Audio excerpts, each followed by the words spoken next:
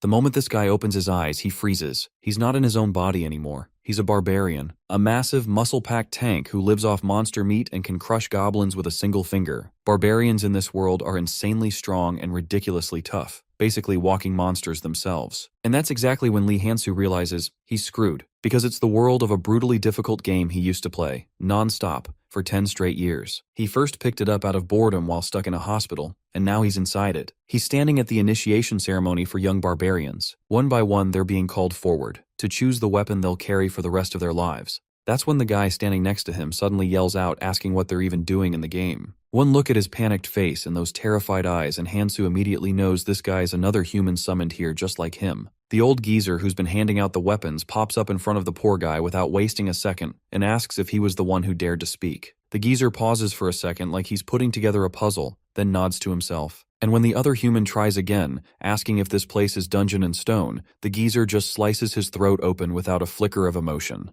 The brutal sight sends a wave of fear through Hansu, but knowing full well that showing even a hint of panic could get him killed, just as easily he clenches his jaw and forces himself to keep it together. The old fart claims that the guy he just butchered was Orm, Kadua's son, and says he was possessed by an evil spirit. He tells everyone to ignore whatever that so-called spirit was saying and casually goes back to his ridiculous coming-of-age ceremony. Hansu now understands that people like him who were dragged into the game are seen as evil spirits here. If anyone figures out that he is one of them, his head will be the next one rolling on the ground. With that in mind, the only conclusion he can draw is that he must survive this game without getting exposed. But there is one major issue. He does not even know what his character's name is in this world. He silently curses the game for not even telling him such a basic thing, and desperately looks for anything like a start window that could help him figure it out, because right now, knowing his name is the only thing that can keep him alive. Even though the odds are slim, Hansu decides to go with the only idea that comes to him. He waits and plans to move only if no one else steps forward within 2 seconds after a name is called.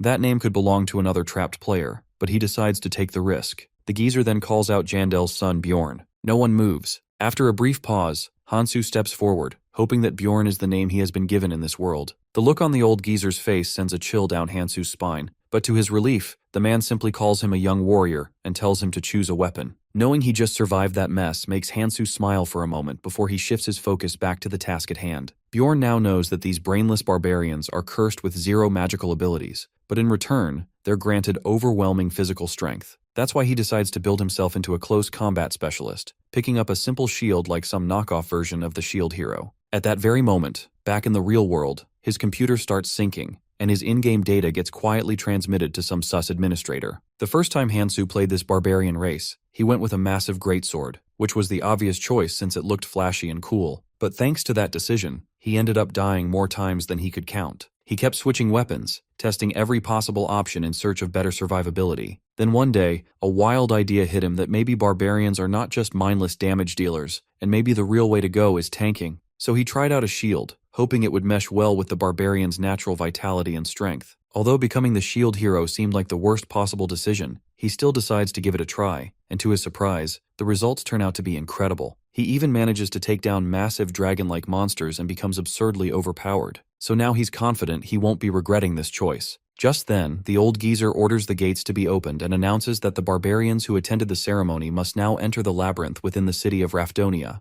As soon as he raises his voice, every single barbarian starts sprinting like their life depends on it, and Bjorn has no choice but to play along if he wants to avoid suspicion. All the muscleheads keep charging ahead without a clue where they're going until one of them, who apparently has a brain that still functions, realizes that Karak pointed them in the wrong direction. The whole group instantly turns on Karak, yelling that he should have never taken the lead in the first place. But Bjorn can't help laughing at the chaos, knowing full well that none of these brainless idiots are any better. Poor Karak admits he's not cut out for leadership and steps down without a fight. That's when Anar takes charge, and the whole pack of fools gladly follows her, claiming she's actually pretty smart, only for her to lead them into the exact same mess. The barbarians start fussing again, shouting about how they need to reach the labyrinth before the time limit and that Anar isn't worth their trust. One of them suggests Jin should take over, but that only sparks more disagreement. Bjorn just stands there, thinking that if this circus keeps going, they might not even reach the labyrinth in time. The problem is, he doesn't want to draw attention to himself either, so he quietly walks up to Anar.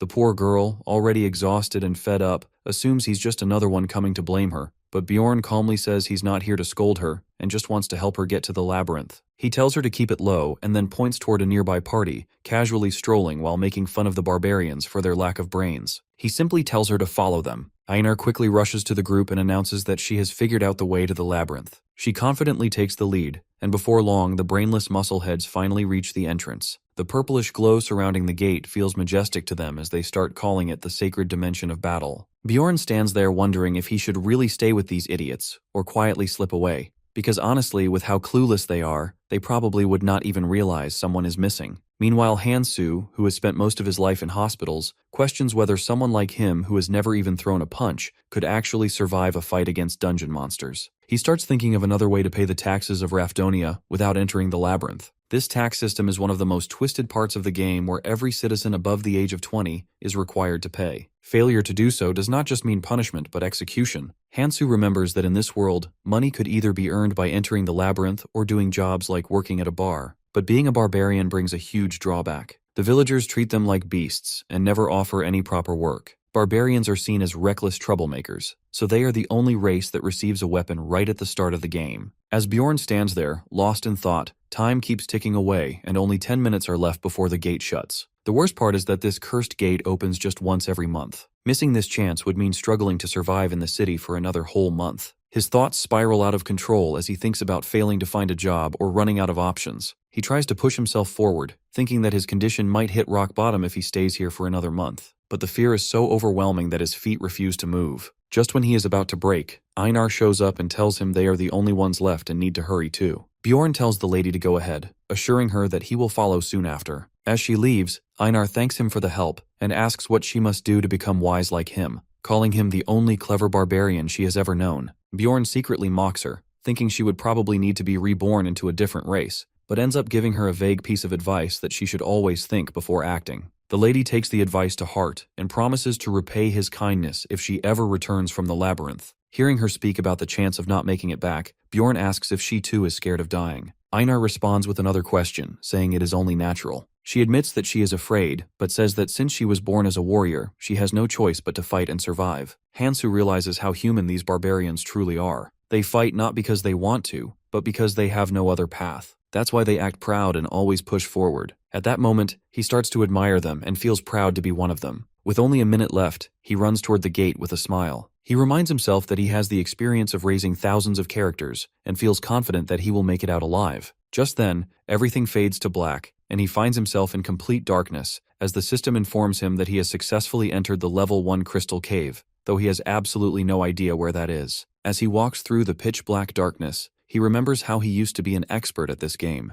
and realizes that if he could combine the sturdy body of a barbarian with his knowledge, survival might still be possible. But now things seem to have taken a strange turn. He starts to panic a little since he's practically blind and has no clue where he's ended up. From what he remembers, the game had crystals stuck on the labyrinth walls, making torches completely unnecessary. By forcing whatever's left of his human brain cells to work, he figures this might be the darkness region. This pitch-black outskirt lies in the farthest parts of Level 1 and is a super rare area with no light whatsoever. The weird part is that this place shouldn't be a starting point at all. Bjorn reminds himself that this is reality now, so nothing should be guaranteed like it was in the game. If this world picks a starting point randomly, then landing in the darkness region is rare but still possible and unlucky enough. He happens to be the one stuck with it. He tries opening the status window using every word he can recall from all the webtoons he's read and games he's played, but none of them work. Giving up, he forces himself to calm down and begins moving in a random direction. Walking slowly, he jokes to himself that crawling might be faster, but then remembers the possibility of monster traps and tries to stay cautious. Still, he ends up stepping right into a goblin trap that drives a spike straight through his foot, sending a wave of brutal pain through him. Stuck in a sturdy character build, Hansu clenches his jaw and bears the pain without making a sound, knowing that even a small noise could attract something nearby. He drops to the ground in agony, fully aware that the goblin who set this trap is likely lurking close by, though a small part of him hopes it went off on some picnic. Right after, he realizes that kind of hope could get him killed. Assuming the worst, he prepares himself for the idea that even a single scream could bring the goblin running. Bjorn quickly yanks his foot out of the trap and notices the numbness spreading, which tells him there's a paralyzing poison already kicking in. He curses that old barbarian geezer for giving him useless slippers instead of proper leather boots, but knows there's no point whining now. His only chance is to move and face the goblin before the poison makes it impossible to fight. Even fear starts to wear off. probably because of the paralyzing poison, and right then he yells for the goblin to show itself. When nothing answers, he starts doubting if it was all in his head and decides to just leave, praying the goblin stays wherever it is. As our barbarian guy limps ahead with blood pouring from his foot, he finally hears footsteps. Even though he knows the goblin is behind him now, he gets uneasy not being able to see it. He speeds up but then notices the creature never closes in.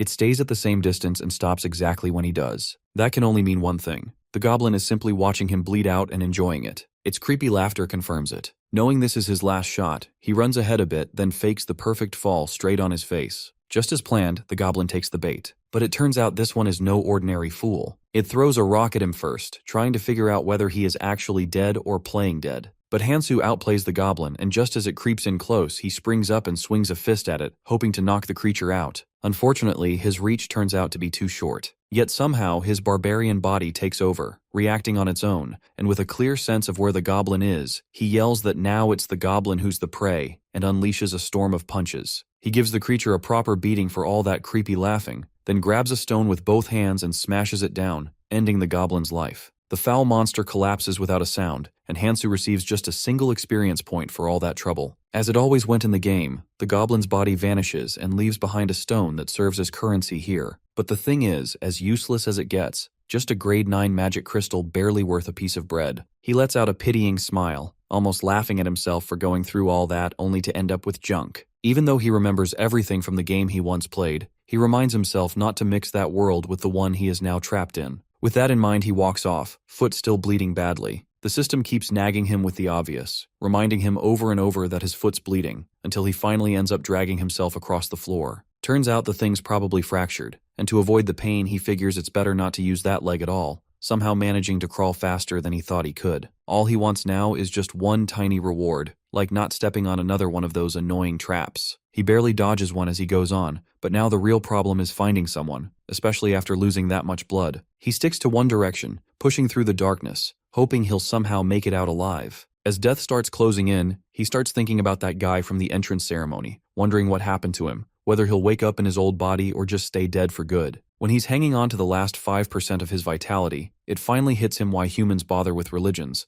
and that's when the system pops up again, flashing red with a lovely reminder that he's about to die if nobody treats him fast. Just as he's about to let go, he catches sight of some light ahead and hopes there's someone out there who'd actually bother helping him out. He now starts seeing illusions of himself, mocking him and arguing whether he really thinks someone would show up just to patch up an ugly barbarian barely stronger than an average human. Bjorn figures it must be the blood loss messing with his head, but his survival instincts still keep him conscious, pushing him forward with a stubborn will to survive. Just as his vitality hits rock bottom, a nearby party notices the dying barbarian. At the same time, the system rewards Bjorn with a 1-point increase in mental stat for bringing his vitality down to just 2%. The party approaches him, surprised to find he's just a novice, and they find it suspicious that someone so inexperienced reached this place before them. Bjorn tries to speak, but not a single word comes out. He screams inside his head, silently begging them to help. The blonde guy in the party turns to their priestess, Ursina, and asks if she can heal him. Seeing a priestess in their group tells Bjorn they must be a high-level team, and he breathes a shaky sigh of relief, thinking he's finally going to be saved.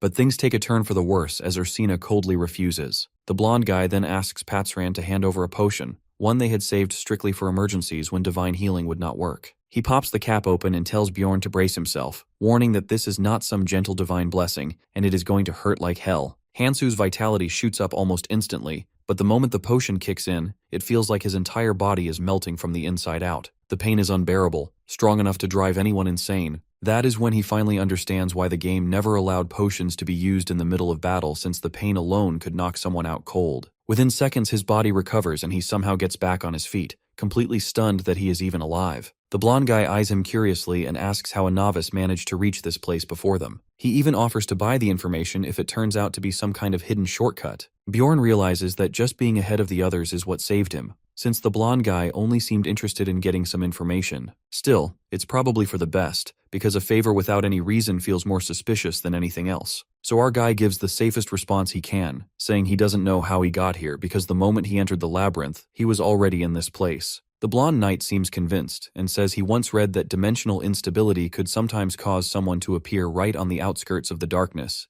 though the chances of that happening are so low it's only recorded once every 100 years. Bjorn clenches his teeth, knowing that the nightmare he just went through isn't even something this mid to high level party has ever faced. As they start leaving, the blonde guy compliments him for the interesting story and tells him not to worry about the cost of the potion. That's when our guy finally understands how lucky he was for someone to actually stop and help, especially when every second inside the dungeon is as valuable as gold. Even though he should feel glad for making it out alive, his barbarian heart churns with disgust at the thought of being pitied like that. Meanwhile, after leaving him behind, the party chats among themselves about how lucky the barbarian was. Stepping on a goblin trap and surviving after all that was just dumb luck. One of them even teases the potion guy, saying the barbarian was fortunate that the blonde helped out, because if it were just him, he'd never have bothered wasting the potion on a greasy peasant. The potion guy fires back by mocking the priestess, saying if there are so many barbarians like that, they probably wouldn't miss one. But the priestess's face drops in silence, and before things go south,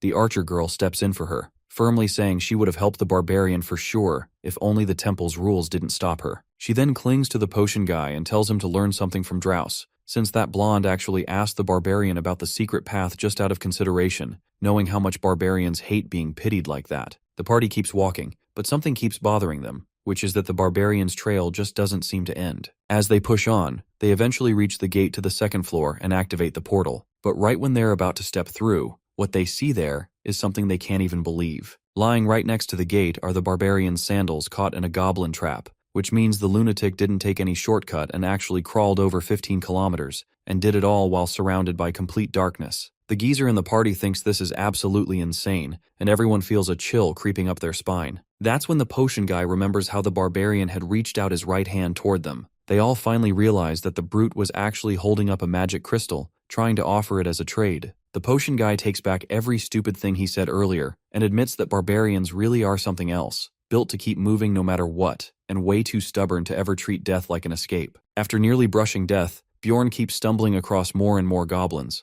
though none of them seem to give him even a sliver of experience points. He's a little tense at first, sure, but now that the place is finally well lit and he's got his sight back, these monsters don't exactly seem threatening anymore. This time, he notices how the traps are scattered all over the floor like someone just chucked them there without thinking, and he can't help but mock the goblins for being so brainless that covering them with even a handful of dirt never crossed their minds. Luckily for him, their ambush plan is just as pathetic, and their hiding spots might as well have come with a big neon sign. Now the real issue is that his stomach's been growling non-stop. He checks his bag, remembering how the deputy chief had given every barbarian enough rations to last a week. But when he looks inside, the bag seems to have been ripped from all that crawling he did earlier. And just like that, he's down to barely 2 days worth of food. So he forces himself to nibble through the bare minimum, hoping to stretch it out for as long as he can. At this point, even that dry, crusty bread tastes like some fancy dessert, though he has to rely on his own saliva just to get it down. But eating something that dry only makes him feel thirstier. Back in the game,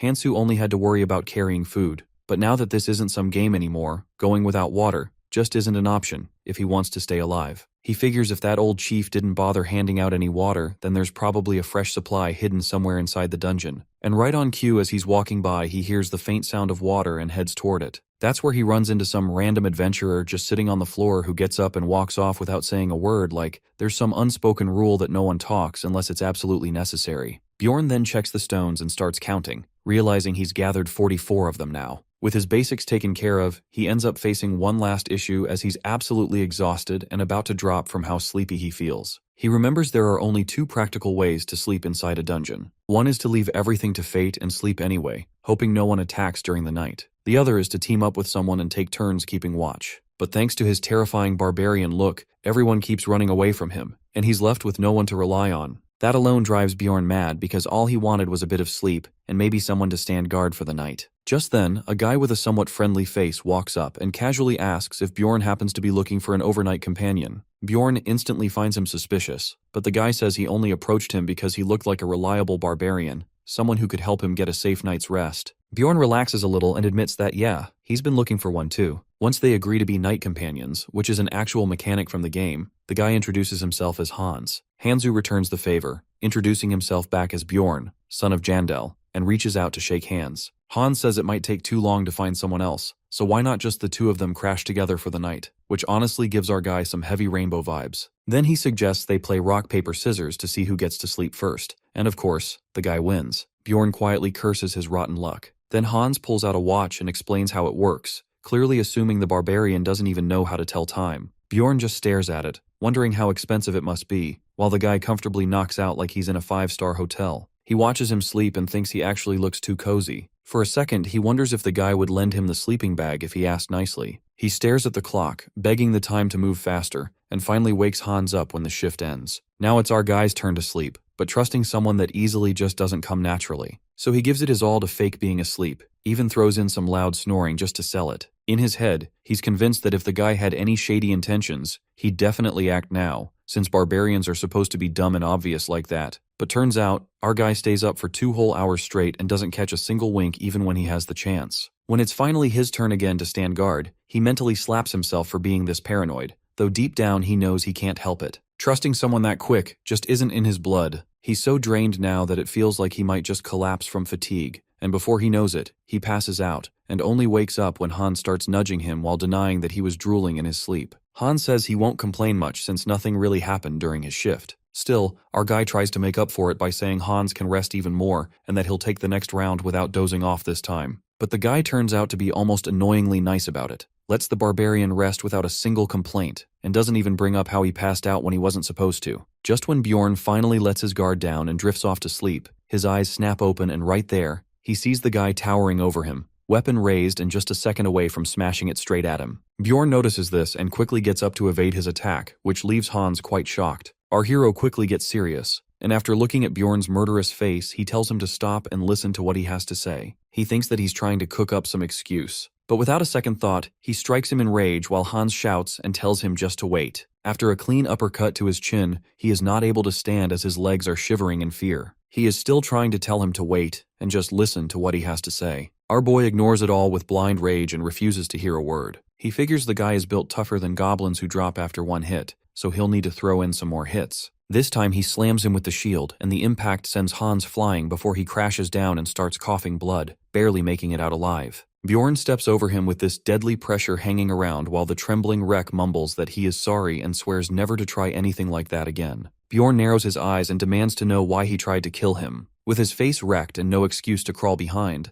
Hans spills the truth and says he just wanted the magic crystals, so he thought he could knock him out and take them without going that far. Upon hearing this, Bjorn is surprised and asks if he really tried to off a barbarian just for a few crystals. So Hans explains that barbarian gear sells for a fortune thanks to its solid quality. Then he asks if that's enough for him to let him go now, but our guy still senses something fishy and slams him in the chest again, warning him to cough up the full story. Bjorn is sure there's more to it since trying to jump another adventurer inside the labyrinth is no small deal. Just then, Hans yells that it's the heart, leaving Bjorn stunned. He explains that barbarian hearts are also used as magic ingredients and fetch a high price. That's when it clicks for Bjorn that this dude sees him as a walking loot bag, a giant goblin that's way harder to kill. He asks why Hans didn't try this while he was asleep before, and Hans casually replies that he needed sleep too. After hearing that, Bjorn figures the guy is not just sneaky, but also smart with how careful he plays it. Hans then asks if, now that he's confessed everything, Bjorn is willing to forgive him. But our hero smirks and says he'll keep running into people like him, all begging for mercy, but he isn't really such a softie who'll just let it go.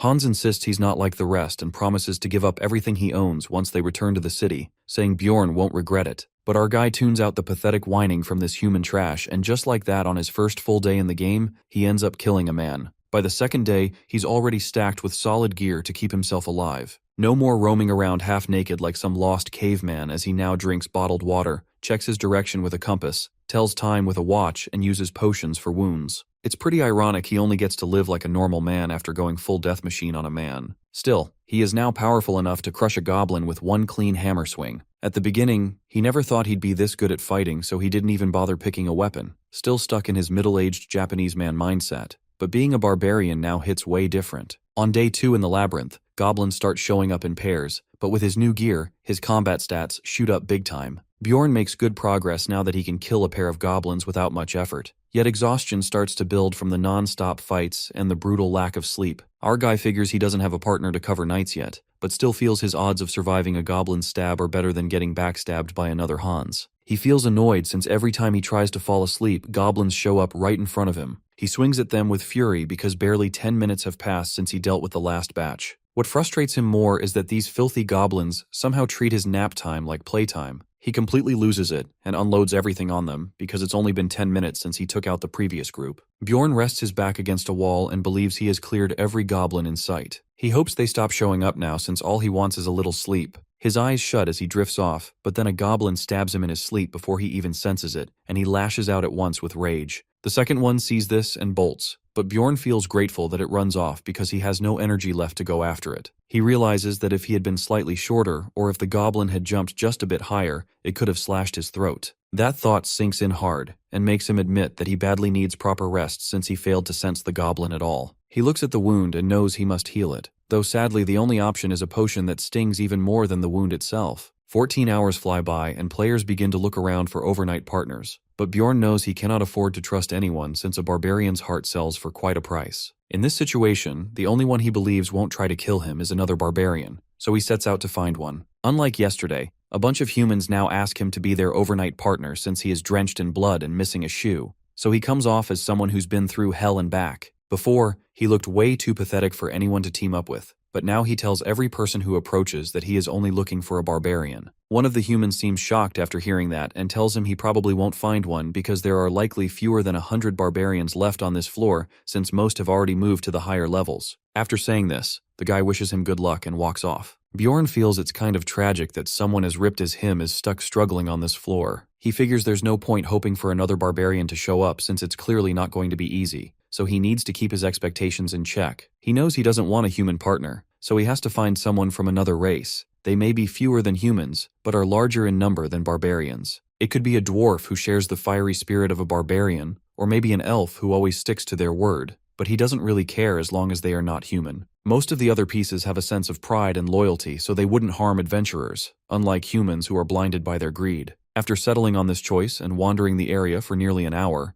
our guy finally spots a waifu candidate who sits injured in a corner while looking nervously around. Bjorn asks her if she is alone, and the moment she sees him, she looks absolutely horrified as she grabs her bow. He figures she is just being defensive, and honestly, he can't blame her since anyone would react that way when they are hurt and suddenly spot a barbarian. As he steps in for a closer look, he immediately notices the wound on her stomach, which clearly isn't from a goblin's dagger. He asks if a human did that to her, and to his surprise, she drops to her knees and pleads for his help. He's caught off guard as she begs him to spare her just this once because she has a little brother waiting for her. Her reaction stuns him since elves are usually known for being stuck up, but here she is acting like a helpless mess. If he had known she was like this, maybe he would have approached her in a different way, so he decides it's time to clear the air. He gives her a warm smile and assures her that he doesn't plan to kill her, but somehow that only makes him come off like a full-blown serial killer and nearly gives her a heart attack. She asks if he really plans to go through with this just because he's a barbarian, then begs him to give her a chance. He gets annoyed, wondering what exactly the barbarians did to earn such a cursed reputation, and thinks about why she looked terrified from just one sentence. Putting all that aside, he tells her to focus on treating her wounds first, and says they can talk properly afterward. He hands her some bandages that she instantly recognizes as healing herbs. He thought they were poisonous, but hearing that they're safe makes him feel a lot better. When she asks why he's giving her the precious herbs, he questions whether someone really needs a reason to help others, though deep down, he does have the sneaky little goal of maybe becoming her overnight partner, if you catch his drift. Our hero tells her to patch herself up while he keeps watch since she's in worse shape than him right now, being both injured and exhausted but also, let's be real, pretty hot. While he's lost in thoughts, she finishes up, and now that she is less cautious, he figures it's time for proper introductions. He introduces himself as Bjorn, and she hesitantly replies that her name is Irvin. He asks her why she seems so scared of him, and she says it's because he's a barbarian while she's an elf, and the two races have been enemies for ages. This is the first time he's hearing about their bad blood since, in the game, he always thought they had good relations. She quickly adds that she holds no grudge though since the war ended 10 years ago, and she's not interested in fighting him. Still, he finds it wild to hear this because he has no clue how much time has passed since the game's timeline. Either way, he doesn't have the luxury to find anyone else right now. He tells her he doesn't bear any ill will either, and that makes her genuinely happy. He finally asks her if she wants to be his overnight partner, pointing out how both of them are clearly exhausted, and it would help them survive if they just cooperate for one day. She brings up how his warrior's honor is a big deal, and asks him to swear on it he won't harm her, while saying she'll swear on her tribe's name in return. He thinks he couldn't care less about warrior honor, so using that nonsense as a bargaining chip works just fine, and he immediately agrees. With that out of the way, he decides to set the record straight, that his name isn't Mr., it's Bjorn, and he's a young, handsome 20-year-old man. Thank you very much. He swears on his warrior's honor that he won't hurt her, and she vows on her tribe's name that she won't attack him either. Now that the oath is settled, he feels relieved that he can finally get some rest. He tells her he'll sleep first and hands her a pocket watch, making sure she knows to be careful with it since it's pretty expensive. As he lies down on the ground, he feels annoyed that getting sleep has turned into such a mission. Still paranoid, he decides to fake sleep for 10 minutes just in case, but ends up dozing off immediately. Suddenly, she wakes him up,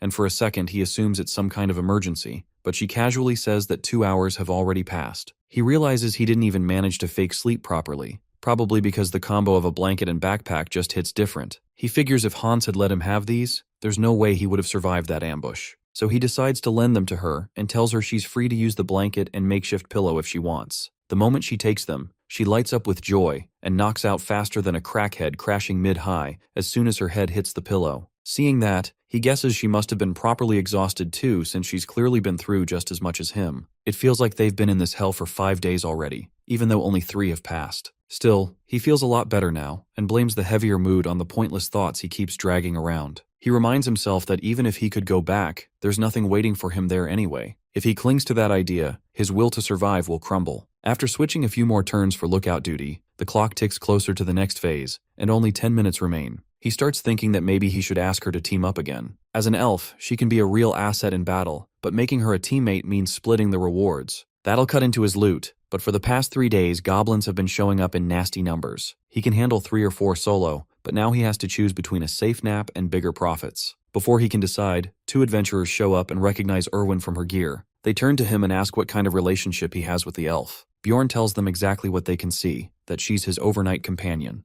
The chunkier guy finds it wild that a barbarian and an elf end up as sleep buddies, and then asks how much time is left. With a menacing look, Bjorn replies that he has 0 obligation to give an answer to filthy humans. Hearing that, McEats-a-lot is slightly intimidated, and he stares at Erwin like she's a quarter-pounder Big Mac and leaves for the time being. Bjorn can't shake the feeling that something's off, and figures they must be here for Erwin. He shakes her awake and says it's time to move, but she acts like a kid getting dragged out of bed for school and asks for a few more minutes. That ticks him off big time because this girl might get her cheeks clapped both figuratively and literally, yet she still refuses to leave her little beauty nap behind. He urges Erwin to get up already, but she doesn't listen to him. He can tell she's just pretending to be asleep since she's pulled the blanket tight over her face. He pulls it off her by force, which scares her out of her mind and asks why she's faking sleep. She tells him she thought he would leave her all alone if she woke up. Since Erwin and Bjorn are just overnight partners, their deal works by taking turns staying awake while the other rests, and their oaths end the moment she wakes up. He asks what's going on with those two,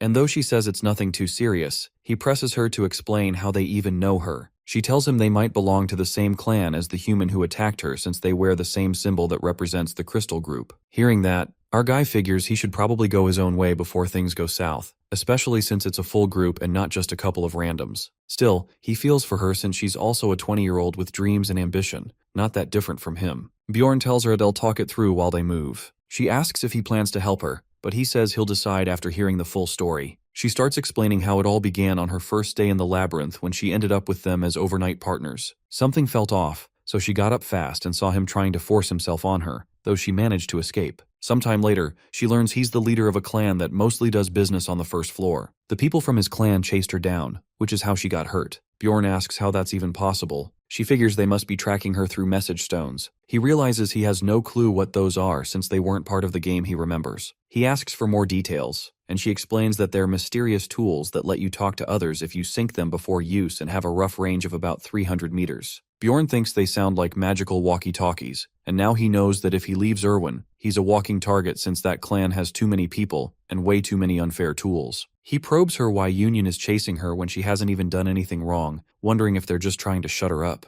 She shrugs it off and says she kinda waved her knife around while trying to escape, and it just so happened to slice something that didn't grow back even with potions. Seeing her laugh like an airhead, Bjorn feels his soul leave his body. He figures that's definitely a good enough reason for them to come after her, though another way to look at it might be good old karma. Setting that thought aside, they keep running until she suddenly picks up on something and tells him not to turn around. She listens sharply and estimates the distance to be about 150 meters. He finds it way too far for an average person to sense anything, so it's gotta be some elf talent baked into their genes from birth. He checks if she's okay since they're about to go faster, and she tells him she can handle it no problem. Bjorn's surprised she isn't even whining despite having an open wound and notes that she's gutsy. So, he decides they have to take care of whoever is tailing them because the gap isn't widening. Plus, there's a solid chance the pursuer is feeding their location to others, and it'll get ugly fast. And honestly, he would have done the same in their position. They won't be able to deny anything if that guy dies, so Bjorn has to weigh the pros and cons carefully. He'll need more details before making any smart moves. There's no backing out once they off the guy, so Bjorn keeps running the risks and benefits through his head. He asks what her strengths are, and she answers with a straight face that she's great at laundry and cleaning, but cooking is a lost cause. Annoyed, Bjorn repeats the question but adds in a fight, and Erwin sparkles as she brags that she's a pretty top-tier archer and can use a bit of flame spirit magic too. He thinks she's basically the elf archer blueprint, and if she can use flame spirits, which are almost mythical in rarity. Bjorn then asks if she's ever killed someone, and she freezes for a second. The thought terrifies her, but she pulls herself together and says she will if there's no other choice. After hearing all that, Bjorn asks if she wants to team up with him. Until they're out of this labyrinth, they'll be watching each other's backs, and he won't be taking any complaints. Erwin lights up and says she's in. Our hero asks how far the enemy is, and she says it's down to 100 meters. He notices they've been running full speed, but the distance is shrinking, not growing, so he ditches the retreat plan and decides to fight. He tells her to summon the spirit because they're about to split and charge. When he thinks they've gotten close enough, Bjorn signals her to cancel the summon. That's when a shadowy figure appears ahead of them. He figures even if the enemy couldn't see them, the fact they stopped right in front of them means they've got some kind of advanced tracking skills. Bjorn gives her the cue in a whisper, and Erwin lets the arrow fly without blinking. It drills right through the enemy's head and drops them instantly. She looks sick about it, but Bjorn reassures her she did exactly what needed to be done. If she'd hesitated, they might have been toast. He walks over to the corpse and picks up a greenstone. As soon as it touches his hand, a voice crackles through. It reports that Surden's been killed while chasing the elf and the barbarian, and tells whoever's listening to regroup at the Goblin District. After looting the corpse, Bjorn drops down on the ground clearly unimpressed. He expected this Surden guy to be packing some decent loot, but there's really nothing worth writing home about. Just a few stray items and the clothes off his back, which Erwin now happens to be wearing. Seeing her now fully dripped out in leather, he thinks she just had a massive level up to her aura. He asks her if she has any clue how this greenstone works. She says there's a button on the side, and when Bjorn presses it, the stone starts broadcasting. The message announces that Surden has been taken out, and the elf he was tailing is now hiding out in the Goblin District with a barbarian. The reward is a fat 10,000 gold coins. Hearing that, Erwin nearly flatlines from shock. Bjorn tells her not to freak out and to summon the spirit since they're heading to the outskirts. From there, they'll make their way to the second floor. Erwin looks at him like he's lost it and asks if he seriously means they're going up on their own. He calmly tells her that yes, they are. She points out that the first and second floors are two completely different beasts. He says he knows and adds that as long as they stick near the entrance, it'll be fine since they balance each other well. Hearing that, she starts to get a bit shy, while he thinks to himself that melee tanks and long-range dealers have always made a solid combo, and now that they're forming a party, there's no way the first floor is going to give them the kind of loot or experience they need. Erwin hesitates, saying this is their first time working together and diving into the second floor like this feels more like running into an orc nest just to avoid goblins. Just then, the broadcaster chimes back in and says whoever finds the elf first can do whatever they want with her on top of the 10,000 gold. Erwin freezes in fear again, but Bjorn assures her that he's not going to leave her behind. Another voice cuts in, saying it's a sweet deal and asks if he can chop off her limbs if she resists. The broadcaster answers that as long as the important parts are left intact, it's fine. Even while shaking, she tells Bjorn that she's ready to go to the second floor. He silently grins,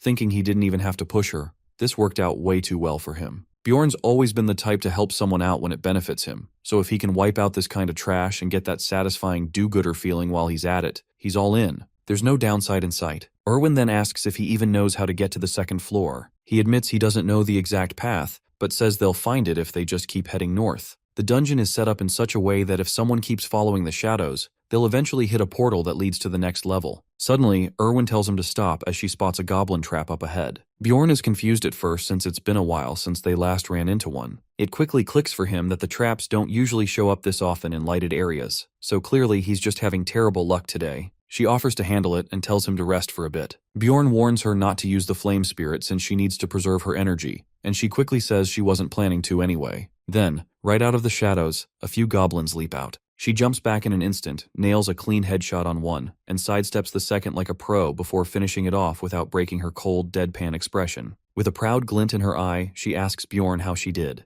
After he tells her she did great and has no doubt she's the real elf deal, she hands him a few magic crystals and asks if she can get 1 out of 10 when he keeps the rest. She says she wants to save up enough to buy something for her brother. Bjorn doesn't totally get what she means by that, but she says she's willing to work hard for it. He figures she must be trying to sneak in a jab for scamming her earlier. Later, the broadcaster comes back on and announces that the bounty has doubled to 20,000 gold, and they want her dead or alive. Erwin looks crushed hearing that, but Bjorn reassures her again. He says no one's going to find them in the dark since these clowns are clearly not working together. He figures they've probably already taken the wrong route and wandered too close to the border. Erwin asks if she'll have to deal with them all by herself, but our guy tells her no, they'll take them down together. The way the experience system works in this game is a little strange anyway. You only get XP for killing a monster species the first time, so leveling up means hunting a wide variety of creatures. Bjorn tells her to watch the rear while he takes the lead. If the game mechanics hold up, ghouls only attack when someone gets within range. As he steps into that zone, ghouls immediately rush in, just like he expected. He blocks them with his shield and smashes them down with his hammer. Compared to goblins, ghouls are faster and stronger, but still nothing above bottom tier. Their attack patterns are simple, and since Erwin has his back, they're able to mow through them easily. They keep pushing forward, always heading north, until eventually they reach their third day. Suddenly, Erwin spots blood on the ground beside a half-eaten piece of bread and says it doesn't look like goblin blood, but Bjorn instantly knows what it is. This is the very spot where he first landed after getting tossed into the labyrinth, and right behind it was the portal. As the memories come flooding in, he gets so angry he slams his hammer into the ground, startling Erwin. The portal had been just a few steps away from where he started, and realizing how close he'd been to skipping all the misery makes his blood boil. Trying to hold it together, Erwin cautiously asks if she did something wrong, but he tells her it has nothing to do with her. It suddenly hits her that he might have lost some homies here, so she gently says it has been a tough journey and tries to comfort him. Bjorn believes she probably pieced together what happened from the surroundings, but it is quite the opposite. Still, he decides to leave it be and asks if she's ready to move on. Erwin admits she's scared, but being with him makes her feel safe. With that, they both step into the portal, and Bjorn quietly thinks she's kind of weird, but he's not planning on dying anytime soon either. On the flip side, the duo drops from the sky, and while Erwin nails the landing, while poor Bjorn slams into the ground with all the grace of a failed Hulk smash. He's always been curious about what jumping through a portal actually feels like, but now he figures it's probably not worth the hype. Erwin looks super impressed with herself since this is her first time pulling that off, while Bjorn stares at her intensely. He honestly feels a little salty since barbarians aren't blessed with that kind of finesse. They agree to check out the area first, and Bjorn wonders if this could be the northern part of Goblin Forest on the second floor. A portal stays wide open behind them, still buzzing with that weird vibe,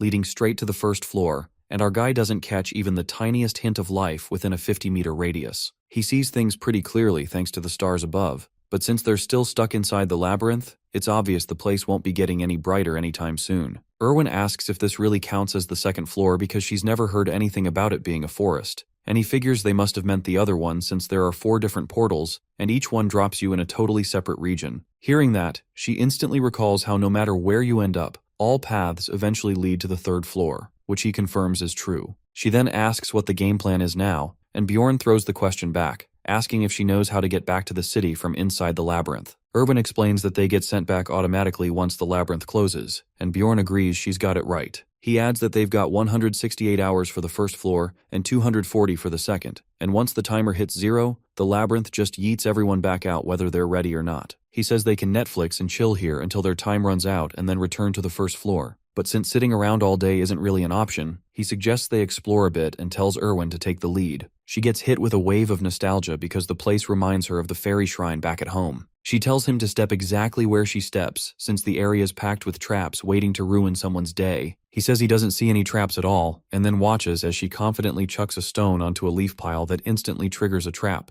After that little demo, he figures it's probably some kind of fairy detection skill. Erwin looks pretty pleased after pulling that off, and Bjorn admits to himself that she actually seems kind of reliable now, but instead of saying it out loud, he just shrugs it off and mumbles, "Woman is good at throwing rocks," in his finest caveman voice. Erwin looks completely stunned at his response, and he tells her not to get hyped over tiny wins since this is literally her job as an explorer. But the only thing she hears Bjorn say is him calling her a decent explorer, which makes her light up like Daddy finally admitted he's proud of his little girl. Right after that, she gets serious again and warns him that something feels off because she's spotting traps everywhere but no sign of goblins at all. Normally, this area in-game would be crawling with goblin squads and sometimes even mutants, either warrior type or archers, and the deeper they go, the more mutants show up, including some high-tier monsters too. but since they're sticking close to the portal, it probably won't be a big issue for now. They use rocks to clear out the traps while expanding their safe zone, since stepping on one by accident later would be a real pain. Once they finish that, Erwin looks super proud of herself, and Bjorn throws her a legit compliment, saying she's seriously good and acting like a real explorer now. He also thinks the traps on this floor feel more like natural hazards compared to the first, and says it's time to keep moving forward. Out of nowhere,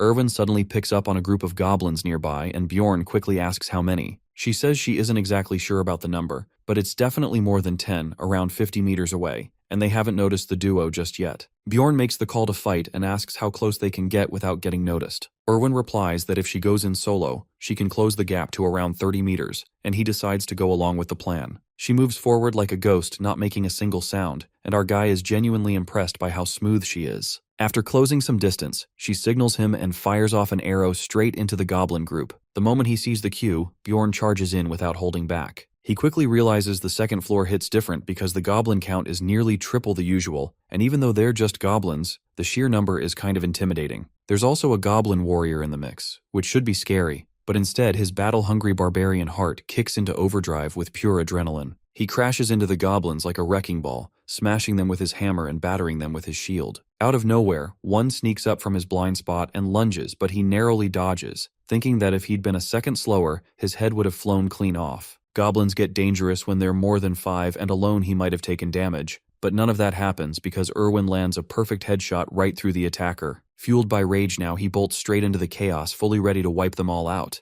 A system notification flashes up that he's taken out all the goblins and snagged 11 magic crystals from that first batch. Bjorn feels good about the easy score, though he's slightly annoyed that he can't grab their weapons or armor. He donates 2 crystals to Erwin, who looks absolutely thrilled to get double what she was promised. Bjorn's tone shifts as he says it's time to move on, already thinking about how many more crystals he can farm. As they head deeper, more goblin packs start showing up, and this time, one of them has a goblin archer in the mix. But before they can celebrate the variety, the thing starts vanishing like a discount Houdini, and Bjorn snaps at Erwin to focus, because it's clearly using stealth magic. He notices the fights turning into more of a pain thanks to these sneaky archers, especially when the group charges him all at once. Still, the idea of losing never even crosses his mind, and he just goes full berserker and flattens them. While he's smashing away like a madman, one of the archers tries to pull a fast one, but his instincts go full Spider-Man, and he barely dodges an arrow to the face. Refusing to let that slide, Bjorn charges at the archer with his hammer and sends the poor goblin flying into orbit with a home run swing. After brawling non-stop for over 15 hours, the two finally call for a break, and Erwin collapses immediately like a sack of potatoes. Bjorn offers to let her sleep first, and she instantly demands the sleeping bag without a second thought. The elf starts snoring like a pro, and Bjorn figures she must have been running on fumes since she's never made a sound while sleeping before, and maybe she actually feels safe now. As he stares up at the night sky, he thinks back on their non-stop hunting spree, and how they've ended up scoring way more loot than they ever expected, even crossing paths with all kinds of exotic explorer groups. They obviously never stuck around to chat, but just looking at them is enough to drain his energy. He concludes explorers are way more terrifying than goblins, especially now that he's got Erwin tagging along. At one point, he accidentally lets it slip that she's pretty, which she instantly catches and starts teasing him over, while he's stunned that she was even awake. She giggles and pretends to go back to sleep,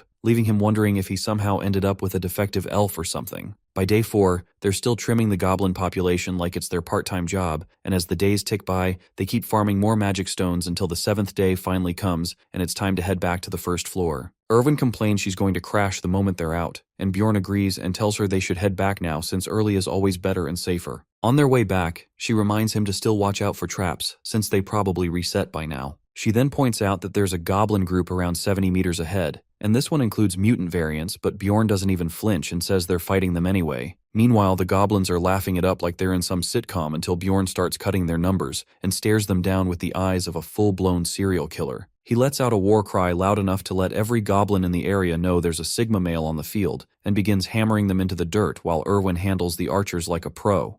The goblins start dropping fast. Bjorn casually blocks hits with his eyes closed, and he also gets pretty comfortable with Erwin's support because she complements his fighting style well. He remembers she mentioned there were 2 archers, but there aren't any arrows flying his way now. After they clean up, he compliments her skills, which makes her blush like crazy, but he also tells her to give him a heads up next time she takes out the archers, so he can relax a little. She nervously admits she wasn't sure if the last one was dead, and Bjorn agrees that it's always better to make sure and thinks that she's grown a lot in just a few days, getting all sentimental with a tear in his eye. Suddenly, she alerts him to something glowing in the distance, and excitedly says the goblin archer dropped an essence. Bjorn's face drops, since this is not something he hoped to see here, and he immediately dives into lore mode as he explains that essences are a part of the skill system, and is like a cheat item that gives you skills based on what monster it came from. But there's a catch that you can only absorb a limited number, and each one varies in usefulness, so it's all about making smart choices. Back in the moment, he finds it pretty suspicious that one even dropped since the rate is practically 0 here, and now he's convinced something sus is going on.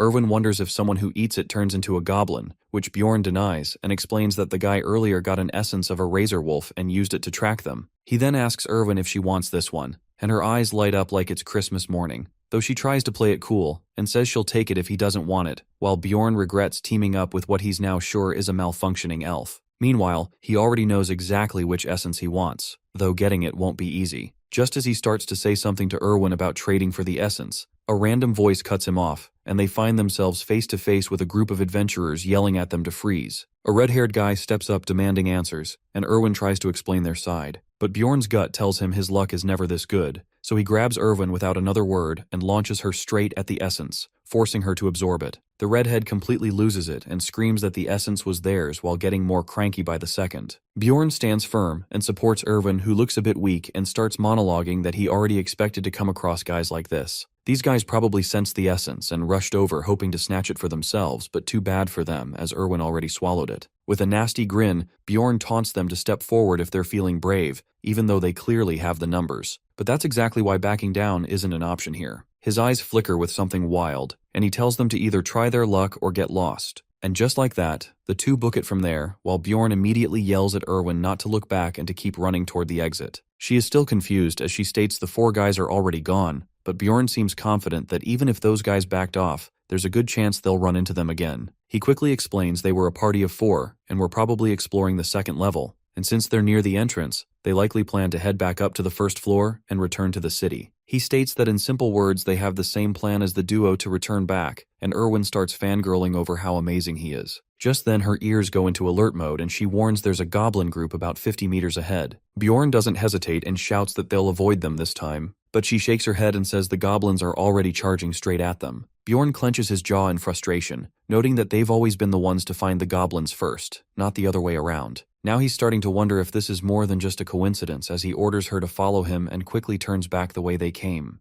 Erwin opens her mouth to say something, but her expression suddenly shifts as she spots an arrow slicing through the air toward her. Before she can react, Bjorn grabs her and pulls her out of the way just in time, after which she coughs and complains that she would have dodged it herself. But Bjorn cuts her off and tells her flatly that it wasn't a goblin who fired it. He's now convinced it's the same trash bags from earlier. They must have lured the goblins in and set up an ambush from the other side, hoping to catch Bjorn and Erwin off guard while they were busy fighting. He tells her to stop talking and use her powers, but she blinks at him in confusion, so he explains for her to use the essence's power, as he remembers each essence not only grants a stat boost, but can also provide a unique skill. She stutters that she doesn't know how it works, but Bjorn says it's already active. Sure enough, her body starts fading, vanishing into thin air. He watches in mild surprise and wonders if the skill can really trigger that easily. Either way, he gets serious and hands her his bag as he says he'll hold off the goblins while she tracks down the crossbow guy. She hesitates, clearly worried this might be suicide, but Bjorn tells her coldly there's no time to argue. He orders her to stay hidden and wait for his signal before taking the shot. She tries to ask what the signal even is, but he's already bolting toward the goblins, yelling back not to do anything stupid. Bjorn comes to a stop and senses the goblins off to his left who are clearly itching for a fight. He dashes in,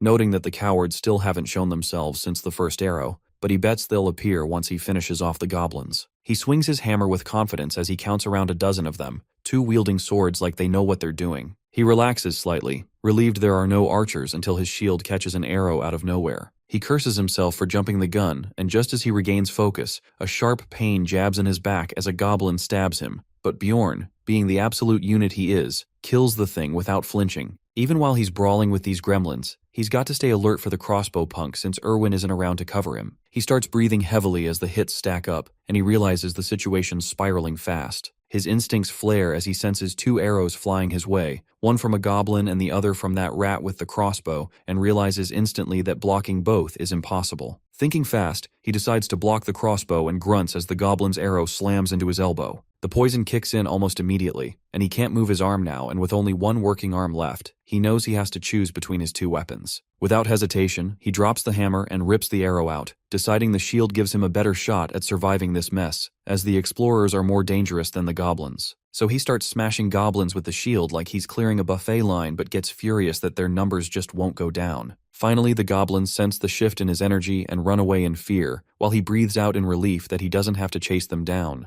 That's when the ambushers finally show up, and the leader taunts Bjorn for handling the goblins all by himself. The guy in samurai gear seems impressed, but Bjorn just replies flatly that he knew it was them all along, though he doesn't see the crossbow rat anywhere. The leader ignores that and smugly asks where the elf girl is hiding, but Bjorn smirks instead and dares them to fight him first. The redhead shakes his head and mutters that Bjorn really is a barbarian for wanting to keep fighting in this state. But his expression darkens into a twisted grin as he points out Bjorn's injuries and simply demands the elf in exchange for his life. Bjorn flashes a cocky smirk that instantly sets the group on edge, who call him a lunatic, but decide they've had enough of his nonsense and tell him to get ready to throw hands. The leader, apparently not completely brain-dead as he tells his crew to stay sharp, and they all charge straight at the barbarian. Bjorn's left arm still refuses to cooperate, and though he briefly wonders if Erwin managed to get the crossbow rat, he decides to give the signal anyway, as he raises his middle finger proudly toward the sky. The leader is clearly flabbergasted and demands to know what on earth the barbarian thinks he's doing, while Bjorn just hopes that Erwin managed to get the signal. With no better plan, he dives in like a madman, which catches the attackers completely off guard. He slams into the leader with his shield, who just barely manages to block it with his sword. As expected, the coward immediately cries out for backup and his teammates charge in swinging. Bjorn narrowly dodges the samurai's blade, but knows backing off now would be madness.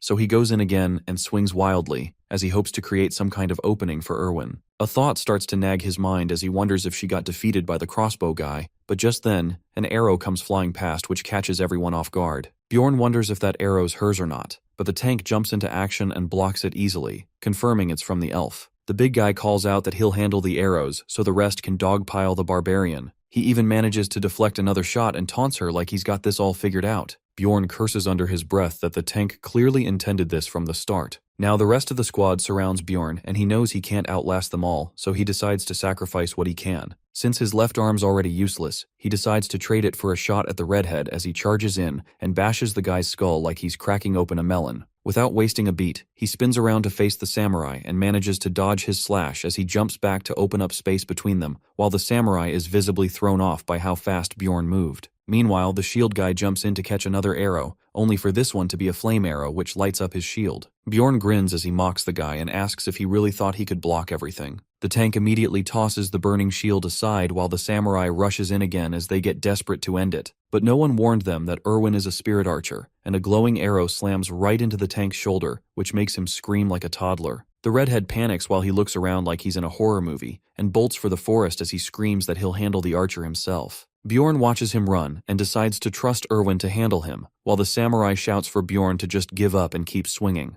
Bjorn ignores the noise and focuses on buying Erwin more time. When the samurai charges in again, Bjorn suddenly shifts and smashes his shield right into the tank's face behind him, knocking the guy out cold. The samurai stands with his glorious bald head exposed, and with rage simmering in his eyes, he begins hacking away furiously, while Bjorn remarks that he's now all alone. He wonders what someone that strong is doing with idiots like these. Blocking hit after hit, Bjorn starts thinking that the biggest mistake the guy could make is underestimating him, and he pushes forward, which forces the geezer to be on defense. Then, using his unmatched barbarian brain, he fakes a shield bash and lets it go mid-motion, which sends it crashing into the samurai. Before the guy can even blink, Bjorn grabs him by the collar, causing a visible fear to ripple through the samurai's soul. Pulling him up, Bjorn yells and asks if they really thought he would die in a dump like this. Then, he leans forward and chomps straight into the guy's neck like a man who skipped breakfast. With the last of them dead, Bjorn wipes the blood from his mouth and spits as he didn't want to ingest those bald jeans. Just then, Erwin races over and worriedly checks if he's okay. She pulls out a potion and insists he drink it instead of wasting it on wounds, especially since he's poisoned. The moment that potion hits his stomach, it starts to burn like a firecracker parade went off inside him, and every inch of him feels like it's melting. Erwin cheers him on like a one-elf support squad while he barely manages to ask her the time. She checks quickly and replies it's nearly 11:30, which means they've got just 40 minutes left before the dungeon seals them in. Without warning, Bjorn turns to her and commands her to start stripping. She immediately turns beet red and slowly starts removing her clothes and assumes there's some weird survival reason, but he just deadpans that he meant the corpses. With no time to argue, he starts looting gear while she rushes off to grab the crossbow and anything valuable the redhead dropped. The clock keeps ticking while they scramble to loot the bodies and book it toward the entrance, and with barely a minute left, they throw themselves into the portal. As usual, Bjorn lands face first into the ground like fate has a personal vendetta against his dignity. Erwin bursts into laughter, while Bjorn wonders what cursed god he ticked off to earn this luck. With the brightest smile she's ever flashed, Erwin tells him he did great. Bjorn nods in reply, but he is still shaken by how close they cut it. She remembers their earlier chat and asks what he was trying to say back then. Bjorn raises a finger but stops mid-sentence as he suddenly can't remember the tavern's name. Mentally overclocking his remaining 2 brain cells, he fries his brain and finally manages to remember the name,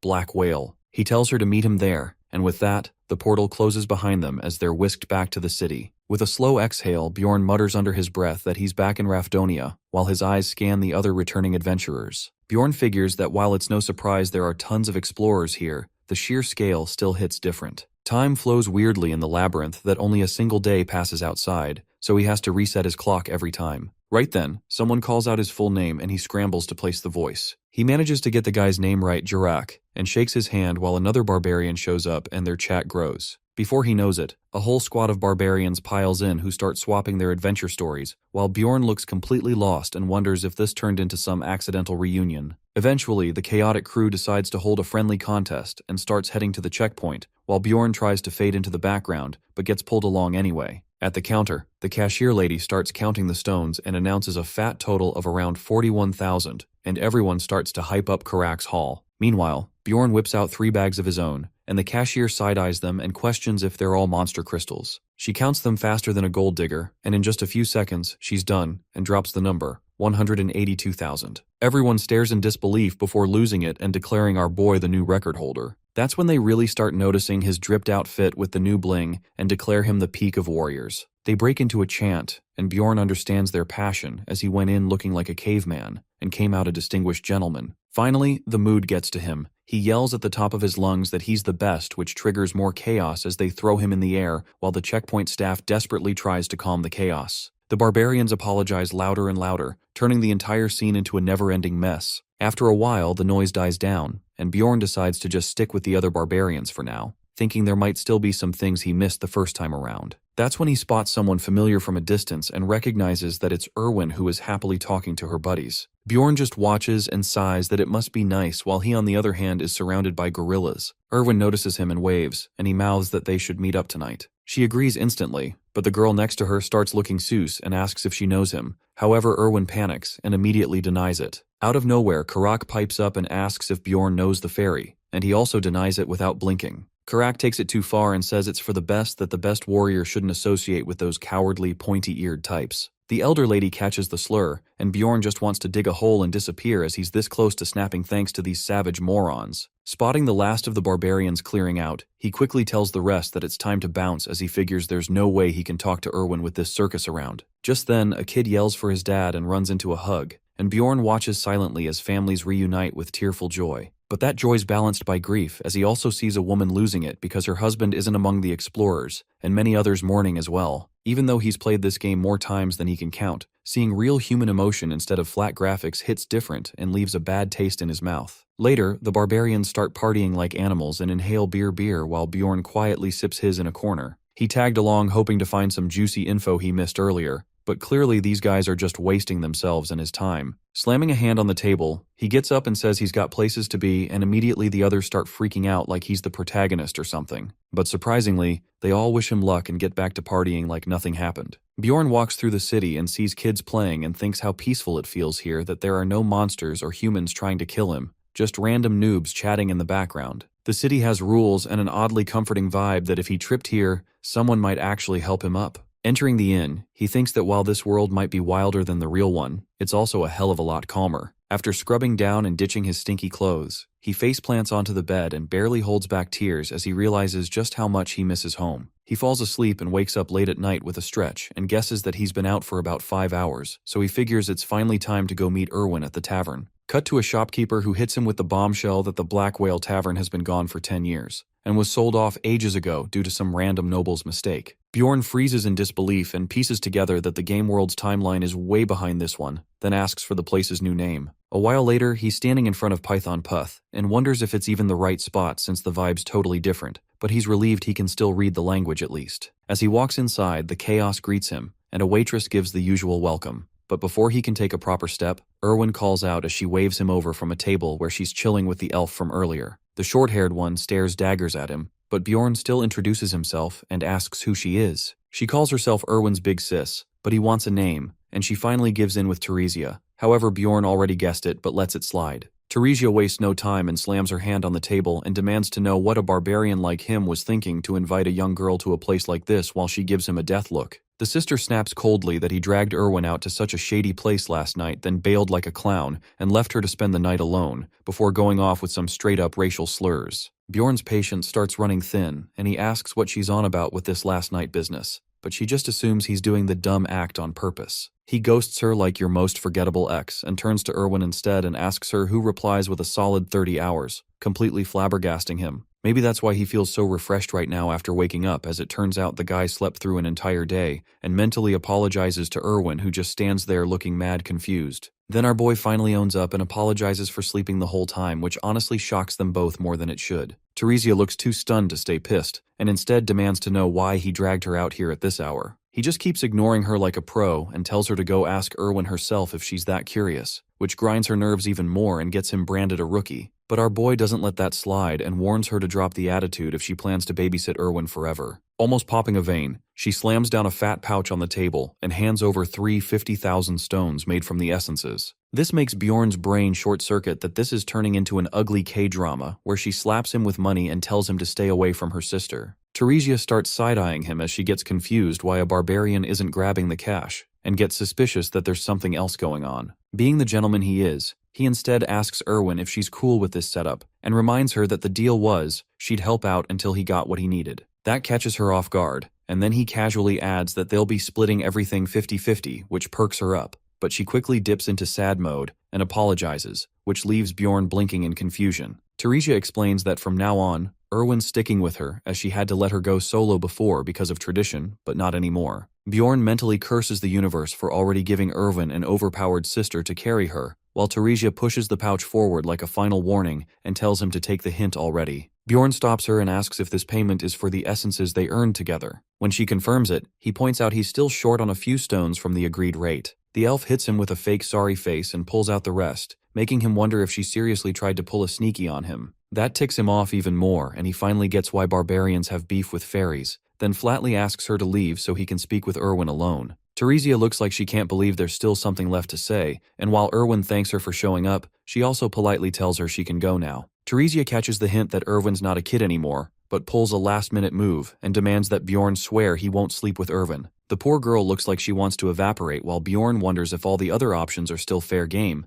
but ends up swearing anyway. Not that he gives a flying duck about warrior honor, which visibly disappoints Erwin to her core. Happy with that answer, Theresia finally leaves, but throws one last curveball as she turns back and thanks the barbarian for saving her sister. Erwin slumps the second she's gone, wondering if her sister's mad that she finally spoke up, but Bjorn tells her not to worry. She apologizes that she can't keep working with him, though he says there's no need anyway since her sister's a top-tier fairy after all. Then Erwin brings up the stones they got from some explorers' loot. The girl explains she left the 2 explorers' backpacks at her place and tells him to check them himself tomorrow. He's low-key impressed that she already guessed what he wanted to ask, and kind of regrets not having her as a teammate. Then she finally gets to the main point. She asks how she could possibly repay him, which leaves him a bit thrown off. The maiden in love mumbles with a red face that she really does want to repay him for helping her, which makes sense why her sister had a mood swing a while ago. Bjorn thinks it over for a bit and says he can't really come up with anything right now and instead asks if she's hungry. She says she isn't, so he decides to order just for himself, but she changes her mind real quick and demands alcohol since she didn't get a single drop yesterday. She says she wanted to have her first return drink with him, which jogs his memory about the whole thing being some big deal for fairies. He looks confused, so she corrects him to say thanks instead, and cheerfully adds that she wanted to share her first one with her labyrinth buddy. She trails off as she thinks that this wouldn't be his first return drink, but he corrects her and reminds her he told her he's 21.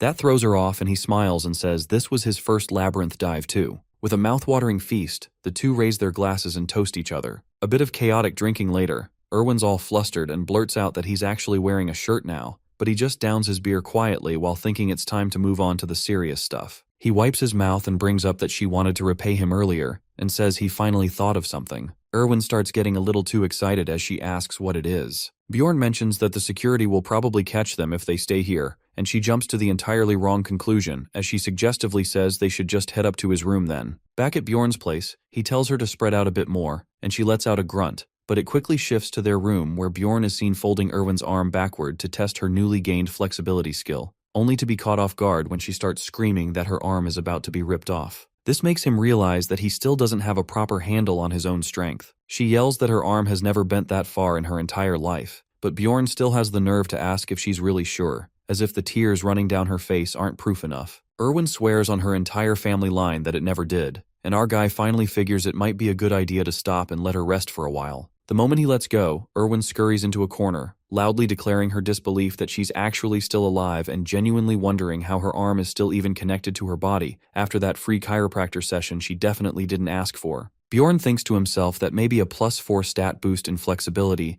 doesn't make as dramatic a difference in real life as it does in the game, while Erwin, clearly disappointed, asks him if he really brought her all the way to his room just to test her abilities, and Bjorn casually responds that using abilities inside city limits is against the rules, even though the truth is he just wanted to compare the game's clean digital interface with how everything feels and works in the real world. He remembers that Dungeon & Stone is not exactly known for being a user-friendly game, and that fact becomes obvious once you take a closer look at your stats, where the main categories such as mind, body, and ability might seem straightforward at first, but are actually made up of thousands of smaller hidden substats, meaning that something like an increase in stamina does not just help with carrying more weight, but also improves overall effectiveness in physical attacks. Because of this detailed division within the stats, characters often end up with very different capabilities, even when their main stat values appear exactly the same. Bjorn reflects on how it took him all the time in the world just to understand this much, and even after spending 9 entire years playing the game, he still admits that he has not uncovered every detail. He recalls that one of the stats he still barely understands is the obsession stat, and as that thought crosses his mind, he looks at Erwin, knowing that it is linked to the essence she had consumed. She seems confused for a moment and asks if they are actually going to do anything else, but Bjorn ignores the question entirely,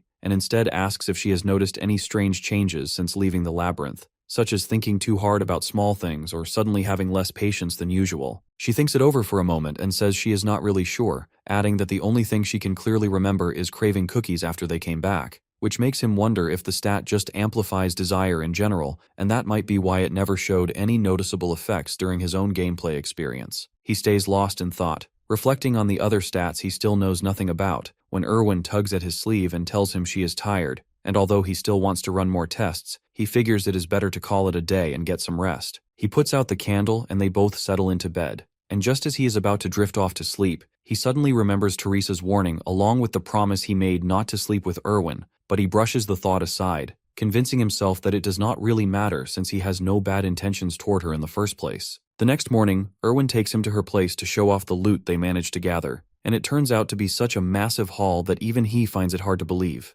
Erwin then asks if he plans to sell all of it, and he says yes, except for a few items he might want to keep. So she picks up a leather outfit and asks if she can have that along with the leather belt, and Bjorn tells her it is perfectly fine as long as she deducts it from her share. They visit several shops throughout the city and manage to sell their loot for an absurdly high amount of stones, which adds up to a total of 1,450,000 stones, leaving Erwin in disbelief as she begins to question whether she might be dreaming. Bjorn quickly calculates that if he gives Erwin a share of 50,000, he will still have 1,040,000 left, which makes it the very first time he has ever earned such a staggering amount. He tells her that they can go their separate ways now since they have nothing left to do, but Erwin seems caught off guard by the sudden suggestion, so he adds that they can at least walk together to the town square, though she still sighs quietly because she had hoped to stay with him a little longer. When they arrive at the town square, they come across a massive crowd gathered around what appears to be a guillotine. Bjorn asks what is happening, and Irvin explains that it is an execution, and he quickly realizes that the people being executed have not committed any serious crimes, but are being punished simply for failing to pay their taxes. As the executioner pulls the rope,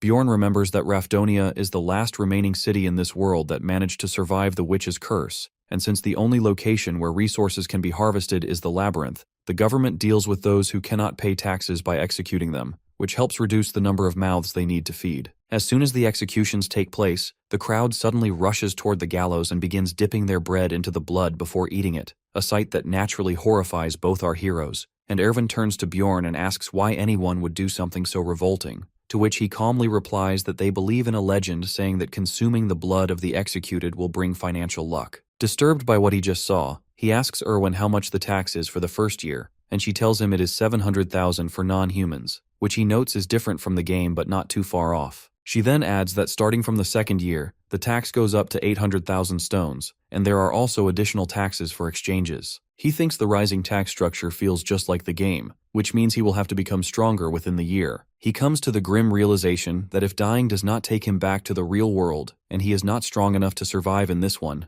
then his own blood could be the next thing soaked into someone's bread. In order to live through it all, he needs to start saving money, and to do that, he has to be capable of exploring the 6th floor at the very least. He heads to the library, which is now fully operational, and as he walks through the aisles, every reader turns to stare at him like he is a chicken that wandered out of the coop. But right then he spots Anar passed out on top of a book. Out of curiosity, he wakes her up, and after a quick exchange of greetings, the barbarian asks what she is doing there, to which she replies that she needed more knowledge so she could think before acting, just like he once advised. She goes on to declare that monsters are not their only enemies, so she made the decision to study, but true to her usual self, she quickly discovered that she cannot even read, and now plans to learn from the elders. She gets up in a rush, determined to start reading lessons before her easily distracted barbarian brain makes her forget what she came to do in the first place. Before leaving, she tells Bjorn that he can come find her if he ever needs any help, and he nods in response, acknowledging the offer. After that, he turns his attention to the task of finding the books he came for in this massive library. But as he searches, he suddenly notices the librarian and decides to wake her up for assistance. He tells her he is looking for a book, but she cuts him off before he finishes, and casually casts a spell while saying he can now find all the books he needs without any effort, and also reminds him he cannot borrow any,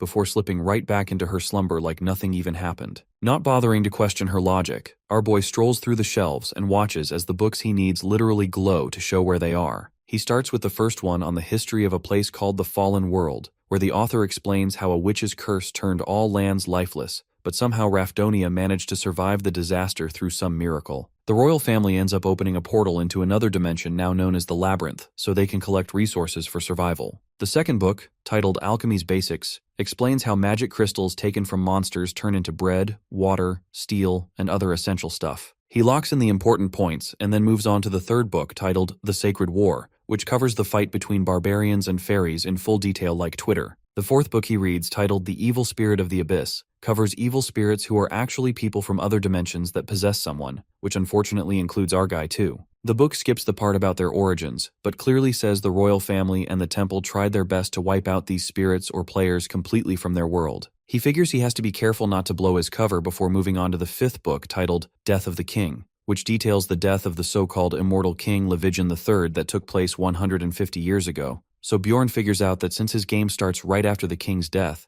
it means the timeline is 150 years behind the real world inside the game. Eventually he grabs the book titled Dimensional Instability Records, which throws out the theory that entering a portal at the absolute last second increases the chance of a dimensional glitch, exactly like the blonde guy had mentioned earlier. The barbarian finally realizes it has gotten pretty late and figures it is best to head back and get some rest. Back at his place, he estimates that 3 full days have gone by since he left the labyrinth, so that leaves him with 27 more until he has to go again, and he decides that tomorrow he will start searching for some fresh teammates. The night vanishes in what feels like a blink, and he wakes up to someone practically trying to knock the door off its hinges, and once he realizes it is Erwin, he opens it just to be hit in the face by a green gust of wind. She tells him she finally landed a contract with the wind spirit after 10 whole failures with different spirit stones. The hero figures out that not only is she lucky since spirit stones have a 10% success rate, but she is also clearly loaded because those things cost a fortune. He tells her to get rid of the spirit, which leaves her visibly disappointed, but after taking one good look at the mess in his room, she quickly apologizes and snaps into full housewife mode, scrubbing the place spotless in no time,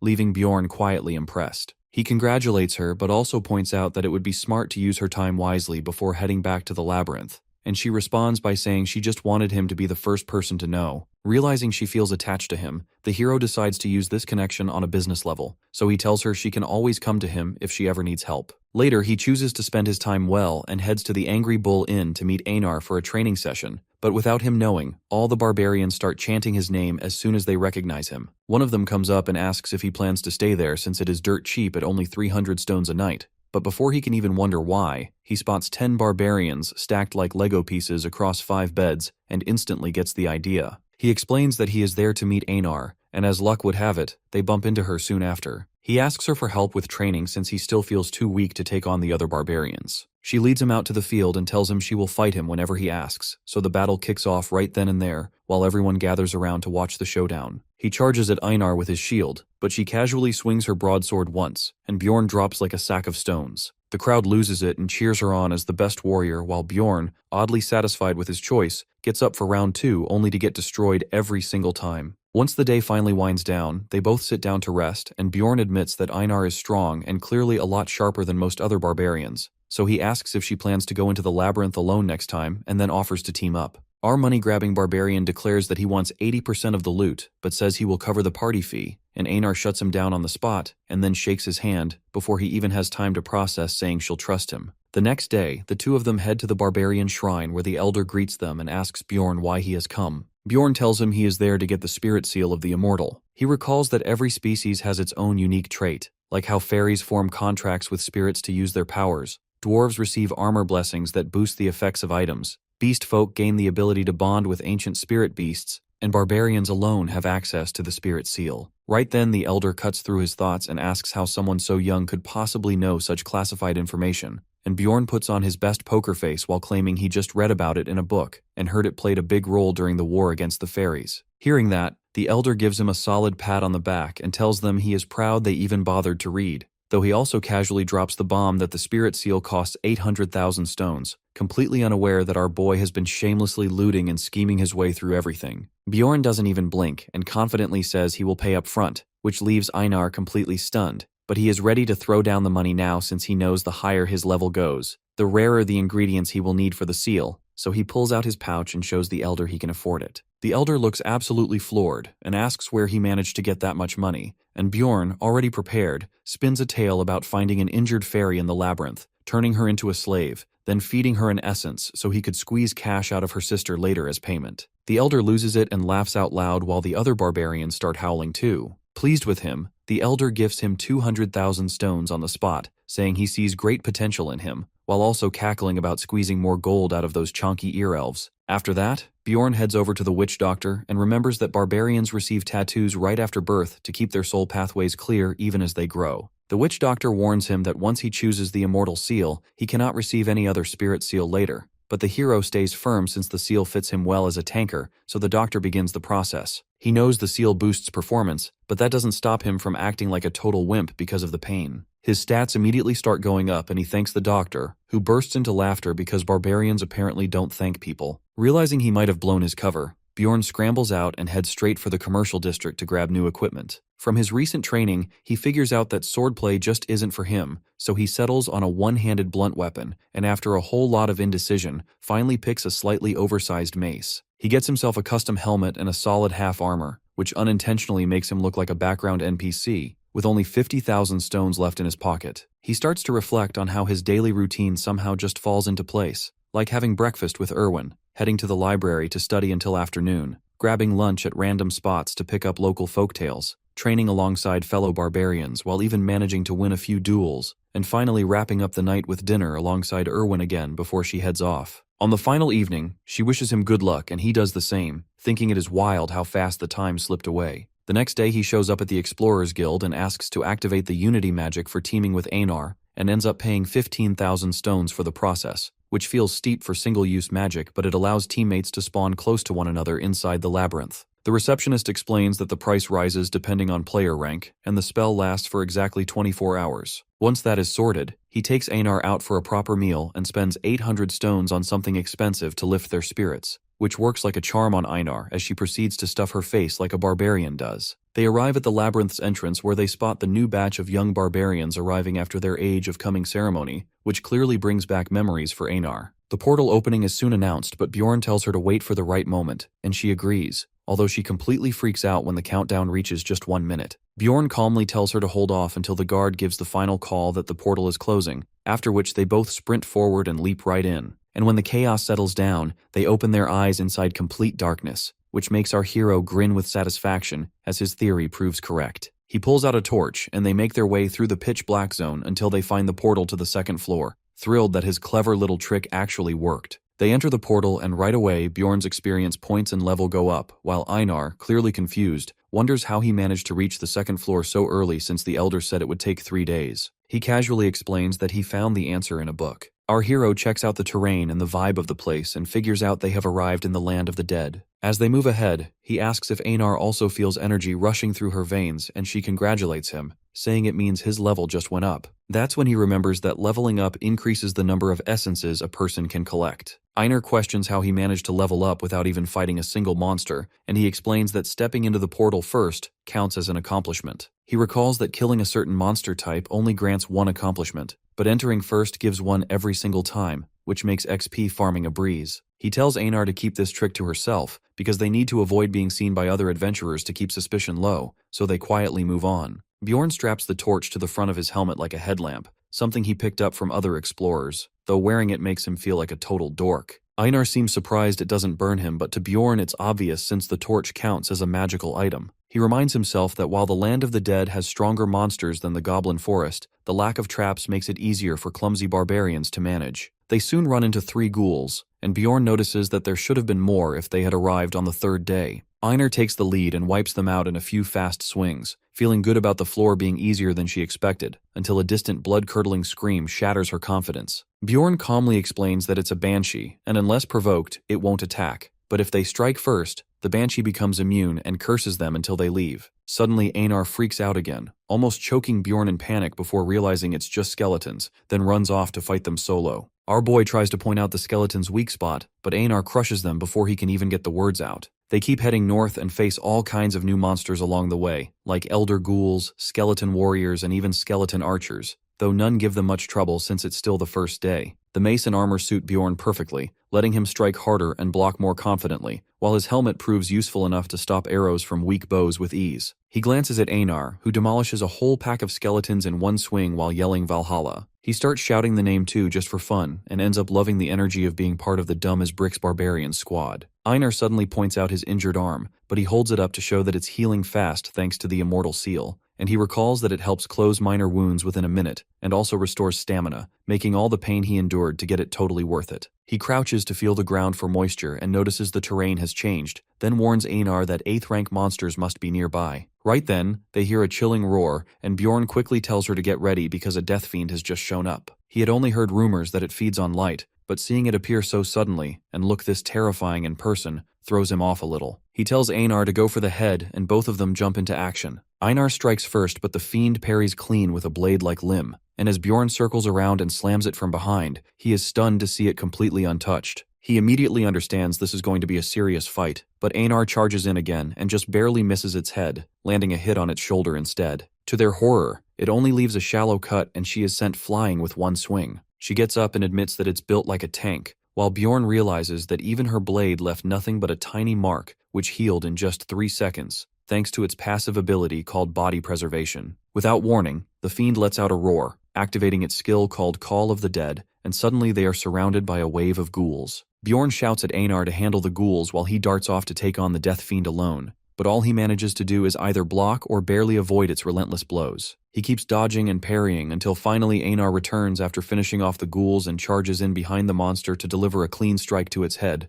but the fiend jerks away just in time. That's when Bjorn sees an opening and swings his mace hard into the side of its skull, fully expecting the fight to be over, only for the creature to calmly let him know it's not, and then knocks him into next week with one punch. The sudden hit catches him off guard, and he starts thinking maybe it's time to throw in the towel since the thing is healing faster than his will to fight. But then Anar appears out of nowhere and grabs onto its leg like she's about to start a championship wrestling match. This sparks an idea in Bjorn's mind, and he rushes to strike at the fiend's ankles, using her grapple to help knock it off balance, and their joint effort finally sends the creature crashing to the ground. The beast lands with a heavy thump before it can even process what's happening, and the very last thing it sees is two savage barbarians looming over it like it owed them rent. The two of them immediately start smashing its head in with full force, and Bjorn starts to think this feels oddly similar to the one time he pounded rice cakes when he was a kid, and both of them end up having way too much fun with it. Once the monster is finally defeated, they gain 2 XP points and a large magic crystal, which Bjorn estimates to be worth just a sad little 100 stones,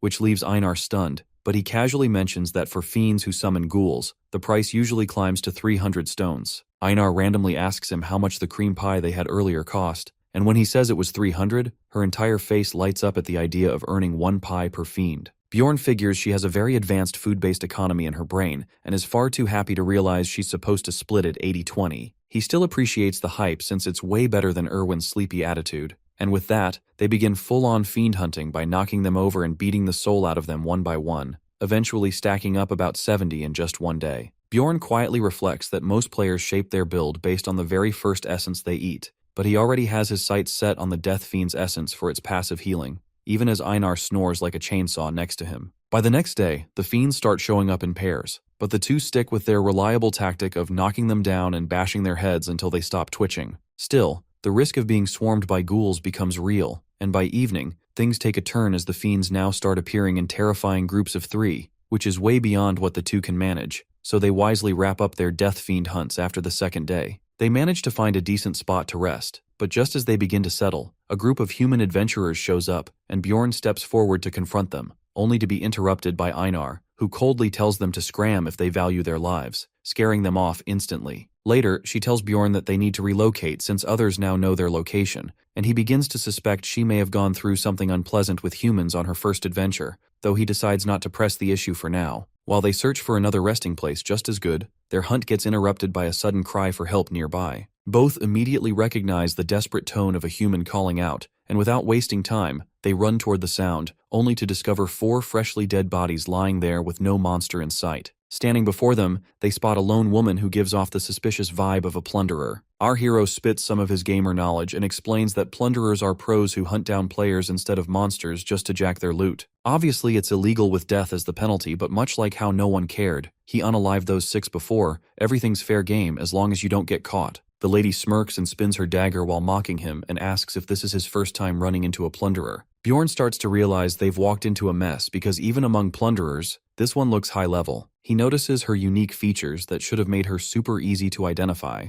but that only means she's really good at staying off the radar and doesn't leave anyone alive to tell the tale. Meanwhile, Einar starts to freak out as she points out that the woman looks way too overpowered, and Bjorn checks out the corpses and sees that they were high rank too, and the ones without injuries look like they were poisoned. He asks the killer if she was teamed up with them, and she doesn't deny it, and just starts looting their gear like the other two aren't even worth registering. And judging by how she shoved that massive sword into her bag, she must have one of those pricey infinity bags. She starts to address them while Bjorn is already scrambling mentally to figure out how they're getting out alive. Einar asks what his plan is, and if they're actually fighting, but our boy just turns around and pulls the classic Joestar technique and yells at her to dip while the plunderer watches in disappointment. As they run, Bjorn figures they only bought themselves a moment of time before she starts chasing. He scans around and spots the marks he carved earlier on the trees and decides to follow them back toward the portal. Then things take a sharp turn as they suddenly stop dead and come face to face with another group of explorers who also look stunned to see them. Bjorn doesn't fully trust them but decides to risk it and tells them about the plunderer. Their bald leader just raises a brow and questions if there's any proof Bjorn isn't a plunderer himself, but our boy swears on his warrior's honor that he isn't capping. That seems to click with the leader while Bjorn praises the cheat code, and the baldy says that if they manage to take down the plunderer, the loot's theirs. The leader then calls them and activates his gnome ability and states no one will be able to notice them now. Bjorn goes back into nerd mode and says this lets the user and nearby folks stay hidden to avoid battle, although the user can't move. Thinking they're safe for now, he lets his guard down only for the bald guy to start acting sketchy, and suddenly drops the twist that the 2 barbarians just got caught in their trap.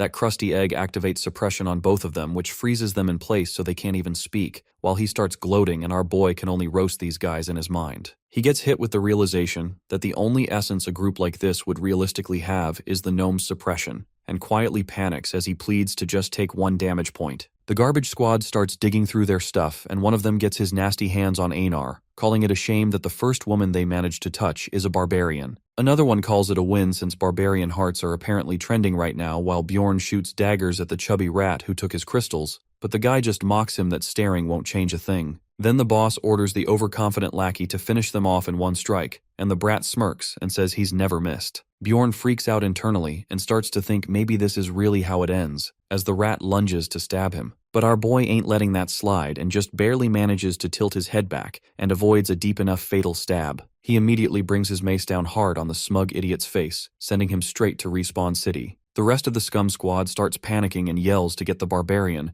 but Bjorn pulls out the dagger and launches it at Anar, stabbing her in the shoulder to break the suppression. He starts bleeding like a fountain and leaves the rest in her hands as he hits the ground like a dropped sack of potatoes. Einar doesn't hesitate for a second and goes full rage mode, turning the explorers into past tense. Even when they beg for mercy, she sends them to the underworld without blinking, while the bald coward runs in full retreat. She yells at the coward but turns her attention to Bjorn, who's bleeding out badly, which makes her panic hard. Bjorn tries to tell her something, but she's already convinced he's done for. Still, he gets through and manages to get her to give him a potion. Einar touches his neck and mutters that this one's definitely gonna leave a mark, while Bjorn just thanks the heavens he got the immortal's seal when he had the chance. The Muscle Queen laughs it off and says that it's great because now he'll be the only barbarian with a throat scar, which fries his brain a little. But he also realizes that not many barbarians survive throat wounds, so instead he tells her to lock it in as they're chasing the bald rat next. Sometime later, they catch up as Einar lifts the coward by the collar, and he instantly starts begging for his life. Bjorn tells her to let him go, reminding her they still need his hiding skill to get past the plunderer anyway. But right then, a projectile flies through the air and nails the explorer straight in the neck, and both of them freeze as they realize it's a poisoned dart. The plunderer steps out like a queen and compliments them on the earlier fight, but Bjorn is instantly back in full fight-or-flight mode and yells at Einar to push B since there is no other option left. The duo move in sync like a well-oiled unit, but the plunderer is just too overpowered as she deflects their blows with ease, which leaves Bjorn questioning just how many essences she must have devoured to hit this level. Realizing brute force won't cut it, he hurls his weapon aside and tries to wrestle her while shouting at Einar to take the shot. But right then, a wave of weakness hits his body and he crashes to the ground, stunned as he realizes that she managed to stab through his armor and hit his spine. He starts panicking that if she's really an aura user,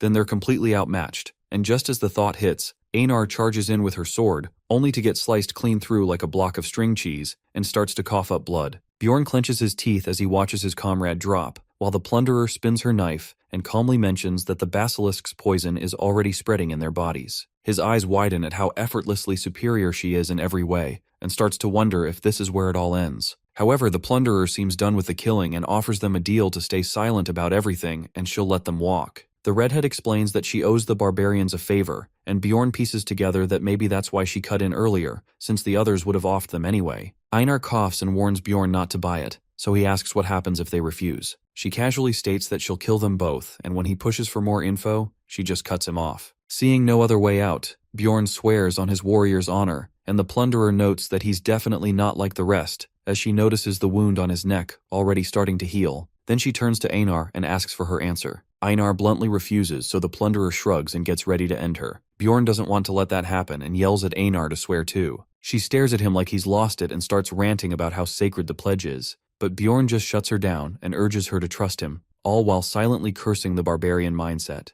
Einar hesitates for a second but gives in and promises to stay silent. As the plunderer packs her gear, Bjorn asks one last thing and wants to know which floor she's from. She pauses for a second and answers the 8, and then walks off into the distance, leaving Bjorn barely holding it together as he realizes they only lived because of that promise. But he swears it's not going to be the same next time. Later, the two make it back to the first floor where Einar lands face first into the dirt. Bjorn checks if she's okay, but she just lies there whining that everything hurts. But she tells herself she doesn't even have the right to complain, and Bjorn realizes that her ego level is off the charts. Bjorn reasons that the one who survives is the strongest, and that they've now got a better shot at winning. though she still doesn't look too sold on the idea but starts to get it. She decides that dragging this shame around and resisting the urge to off herself might be the fuel she needs to come back stronger. Bjorn realizes he doesn't feel any of that, and maybe he's not a proper barbarian after all. But what he does know is that they'll get their payback. Later on, Einar knocks out cold while Bjorn thinks they've been awake for nearly 20 hours and he's running on fumes. Even though he's not as wrecked as her, he still feels as bad as the time when the blondie saved him. Back then, the party took pity on him, and he accepted it like some stray mutt just glad to be breathing.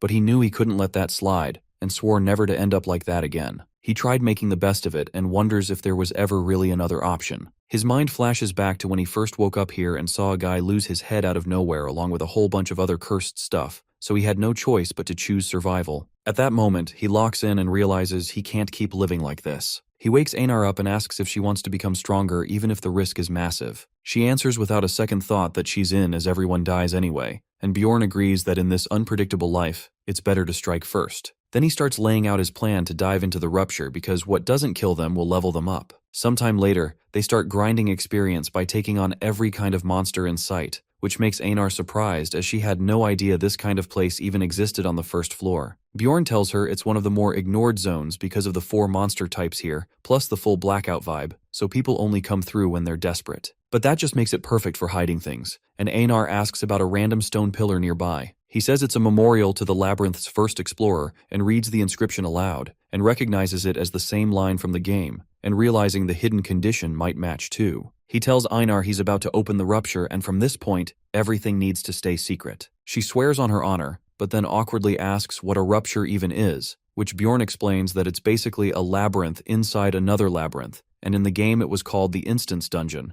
which was only cleared by selected members. The first floor's condition is to use 4 monster cores of different types on the memorial, along with an 8th rank crystal from the second floor, which he places, and just like that, the rupture opens. He tells Einar to hop in already, and thinks that the crystals from the Death Fiend let up to 5 people enter, so now the only question is who else is tagging along. A rupture acts like a realm that randomly opens on each floor, but it has a cooldown of 3 months, which is way too inefficient, so naturally people started to look for bugs. There are 4 known ruptures on the first floor, and the one they've entered is called Red Skies, which is pretty much a bootleg portal straight out of solo leveling. Einar stares in awe while Bjorn just watches quietly, already knowing they'd land at the blood-tinted castle thanks to the Death Fiend crystal, but seeing it in real life still hits different. The good news is that no matter how cursed the place looks, the first floor is always doable. Right now, the real concern is which party members show up to help them raid the place. Almost on cue, Einar warns that someone's coming as a foot pops out of the portal, and the two wait, curious about their future teammates. Somewhere else on the first floor,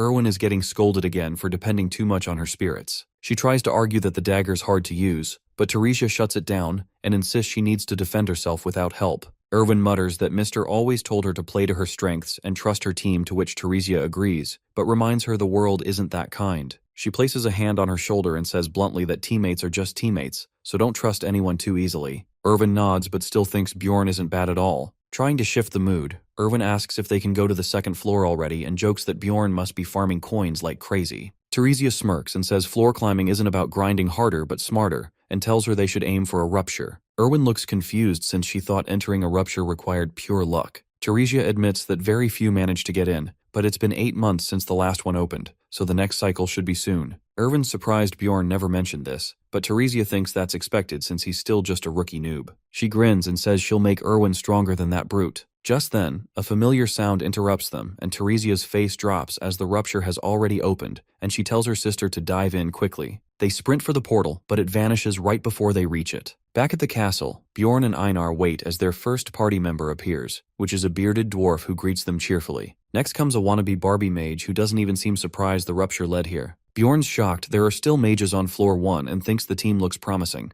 Einar, on the other hand, isn't sold and brings up the librarian being a mage too. Bjorn explains that she was a 9th rank mage and that mages are deeply respected in the city. Only certified ones are allowed in, which means this mage must be legit, to which the mage chuckles and says he's pretty smart for a barbarian. She introduces herself as Raven, a 6th rank mage, and Bjorn notes she clearly has a superiority complex, though so do all mages apparently. She gestures to the guy next to her and introduces him as Tarjan, her luggage boy. The dwarf introduces himself as Hikarad, who has been an explorer for 3 years, which explains the pricey gear. The barbarian duo introduce themselves too, but Bjorn quickly gets serious and asks why they're on the first floor when they clearly don't need to be. They dodge the question, only saying they heard the rupture would open, but Bjorn instantly clocks it as ladder kicking to block the newbies from rising up. Raven takes command and states that the loot will be split among everyone except Tarjan, which the dwarf happily accepts. Bjorn agrees silently since he respects mages, but before he can speak, Einar yells that she disagrees and insists Bjorn should lead because he's a big brain warrior. Bjorn wants to disappear on the spot as she keeps hyping him up. The new members watch as she cuts off every attempt Raven makes to speak. Everyone's left flabbergasted while Bjorn facepalms in shame.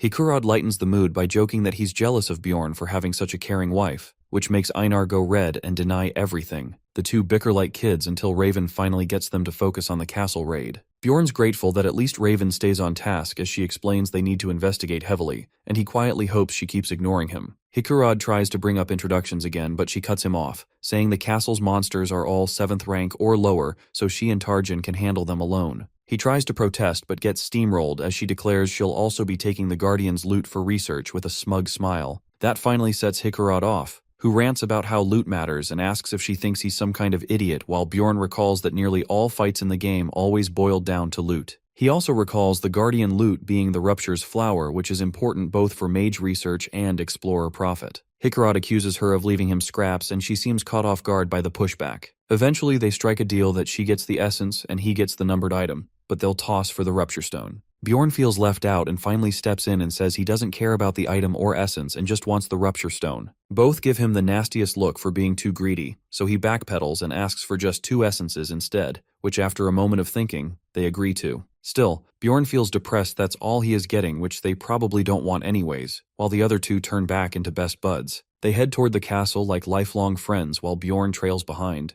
realizing again how badly he needs to get stronger. He mutters that no matter how many gatekeeping trash mobs block him, he's going to make it to the top. The squad rolls up to a pair of massive gates, right in front of 2 ridiculously obvious statues that scream "Do not approach." These lifelike stone guardians turn out to be 8th rank monsters, gargoyles that normally just chill unless they catch sight of intruders, because then it is an attack on sight. One of them suddenly jerks to life and starts swinging while firing off its petrification skill straight at Bjorn like it's personal. The typical go-to tactic for taking one of these down involves someone playing bait while the rest pile on. But that plan gets tossed the moment a certain mage stops Einar from charging in and blasts off a spell that Bjorn instantly clocks as curse-canceling magic. Without its signature move, the gargoyle goes from deadly to decorative, and the barbarians waste no time smashing it to pieces with a solid tag team hit. Meanwhile, for the second one, Hikurad launches himself in with a dramatic war cry and shatters its leg like it owes him money. But he doesn't stop there as he leaps into the air and drops down with a full-force slam that makes the thing rethink its entire existence. The stone beasts crumble to dust, giving the gang some breathing room, and the dwarf tosses a compliment at the barbarians and says they're not half bad. Bjorn silently returns the nod and thinks Hikurad fights like an actual warrior too instead of a cosplayer. A floating magic crystal starts drifting midair like a ghost with unfinished business, which gives Einar a tiny heart attack. Raven calmly explains she's just collecting them using her spell and promises to split the loot later, which earns her some brownie points from the dwarf. With the room cleared, the group swings the massive doors open and steps inside to really kick things off.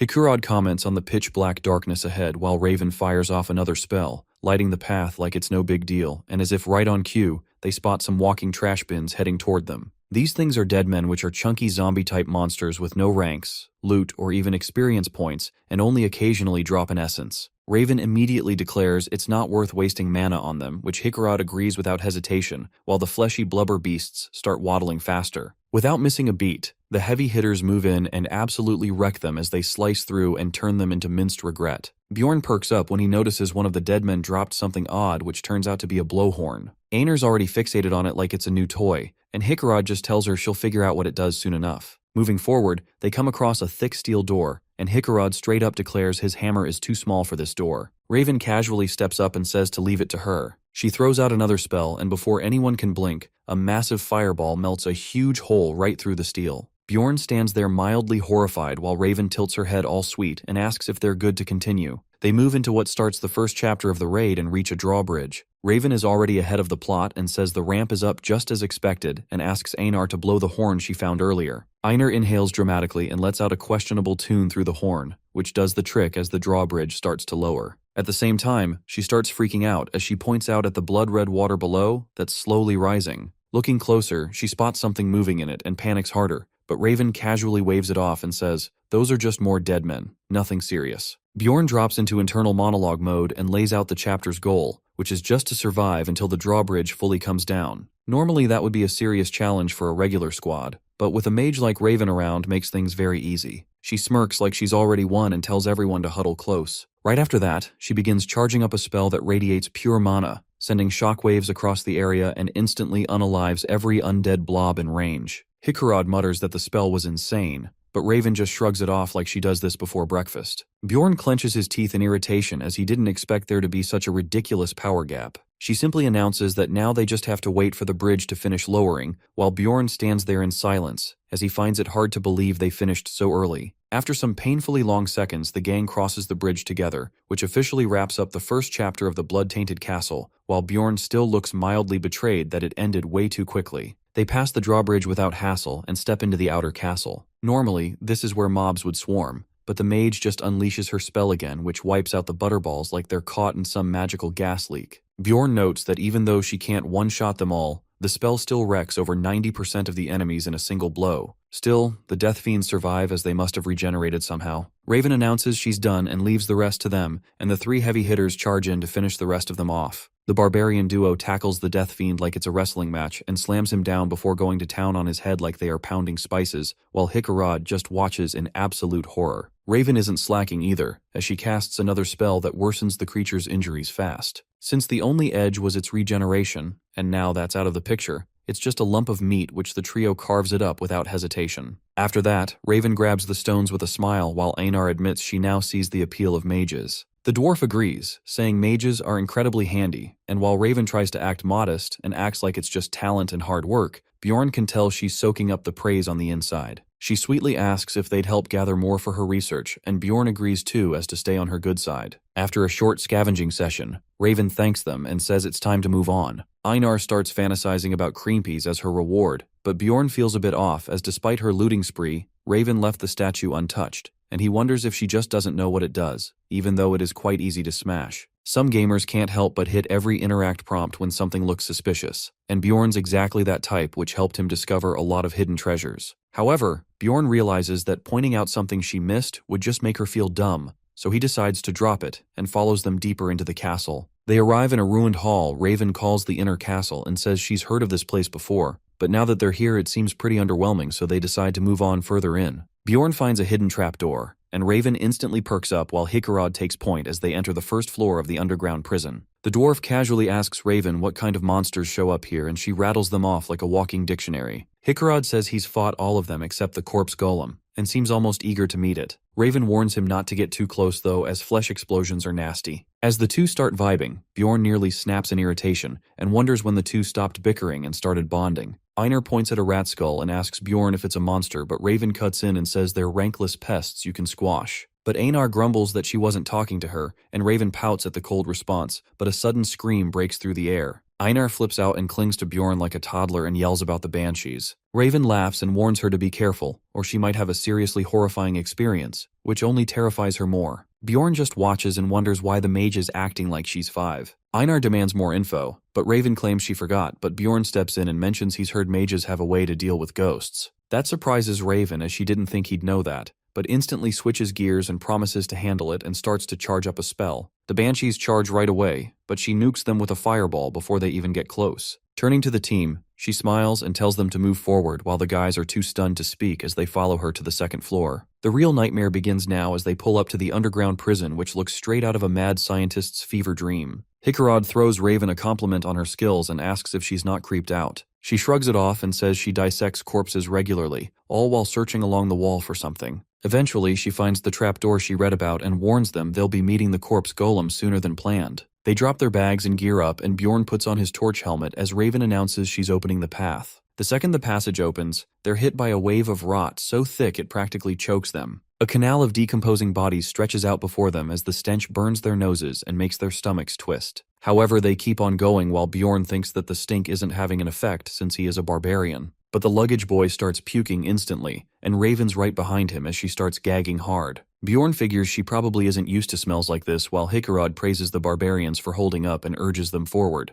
As they push ahead, they come face to face with a giant pile of corpses which straight up tries to strike up a conversation. It mutters something about saving them, and all three heavy hitters tense up immediately, while Bjorn realizes that this must be the corpse golem boss. The heap of bodies begins to shift as dozens of mouths scream for help all at once, which makes everyone freeze in fear. Bjorn locks in and he yells at the group to pull it together while Hikurad is frozen solid. He silently roasts the so-called pros for folding so fast and realizes that he will have to take the lead on this one as the Barbarian duo faces off against the floor boss. You see, even though the game was always a niche, one of the big features that helps it reach a wider audience is its creepily detailed visuals that somehow make pixel art look like 4K. The graphics are so insane that they became memes, and those epic screenshots go viral. Now that Bjorn sees that same detail in person, it freaks him out more than he expected. It looks so grotesque that even the smug mage girl, who never shuts up about her dissection skills, and manchild Murad are both leaking fluids from everywhere. Surprisingly, the carrier is hanging on surprisingly well, and might as well be Jinwoo in disguise. But the real joke is how the barbarians they mocked earlier are the only ones keeping it together in front of the horror. Einar snaps at the team to get into position, and when the monster charges, she straight up picks up the grown bastard herself. That backfires when its acid-like blood splashes into the guy's eyes, and Einar looks horrified since she just saved him only to accidentally blind him. While that's happening, the cargo guy tries to calm her down as she throws up like she just saw a Diddy party. Bjorn decides to pull the aggro and tells Einar to guard the two disasters, while he rushes the behemoth with a plan already in motion. After all the time he spent grinding this fight, he's memorized its attack pattern. It launches corpses at anyone who stays too far and tries to soul-snatch anyone dumb enough to get close. Bjorn knows better than to rush in since that'll get it to ignore Raven and focus entirely on him,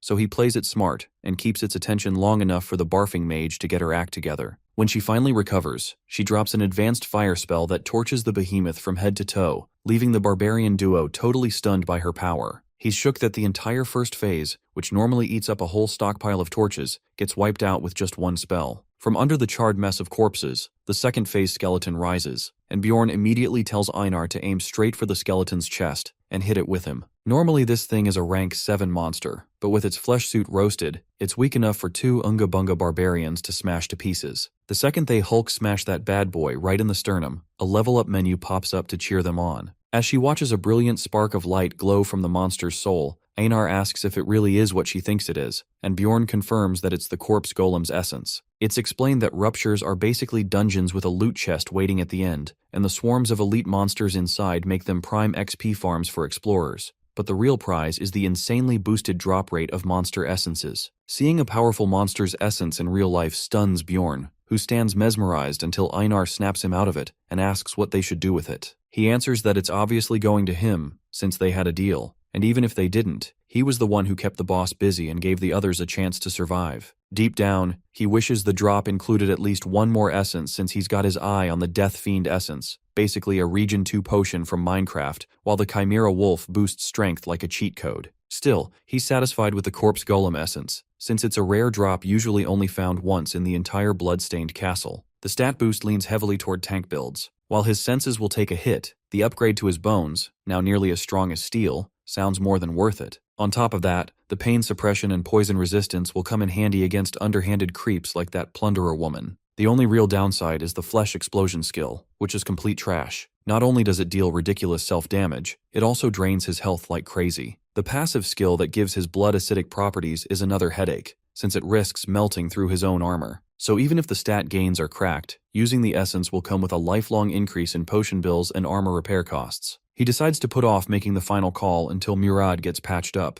The stubby old man apologizes for his pitiful performance, and our boy doesn't miss the chance to roast him, saying he should retire from calling himself a man after that. The chunky dwarf only grins and admits maybe he hasn't seen the worst monsters during his long single life, but Bjorn screams internally that they almost lost their lives thanks to the loser with performance issues he probably also has in the bedroom. He calms down and checks on the haughty mage girl right after, congratulates her on the teamwork, and brings up the loot split, but the narcissistic brat just shrugs and says she's only glad that fire spell came out on time. Bjorn drops his friendly musclehead act and bluntly says that saving their lives should count for way more than their deal, which even she has to admit is true. He lays it out clearly and tells her he wants the rupture stone, which leaves her staring at him like he just slapped her. The dwarf backs him up like a true wingman and says his wife saved his life so Bjorn deserves it, which forces even Raven to grit her teeth and agree, though she tells him not to get too full of himself since they haven't even found a rupture stone yet. That's when he drops his ultimate card and casually mentions that the corpse golem's essence also dropped, leaving all three of them stunned to the core. Raven practically squeals over loot so rare she didn't even know its effects, and the fact that she doesn't know something really eats at her. She starts stressing over which one to pick while Bjorn sits back and enjoys the chaos he's caused. Then he tosses out a pretty fair offer that he'll let her take the essence if he gets first claim on the Guardian's essence, which totally throws her off and puts Daddy back in control. Raven asks if he's really down to take that gamble even though the drop rate isn't guaranteed, and he nods without hesitation. That instantly boosts her mood, and she admits she was honestly more interested in the corpse golem form from the start. Bjorn has a Joseph Joestar nice moment, while the clueless mage tries to explain to the brainless dwarf that the essence kept in the tube holds way more value for research than absorbing it. But our boy loses it when he sees she owns a test tube, since that's a rare high-level item in this world. After that, she marches ahead with a grin and tells everyone to scram already. As they head further into the dark dungeon, the dwarf starts wondering if those gargoyle-like statues might be alive,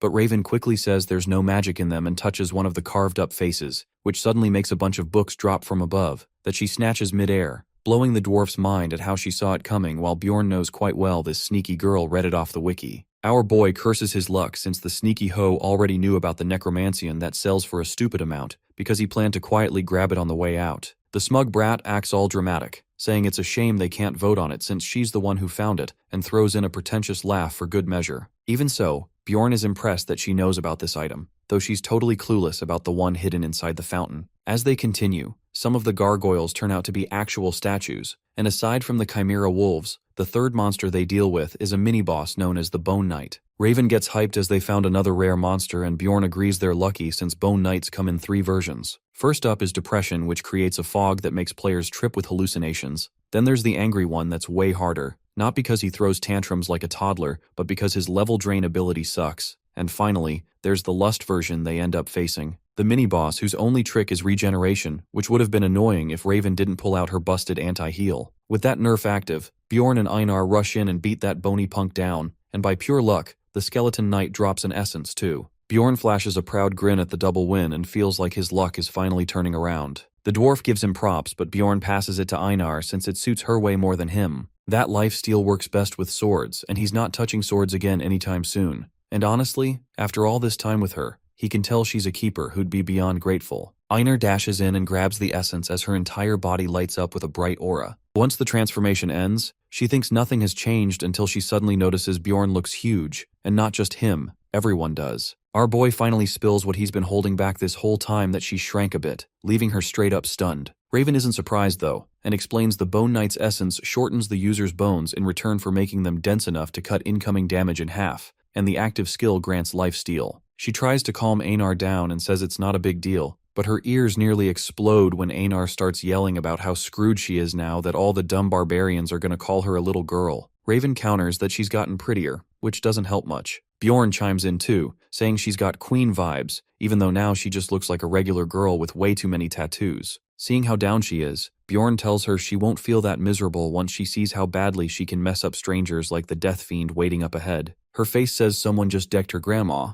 but he tells her to suck it up. Einar finally remembers she can't abandon her warrior duties just because she got a bit cute, so she charges in and chops the monster clean in half like she's slicing a boiled potato. Our boy jumps in right after to throw her some compliments by saying she's a big and strong barbarian, which weirdly works as she shyly asks if she really looks strong. Bjorn tells the adorable muscle brain she's not just a warrior, she's a big strong warrior, while the others act like nothing happened and keep moving. Eventually, they reach the boss room, and both Raven and Murad start getting nostalgic out of nowhere, thinking about their short, savage but wholesome time together, while Bjorn is focused completely on the Guardian inside and prays hard that it drops an essence. Because let's be real, even though essences have been raining down today, life hasn't exactly been kind to him since his health's been trash. His only crush got stolen by some rich dude much uglier than him, and now he's stuck playing a death game as a barbarian. Pumped to wrap this up, Murad goes to open the door, but Bjorn spots the weird crimson glow and suddenly realizes he's messed up. The dumb dwarf asks what's wrong while opening it, and a gust of wind hits them along with an overwhelming pressure. Raven's eyes go wide in full panic as she sees that what's inside isn't the Death Knight she signed up for. The twisted beast inside lets out a laugh and says it's been a long time since he's seen anyone,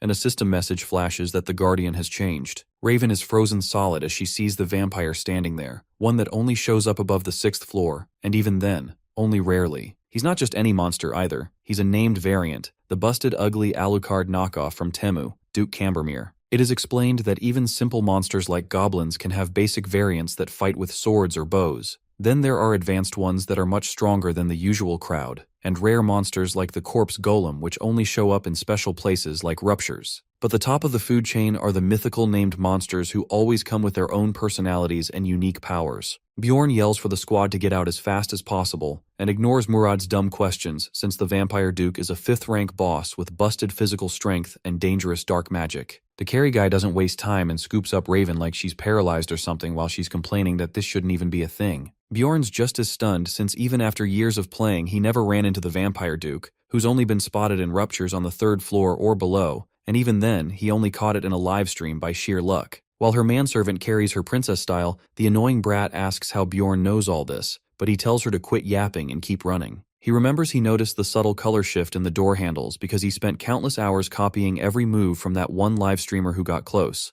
though he never got the Duke himself, and now seriously regrets spotting the difference too late. Murad yells they should fight instead of fleeing when there's nowhere to go, but Bjorn tells him to shut up and think of somewhere with sunlight as the vampire flies past them in spirit form. He yells at Raven to do something and she tells them all to shut their eyes right before flashing the vampire. Shockingly, it works, and the vampire breaks apart into thick, dark mist, leaving Anar wide-eyed. Bjorn explains vampires can shift into spirit form to zoom around while their real body stays put, but once they use actualization, they fully teleport their body, which Raven stopped with her flash. Her poor manservant Tarjan starts shouting that she looks awful, and she starts violently coughing up blood. Bjorn panics thinking maybe it's the vampire's doing, but he isn't sure since the only live streamer who ever saw the Duke died before even beating him or taking his essence. He figures he can piece it together later, but getting the hell out comes first. Murad starts panicking that they're screwed since Raven was basically their Google Maps, and now she's down, so Bjorn lets the clown know he's not brainless like him and actually memorized the whole path. With that, he guides them out of there confidently since he's played through this level more than 100 times,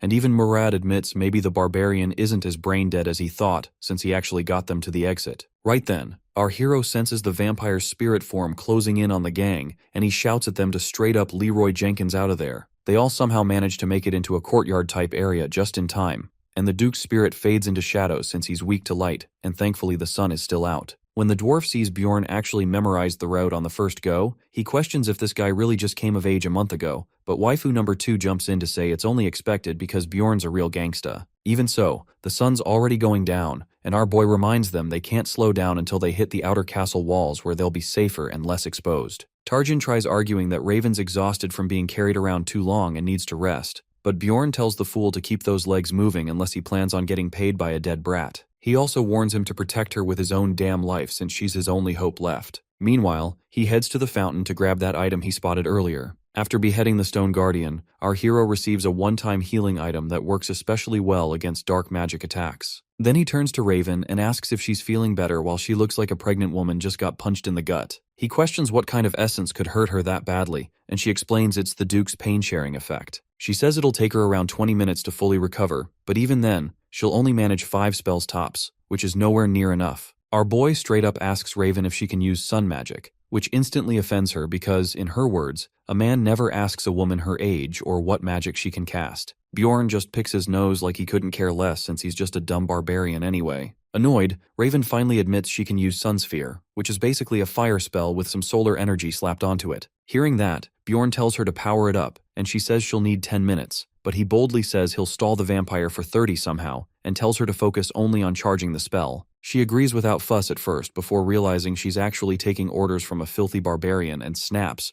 asking who made him party leader, but Anar backs him up and even Murad says he trusts him because Bjorn is straight up homie material. Later that night, the shadows begin swirling and Duke Cambermere appears with a nasty grin, asking them to guess why he just can't resist the taste of their delicious human ketchup. Bjorn and the crew brace themselves, locked in for the toughest 30 minutes of their lives to buy Raven enough time to charge the one spell that might actually save them. The vampire lets out a harrowing scream to assert dominance and starts approaching, so Bjorn commands Tarjan to grab Raven and get the hell out of there. He thinks this feels exactly like the game, where the monster's intellect only shows during cutscenes, meaning there's no point in trying to reason with the Duke. Right then, the vampire dives at Hikarad with full force. Even though the attack hits hard, the dwarf proves he's a real tank, standing firm and taking hit after hit like a champ. Bjorn sees the dwarf's 7th rank essence ability weight balance working, allowing him to ignore knockback as long as his feet stay planted. Right after that, he calls Anar to attack with him. She swings her massive blade at Duke Cambermere, which forces him to retreat,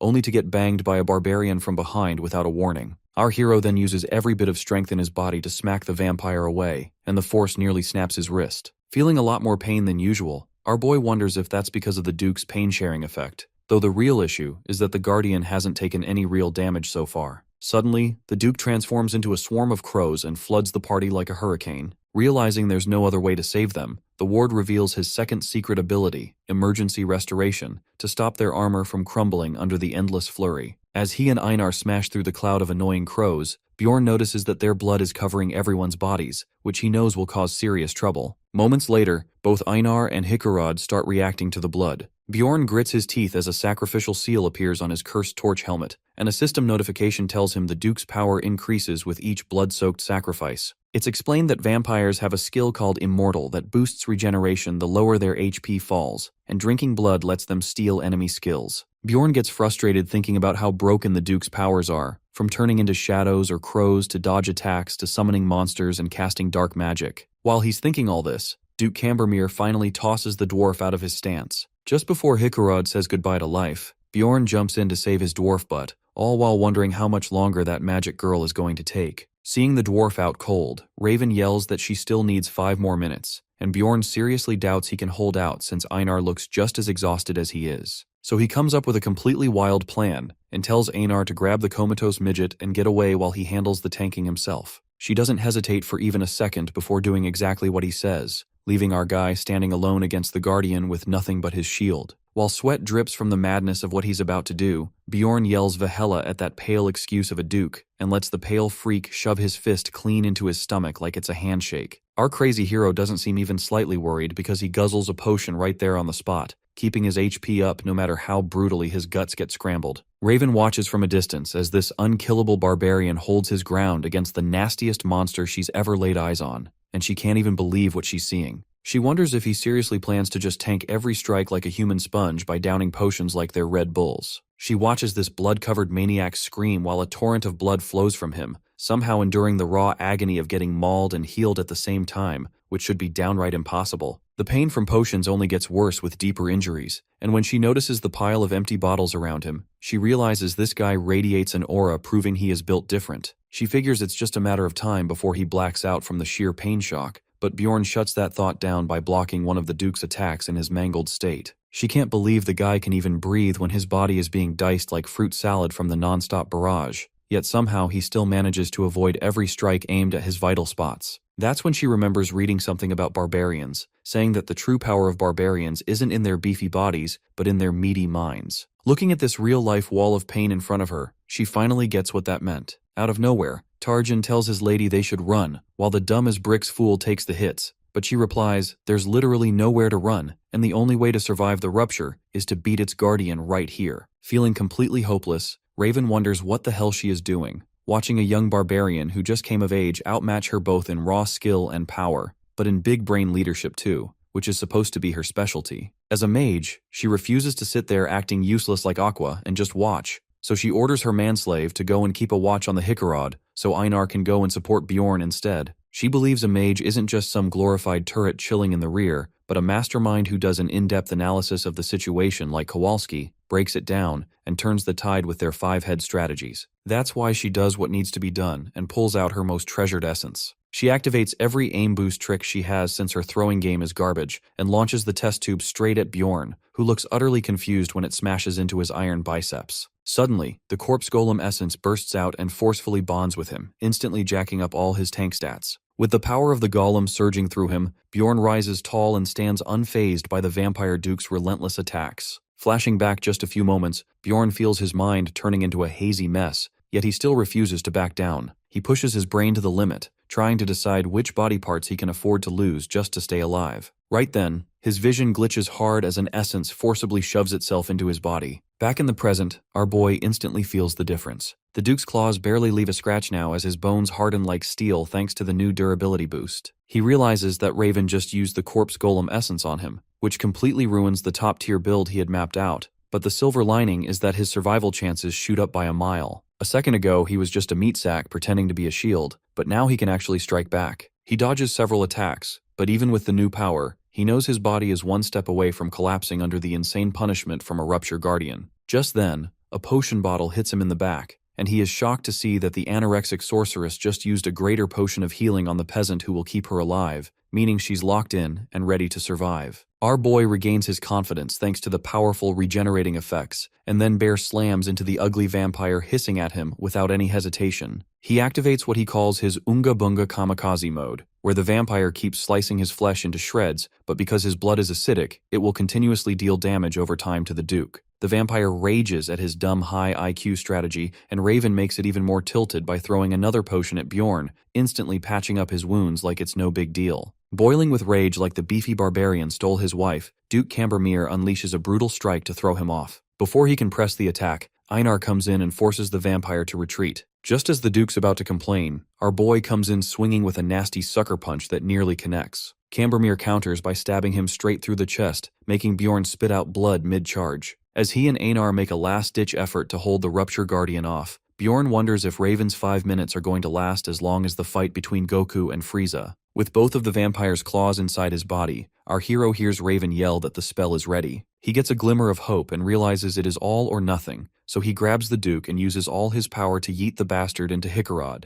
Ready to serve some well-earned payback, the dwarf strikes the Duke with lightning, leaving him locked in a coma. Our hero charges toward the boss, gripping a vial in hand while thinking it's finally time to use the one item he's been saving for that perfect moment, the goddess tears. Without consent, he jams the girthy glass tube down the vampire's throat and follows it up with a brutal uppercut to the chin, shattering it inside the Duke's mouth. That instantly triggers the artifact's blessing, which temporarily seals off all of the proud vampire's broken passive abilities and resistance stats. The system lets him know the Duke is now slipping from unconsciousness into full-on shock. Right after that, Raven yells at him to move aside and prepares to drop her sun magic, which glows above her like a damn fiery spirit bomb. Barely standing in her completely wrecked state, Raven manages to mumble out that he needs to get out of there fast as the blazing spell crashes down toward the vampire. Bjorn still pins the monster down like he's trying to win what looks like a wrestling match. It is at this moment that he realized he messed up. Fire explodes outward and engulfs them both instantly. The system politely informs him that the sunspot sphere has rendered him unconscious after he is already passed out. The Duke's pain-sharing effect also makes the others faint from sheer pain. A few moments later, our boy finally wakes up, coughing up blood and wonders if he won. Realizing it is a little too quiet, he uses all his willpower to get up and confirm if the bloody vampire really is dead.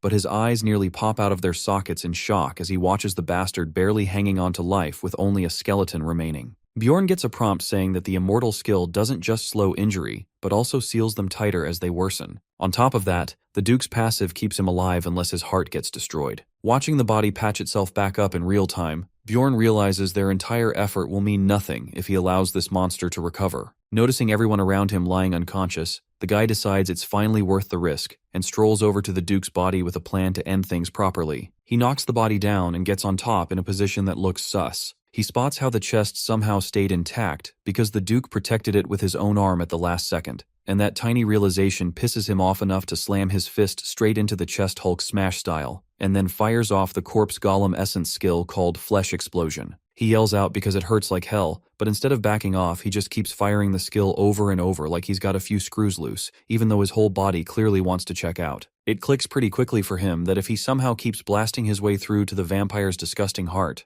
that thing's HP will hit 0 way before he does. Bjorn can practically feel death breathing down his neck with just 1 HP left, but he doesn't even flinch when the system flashes a warning saying he's only got 46 mentality points left before it's game over. His mentality drops all the way down to 16, and he just stares at the place where his arms used to be. Like any regular dude in this messed up situation, he flops onto the vampire's body and keeps spamming Flesh Explosion with his own body like he's got a vendetta, watching his mentality stat drain with every blast until it hits its lowest yet, just 10 points. But then, just when things are looking extra cooked, the system chucks him a massive dump of experience points out of nowhere, letting him level up. Sadly, Dungeons & Stones isn't one of those games where HP magically gets restored just because he leveled up, so he's still barely clinging to life. But all this time, our guy has been silently praying to the RNG lords for the new essence slot he unlocked to get filled with the vampire's essence, which only has a 1 in 3 drop rate. And in a rare moment of mercy, the author decides to bless the man with some much-needed plot armor.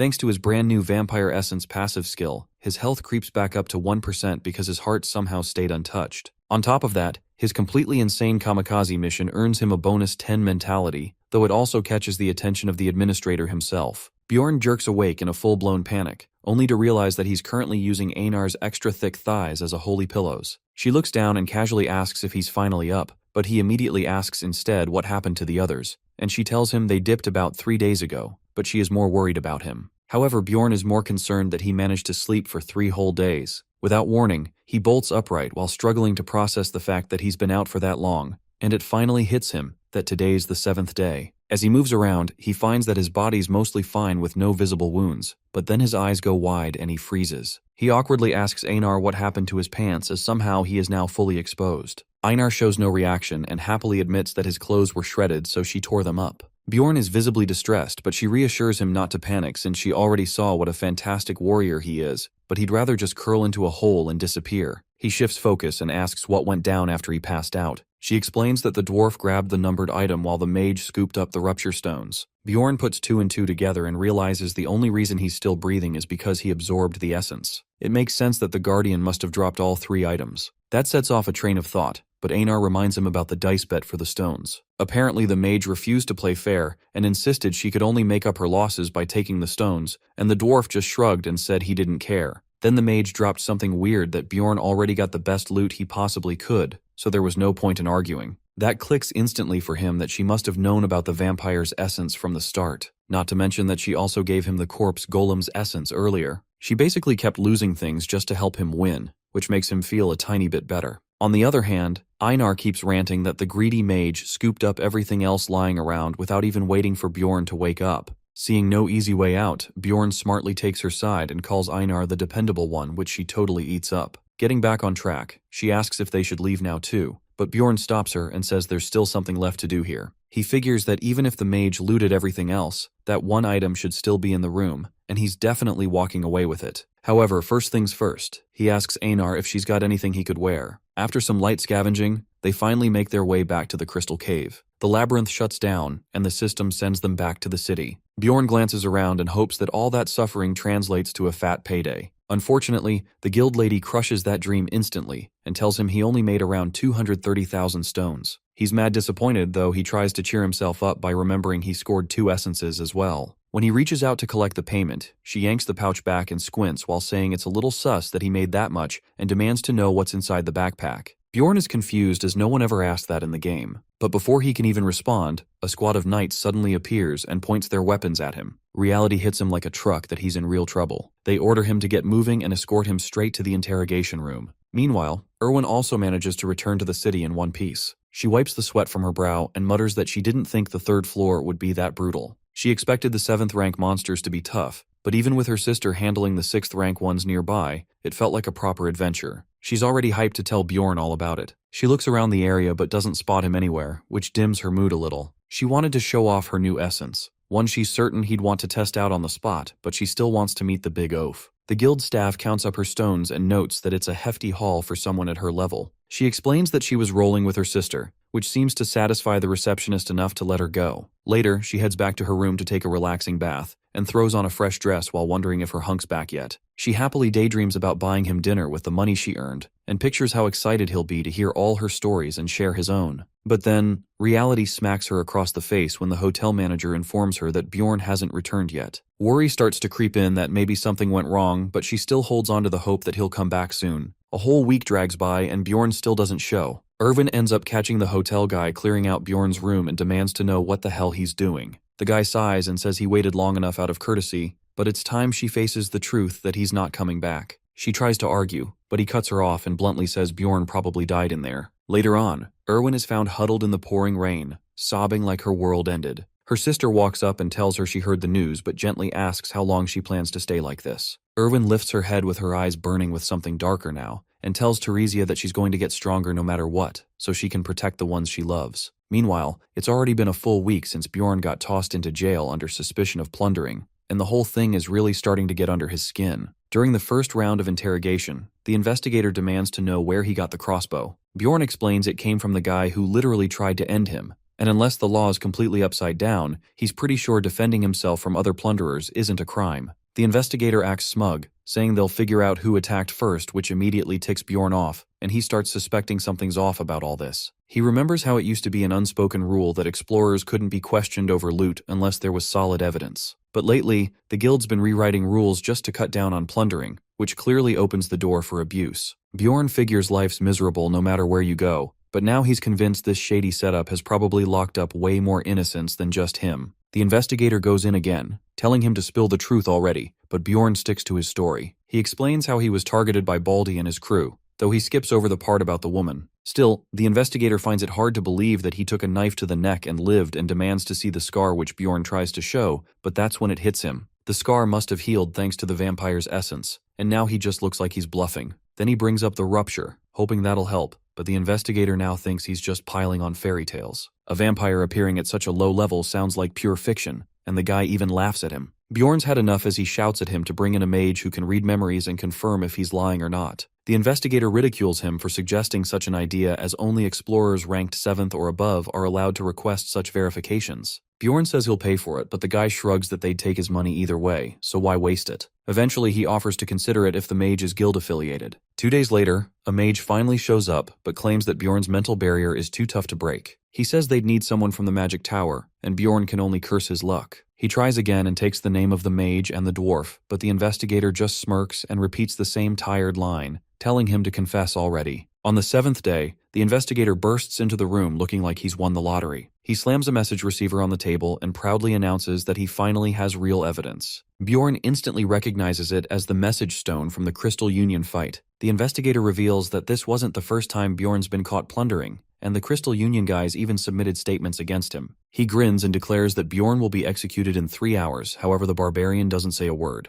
Back in his cell, he realizes that talking will not do anything now, but escaping would only slap a criminal record on him forever. So he only has one option left to prove himself as innocent. He grips the bars tightly and activates Flesh Explosion, blowing the cell bars apart, and he walks out, which sends the guard crawling back in a panic. The man starts to shout for backup, but Bjorn shuts him up fast with one solid kick to the face that sends him into sleep mode. With the guard knocked out, Bjorn doesn't waste time and grabs the keys off the ground, and as he's about to leave, the other prisoners start hollering and demand that he should free them too. Bjorn's pretty sure some of these guys are criminals, but he's an innocent barbarian who just got wrongly thrown in jail, so of course that doesn't bother him one bit. He frees all of them and chaos erupts as they start chanting their new hero's name, the Barbarian of Freedom. Back at the Explorer Guild, a guard hears something weird near the entrance, but gets blown across the room as the prison mob crashes through the door with murder in their eyes. The receptionist yells that any explorer who helps capture the convicts will get a fat reward. That's all the crowd needs to hear, and the explorers jump into action to shut the escape down. Bjorn races up the stairs, thinking the prisoners won't get far since they're unarmed, that he just needs 5 minutes. As he dashes up, he reminds himself that he's not escaping just to run and has a separate plan entirely. A guard who is waiting on top shouts that the convicts have reached the upper floor and idiotically blurts out that the branch manager is up there too. Bjorn stares him down as he points a hand behind him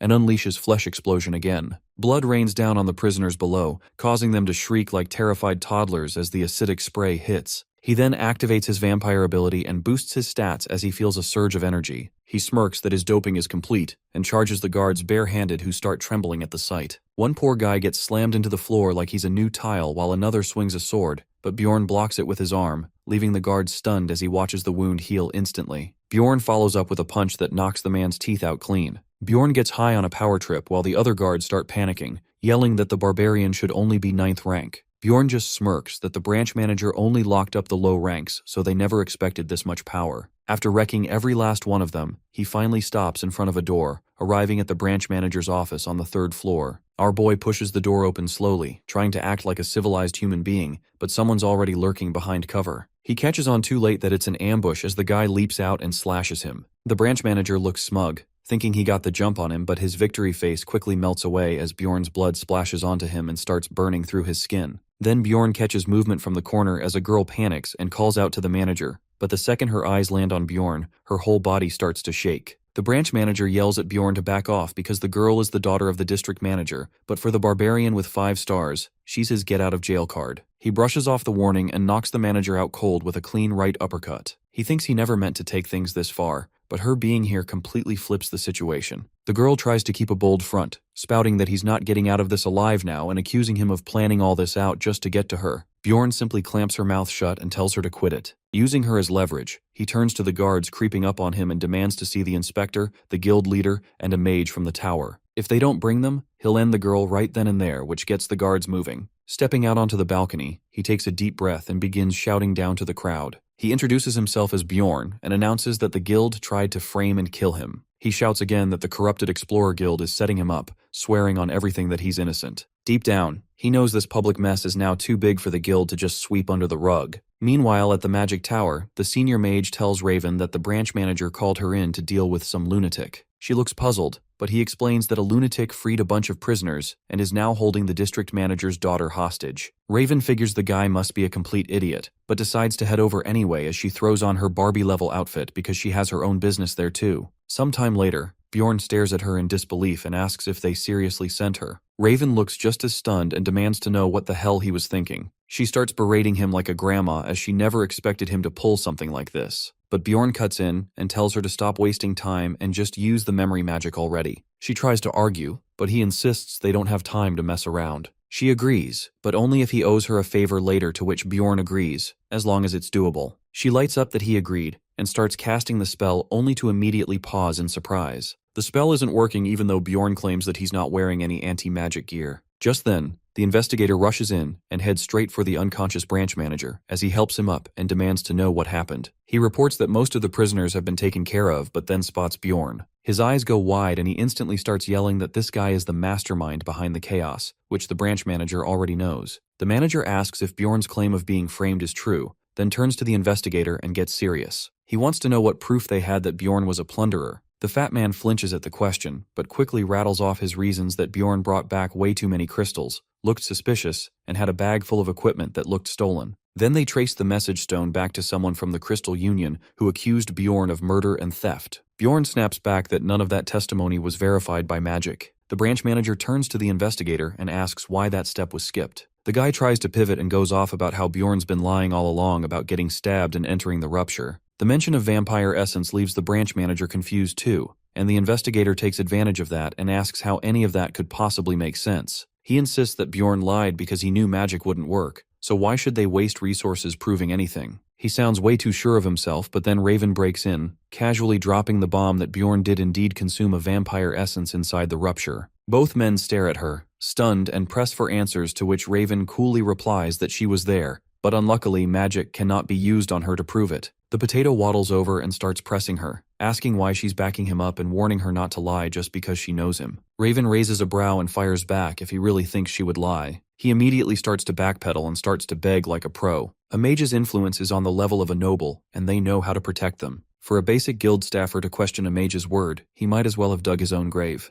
The branch manager finally speaks, asking them to stop since none of this is grounded in solid proof. But Raven isn't letting that slide either, as even though she agrees that vampires have never shown up on the first floor before, but also states that isn't the kind of thing the branch manager should be declaring. He looks thrown and she continues that even after years of research, plenty of things in the labyrinth remain unsolved. The unexpected can always happen, so no one should be acting like they have all the answers. Bjorn watches her as she just shuts down the branch manager like a true arrogant mage. Then the tension shifts again as someone else steps into the room and starts addressing Bjorn. He blinks in confusion until the girl bursts into tears, calling out for her father. That's when Bjorn finally puts the pieces together that the man introducing himself as Niels Urban is the district manager. The Explorer Guild runs everything tied to explorers. For efficiency, it's split into hundreds of branches under 13 district managers and the guildmaster at the top. Out of nowhere, a man gets tossed onto the floor who demands to know why he has been dragged here. The district manager just says he heard Bjorn had been looking for this guy. The investigator instantly breaks into a sweat as he recognizes the man,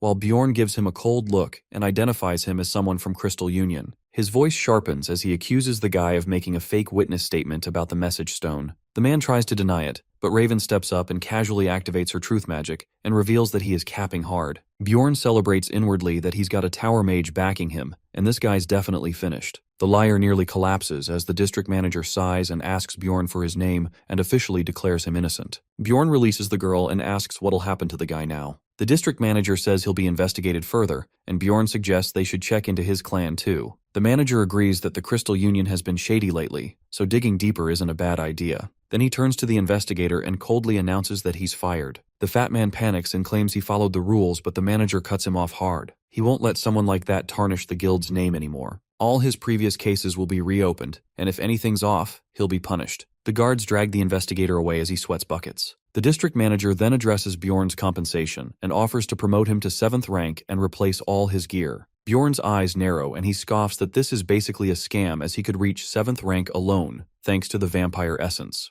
The manager argues that Bjorn's only been here 2 months, but Bjorn just dares him to summon a 7th rank explorer right now to prove him wrong. Bjorn roars and tells them to bring it on, which causes the district manager to flinch as he tries to calm him down. Raven also joins in that no one's ever returned from the rupture with a 5th rank monster's essence, and calls the offered compensation pathetic. Trapped by their own logic, the manager asks what they think is fair, to which Bjorn grins wide and says 5 million stones should do nicely. The branch manager nearly collapses again, but the district manager agrees without blinking. Bjorn's stunned at how fast he gave in, but Raven reminds them that her fee is separate. The manager agrees and tells her to thank the master. Meanwhile, at the magic tower, Raven brings Bjorn to her private lab. He eyes the chaos while she starts mixing some sus-looking stuff in the back. She hands him a blue liquid flask and tells him to drink it, which Bjorn side-eyes and asks if it even is water, to which Raven smirks and says it is, but she can offer basilisk concentrate instead. Bjorn accepts it at first, but then puts it down as he suspects she might have put monster parts in here. Raven laughs and reminds him of the favor he owes, which Bjorn pushes back and says he only agreed if it was doable. However, he figures that having a mage buddy is a good trade-off. She reassures him that she just wants to study the essence he consumed, and adds that he could learn something new too.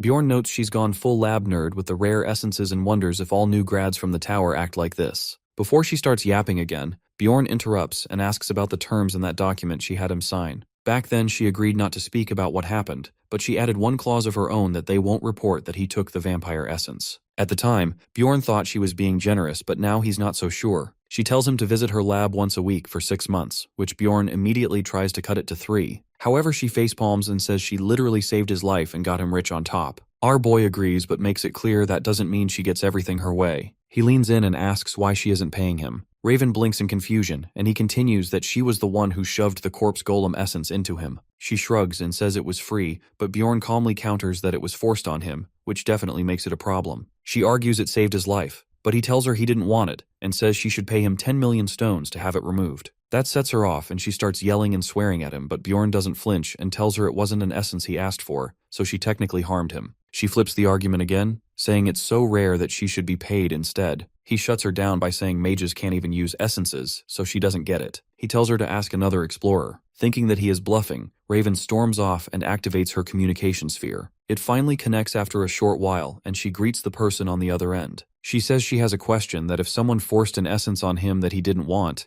how would he feel? The explorer pauses at the sudden question while Bjorn stands in the background with a smug grin spreading across his face. The explorer replies that he would be furious, which makes Bjorn flash a smug grin, but Raven tries to argue that it was a rare essence. The explorer stays firm and says it doesn't matter because if he didn't want it, it would only mess him up. He ends it with a jab that mages wouldn't understand something like that. Raven gets wrecked on the spot as the explorer explains you can't reach the upper floors with mismatched essences. When she asks how to compensate someone, he answers without hesitation that he'd ask for money, maybe 15 million stones, which shatters all her ego. She asks what if money wasn't an option, and he coldly states if the person was standing in front of him, he'd probably snap their neck right there. Raven spirals into panic while Bjorn watches, thinking these people seriously lack creativity. He had expected her to ask a high-rank explorer who'd understand essence balance. However, a low rank would have begged for the rare essence. Bjorn mentally calls checkmate and wonders if she'll admit defeat, but a sudden laugh cuts through as an old man steps in. He finds it hilarious that a barbarian managed to outtalk a mage and introduces himself as Raven's mentor, who casually roasts Raven,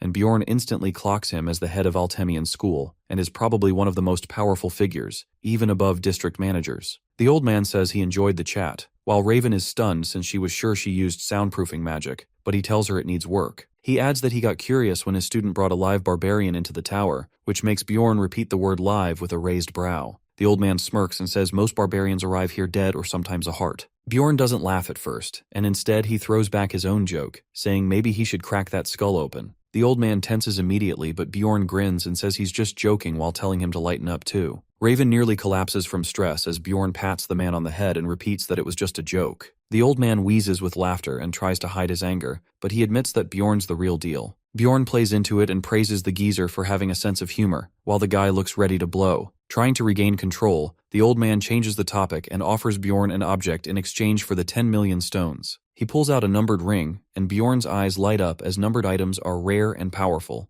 each with a unique ability. He plays dumb and asks what it is, to which the old man explains it can seal essences and might help manage that annoying corpse golem essence. Bjorn stays quiet as he realizes that not even this top-tier mage knows the Frost Ring's secret, but he agrees to take the ring. As he leaves, Raven reminds him to visit twice a week, to which he nods and walks off. Raven sighs and wonders if he'll remember, and apologizes to her mentor for her mistake. The old man shrugs it off and says the ring was useless anyway and couldn't even be sold, and it's worth maybe 1.5 million. He figures the barbarian will explode when he finds out. Bjorn meanwhile monologues that in a world where mages are seen as the smartest, even they don't know about the goddess's tears. At this point, he's convinced that compared to his gamer knowledge, the mages are just a big group of noobs. Back at the hotel, the manager panics when he sees Bjorn, swearing he thought he was dead. He admits he cleared the room, but when Bjorn asks about his stuff, the guy says he threw it out. Bjorn nearly loses it, as he remembers he paid for an extra week while the guy panics and promises to pay him back. Bjorn controls himself from beating this dude up, and then it suddenly hits him that when did he get so violent? Even when he saw the beheading or murdered someone the first time, he found it very easy and only hesitated when escaping the jail cell. He finds it strange that he didn't hesitate at all while doing something violent, and recalls that the argument with the old man is something his real-life self would never have done. At first he thought that these changes happened because of the environment, but lately he has come to realize that these changes are like instincts which jump out during battle. His personality must have also changed, and he wonders if he is just becoming more like a barbarian, but concludes that it is better if he wants to survive. Bjorn demands 30,000 stones as compensation, which the manager finds insane but lets it slip that he stole the stuff, and Bjorn catches on as he narrows his eyes in anger. A few negotiations later, he finds himself chilling in a luxurious room, complete with windows and a private bath. While relaxing, he wonders about Anar and decides to meet her the next day to share profits. He heads to the Angry Bull Inn the next morning, and the second Anar sees him, she bursts into dramatic tears and hugs him tightly, demanding to know where he's been. She asks if he's heard the news, which confuses him, until the other barbarians shout the name Barbarian of Freedom. They say the whole city's buzzing about him, but Bjorn plays dumb and asks for the name again, but they admit no one actually knows it. He sighs in relief that the guild kept their word. Still, the barbarians are proud that it was one of their own, as they hype him up and call him the best warrior ever. Bjorn didn't expect the fame to blow up this fast, but hopes it doesn't backfire. Later, he brings Anar to Kammelby, which is a middle-class area made up of districts 2 to 5. He hands over her share of the total profit, which was around 800,000 stones. He gives her 300,000, and although she protests it's too much, he insists, which makes her blush. She spots someone selling cotton candy and instantly starts drooling. Not long after, she's happily munching away, declaring it the new currency and praises human genius, but Bjorn tells her to eat real food too. She finishes it and thanks him, saying she appreciates that he still treats her like before. That surprises him, but she explains that since her looks changed, people no longer see her as a warrior, and even humans keep hitting on her now. She spirals into self-doubt and asks if she looks that bad now and slams the table in panic. Bjorn tries to respond, but she cuts him off and declares she's decided she won't enter the labyrinth with him anymore, leaving him utterly confused. Einar leaves the party not because of how she looks, but because she learns that one of the shrine elders is an insanely cracked swordsman, so she wants to learn swordsmanship from him. Bjorn asks if she can just keep one day open so they could hit the labyrinth together, and Einar replies she'd love to, but this is special training that won't let her leave the shrine for the next 6 months. Bjorn instantly gets what she means and thinks it actually sounds pretty great for her. She adds that she won't ask him to wait around or let her come back in. But one thing she can say without flinching is that she's going to train hard enough so she never ends up dragging him down. Bjorn decides he can't hold her back because during their second adventure she ends up swearing on her honor and submits to a plunderer. In the rupture, she does things no one should have to, which probably breaks her enough to make this call. He figures now he has to start fresh and look for a new party member all over again. Ever since he absorbs the corpse golem's essence and a guardian vampire's essence, he becomes way stronger. With his boosted stats and insane regeneration, nothing on the second floor even scratches him. He knows he can solo that part easily, but things change fast on the higher floors. The game forces players to work in teams, and no matter how jacked his stats are, there's no clearing levels alone. Having a team is non-negotiable. The higher the floor, the worse it gets when someone's missing a role. So if you plan to survive and hunt up there, The smart move is to gather party members who match your level. He goes to meet Raven. She looks genuinely happy to see him and asks if he's ready while pointing to a chair that honestly looks like a torture device. Bjorn figures it makes sense to ask Raven since she's a 6th rank mage. If he survives her little trial, she might actually help him get closer to his goal. But after hearing his offer, Raven shoots it down instantly. She wonders what kind of mage would even consider joining a party with just 2 idiot barbarians. He replies now there's only one left. Raven says she'll only even think about it if all members are at least 6th rank, and the team includes a priest. Obviously, this means 3 years of grinding. Bjorn thinks deep down he should have already known she'd say no. She changes the topic and tells him to check the analysis of the vampire's essence. After taking a look, Bjorn thinks it lacks depth, but since he already knows the exact stats, it does not bother him. A guardian essence comes with a passive by default, and it also grants additional passive skills. Bjorn feels set with his regeneration since he now has the immortal seal alongside the guardian's essence, and this is the first time he grows at such a pace in this game. He gets ready to leave, but Raven stops him and asks what he shoved into the vampire's mouth since she senses some divine energy. Bjorn knows exactly what she means, but since he cannot reveal it, he wears a dumb expression and tells her she probably imagined it. Raven insists that she saw something, and Bjorn avoids the whole thing by claiming he feels hungry and bolts out. Raven gets annoyed and says he is definitely hiding something, and she promises to find out what it is. She pulls out a book from the shelf called Complete Understanding of Rupture 3, written by an unknown author, and it contains every detail about ruptures. She flips to the page on the blood-tainted castle and tries to read about the golden mask and goddess tears, but the section is stained. She feels like she has read about them elsewhere, so she opens another book that states the goddess tears is a consumable relic that spreads a powerful blessing. 3 of them were used by Cardinal Androni to save the Pope, and no one has seen them since. She reads this and feels stunned as she wonders how a young barbarian who just reached adulthood could possibly know the location of the goddess tears or how to use it. The golden mask appears only after certain conditions are fulfilled, along with defeating the guardian. It allows you to change your face for a month, and it can only be used 5 times. Bjorn never cared about appearance, so he sells it back in the game. But now that this is real life, he chooses to keep it in case he needs to escape the city later. At a bar in another part of the city, people talk about how the Crystal Union falls apart. For a clan that looked perfect, breaking up in a night feels shocking. But in truth, it was never as flawless as it seemed. Teresia overhears this and feels the Crystal Union was decent at first since they helped citizens pay their taxes. But once they grew bigger, they began to discriminate and commit crimes against beginners regularly. What happened to Erwin is just one result of that. She hates to admit it, but if Bjorn had not been there, things might have ended far worse for Erwin. She had planned to do something about them, but now there is no need. A random person says that everything happens just because of a barbarian. He escapes from prison and takes the district manager's daughter as a hostage just to prove himself right, and now people are calling him the Barbarian of Freedom. Because of this chaos, the new laws for tracking plunderers are not being enforced. Still, what shocks everyone the most is that the Barbarian has just become an adult and is already a 9th-ranked explorer. Teresia feels like this cannot be a coincidence, and if he really is that same barbarian, it explains why he disappears for a week. Even so, she wonders if it is fine to tell Erwin everything. At the guild's reception desk, Bjorn says he is looking for a party with 4 members who operate on the 3rd floor or above. The receptionist asks for his details, and when he sees the 5 stars, his face freezes. Bjorn notices the strange reaction and asks if something is wrong, but the receptionist avoids the question and hands him a list instead. Bjorn checks the list and suspects that the dwarf might be the same Hikarod he met before. When they meet at the bar, his guess turns out right, and both of them feel glad to see each other again. Hikarod says that one more person will be joining them. Bjorn asks if he already knows this person, and Hikarod says no, but since the newcomer is a mage, they are already chosen. This catches Bjorn off guard, and he cannot believe that someone with such a high level would join their team. Now he wants to know who it could possibly be. A guy steps into the bar and introduces himself as Dwalki and says he wants to travel with them. Hikarod greets him and asks if he is the mage who will join them, and Dwalki jokes that mages don't just appear at the right time and place without a reason. The dwarf laughs and introduces himself as Hikarod, a 6th-ranked explorer. Dwalki responds that the Raffonian court recognizes him as an 8th-ranked mage. Hikarod looks dumbfounded again while Bjorn says the guy sounds like a glorified noble who doesn't even work at a magic tower. Our boy takes that as a clear hint that he must be some mid-tier mage, since he never trained at one,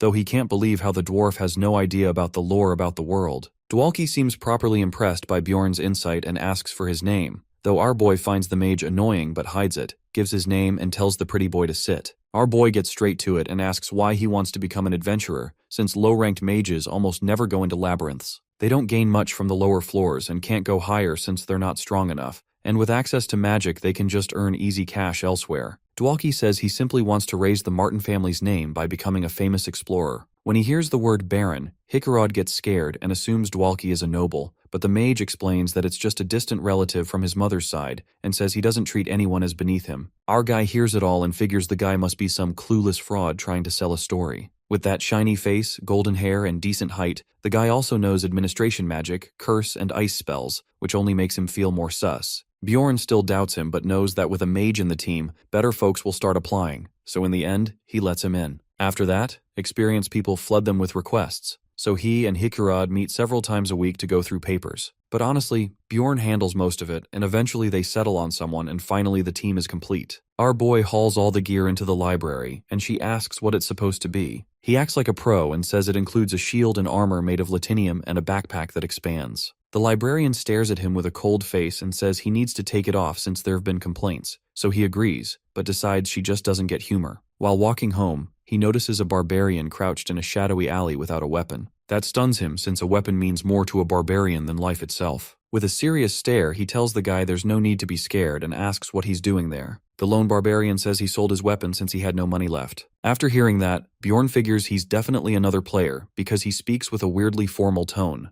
Our boy tells him that he is Jandel's son Bjorn, and the guy introduces himself back as Leon's son Tarikan. Bjorn takes him out for dinner, and when Tarikan eats real food after what seems like forever, he gets emotional and says he'll never forget what Bjorn has done. Bjorn recalls that Tarikan mentioned his coming-of-age ceremony happened 1 month before his. He also said he got lost and couldn't enter the labyrinth. But Bjorn thinks the truth is simpler, and he ran like a coward, and because no one hires barbarians, so he had nowhere to go. If all players really opened the boss room already, then someone with his skills should have known how badly NPCs treat barbarians. Bjorn asks what he did after that month, and Tarikan answers that he never went back into the labyrinth. Our guy hears that and shouts, asking if he's stupid. Tarikan gets nervous and explains he had no weapon, no money, and got kicked out after failing to pay his rent. Bjorn figures the guy must be a new player since he never even thought ahead, which makes the story kind of expected. Tarikan keeps going. He says he fought off cold, hunger, and sickness. He also tried reaching out to other barbarians at an inn, but they threw him out. Bjorn can't believe he survived 3 months like that and feels he'd be in the same shoes if he ran away on his first day. Tarikan asks if his story makes him feel bad and if it makes him want to help him. He also brags he knows the labyrinth really well and can help Bjorn out. In a cold voice, Bjorn tells him that he isn't going into the labyrinth with him, but he will help him in a different way. He gives him 150,000 stones and tells him to buy a weapon and then go into the labyrinth. Tarikan gets emotional and thanks him, saying that he will surely pay him back, but Bjorn asks him to leave. With a threatening look, Bjorn tells him not to show his face again. It doesn't matter if he wastes the money or somehow earns it back. Once he walks away, he should never try to find him again, and has to leave if he understands. After the whole scene, Bjorn sits alone and thinks it was brutal of him.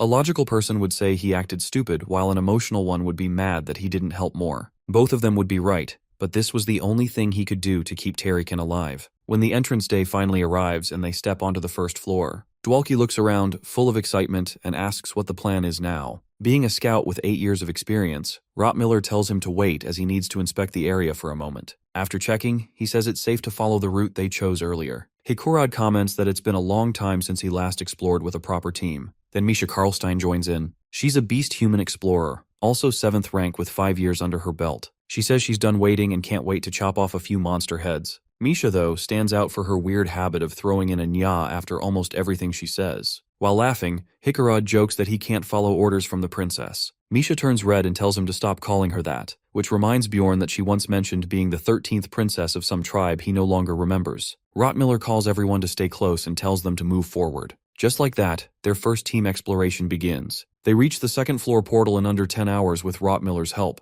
though he looks annoyed since someone arrived before them. Bjorn notices that he isn't satisfied, but still thinks it's a solid record. He hadn't expected much anyway, since Rottmiller isn't a guide, and this time he didn't gain any experience by opening the portal. He figures he could have farmed a ton if Anar were with him by using the portal glitch, and decides to keep that trick for a time when his teammates can actually be trusted. Inside the portal, they enter the beast's lair. Rottmiller says he never gets used to the smell, no matter how often he visits. Bjorn guesses that makes sense since this floor is accessible through the portal and always swarmed with beast-type monsters. It's probably why the air stinks like a sewer crash. Hikarad asks Dwalkie if he's alright, and Dwalkie tells him not to talk since he's this close to puking, really freaking Misha out while Hikarad just laughs. Bjorn turns to Rottmiller and asks if he's okay, since he has a smell-type essence, and this place must be brutal for him. Rottmiller shrugs it off and says it's not his first time, so there's no need to worry. He warns everyone to stick close, since there are waste puddles all over. Watching him guide the group through this, Bjorn admits the guy's surprisingly dependable. The beast's lair stretches across a maze-like valley, so someone needs to figure out the route. That makes a Pathfinder essential. The monsters don't pose much of a threat thanks to the team's strength, and with Dwalki's alarm spell, they set up 4-person night shifts so everyone can get proper rest. Dwalki asks why they even need shifts since his magic handles it. Hikarod says it's not about trust. His alarm only detects monsters, but explorers are the real danger here. Dwalki looks doubtful, though Hikarod tells him to sleep as resting matters more at the moment. Bjorn watches the exchange and thinks the mage might not come along again after this dive. On the second day, Rottmiller says they're close to the portal that leads to the 3rd floor, where they'll hunt 7th and 8th ranked monsters. The 3rd floor is massive. No matter which part of the 2nd floor you enter from, everyone ends up at the same place on the 3rd. Bjorn hopes they land in a decent spot since that depends on their entry point. Misha asks him if he's ever been on the 3rd floor before. She says it took her a full year to reach it. Bjorn says he definitely has and asks how long it took her to reach the 4th. The cat girl replies that it was about 2 years, and Hikarod says that same amount of time as he took. Hearing this, Misha gets irritated because Hikarod is less experienced than her, but still has a higher rank. Rottmiller tells both of them to shut up, and Bjorn thinks he sounds seriously annoyed, probably because he is the only one actually doing anything useful while the rest keep talking. They step through the portal to the 3rd floor where monsters attack them almost immediately, so Bjorn reacts fast and pushes Rottmiller out of the way while he raises his shield to block the impact. He wonders why monsters are waiting right outside the portal, and thinks that if he didn't have his shield, he would have been knocked flat just like Hikarod almost was. The dwarf shouts not to let the monsters push them back, and Bjorn replies that he already knows, though deep down he feels slightly jealous since Hikarod's active skill gives him resistance against knockback, which proved really helpful when they fought the Guardian.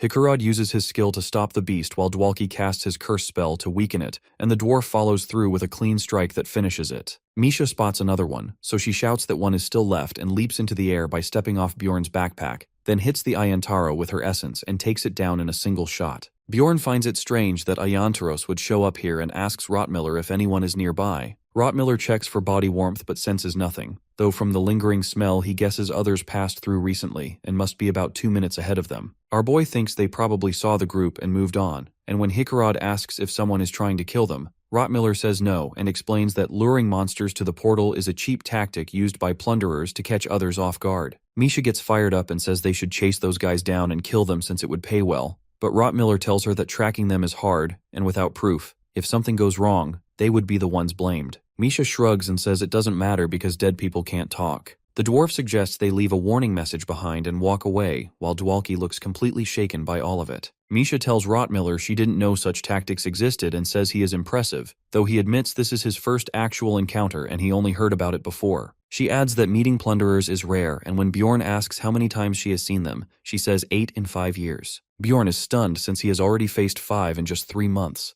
And Misha and Hikarod both laugh as they say he might be the reason their group gets ruined today. Rottmiller tells them to quiet down and assures Bjorn that even he comes across them every few months, though Bjorn still feels like that doesn't make his luck any less cursed. After some time, they stop at a spot where Rottmiller says they should camp and head toward the next area tomorrow since they are now at the border of the region where fewer monsters appear and resting is safer. Hikarod looks at Dwalki and notices he hasn't said much, so he asks if he feels alright, and Bjorn also wonders the same, because Dwalki usually doesn't stop yapping, but now he hasn't spoken for a while. The sorcerer finally speaks up and says his fantasy about being an explorer just got trashed. Hearing the group casually say things like how explorers sometimes hunt each other, or how killing plunderers for money is just another part of the job feels terrible to him. He admits he fears that if he keeps walking this path, then one day he might be the one who kills someone, and because of that, he has spent the day trying to mentally prepare himself. Now he feels ready, although he still doubts whether he can actually do it when the moment comes. Bjorn watches him and thinks that his resolve has no weight behind it,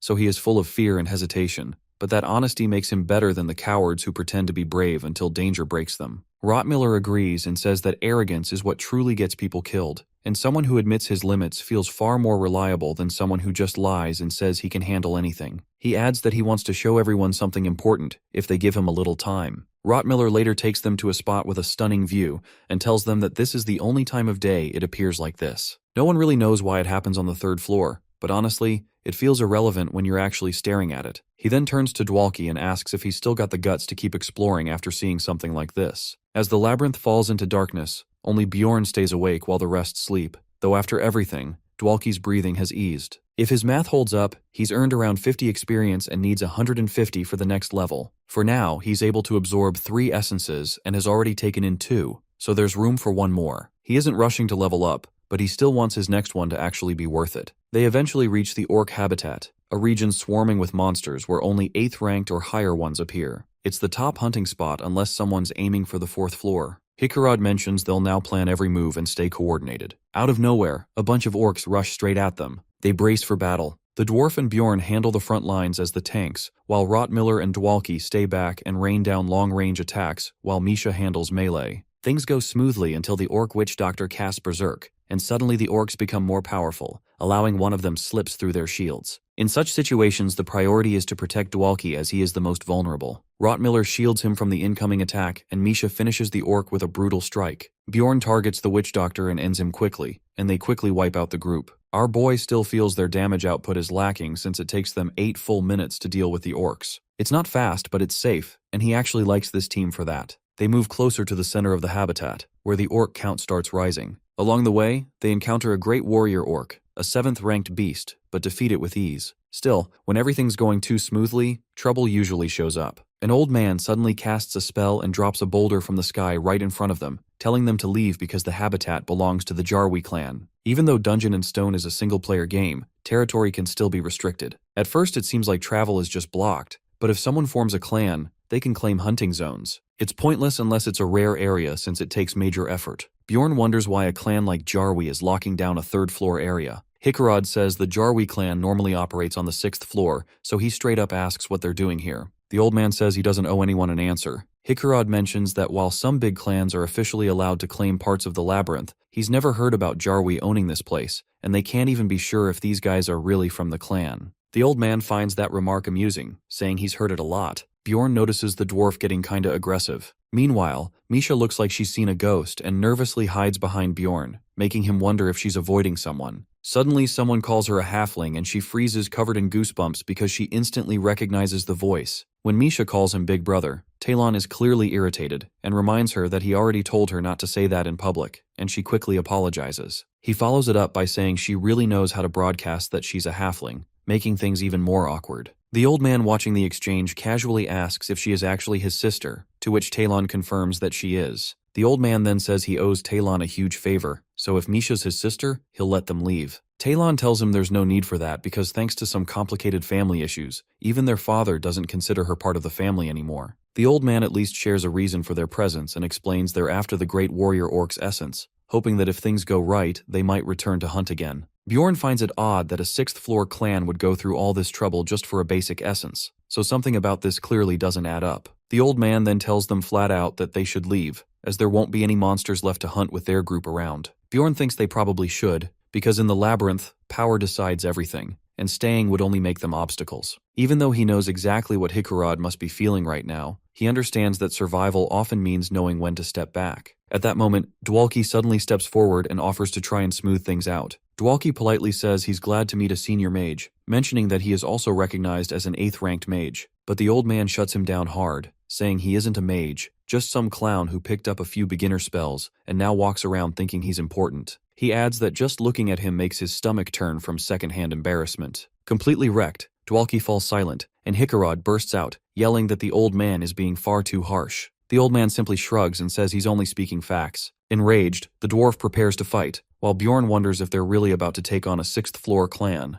Hikarad attempts to strike them with lightning, but Bjorn rushes in and slams his head into him while yelling at him to snap out of it. Wearing a threatening expression, the old man coldly tells Hikarad that he should be thankful for having teammates like that. Meanwhile, Bjorn quietly thinks they barely escaped with their lives. After leaving that area, the dwarf apologizes to everyone, admitting that he lost his temper. Rotmiller scolds him and says that his reckless behavior nearly got the whole team killed. Bjorn feels Rotmiller should be even harsher, yet the man suddenly softens his tone and says it's fine since they made it out alive. He adds that although it was dangerous, standing up for your comrades is still something worth respecting. Bjorn finds it surprising how kind Rotmiller is for someone in charge. Misha then apologizes, saying that things might have gone smoother if she weren't around. Dwalki tries to reassure her, adding that getting kicked out wasn't the worst outcome that could have happened. The whole situation makes Bjorn uncomfortable, and he feels the sudden sentimental mood is starting to get cringy. Misha opens up and says she usually avoids talking about her family because she's the only one who failed to form a contract with a spirit beast. Beast folk have the rare ability to bond with ancient monsters known as spirit beasts, which grant them special powers. Only a select few succeed in forming such contracts, but Misha belongs to the Karlstein family,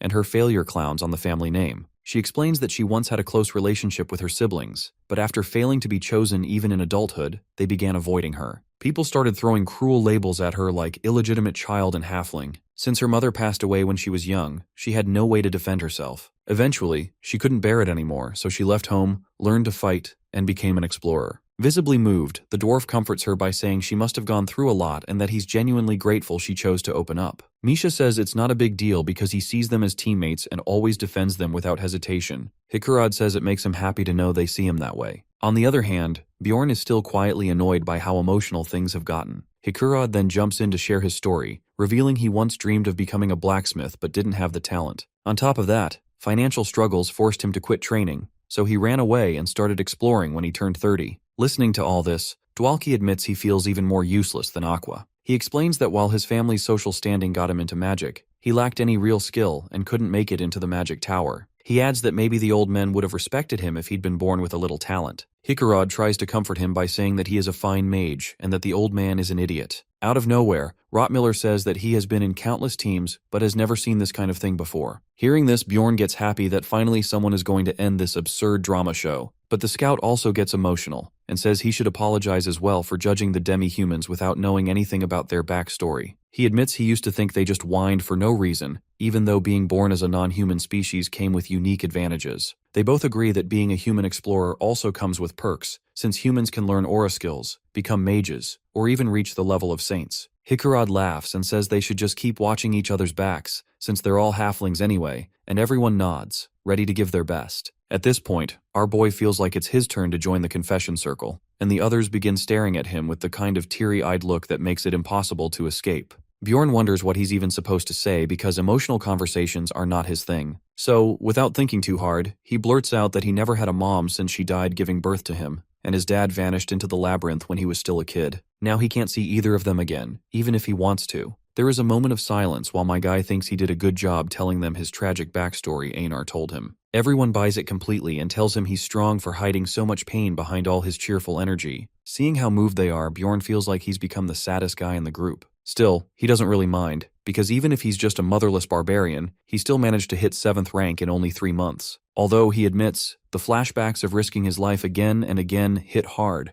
and leave him with occasional soul-crushing depression. Rottmiller asks what their next move should be, and Hikarad suggests heading toward the Witch's Forest. Misha throws in the idea of visiting the Green Tail Swamps, but Rottmiller shuts that down, saying it'll take at least 6 days just to reach the place. Dwalki casually suggests they challenge the 4th floor, though Hikarad strongly objects, saying it's way too soon, and he's seen too many reckless explorers die trying to get through it. He believes they still need time to grow stronger together before they're ready for that. Our boy thinks the Witch's Forest might not be a great spot for farming monsters, but Hikarad is clearly worried about the 4th floor's dangers. Like the 3rd, it's filled with 7th and 8th ranked beasts, though sometimes even 6th ranked ones show up. Bjorn has died on this floor several times just from being unprepared, so he understands the dwarf's caution. But still, he says it clearly that he thinks it's time they head to the next floor. With him and Hikarad acting as solid tanks, they can carve out an escape route if needed, especially since he's juiced up with vampire essence. He notes that even if their damage is limited, the party's still balanced well enough. Progress will be slow but steady, and they should be able to reach the 2nd floor. However, the others start arguing over whether they should really trust his judgment. Bjorn starts getting annoyed since he can clearly hear them mumbling, and the dwarf suggests settling it with a vote. The majority wins, and they head off toward the 4th floor and walk off into the forest. After hiking for a while, Rottmiller suggests resting and says this spot's a good pick. Hikarad offers to push on a bit more, but the guide says the next decent rest area is miles away, so they might as well settle down here.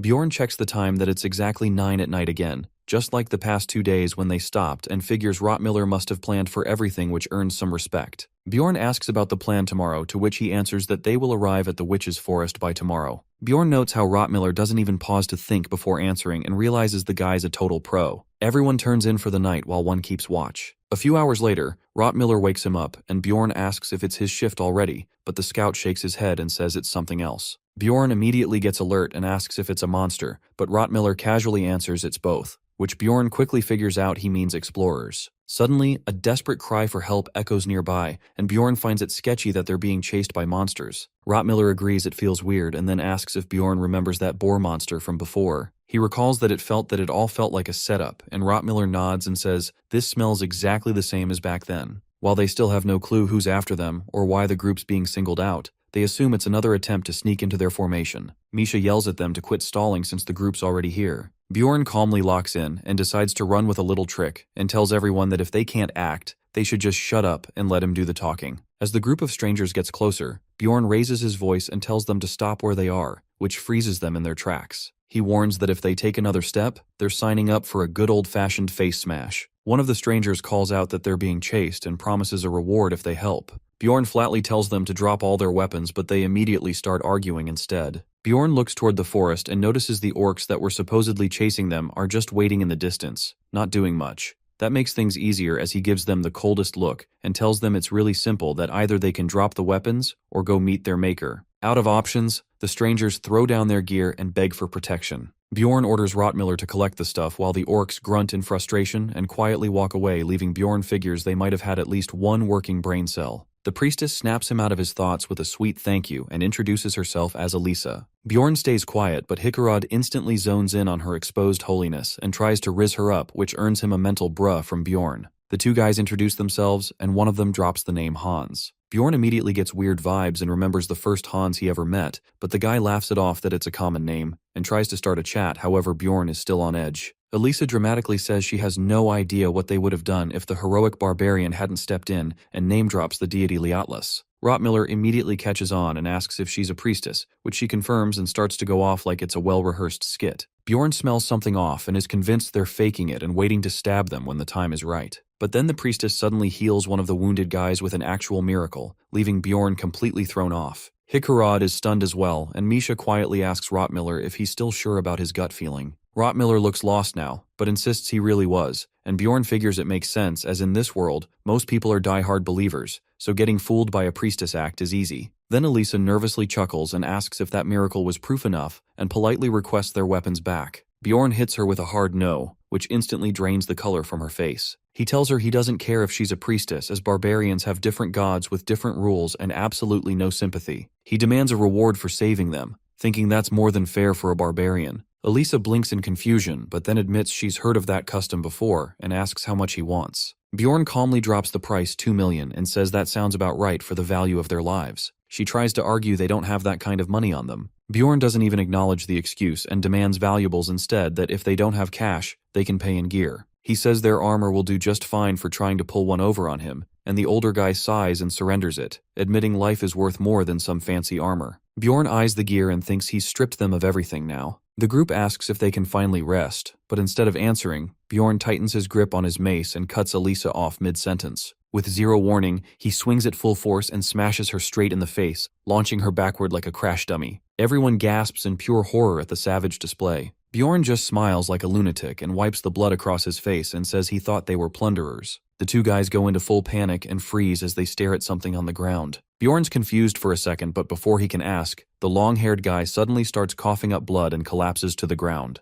Hickarod quickly turns to Dwalki and asks if he did something, which Dwalki denies. Out of nowhere, the priestess starts getting back up like she's in a horror movie, which scares the absolute soul out of everyone. She looks at them with wide eyes and asks how they figured out she was an enemy. She starts laughing like it's already too late for them anyway, while Bjorn internally curses his stinking bad luck. The rest of the team just stands frozen by what's happening, until Bjorn tells them to snap out of it and let him handle it. Without hesitation, he brings his mace down on the priestess's skull again, like he's playing whack-a-mole, while Hickarod stares in disbelief. He shouts at Bjorn that he's damaging a corpse and demands to know what he thinks he's doing, but Bjorn coolly says he panicked a little, and besides, the best defense is a good offense. At the same time, it hits him that if this woman keeps getting back up, then she's probably a Karui priest. It's a rare hidden class that unlocks past the 5th floor, and it's basically a whole mess of curses and combat skills. The class lets you use both divine and dark magic, but comes with brutal drawbacks. Since Karui is tied to some wicked entity, anyone who picks this path is forced to suffer from sudden head loss syndrome.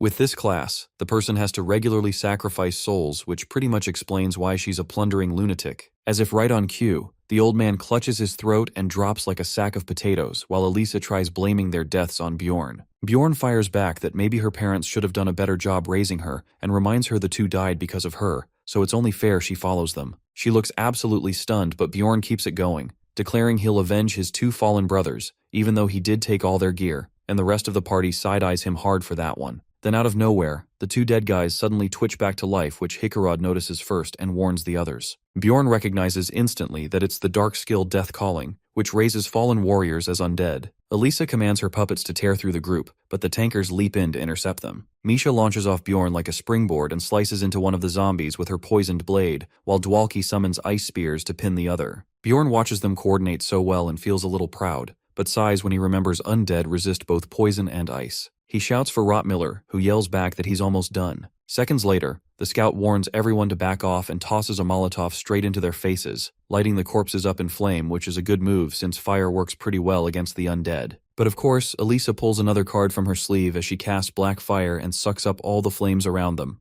Bjorn grits his teeth as their most effective attack gets wiped out, and to make things worse, Divine Power isn't an option either. He quickly calls for the rest of the party to charge Elisa directly, while the tanks keep the zombies off their backs. His thinking is that without armor, the summoned goons are weak and easy to stall. The rest nod and rush toward Elisa, but she just grins and tells them to get good before casting Shadow Guardian. Black smoke rises from beneath the ground and forms into a hulking mass, which she orders to bring her the enemies' heads. Misha lashes out with her sword while the others follow up with their own attacks, but Elisa mocks their weak efforts. Then Misha's eyes widen as she senses a curse creeping up on her. The shadow beast lunges forward, but before it can hit, Hikarad charges in like a knight out of a fairy tale and blocks it, yelling that Bjorn sent him. Misha takes the chance to strike another shadow but starts worrying about Bjorn being left alone. Elisa doesn't give them a second to breathe and screeches at her useless minions to shield her. However, Bjorn chuckles and says they're a bit busy at the moment, since he's playing Twister with them. That finally pushes Elisa's gears into overdrive as she declares that she won't forget this humiliation and rises into the sky using spiritification.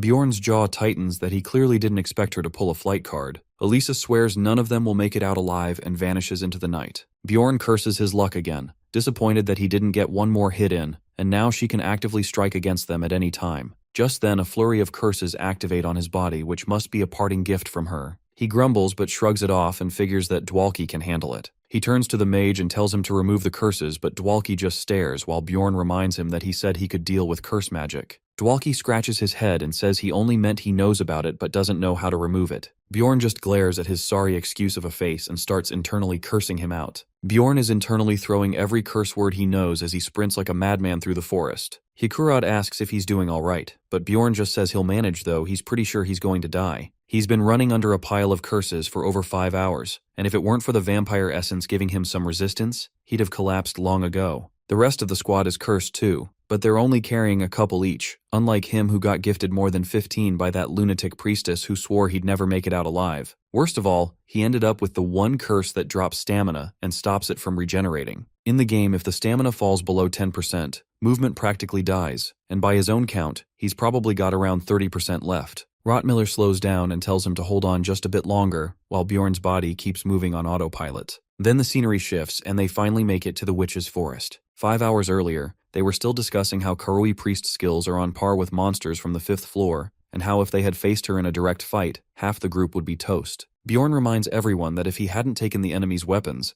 they'd have suffered serious casualties, which earns him unexpected praise from Misha, who admits she doubted Rottmiller at first, but is glad he still bashed Elisa's face in any way. Bjorn then asks if there's any way to track the priestess down, but the guide shakes his head. Our hero points out that letting her live is risky, and Dwalki tries to joke that Bjorn could just crush her again. The humor doesn't land, and Bjorn coldly asks what they'll do if she ambushes them next time, and that shuts the mage right up. So he suggests they dive straight into the witch's forest, to which everyone agrees. The forest surrounds the portal to the 4th floor and mostly houses low-tier spirit monsters, which is not ideal for warriors, but it is their best bet. As they cross the boundary, the forest's passive ability kicks in, and all the curses vanish. Misha immediately notices that she feels lighter, and Rottmiller confirms the curse is gone. He turns to Bjorn and admits he didn't expect the forest to double as a curse cleanser, and asks if this was really his first visit. Bjorn pretends he read about it in the library, though in truth he's just playing it cool while noting Rottmiller's sharper than expected. The others burst out laughing at the idea of a barbarian reading a book, which ticks him off, but he lets it go since they're finally in the clear. But right then,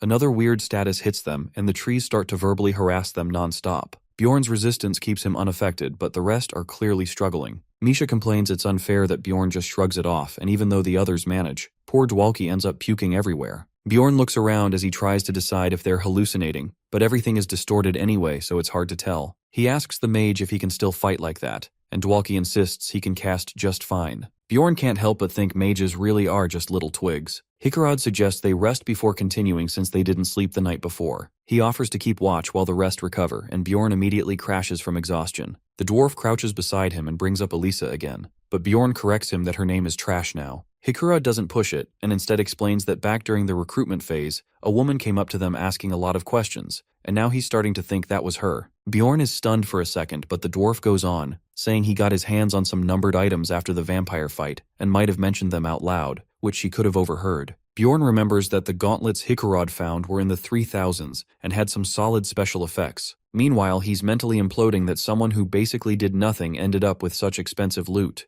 However, he keeps it cool and asks why Hikarad didn't recognize her earlier, and the dwarf explains that she looked completely different in the city. Bjorn pieces it together quickly that the dwarf was staring at her like candy, and since they did talk at the bar, it's not a stretch to think she caught something useful. The dwarf starts acting up, but Bjorn shuts him down fast, telling him to take responsibility instead of spinning excuses. Hikarad awkwardly tells him to rest up and waddles off before Bjorn flips again. Meanwhile, our hero starts wondering if this party is truly going to survive at this rate. A few hours later, someone shouts for Bjorn to wake up. Rottmiller stands over him while stating he is surprised that he managed to sleep soundly here. Bjorn slowly gets up and asks where the monster is now. The scout silently points ahead, and Bjorn's eyes land on a swarm of fluttering creatures which are fairies. These are 9th rank monsters, not really built for battle but known for releasing poison dust. Seeing them only confirms what Bjorn was already expecting. He knows what else should be nearby, and the dwarf warns him not to get cocky. With Dwalki finally feeling better, Hikarad steps up and uses his Thor hammer to summon a lightning blast that fries the fairies mid-air. After that, the real threat creeps out of the fog slowly. It's a half-troll which is known for stalking fairies. It charges straight at them and Hikarad blocks the blow just in time, groaning in pain. Bjorn realizes the dwarf's pain tolerance isn't exactly legendary. This is exactly why warriors hate this place, because here, a nasty passive skill increases pain received, and most monsters here are resistant to physical damage anyway.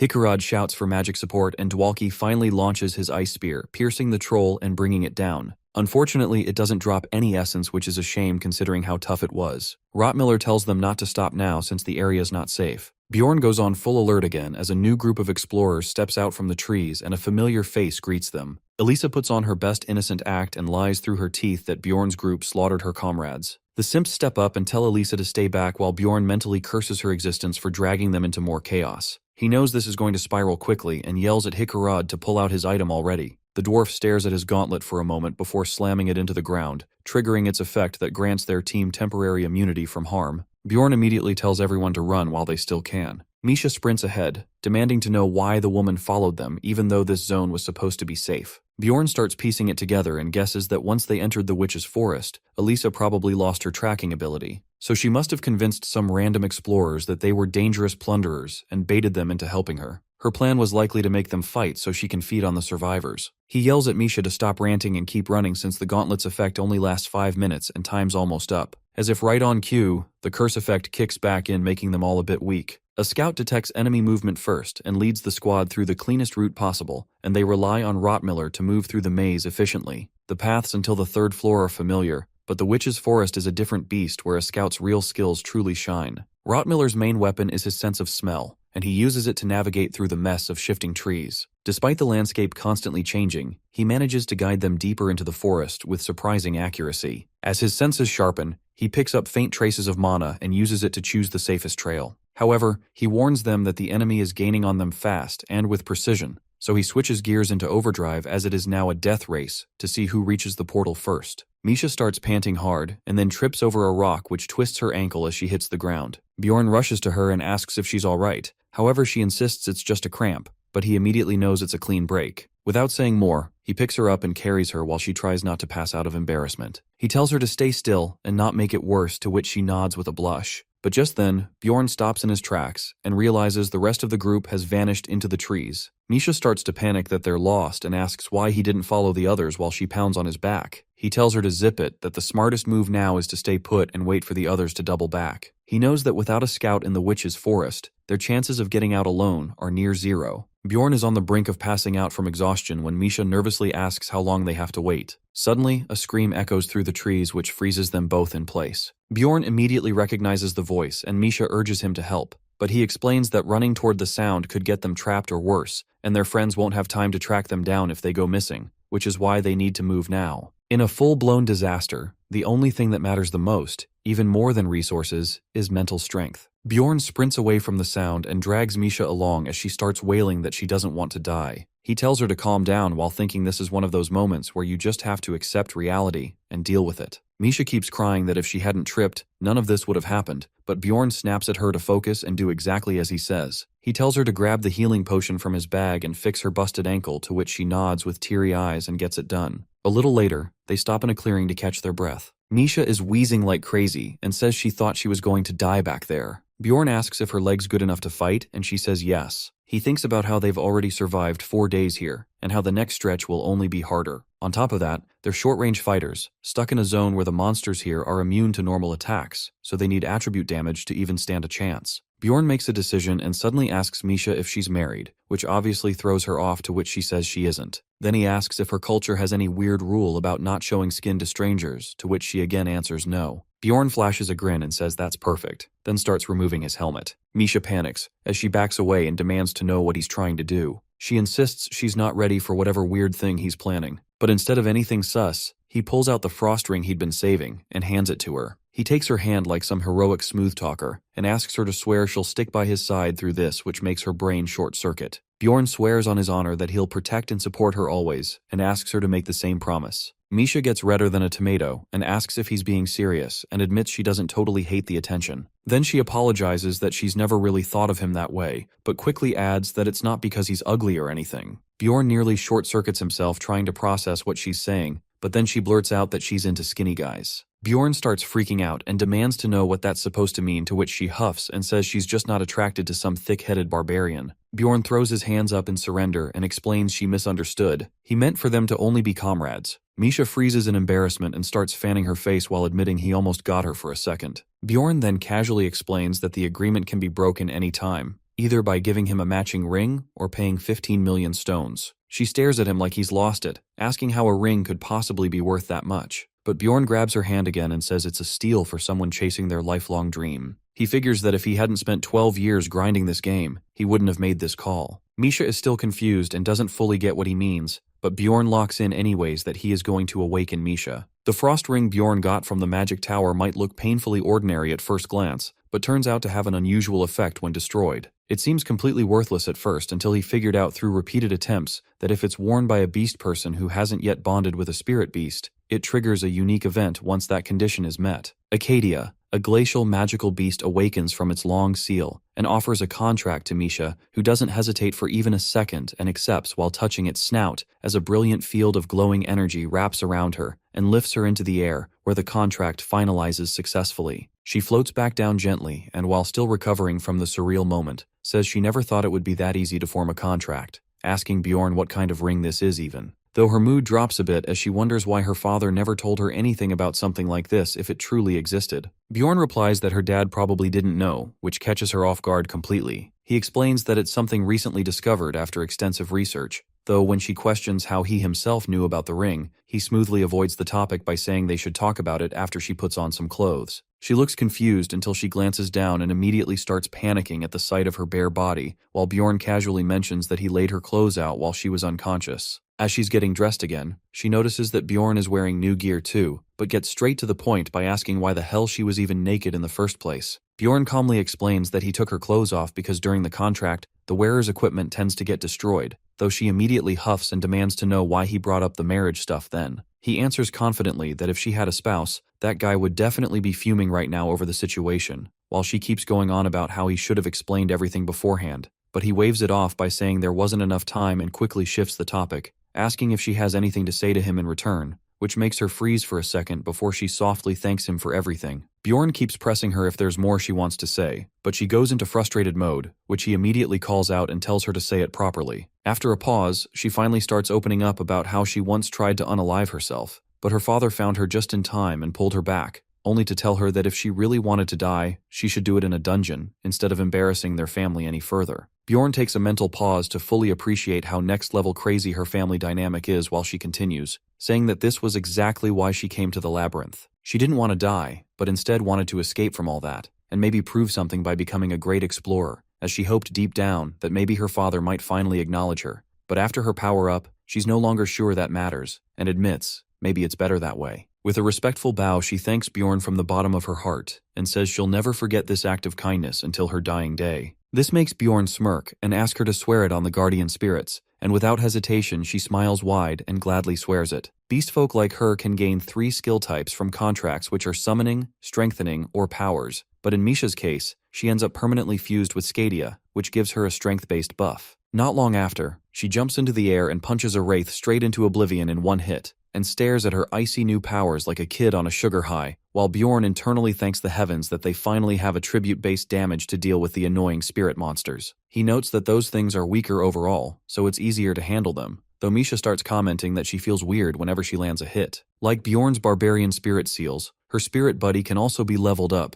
but since she's still stuck at stage 1, she can't use weapons with her powers, but that shouldn't matter for now since she is a fighter type. However, the wraiths keep coming, so Bjorn tells her to haul it while they've still got momentum since the real survival test begins here. Roughly 11 hours have passed since they started running, during which they've been fighting wave after wave of monsters while gaining experience and magic stones. Bjorn doesn't allow them to rest as he tells Misha to grab the crystals quickly, thinking it's lucky they haven't run into a 7th rank monster yet, and thankfully the nasty gremlin, Elisa, hasn't shown herself either. Still, there's some bad news as the Frost Ring's activation apparently triggered his corpse golem's passive ability, which caused the acidic blood to erode bits of his high-end gear, and to make matters worse, they haven't managed to secure even a single attributable essence so far, while Misha's stamina keeps draining steadily. If things keep going this way, Bjorn estimates their survival rate is hovering around 30%. Now that 12 hours have officially passed, the field's debuff activates the abnormal stat effect, so Bjorn pulls out a rope and tells Misha to tie it around her waist so they don't lose each other, no matter what. He asks if she's familiar with the abnormal effect, and she nods while securing the rope tightly, and right on time the debuff begins to kick in, but Bjorn doesn't stop and tells her to keep going, because even a single pause could get them both killed in this cursed forest. You see, the Witch's Eye is a debuff with a simple effect. If he stays in one place too long, the 7th rank monster Kanabaro is summoned. On the 3rd day in the Witch's Forest, Bjorn and Misha have already been separated from the others for more than 60 hours, and they're still lost. They haven't stopped since Witch's Eye activated, and at level 5, it only takes 10 minutes for Kanabaro to show up. They'll get attacked the moment they stop fighting since killing even one monster takes at least 15 minutes. And the only thing that's changed is that they're now tied together by a rope, so even if one falls behind, they can easily find each other again. Misha tells Bjorn to slow down since she's completely exhausted, and he agrees, knowing his own condition has been worse since morning. She's just worn out from all the walking. She keeps getting dragged even after he slows down, and he wonders if she can't even match his NPC escort mission pace. She's been battling her inner demons non-stop, so it's no surprise she's drained. Our boy tells her to hop on his back since some rest will help, and she gets a bit shy. Without waiting for a clear yes, he politely lifts her and sets her on his shoulder, and her lack of resistance says everything about how tired she really is. After 17 hours and Witch's Eye hitting level 6, Bjorn starts hitting his limit too. He's been carrying her the whole time, and they still have to find that special place before it's too late. Suddenly Bjorn hears a voice asking why he's doing all this and refusing to smash even after solving her life's biggest issue. He recognizes the voice because it is the illusion of his hot ex-girlfriend, showing up in stupidly high resolution. She asks if he's afraid of being betrayed again and tries to seduce him using his worst thoughts and memories. Bro can't believe he's getting mentally rizzed by his ex while dying, and nearly falls for the illusion until he hears Misha yelling at him to wake up and punch the man-stealing hoe away. She starts attacking the illusion while Bjorn just stands there wondering if this is still part of the illusion. After Misha finishes beating it up and snaps him back to reality, she tells him to help her take down the Dryad, which is a rare 8th rank monster that uses the skill captivation to lure its prey. After defeating the vegan monster, he thanks Misha for the assist, knowing he'd have been in deep trouble without her. Suddenly they spot some explorers, and he realizes this is the first time they've seen other people since getting separated. Since the Witch's Forest is massive, it's rare to run into other teams, especially now that it's their 8th day on this floor, while most groups have likely already moved on. Seeing only the 2 of them, the explorers seem surprised and ask if they're separated from their team. Bjorn says that's true, but thinks to himself that trusting them might be a mistake. Misha asks if they're saved, but he tells her not to move. An old lady among them says they shouldn't be so guarded, claiming they mean no harm and that the two remind her of her children, so they should just come over and rest. But Bjorn shuts the offer down. He figures it's worse if they really have kids, since that means they're even more motivated to make money by any means. Misha says maybe they'll help, but he tells her to stay quiet. Bjorn has always thought about what he'd do in a situation like this, and decided it's best to ask for help while offering a reward that makes it a fair deal for both sides. If he wants to negotiate, then first he has to figure out what kind of people they really are, so he starts by introducing himself as Jandel's son, Bjorn. One of the men laughs that he's being way too cautious for his own good, and introduces himself as Hans Stove, the pathfinder of their team. Bjorn instantly gets irritated after hearing the name Hans, and wonders why the hell there are so many Hans in this world, immediately giving this one a solid -1 point. After checking out their party composition, 2 warriors, 2 archers, and 1 pathfinder, he quickly decides that this is shaping up to be a seriously dangerous situation. Bjorn tells the explorers that they need to leave, but the ginger asks if they don't need any help from them. He thinks it's true they could use some help, but he just can't shake the heavy feeling in his gut that these people are dangerous. He tells them they don't want any help, says they can handle themselves, and then tells Misha they should get out of here. Suddenly, someone fires an arrow at them while they're trying to leave. Bjorn blocks the shot with his shield and immediately realizes his gut was right. These aren't your average explorers. One of the archers looks confused and asks the old lady why she did that, and she counters him by asking if he's even seen their equipment. With greed written all over her wrinkled face, she says it's made of latinium and would sell for fat stacks. The archer tries to argue that they're just fellow explorers, but the ginger tells him to shut up if he can't contribute. Then the bearded guy chimes in and says the bag that Barbarian's carrying is so expensive, they couldn't buy it even if they worked non-stop for a year straight. The archer says he still can't do it, and the old lady tells him to piss off. The tank agrees to go along with it all, saying he isn't rich enough to be nice to total strangers. Misha quietly asks Bjorn if they should just try to run away, and he thinks about how it's 5 against 2 and they're already exhausted. With a scout in the enemy team, there's no way they'll be able to shake them off, so there's only one real option. He tells her they need to buy some time and calls out to the explorers, asking them to wait so they can negotiate. He requests that they spare their lives and, in return, he'll hand over his backpack and shield. But the dumb cat girl panics and blurts out that they should just kill the barbarian. She says if they let her live, she'll give them a huge reward since she's a beastfolk princess. Bjorn can't even tell if she's serious or bluffing out of fear. The old woman asks the ginger what they should do now, and he says they're going to kill both of them, since one survivor means they might get reported. The 2 tanks figure that if she really is a princess, then she's carrying something seriously valuable. With greed taking over, all of them charge in. Bjorn sprints toward them thinking he's bought just enough time, and right on cue, the 6th rank mini-boss Kanabaro shows up. As Kanabaro locks onto his prey, Bjorn grabs Misha and rushes toward the explorers, intending to use them as bait so they can escape. He smashes the spineless, punchable ginger's skull with his shield to get Kanabaro's attention. The boss uses mana mines to trap the explorers, giving Bjorn and Misha the chance to bolt. The explorers shout that they'll deal with Kanabaro first and then chase after them, since they probably haven't gotten too far. But Bjorn can't dodge mana mines in his current state, so he just runs straight through them, getting his feet blown up in the process. Meanwhile, Kanabaro summons hounds to hunt the explorers. Since mines are scattered everywhere, dodging becomes impossible. One of the hounds goes for Bjorn and bites into his leg, and he responds by using flesh explosion to blow up the hound, and his own foot. Bjorn feels nothing below the ankle now, as his foot's been completely obliterated, so he decides to leave the rest to Misha. Using Misha like a high-level Pokemon, Bro straight up throws her toward Kanabaro and shouts that he chooses her. She lands, knife in hand, and cuts down the monster instantly. Misha quickly scans the surroundings to check if any of the explorers survived, and sees the old woman in pain, begging for help or a healing potion. But without hesitating for a second, Misha ends her and then turns back to tend to Bjorn's leg. She pours a potion on his injury and tells him it's no good because it has no effect on injuries so severe. He tells her not to worry about it, because he knows that an injury like this will heal instantly thanks to his immortal skill. Right after, his foot starts regenerating in real time, and Misha watches in amazement as a fresh baby foot pops out without him using any high-level potion at all. Bjorn knows his regenerative stat is over 100, so it's more than enough to restore an entire limb. That's the power of the vampire's essence combined with the regenerative seal from the immortal. Seeing all this, Misha is visibly confused and asks Bjorn what exactly he is, since he didn't even flinch when the potion touched the wound. He casually says it's just the mental strength of a true barbarian. She is still shocked and asks again if he's even human, because there's no way a normal person reacts like that,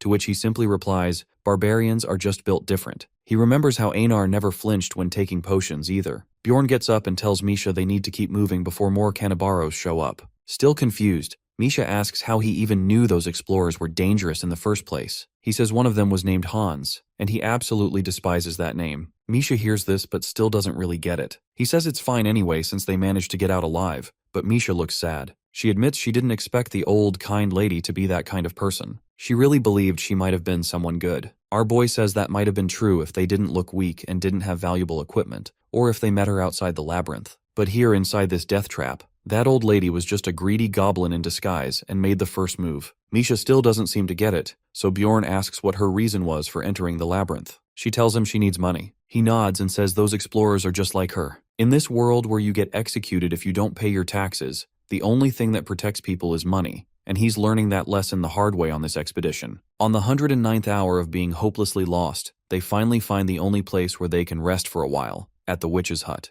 Bjorn silently prays that nothing bad happens this time. After more than 100 straight hours of wandering and surviving non-stop, they finally reach the only safe spot in this cursed place. It's the witch's hut, and this time he hopes to Korean Jesus that nothing goes wrong. It's explained that a witch's hut is just a randomly generated structure in the forest that remains in one location for 8 hours. When someone enters it, the forest's debuff is removed, and because there are no monsters inside it, the only real safe zone in the area. It's hard to find, but it's the only place where an explorer can properly rest in the witch's forest. Bjorn and Misha took forever to locate the first hut, but thanks to Misha's sharp eyes, they managed to find the next one more quickly. Only 53 hours now remain until the labyrinth closes. Inside the hut, Misha says she's already seen this place 3 times, but she still can't get enough of it. Bjorn tells her to be quiet and wait because he can sense people nearby. Misha asks how he knows, and he explains that only 5 people can enter the hut at once, and the portal automatically closes when the limit is reached. She asks if someone is here right now, and Bjorn says they should look around. They spot a man lying in a flower bed, and Bjorn immediately recognizes him as the one who was with Elisa. He wonders what happened to the guy because he honestly looks homeless. Misha points out that there are others inside the building too, and asks if they're the same guys from earlier. Bjorn decides to deal with the one in the flower bed first and smashes his face with his mace without hesitation.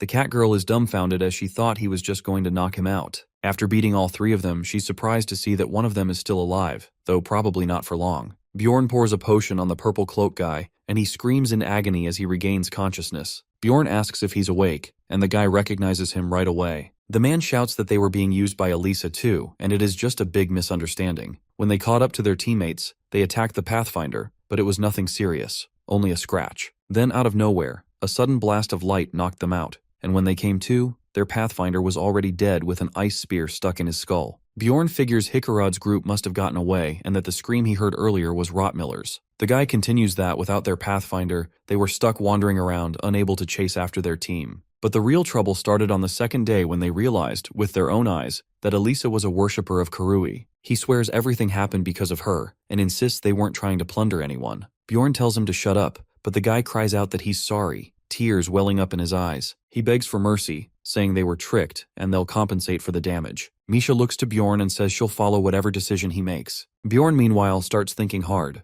Since coming to this world, he's killed plenty of people, but they were all lowlives not worth saving, and it was always in self-defense. Sure, he suffered because of these guys, but no one actually died. So this time, it's different. He wonders if killing them is really the right thing. He feels like he's standing in court, caught between his good and bad angels. The bad one insists he should kill them now to avoid future problems. Though, the beta salaryman inside him argues that everyone makes mistakes, and this doesn't warrant death. But Bjorn decides that kind of logic only applies in the world he used to live in, but not in this one. He turns to Misha and asks for her opinion. She says she can't trust them. Even if it was a mistake, they tried to kill her once, and that's not something he can forgive. Hearing that, Bjorn feels a huge weight lift from his shoulders. He knows he has to follow the rules of this world, or he could end up on the wrong side of the mace next time. The guy keeps shouting that he didn't mean it, but Bjorn has already made up his mind. It might have been a mistake, but he's not about to let them make another. From the moment he opened his eyes in this barbarian's body, he knew survival meant embracing the way of the barbarian. It's the only way to keep going. Misha notices his hand is shaking and asks if he's okay. He says it's nothing.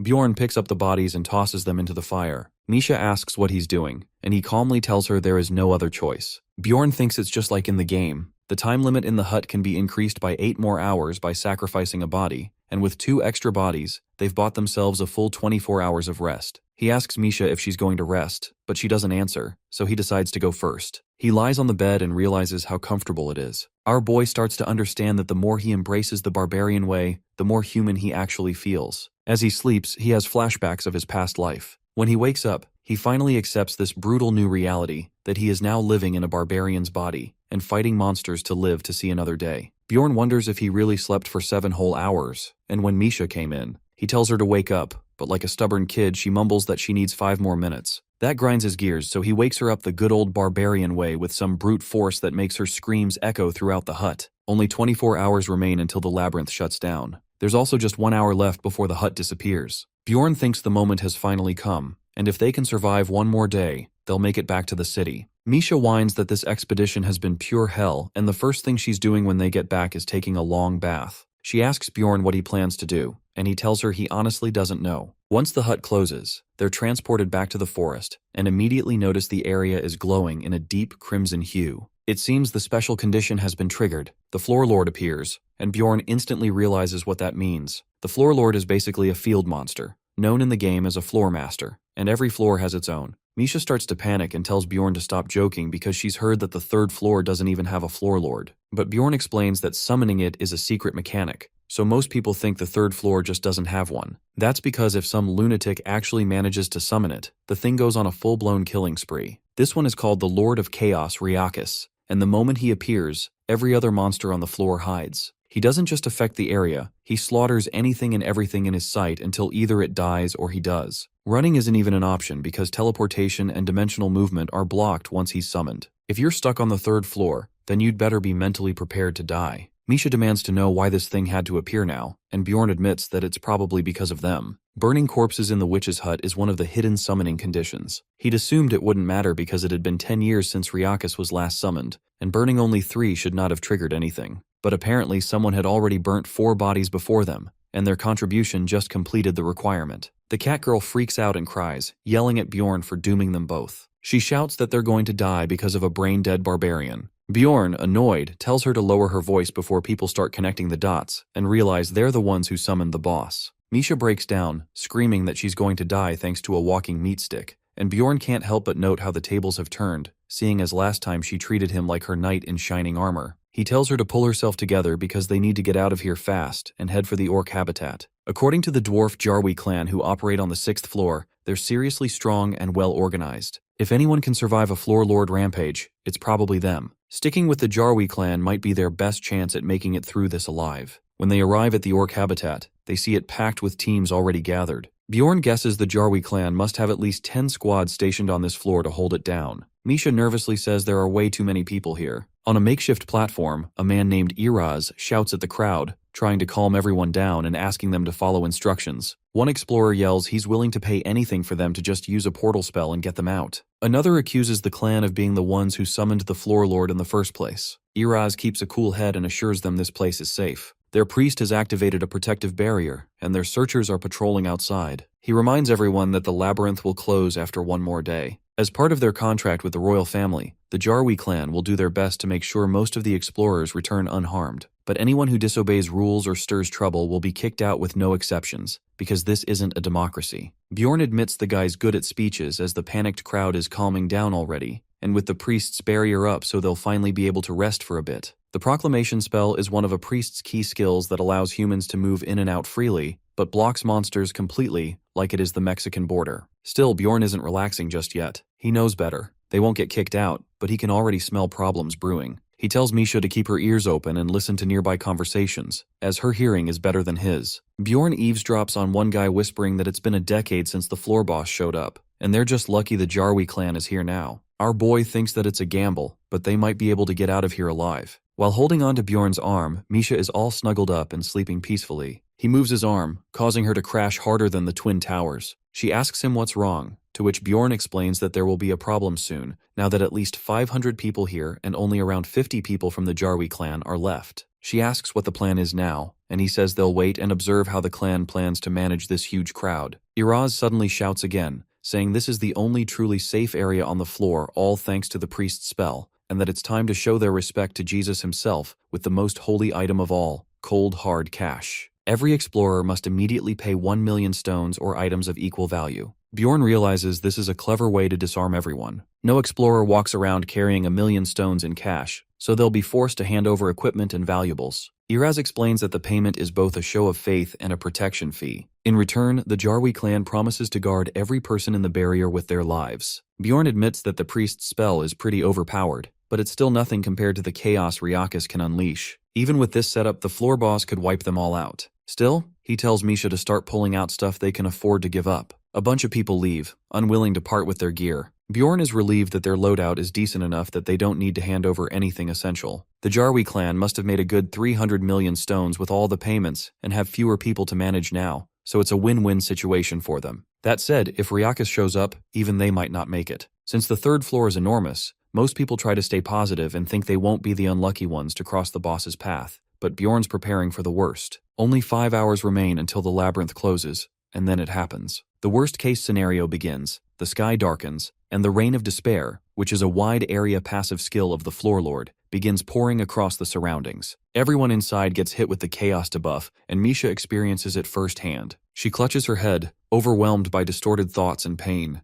Then the Lord of Chaos Riakas appears, and everyone freezes in horror. Iraz still holds it together and announces grimly that the expedition just got a hell of a lot more expensive. He shouts that the floor boss has arrived and tells everyone to break out the emergency supplies they've been hoarding. Suddenly, all the Jarwi clan members start roiding up with buff scrolls, enchantments, limited use items, and everything at their disposal. Their bodies shine with serious power as they prepare for battle. Iraz yells that they're going to live through this and that there's more than enough stock to go around. He urges everyone to use whatever they have, as this is what it was all meant for. Watching the clan gear up for an all-out fight, Bjorn feels a flicker of genuine hope. These people have faced death hundreds of times and clearly came ready to do it again. The armored frontline leader bellows at everyone to get into position. It's time to face the Lord of Chaos Riakas and stop him, or die trying. With a menacing aura, Riakas asserts dominance on the peasant explorers, think that it must be a dream, and they are so scared that to save their lives they start to run, only to get splattered into ketchup.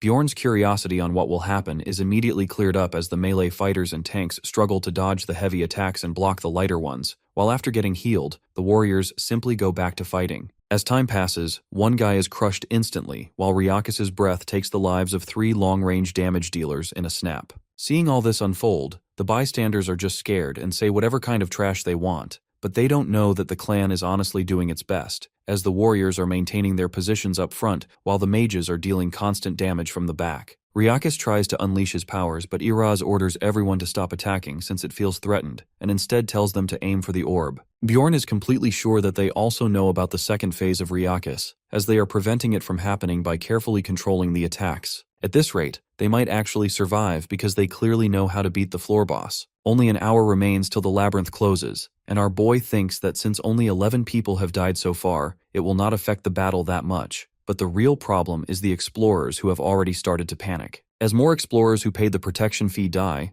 Riakas keeps going into rage. Misha asks Bjorn if they should do something since it isn't looking very good, but he tells her to let him think. Meanwhile, the explorers say they must do something, but their equipment has all been taken by the Jarwi clan, and now all of them look at the gear with greedy and desperate eyes. Bjorn tells Misha that it's time to get out as fast as they possibly can. The explorers finally snap and start attacking the guards, saying they'll get out of there on their own terms. They rush toward the guards and begin beating them while Bjorn tells Misha to stay behind him, thinking that this whole thing was inevitable, because there's no way a normal explorer knows how to beat Riakas. Both of them dash away from the chaos, and Misha says that the spirit of chaos is straight ahead. Bjorn tells her to take a sharp right and run, thinking that they have absolutely no time to fight the monsters because they need to get as far away as humanly possible from here. They sprint to a part of the forest where they can be farther from the center, but suddenly darkness appears all around, and Bjorn wonders if this is Riakas's ultimate skill called the Crevice of Evil, and whether the big bad beast has already absorbed all the orbs. Misha is terrified and asks what's going to happen to them, and Bjorn is right.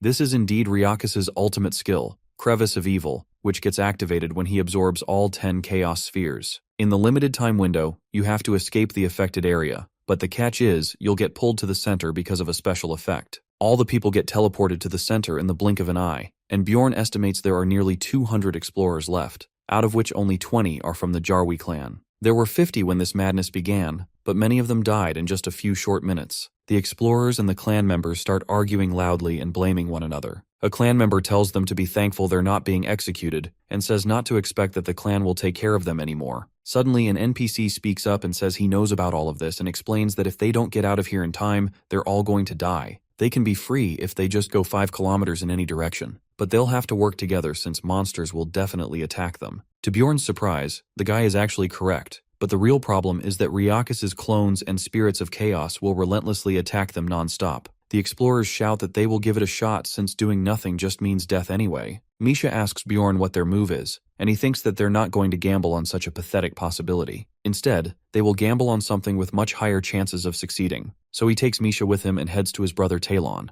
As he climbs the stairs, Talon tells him to halt or else, but then stops after seeing Misha standing beside him. Our guy casually greets him like they're old drinking buddies, but Talon looks irritated because they're not exactly close. Then out of nowhere, he asks Talon if he has an orc hero's essence, making the catboy panic in full. Talon demands to know how he knows that, and seeing the reaction, he grins like a villain thinking that his gamble is yet another success. Only 23 members of the Jarwi clan remain, and upon hearing the report, Iraz realizes that many of their warriors died during the uprising. The old mage beside her says there isn't much time left and asks what she plans to do. Iraz thinks they won't be able to clear a path with just 2 close-range dealers, 1 swordsman and 1 spearman, because they have no proper tank who can take the hits up front. If only they had just 1 person who could take the damage, then they could easily open a path. And suddenly she hears Bjorn shouting from below that he will open the path for everyone. Iraz immediately asks who the heck he is, and a guard tells her to ignore the dumb barbarian tagging along with Karlstein's loser sister, but Iraz says he'll be the judge of that himself. The guard then explains that the barbarian is claiming he'll open a path if they give him the orc hero's essence. Iraz wastes no time and activates his survival instinct skill, which highlights the one person who most increases their chance of survival. And when she does, Bjorn is lit up with the most dazzling light imaginable. He is the only person who can help them survive now. Without hesitation, Iraz approaches Bjorn and asks for his name. Knowing that he has just won his 2nd gamble in a row, Bjorn grins and replies with absolute confidence they can call him Big Daddy. The Jarwi clan's vice captain introduces himself as Iraz and asks how Bjorn knew they were after the orc hero. Bjorn breaks into a light sweat but says it was just a guess, since there's no other reason a big clan like theirs would march in, take over an orc habitat and show up with that many supplies unless they had another goal in mind. The 5th rank orc hero is more like a hidden boss, only summoned if you offer around 707 orc warrior crystals at the altar. All those supplies were backup in case an orc lord popped up, and since they're still untouched, Bjorn figures they haven't encountered the orc lord yet. Iraz seems a little impressed that Bjorn pieced that together and asks why they should trust him. Bjorn calmly responds that he's a barbarian carrying the immortal seal, also infused with a vampire's essence and a corpse golem's tolerance to pain. The vice captain cuts him short and points out that he's just a fighter who uses whatever he can, to which Bjorn agrees and says that's all there is to it. Iraz laughs it off and says that's already better than the 2 other fighters he's stuck with, and calls Bjorn amazing, and also agrees to bet his resources on him. Misha's brother tries to speak up but gets shut down as Iraz orders him to bring the essence already. He explains that investing in Bjorn is worth it if it means saving more of their own. He shouts at Karlstein again to hurry it up, while Bjorn mentally celebrates clearing the first hurdle. There are 3 types of orc heroes, and each one is a beast on its own. Even as 5th rank monsters, they require a full assault team to handle. The Orc Brothers, as they're called, each carry a different color essence. Danish drops a red one that grants Shout of Passion, Velta drops blue with Flag of Fighting Spirit, and Targus drops green, which is the one Bjorn is banking on. He wonders which one it is and nearly bursts with joy when it turns out to be green. He quickly unscrews the test tube and absorbs the orc hero's essence, boosting nearly all his physical stats. His hand trembles as the raw power surges through his body, and he's now struggling to hold himself back. Iraz advises him to take his gear off before he loses control. Bjorn manages to listen, handing all his equipment to Misha. Then Iraz generously dumps a pile of scrolls and potions on him like a sponsor dropping loot on a streamer. Bjorn starts popping scrolls and downing potions like he's at a festival. The mages gather around to cast all sorts of protective spells, buffing him up to the max. Iraz then signals to Talon to give some blood, saying his passive skill will be the most useful to copy. Talon slices his wrist slightly, and Bjorn starts slurping it like it's his favorite drink. With that, he temporarily gains Karlstein's Corrupt One skill, and his eyes glow red. Iraz recognizes it instantly by the color of his eyes and notes that it boosts active skills by 1.5 times. The vice captain then asks if Bjorn is ready, which the barbarian confirms, and begins activating the skill he's been waiting on. His eyes shine crimson as his body begins to grow, and his clothes rip apart. At last, he stands as a towering giant with absolutely no clothes left. Misha doesn't waste the chance and sneaks a peek while the rest of the men around suddenly feel a little too small. Everyone falls silent at the sight while Iraz snaps back to reality and orders them to gather all the capes. Bjorn finally secures a makeshift underwear,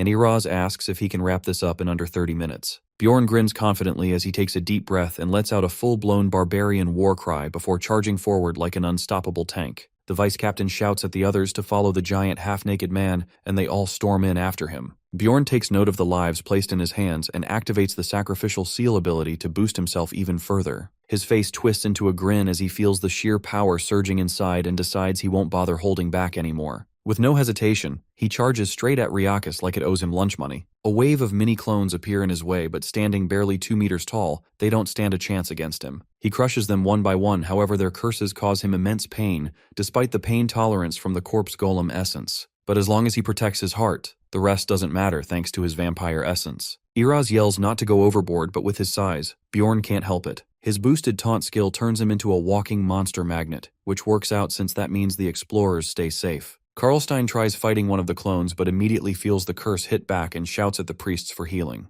Bjorn calls him an idiot and tells him to stop getting hurt if he doesn't want to die. The priest turns his attention to Talon while Bjorn keeps pushing ahead as he smashes down clone after clone, thinking that it's best if he is the only one at the front lines. As his health dips below half, the Orc hero's passive Hero's Path kicks in and boosts all his defenses. To fully use it, he needs to stay right in the front, so he tells everyone to stay back while he does the heavy lifting. Talon drops back and ends up next to Iraz, who casually strikes up a conversation. Iraz calls it smart to fall back, since who knows what else might show up. Talon reluctantly agrees, but deep down knows he just couldn't take the pain. Even though he was only in front for a short time, he realizes that Bjorn is built different. He starts questioning who Bjorn really is, as up until now, he just assumed the guy was a random guy trailing after his sister. He was a typical barbarian warrior who didn't even speak up when they first met. Even though he has pain tolerance and tank-like strength, Bjorn doesn't hesitate at all, even in this kind of chaos. Talon admits that no one else has that kind of bravery, and thinks Bjorn would be a great addition to their team. Meanwhile, everyone else is also talking, asking who the barbarian is, and thanking him for saving them. They try to ask Misha, but she plays dumb like the good kitty she is. Iraz smiles and says that if Valken ever returned, he'd probably look just like Bjorn. Talon tells himself that there's no need to wonder about the guy's name. But that piece ends fast as the noise rises around them and the portal comes into view. Everyone starts sprinting for it, while Talon quietly admits that they'll all know who Bjorn is soon enough anyway. Everyone begins hyping each other up that the end is just around the corner, while Bjorn believes it's only a little farther and leaps straight toward the portal. The moment he crosses the threshold, his gigantification skill runs out and he shrinks back to normal size as they all break free from the area curse. There's a wave of celebration, but it doesn't last long as screams cut through the air and bring everything to a halt, making Bjorn instantly realize some people didn't make it. The orc habitat gets vaporized in a blink and Bjorn knows they cut it way too close. He admits it's a miracle they made it out at all. Iraz echoes the thought but tells everyone to stay sharp since it's not over yet. Bjorn agrees, as this was just the first phase, and now, one of the survivors is about to be marked as prey. He figures anyone could be chosen at random and silently hopes it's not one of them, but Misha snaps him out of it as she starts trembling. She quietly panics that she can't move anymore, and Bjorn realizes as he curses his luck that she got picked as the prey. He wonders why out of all the people it had to be her out of all the people here. She asks what's going on, but then notices the cold stares from everyone around her, including her own brothers, and it hits her. The one chosen as prey becomes paralyzed and marked as the sole target of Riakis until death. Iraz steps up, visibly surprised that it turned out to be Misha, and offers protection if Bjorn agrees to join their clan. Bjorn answers flatly that he's not planning to work with anyone right now. Iraz says that's unfortunate, but adds that if Bjorn had been picked, he wouldn't have had a choice. As Bjorn lifts Misha into his arms, Iraz declares that their deal ends here, and hopes to see him again in the city, while Bjorn replies that there's a real chance he might not make it back alive. Iraz doesn't seem worried and says he's sure Bjorn will return. As a parting gift, he has the casters cast some final defensive spells and wishes him luck. Bjorn accepts the spells and offerings gratefully, knowing they're probably down to scraps themselves. He thanks the clan one last time and Iraz reminds him to survive, or Riakis will come for them instead. Bjorn smirks as he had forgotten about that and says he'll get moving. There are only 15 minutes left before the labyrinth shuts down, but Riakis is already awake, thirsting for blood, and is definitely not planning to make things easy. Bjorn sprints at full speed as Misha feels the heat radiating off him and realizes from the growing roar that the monster is catching up. Panic creeps in as she calls him by his government name and pleads for him to stop already, having figured out that Riakis is after her. She remembers the looks of disgust and how even her family turned away, as if her very existence was dangerous. Bjorn asks what she's talking about, but she brushes it off and begs him to give up. She adds that they're not that close, and even if she dies, it won't matter, and she already got her lifelong wish anyways. Bjorn finds her statement ridiculous and tells her straight up that she clearly doesn't want to die, and asks her why she is saying stuff like this. She insists she means it, but he calls her out, saying she's just scared of being abandoned, which hits her hard. She snaps that she doesn't want to be a burden anymore, but Bjorn calmly asks if that feeling matters more than her life and tells her to be honest. If she wants to live, she just needs to ask for help, and they'll at least have a shot. Misha calls his words exactly what a barbarian would say, but understands what he means, and she finally realizes Bjorn has shown her what it takes to survive. A little embarrassed, she admits she sounded like a pathetic baby back there, then suddenly perks up and declares that if Bjorn saves her, she'll follow him everywhere. Bjorn reminds her she already said that, but she grins and promises to hand over every coin she earns from this expedition, which finds to be more his taste. Just then, all the buffs from the clan fade and he notices it started raining, which means the wretched monster is now right behind them. On top of that, more chaos spirits are starting to chase. Bjorn grits his teeth in frustration that he has to use his trump card so soon, and activates gigantification again. His body grows massive once more, and though his stats skyrocket, but what matters the most now is the larger steps he can take. With his soul power, he estimates he can hold this form for about 3 more minutes and asks Misha for the time. She checks the clock hanging around her neck and says they've got less than 200 seconds left, and Bjorn tells her to keep counting. Misha begins the countdown as Bjorn barrels forward, bracing to fight the spirits. He plows through them like they're balloons in his way while Misha announces they're down to 165. The time is crawling down, but just as they approach the portal, a massive burst of aura flares behind them. Bjorn glances back and nearly stumbles. His heart sinks as he sees the giant vile monster has managed to catch up. The giant breath attack luckily wipes out a chunk of the chaos spirits, clearing a path and making it easier to run, but it also means Riakis is now within striking range as a massive claw looms overhead.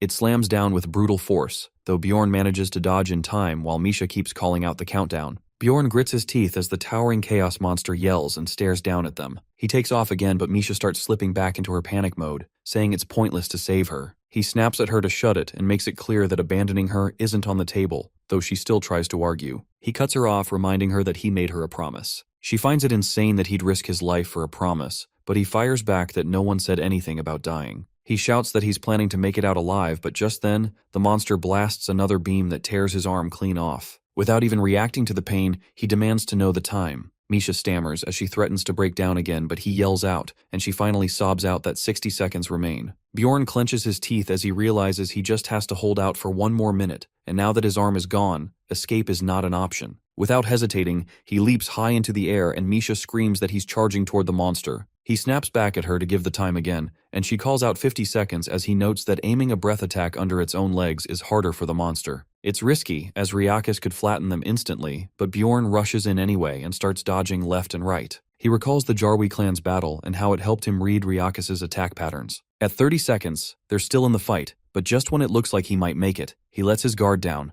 and the giant tail crashes down from above, which sends him flying. He slams into the ground and lies there in shock, unable to move as the claw comes down again. He figures this is the end, but at the last moment, his soul power burns out and gigantification ends, which shrinks him back to normal size, and just misses getting squashed to death. Bjorn gets back up in surprise as only a second later would have resulted in a fatal injury. With 10 seconds left, he scrambles up the monster's claw like a maniac. He sinks his teeth deep into Riakis and hangs on while it thrashes wildly to shake him off. With 3 seconds left, the monster remembers it has another claw and grabs both of them tightly as it opens its disgusting, drooling mouth to devour them. But Bjorn just smirks and throws shade at the overgrown mutt that time's nearly up. Right then, the labyrinth shuts down and teleports them back to the city. The scene shifts to the city square where people are waiting in tense silence for their loved ones to return. The portal starts to flash, and it spits out injured explorers across the ground. Panic erupts as someone yells to get the guild and people rush to help the wounded. Then they notice Bjorn's chewed-up body, and whispers spread that he looks like he's barely alive. Misha wakes up in a daze, shocked she's still breathing but immediately starts calling for Bjorn. The crowd freezes as they stare at his mangled state, wondering what kind of monster could do that to a barbarian. Misha shoves through in panic and drops down beside him, overwhelmed with dread while someone shouts to call the temple. Pressing her ear to his chest, she hears a faint heartbeat and whispers through her tears that he scared her senseless. Talk starts swirling about what happened on the 3rd floor, and word spreads that only 30 people made it out, while the death toll likely reached into the hundreds. One survivor mentions that they were saved thanks to one man who someone assumed was Iraz, but the guy corrects him that it was a random 3rd floor explorer. When asked who, the reply comes back that it was Jandel's son, Bjorn. The story starts building that the Barbarian hasn't done anything yet to be called a hero, but if he keeps going like this, the title's only a matter of time. People begin calling him Little Valken, after the legendary hero known for unmatched bravery. His fame starts to climb fast, but fame always comes at a cost as it raises the odds of a special event happening to the player. Elsewhere, a government official stares over Bjorn's file and finds it all very suspicious as not many explorers rack up this kind of record so fast. Since getting this position, he's never seen someone with such a range of exotic essences either, and it all smells a bit off. Still, history does mention others born with strange fates who were chosen to save the world and were called heroes. The man leans back, staring at the file and wonders what kind of person Bjorn really is,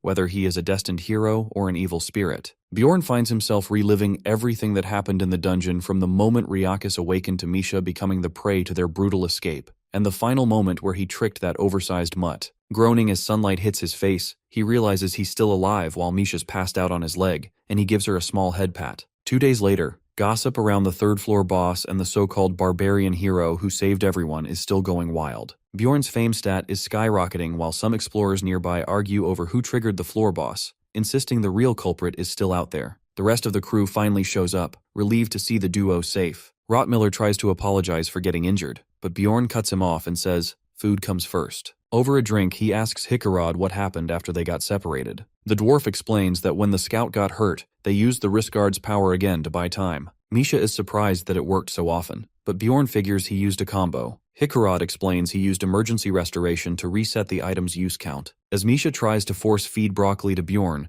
Hickarod says they ran around trying to treat Rottmiller and find the others, but tracking them was impossible. On the third day, they ran into that crazy woman again, which makes Misha tense, but Hickarod says they escaped to the 4th floor. Rottmiller adds that only they managed to make it there, and Bjorn realizes they used the portal's color shift mechanic that they entered just before a color change and sent their pursuers to a different area. Hickarod grumbles that waiting 10 days on the 1st floor was torture, which nearly makes Bjorn rage after everything he endured. The dwarf smugly adds that he snagged an essence during the first trial, pushing Bjorn to the edge. As it turns out, they got the Mimic's essence, and Bjorn starts to curse the game mechanics. The Mimic is a rare 7th rank monster, and while the skill isn't for combat, it gives access to a personal pocket dimension. The kicker is that the treasure room's first opening drops random loot. Trying to stay calm, Bjorn asks what he got, and Rottmiller casually lists 2 million stones along with 3 top-tier potions, and 2 numbered items, which causes Bjorn to throw out some slurs in anger. Hickarod tells him to stop cursing, and Bjorn apologizes and claims he was just shocked. Rottmiller says he doesn't need the numbered items and plans to sell them to split the cash, which still ends up being a huge amount. Bjorn gives a strained congratulations while Misha asks why he's breaking utensils. He awkwardly claims it's his new essence acting up, which she clearly doesn't buy. Bjorn adds that she hasn't seen everything yet, and Misha just blushes, recalling that glorious display. Hickarod asks what happened between them, and while Misha starts to explain, Bjorn quickly cuts in as he wants to keep some details hidden. He gives a rough summary, skipping some of the juicy bits, and the group gets instantly hooked. Rottmiller congratulates Misha on her spirit beast and says it must have been a burden, but asks what Bjorn had to do with it. She dodges the question instead, and Hickarod flips out over the insane protection fees the Jarwi clan charged, and immediately offers to pay half of it from their loot. Dwalki is fired up after hearing everything, while Hickarod adds that no one's challenging the title of Little Valken anymore. That nickname catches Bjorn off guard, and the dwarf reveals it's already what people are calling him. Bjorn narrows his eyes as it's way too early for nicknames. Fame helps in the game, but in real life, it only draws trouble, but the others still congratulate him, and he awkwardly accepts. Misha winks and says there's one more thing to sort out and hints towards the money. The scout adds that they got 3 million just for reporting Karui, and altogether, they have about 7.6 million stones. Bjorn teases Misha about her earlier promise, and she grumbles that he can take all of it. A few days later, Misha is waiting for Bjorn in the city, while grumbling that the real world is just as much of a pain as the labyrinth. Bjorn says he wrapped up his errands, and Misha lights up as she calls him a good boy. He looks at her and wonders why she's been sticking so close lately, and thinks that it may be about all the money he handed over. The reward may not be much for long term, but he knows he needs to invest in Misha and upgrade her stats since she's his main party member now. He tells her he's heading back and asks her plans, to which she nervously replies that she is visiting family, and says she might be gone for a couple of days, which leaves him puzzled. Bjorn decides not to pry and tells her good luck. She still looks down, so he gives her a friendly smack and repeats it, making her yell in embarrassment. She scolds him about eating properly, and adds that he better not skip vegetables either, and Bjorn internally sighs that instead of treating him like her savior, she is acting like a worried mom instead. As the carriage departs, he decides that leveling Misha up is priority 1. He could probably join a better team now, given his improved specs, but that would mean leaving Misha behind. So he sticks around for now and is determined to help turn her into a pro. While walking through the city, he notices how quiet it's gotten. Just then, a voice cuts through the air which calls for an execution. Bjorn watches the crowd gather who are openly thirsting to see some blood, but just then he spots a familiar face. Bjorn freezes as he recognizes that it is the barbarian he gave money to. He realizes the guy must have blown it all, and in that moment, the player spots Bjorn and starts yelling. Bjorn panics that he might get caught, but it's too late for the poor soul as the blade drops and detaches his head from his body. He silently decides he's done helping people out of pity. But tight then, another voice calls his name, but Bjorn just tells them to buzz off. The shady man tries to sound friendly and says he's in the same boat as Bjorn and drops the names of a few countries, asking where he's from.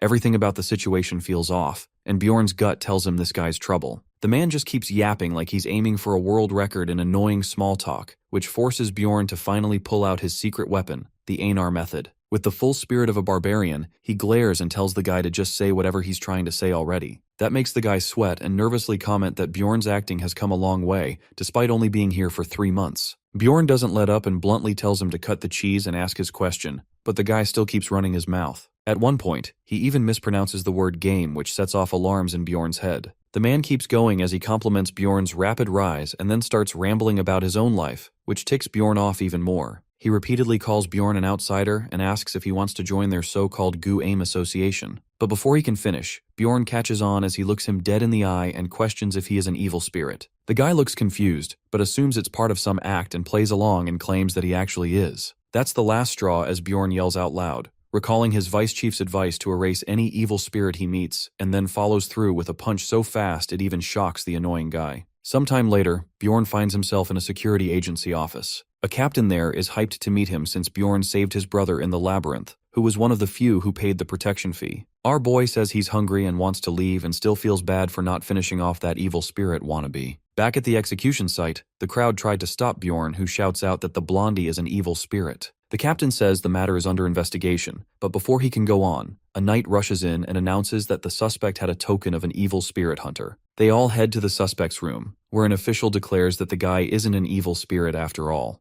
Bjorn pretends to throw a fit and insists that the guy confessed himself. The official calmly explains that they run these tests on anyone who racks up a suspicious number of achievements in a short time, while Bjorn still plays dumb and tells him to explain in normal words. The captain sighs and admits they actually thought Bjorn might be the evil spirit. That sends him over the edge as he demands a shot at those idiots while the captain holds him back with all his strength. The official tries to keep explaining while our boy keeps up his Oscar-worthy act and keeps on throwing a fit. Walking back later, Bjorn thinks about how he didn't expect the agency to know so much about players. He remembers the list of countries the guy mentioned, and especially that weird way he pronounced game. That slip-up helped him recognize what was really going on, and now it makes more sense why Tarikan got caught so quickly. Bjorn realizes that this world is way more complicated and dangerous than he thought, but he's at least glad things didn't blow up this time. Returning to his room, he spots an envelope on the floor, which has a pill inside, and a note warning him never to reveal his player identity. His eyes go wide as he reads that there's a hidden community where his identity will be safe, and all he has to do is take the pill. But if he doesn't want to go in, he should destroy the pill, and there's even a small side note calling the king of Raffonia a granny kisser. Meanwhile, in an unknown location, a mystery man questions why their agent got beat up as he only ordered him to follow Bjorn.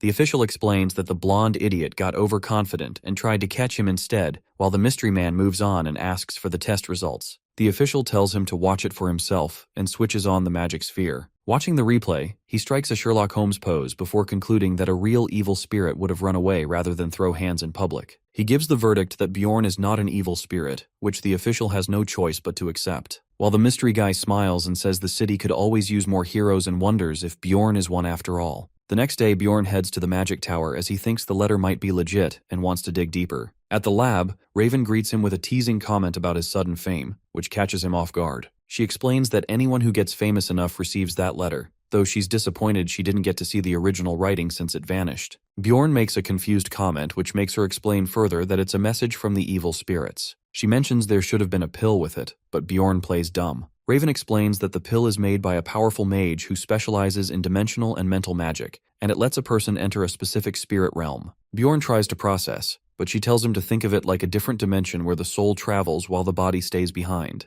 It's believed that evil spirits pass info there, but all attempts to infiltrate have ended in deaths, which makes our guy silently thank his instincts for not popping that thing. She warns him not to take it even if curiosity kicks in, and Bjorn dumbly asks if it's poison, but she says no. So he asks the reason behind why the people die then. The most accepted theory is that evil spirits can detect intruders and sever their souls on the spot, which makes Bjorn feel even better about not joining that tea party. Raven also points out another weird thing, that the person takes the appearance of his soul in that realm can't be traced back here, which makes it hard to figure out who's been in or out. Bjorn acts shocked again and asks why they can't track who took the pill, but she admits no one's managed it yet. Getting back to business, she says it's time to draw some blood. But Bjorn stays lost in thought as he wonders if that community might really be a safe haven where he could gain access to valuable info and maybe even find a way back to real life. But Raven snaps him out of it, pointing at the ominous test chair and telling him to hurry up. Bjorn takes a seat as her test subject while she laughs like a mad scientist in the background, but his mind is still occupied with whether he should take the pill or not. In the end, he decides it probably isn't a dangerous pill. If it were, the whole community would have been wiped out by now. Still, he refuses to take it right away,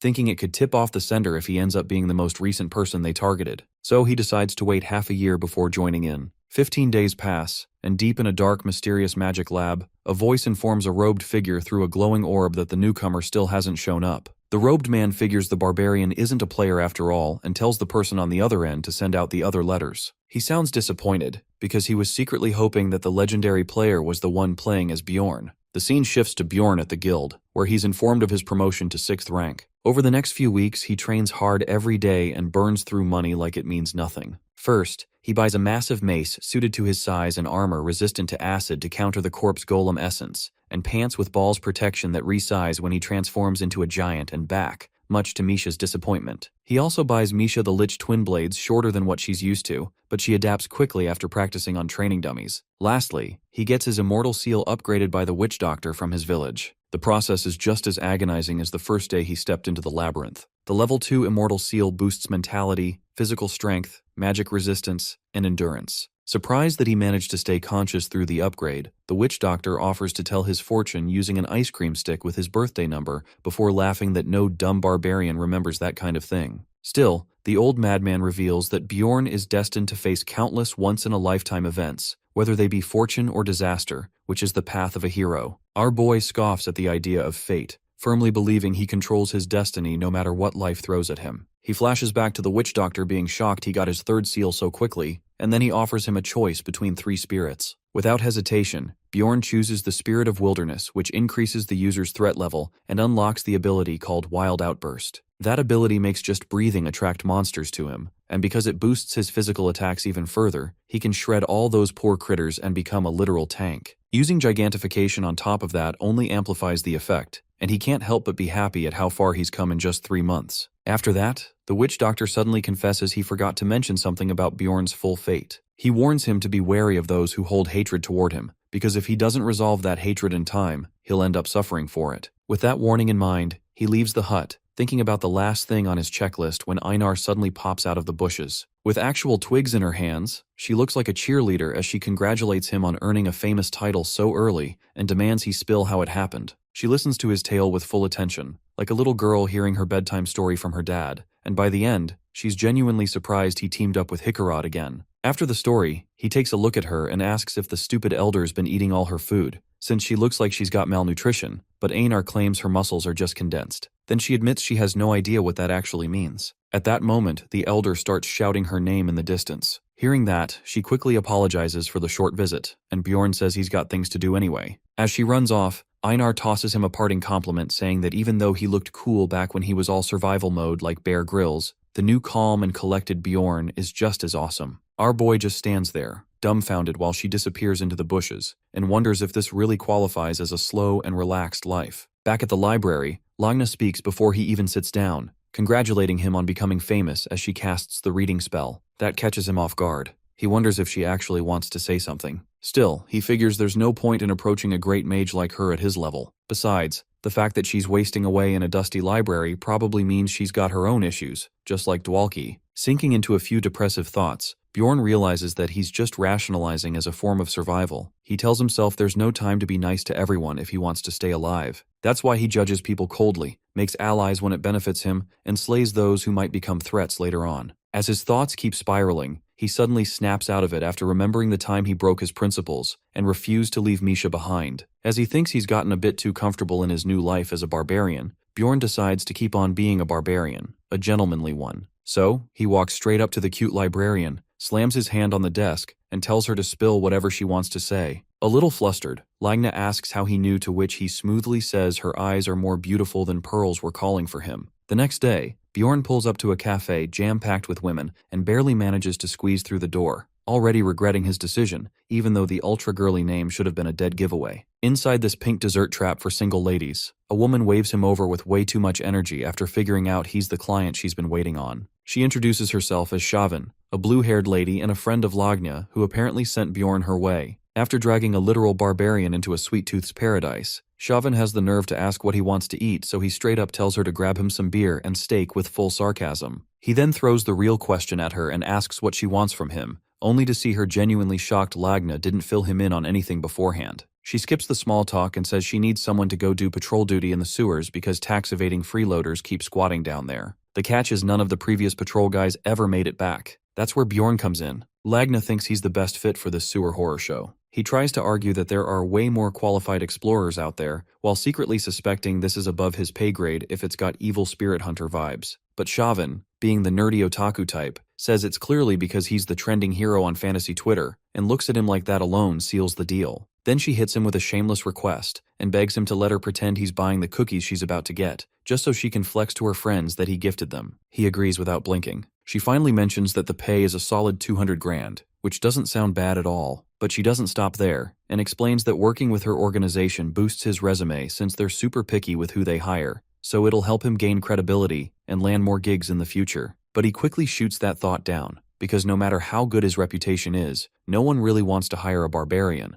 but he still happily agrees to take the job. After he leaves, Shavin thinks he really is a unique character like she thought he is, and feels quite pleasantly surprised to find a cool guy who calms her down the more she talks with him. And the fact that he didn't know much about Lagna even after all their interactions makes him look even more straightforward, and she quietly approves of her girl becoming his friend. Later underground, the hero gathers with his party outside the sewer gate, where everyone is already complaining about the god-awful smell, even though they knew what they signed up for. Ignoring their whining, Bjorn yeets the gate open and menacingly enters with main character energy dripped out in his peak-style flashlight helmet, making him look like a goofy JoJo villain, and tells everyone not to damage the helmets because they have GoPro cameras to record evidence. The day before, he rounds up the team starting with Hikarad, who is more than happy to tag along for free. Dwalki joins too, since doing literally anything sounds better than reading all day. Rottmiller hops in wanting to test his newly unlocked skill, and Misha is excited to carve up some criminals with her new Lich twin blades. Bjorn feels like a recruiting god scoring free labor and thinks Rottmiller is the real MVP here thanks to his elite navigation skills, because this place looks like a never-ending poop maze. Dwalki casts a light spell to cut through the darkness, but Hikarad still clutches his soul, worrying a sewer monster might pop out.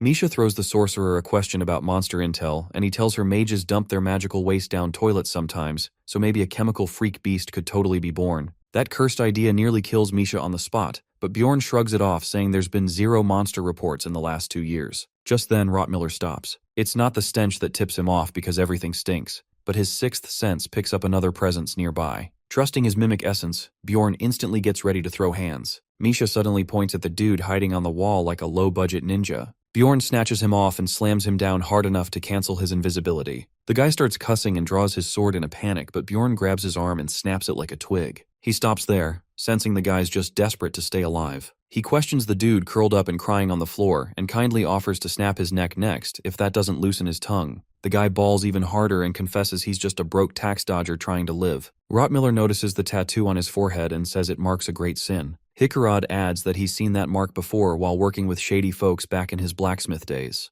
Bjorn considers whether to take the guy in alive since there's a nice 5,000 stone bounty for that, but killing him works just fine too, as long as it's all caught on video. After all, anyone crawling around the sewers dodging taxes probably deserves the worst. The crackhead starts begging for a deal in exchange for some juicy intel, but that just ticks Bjorn off more. Then, the guy suddenly drops a name that gets his attention. Apparently, there is a crazy lady with a massive bounty, and she's surrounded by dead bodies, so it's probably some unholy dark magic nonsense. That's when Bjorn's instincts start screaming that it might be the Karoi priestess Elisa. His reaction says it all, and Misha asks him what the plan is. Our hero says they can't just let some bloodthirsty psycho with a grudge against them keep wandering around unchecked. He tells them just to confirm it's her, but the whole gang is ready to run hands if it is. Their new guide leads them through the sewers for about half an hour before stopping at a hidden route not marked on any maps. Bjorn's a bit shocked the guy didn't hole up here permanently. Turns out, he was on the move because the crazy lady took over his old hideout, and that's when they stumbled across him. Once they reach the supposed hideout, Bjorn notes there's only one entrance and exit, which makes him grin because now the psycho has nowhere to run. Still suspicious as hell, he makes the guy walk in first. Right outside the main room, the group starts panicking after seeing piles of lifeless bodies, but Bjorn pushes his shaky guide forward, and the poor guy triggers a trap. Suddenly, a storm of curses rains down on both of them.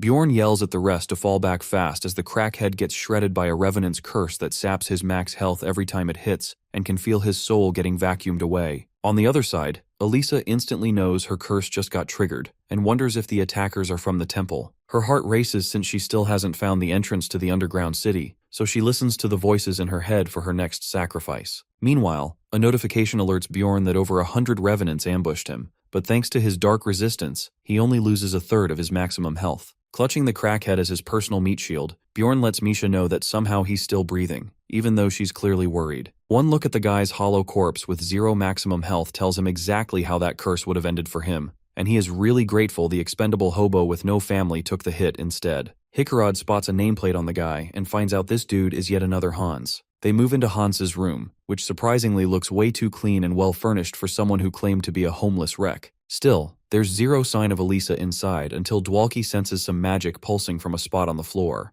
Bjorn drops to his knees, confusing the team, and lets them know he's about to bust open the magically protected trapdoor with his thick metal rod. Dwalki questions if brute force even works on magic barriers, but Bjorn powers up with gigantification and lays down the wisdom that if something doesn't break with raw strength, then the strength just ain't enough. Everyone watches in disbelief as he crushes the enchanted trapdoor like paper and throws some humble pie Dwalki's way for doubting him. Rottmiller picks up on Elisa's trail and says she seems to be alone, so it should be safe to check it out. Trusting his upgraded 6th sense, Bjorn tells them it's go time. Far below in the underground city of Noark, a messenger sprints to the vice captain and reports the old trapdoor just got obliterated, and strangely, it's not the royal family this time. The vice captain mentions no one touched that route since the Karui cult incident, and orders the messenger to confirm whether it's the temple priests again. He trusts Amelia, the redhead, to handle the situation while Bjorn's crew enters a section of the labyrinth that looks nothing like the sewers. Misha asks if either Dwalki or Hikarad knows what this place could be, but both of them are completely lost. Rottmiller cuts in and says Elisa's scent is getting stronger fast, which probably means she's heading their way. Meanwhile, Elisa picks up her pace, terrified, because the evil lord's laughter just echoed in her head. Last time she heard that, things didn't end well, and she's not risking a repeat. Thinking her enemies are temple agents, she sprints to escape before they catch her. When her scent suddenly fades,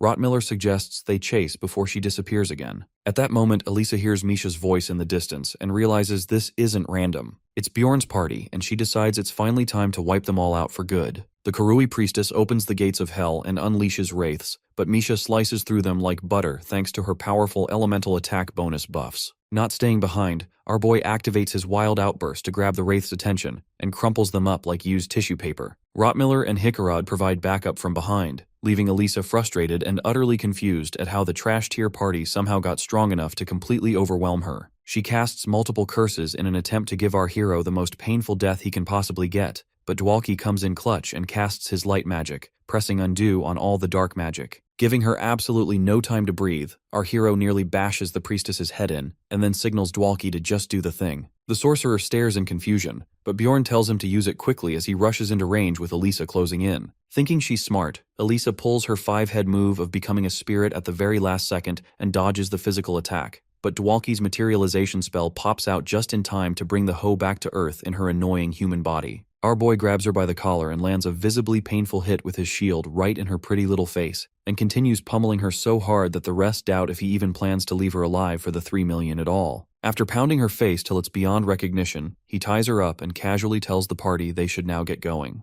But by the time he turns around to congratulate the team on their great work, he notices they are all flat on the ground and blacked out. Suddenly, a system notification pops up and informs him he got poisoned by basilisk poison, though his poison resistance thankfully keeps him conscious and moving. As a familiar redhead comes into view, Bjorn gets a PTSD flashback since he was just thinking everything's going a bit too well. Amelia seems amazed he's still able to move after getting poisoned, and says her favorite barbarian's gotten a whole lot stronger. Seeing his entire party on the ground, she asks if he's refusing to run just because of them. But Bjorn feels paralyzed by her creepy aura and assumes she's targeting him now that he's made a name for himself, and she's heard he's been crawling around the sewers. He calls her a liar, pants on fire because she promised to let him go before and demands to know why she's here. But that question strikes a nerve. She snaps back that he's the one who came knocking first and asks how he found the secret entrance. Bjorn hits her with full caveman mode and asks what the hell she means, confusing her enough to wonder how he even managed to get the door open by accident. My guy tells her he broke the magic door with mace like a caveman, and it broke, leaving her dumbfounded before she asks why he even did that. He honestly tells her he just wanted the priestess. Amelia quickly puts the pieces together, but when he offers to leave peacefully like a good little boy, she makes it clear she can't let him just walk away now that he knows about the entrance. He innocently offers a pinky promise again, but she tells him it's different this time. Taking the hint, Bjorn strips off his armor and starts explaining the two best ways to make someone absolutely furious. First is to stop in the middle of a sentence, and tight when she's patiently waiting for the second reason, he cuts the sentence short and hurls his mace at her face. As expected, the plunderer easily sidesteps the weapon, but he follows it with the forbidden Captain America throw using his entire armor. She dodges again just like he thought, but then he lunges in and tries to stomp the flexible Miss Fantastic, but she easily escapes because the move's way too predictable. Then comes his real play. Our boy pops Gigantification, which extends his meaty barbarian arms longer than expected and catches her completely off guard. With his fist raised like a wrecking ball ready to Hulk smash the hottie, he yells that it's game over and slams it right into her face with full gender equality Kazuma would approve of. Just as he winds up another hit, the lady surprises him by charging up her dagger. He instantly assumes she's about to slice off her own arm to slip out of his grip. Acting on instinct, he uses Flesh Explosion right in her face and gives her a shocking surprise shower of acidic blood, leaving Amelia speechless as she gets hit with the full Bjorn special. Somehow, the crazy lady still manages to counter even after taking a beating like that, so Bjorn decides it's time to show her who's boss. He unleashes a brutal kick with his legs thick as logs, slamming her straight in the ribs. Watching her fade in and out and she coughs up blood, he starts thinking his luck is looking up, but that hope dies instantly the moment he hears her voice call out from behind. The system casually lets him know she just used auto-reproduction to clone herself, leaving him utterly speechless. Out of nowhere, the clone comes flying in with a textbook Asura kicked to the back, and mockingly says he'll be fine if he actually has the vampire essence like the rumors claim. Her hit lands so hard he can't even curse properly before his head pops clean off. The only reason he isn't a corpse right now is because his heart's somehow still intact. But even with the serious damage, the regeneration from his vampire essence kicks into overdrive. Amelia looks genuinely impressed by how fast his body regenerated after she uses just one potion. Bjorn shoots up looking confused and a bit annoyed, wondering why she didn't just finish him off when she had the chance. She sighs that he's still as dumb as ever, and surprise attacking her is his survival strategy when she was clearly down to talk. He doesn't buy it and argues he had no choice since she totally gave off "it's time to silence you" vibes. That only annoys her more, saying she literally let him walk free last time. When he repeats that she said earlier she couldn't let him just leave, she rolls her eyes and explains that she meant she would need to question him first, not shank him. He asks what she even wants from him anyway, but Amelia calmly tells him to calm down, since she notices his hand subtly creeping toward the mace. He pretends he wasn't about to go caveman on her again, but she clearly knows he's just being cautious in case she has a mood swing. That's when he drops the classic line that the best defense is a good offense. She laughs it off and pulls out a small item, explaining it's a blessing that erases the user's memory from the past hour. Naturally, Bjorn asks why she didn't just use it during their first meeting, but she says it's expensive stuff. He raises a brow and casually asks why she'd waste such a pricey item on him when she could just off his unconscious party and make bank selling their loot. That hits a nerve and Amelia looks genuinely offended that he thinks she's some kind of monster. Without saying a word, she grabs his hand and shoves the drug straight down his throat, explaining it should be safe and totally side effect free. The lady tells him to sleep if he values his life, but right before he blacks out, when he finally wakes up, the system informs him the blessing's effect failed because it doesn't work on his soul, probably because he is a player. The next day at the administrative agency, Chauvin confirms the nameplate of Hans the Killer that Bjorn brought in as evidence and hands him a big coin pouch as the reward. He's caught off guard that she's not slapping him with a damage bill, but she explains that the higher-ups left them out because he was in a seriously special case and nearly lost his life. He remembers that by the IM he woke up his own gear was fine but the headlight and camera were smashed. And just like Amelia said, the others didn't have a single memory of what happened after they reached Hans's hiding spot, which makes him curious why his own memories were perfectly fine while Misha and Dwalki were losing their mind over finding Elisa magically dying. In the end, Rottmiller has a galaxy brain moment and deduces that it seems they were in a fight, and Bjorn's mace is probably what did her sorry excuse of a face-in, and she probably used a curse to wipe their memories. Dwalkie finds that theory believable, and the dwarf is vibing because they get the reward money and she's the one dead instead of them. By the time they get outside, they see Chauvin and Lagna, who say they were considering going in because he took too long, but Bro doubts Tsundere Librarian and Nerdy Lady would have helped much anyway. Still, he does notice Lagna seems to be rolling in cash based on her elite-looking gear. Chauvin pokes fun at her for being so worried about him, clearly enjoying the moment. Later, he runs into a paladin who confirms the witch really was Elisa and promises that his people won't forget the help. Just like that, he secures the bounty. The news boosts his rep again, and now the women at the agency can't shut up about how Bjorn can get really massive when battling in the streets, but also in the sheets. Hearing them shamelessly whispering right in front of him mildly irritates him because he feels like a gorilla at the zoo. Chauvin slams the table and scolds the thirsty ladies to disappear before she reports them for harassment. With that settled, he tells her he needs to catch up with the gang. Chauvin casually tells him to swing by the library sometime because Lagna was apparently saving something special for him. He agrees, figuring he'll check it out later. At the bar, he walks in to find Hikarad laughing like a maniac, and Misha practically dying from laughter while Dwalkie's passed out like he downed a barrel of booze. Seeing Bjorn, Hikarad gives him a dramatic welcome, while his greedy dwarf eyes are locked on the money Bjorn's brought with him. Turns out, the bounty on Elisa was a diabolical 10 million stones. So even after splitting it 5 ways, each person still bags a whopping 2 million stones. While Bjorn literally got his hand exploded and his head sent flying to earn that cash, the rest of them are out here thinking they just won the lottery with absolutely no clue what he actually went through. Suddenly, Misha pulls Bjorn close like it's a super serious secret and whispers that her dad asked her to bring him home, but his golden moment is interrupted by a blonde loser with Down syndrome whose name is Hans, as expected, so he tells the annoying guy to piss off. Just then, a pair of knights walk into the tavern, and everyone wonders what business the Moslin, who are pretty much the FBI that only nobles can join, have there. The knights head straight toward Bjorn's table, which makes him genuinely think he's about to get arrested for something dumb. But instead, one of them towers over the completely passed out Dwalkie. Misha and Bjorn sit there confused as they watch the knight casually grab the mage by the collar like a cat. 3 hours later, the whole party ends up standing outside the city gates, waiting while their mage gets interrogated. Hikarad looks like he's seen death and wonders if they're torturing the poor guy, but Dwalkie finally walks out like a brain-dead zombie. Back in the tavern, the blonde, wimpy boy drops the bomb that he has to leave the party since Baron Martin is actually his big brother. Bjorn stares at him in sheer confusion because the dude never once gave off noble vibes. Dwalkie then admits he's technically half noble since his father was a baron, but he's the illegitimate child from a maid situation. Since he was born a stain on the family name, the baron's wife made sure one of her own brothers adopted him the moment he popped out. Still, he says life with his mom was good. Even so, Hikarad asks what that has to do with him quitting now, so Dwalkie explains his father recently died, and the second son got the title. And when Rottmiller points out it is quite odd the first son didn't inherit, Dwalkie says that's exactly the issue.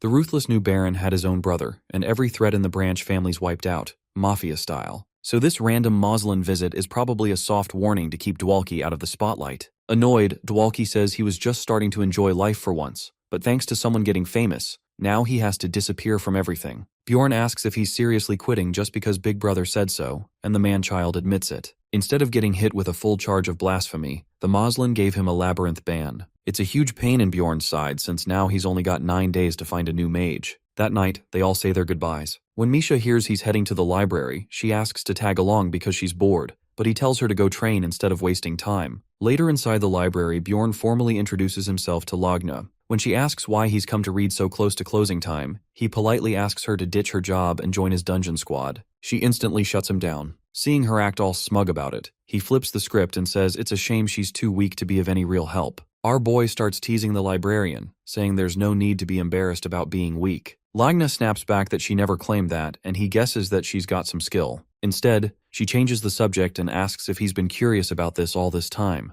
But Bjorn just plays dumb and says he can't change her mind anyway. He mentions that Shaven told him she had something for him, but Lagna blinks in confusion, questioning if that's really how it was phrased. She explains that Shaven wanted to thank him for helping her but pushed the favor onto her instead, acting like a moody queen. When Bjorn asks what she's giving him, she says books, which sends him to his happy place. The spell grants him access to restricted high-security books usually reserved for nobles. He checks if that's really allowed, and she says it's fine as long as he keeps quiet. Apparently no one cares about this place anyway, though Bjorn starts to wonder what her deal is. Later, Bjorn is in full nerd mode, diving into the restricted texts and finding them packed with useful info, but he won't get to read them all since he came at closing time. Lagna scolds him for staying late but allows him to continue. He reads through Raffonia's organizational chart on public facilities, which drops some spicy details on agencies. Another book covers how a secret police agent barely survived a trip to the evil spirit world and returned half dead. The Rupture book only covers 4 cases due to space issues. The book feels like a perfect wiki guide,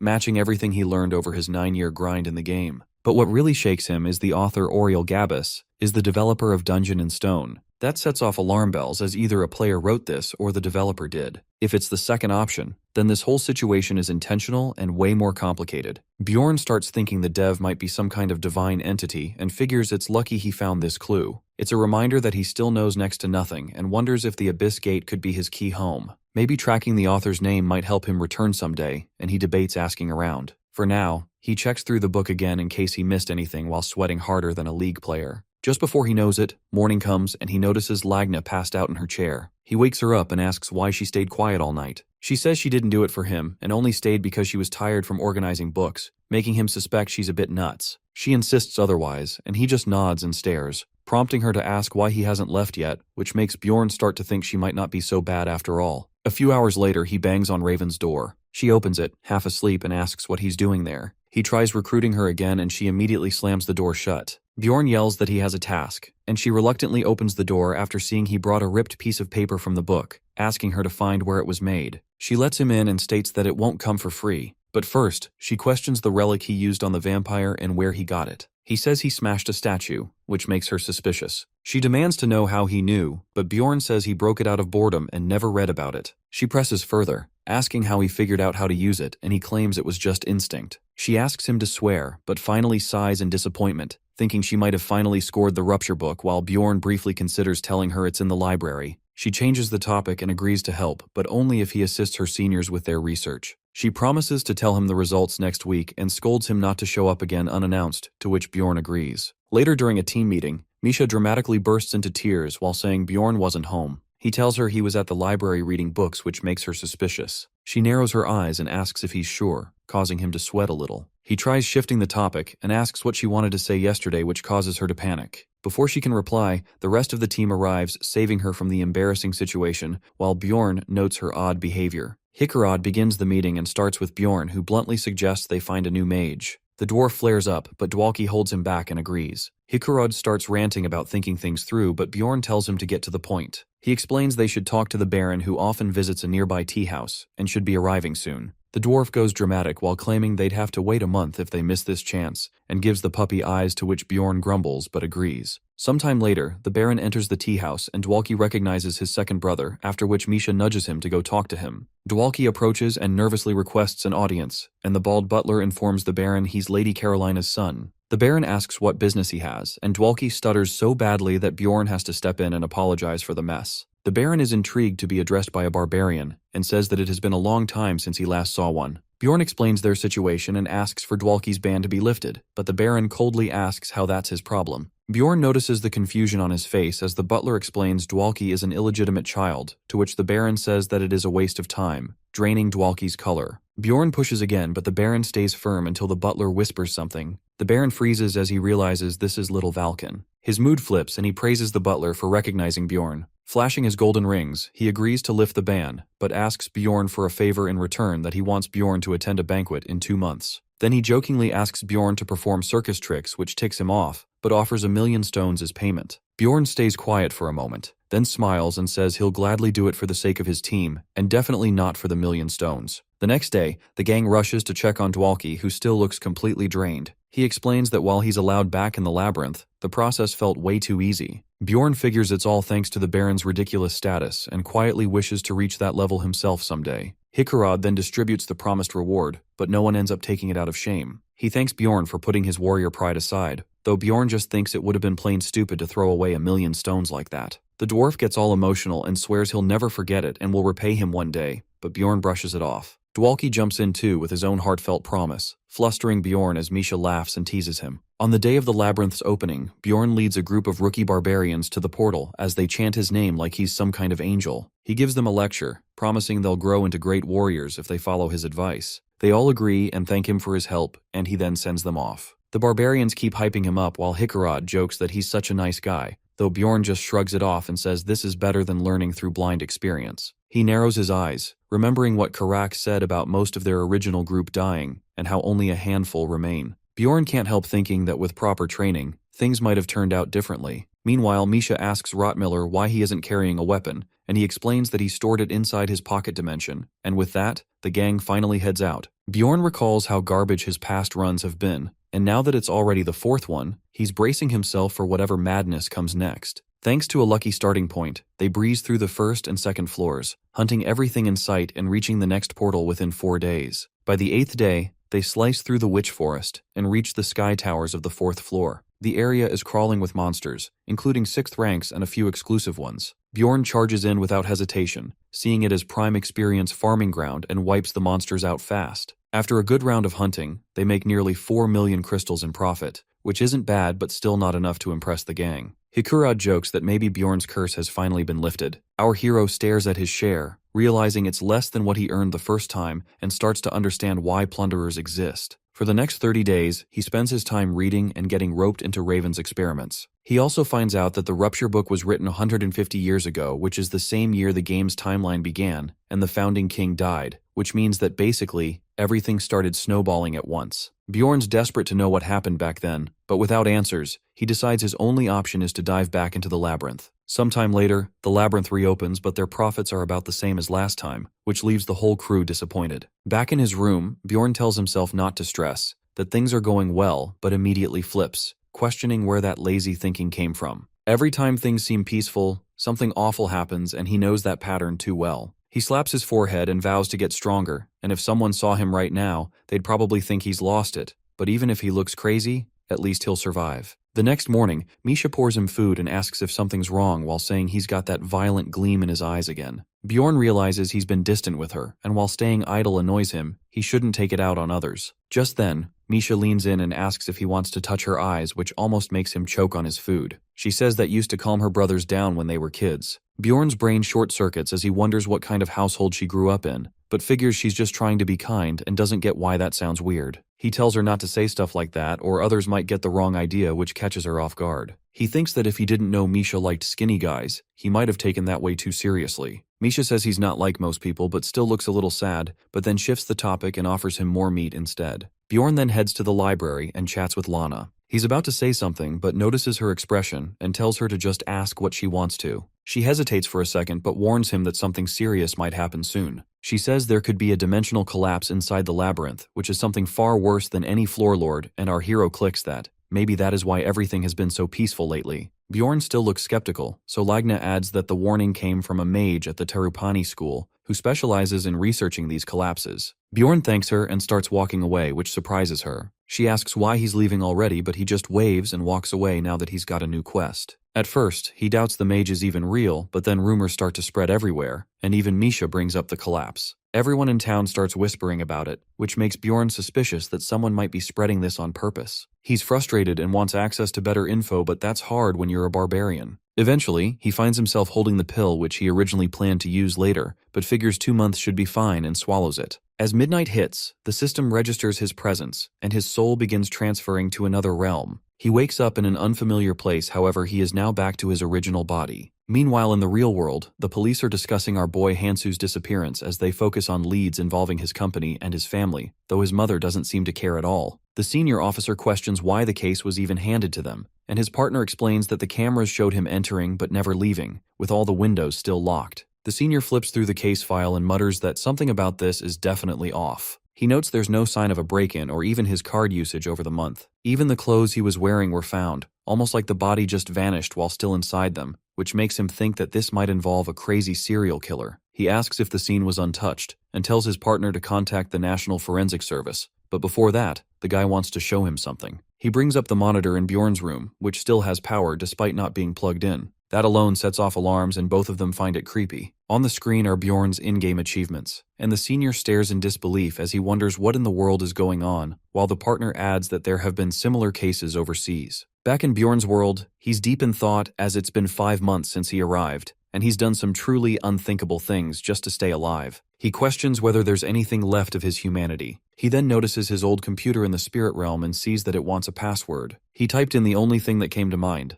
the phrase written on the note that Raffonia's king is a granny kisser. The moment the password goes through, the entire room transforms. As it settles, Bjorn's eyes widen in shock as he is back in his old room. Not wasting a second, he scrambles to the mini fridge and sure enough, it's packed with Coke. He immediately grabs a can and starts chugging it only to realize it has no taste and not even bubbles. A doorbell breaks the moment and a voice calls out, asking if they can enter. A woman walks in and tells him that this room is a reflection of his thoughts, however, because his mental defenses are high, she can only see it as smoke. She adds that the password he entered was fake, and she had to come check it out herself. She introduces herself as the Soul Queen, a guide for players in this realm. Bjorn's thoughts drift to the suit he's wearing, and realizes that it came from his ex, but the woman cuts in again, saying he's now an official member. He figures she must have other ways of verifying him, and she confirms she can't split souls from bodies anymore, so he's not at risk. She then teaches him how to use the forums and tells him to create a username, but he gets an error saying it's already taken. Using his big brain, he just changes the spelling a bit, and out of nowhere, the Soul Queen asks if he's a big fan of that person, which catches him off guard. She doesn't explain further and heads out, telling him to put in a help request if he needs anything. Exploring the community is easy enough, so he joins a random chat room to get the hang of it, and is instantly transported to a campfire where the other users greet him warmly. The room leader introduces himself and asks where Bjorn's from, to which he answers Korea. The guy apologizes for the plane setup, explaining they didn't have enough points to decorate. He then instructs Bjorn to reveal his nickname, which makes him blink in confusion till he explains it. Bjorn finally gets the hang of it and reveals his username, Elf Nuna. The entire room freezes, then bursts into chaos as everyone starts fangirling. They're stunned that Elf Nuna is actually here. One even says they always suspected Elf was Korean, while another asks if it's really him. Hansu is actually a sweaty pro gamer who uploaded a stat breakdown 3 years into the game, who now realizes that the post somehow went viral without him realizing, and the Soul Queen's comment earlier suddenly makes more sense. Panicking a bit, he claims he's just a fan and points to the extra letter in the name. The others deflate in disappointment, and Hansu feels the effect of his lie instantly. The players then completely ghost him, but then a random guy walks up to him and asks how long he has been in the game for. Deciding that honesty's risky, he says it's been a year. The guy comments that he must have gotten the letter pretty late, as most players received theirs early on, and he says Bjorn must have been a good actor, while adding that in the real world, only about 70 days have passed. That part throws Hansu off, so the guy explains that time moves at a 1:5 ratio, meaning only a month or so has passed in reality for his 3 months here.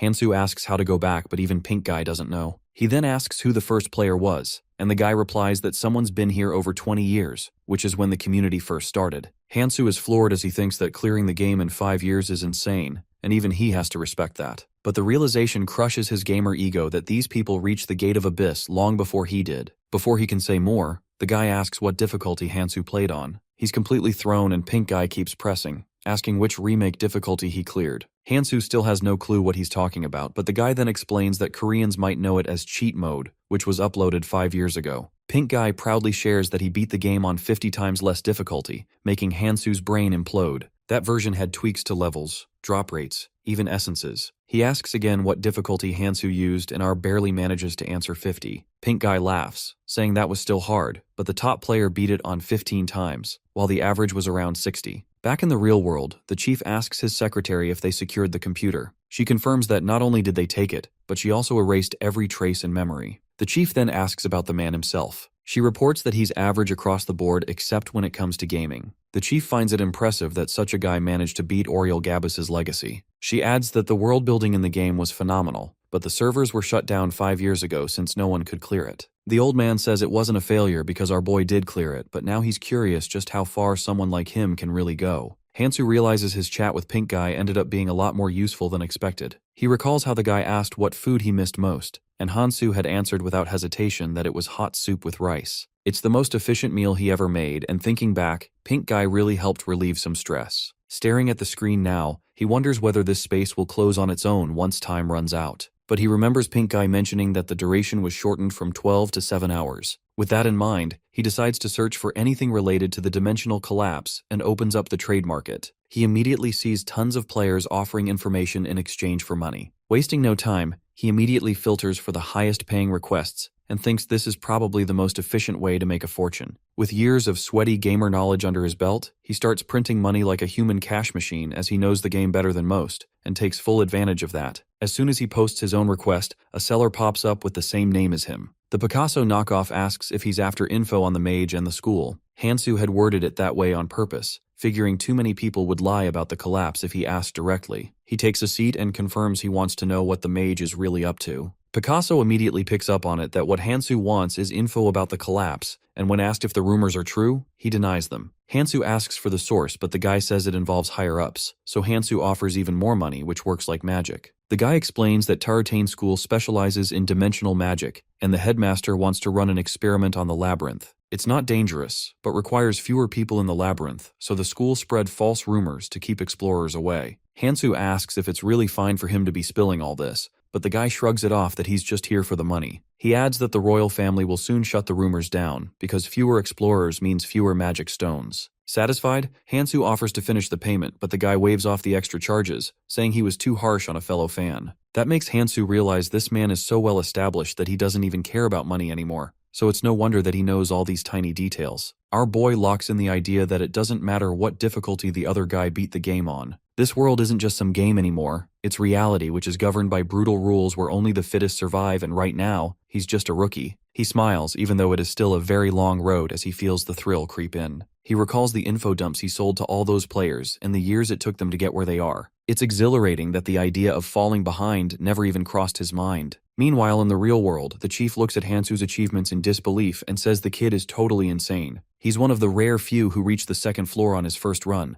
despite being handed absolute garbage to work with. The stats make no sense for someone who's only played for 3 months. The secretary suggests maybe he just got lucky, but the old man disagrees as if it were luck. There'd be more cases like this. He insists this is an outlier that goes beyond normal pattern and is one of those rare moments where the impossible becomes reality. He remembers the time Hansu dragged himself over 15 kilometers and beat a vampire at 0 health. He checks further and sees that Bjorn's growth rate is so ridiculous that even the moderator noticed. That reminds him of when everyone called the game a failure, but the developer stood firm and said something weird that even if only one person cleared it properly and got sent through, that would be enough to shift the balance. Back in the other world, Bjorn slowly opens his eyes. Only 13 seconds have passed in real time, but he realizes that during that window he's completely vulnerable, but he thinks that the Ghostbusters exceeded expectations and proved to be a solid info source. Completely wiped out, he decides to crash and deal with the Baron in the morning. By the next afternoon, he's marching through town in full barbarian gear, while wondering if this really isn't a dimensional collapse.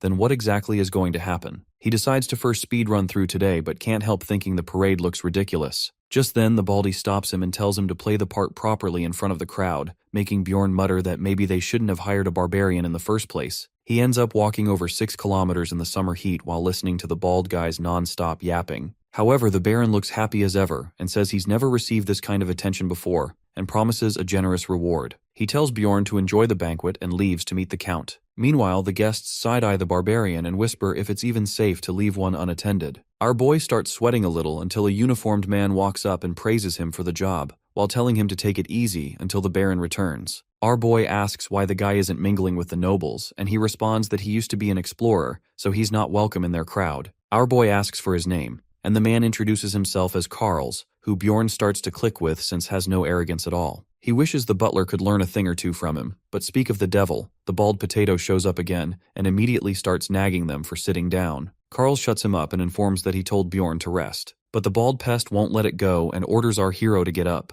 worried about how it might look to the others. Bjorn tries to joke his way through it, but the guy keeps yapping and he starts questioning if the reward is even worth this headache. He decides that he will do what the baldy wants, since it is only for this one day. Putting on his helmet, he declares himself a wild barbarian and lets out a massive war cry that stuns everyone around. The baldy shouts at him, asking what the hell he's doing, and our guy casually replies that he just felt like yelling. Spotting the food, he dives right in and starts wolfing it down like a true savage, leaving the butler frozen in place. The guests watch him with interest, and the butler's mood begins to shift as more people gather around. He even starts smiling, but our boy suddenly grabs his shoulder and says dead serious that he wants to crush his skull. The guy starts sweating bullets and nervously laughs, asking if it's some kind of joke, but Bjorn looks him straight in the eye and says he wasn't joking at all. The bald potato starts panicking as he recalls Bjorn's history, and he instantly whips up a lame excuse and runs away. Meanwhile, Carls watches the butler sprint off with zero shame, absolutely losing it in laughter. Bjorn notices and thinks that maybe this banquet is finally starting to get entertaining.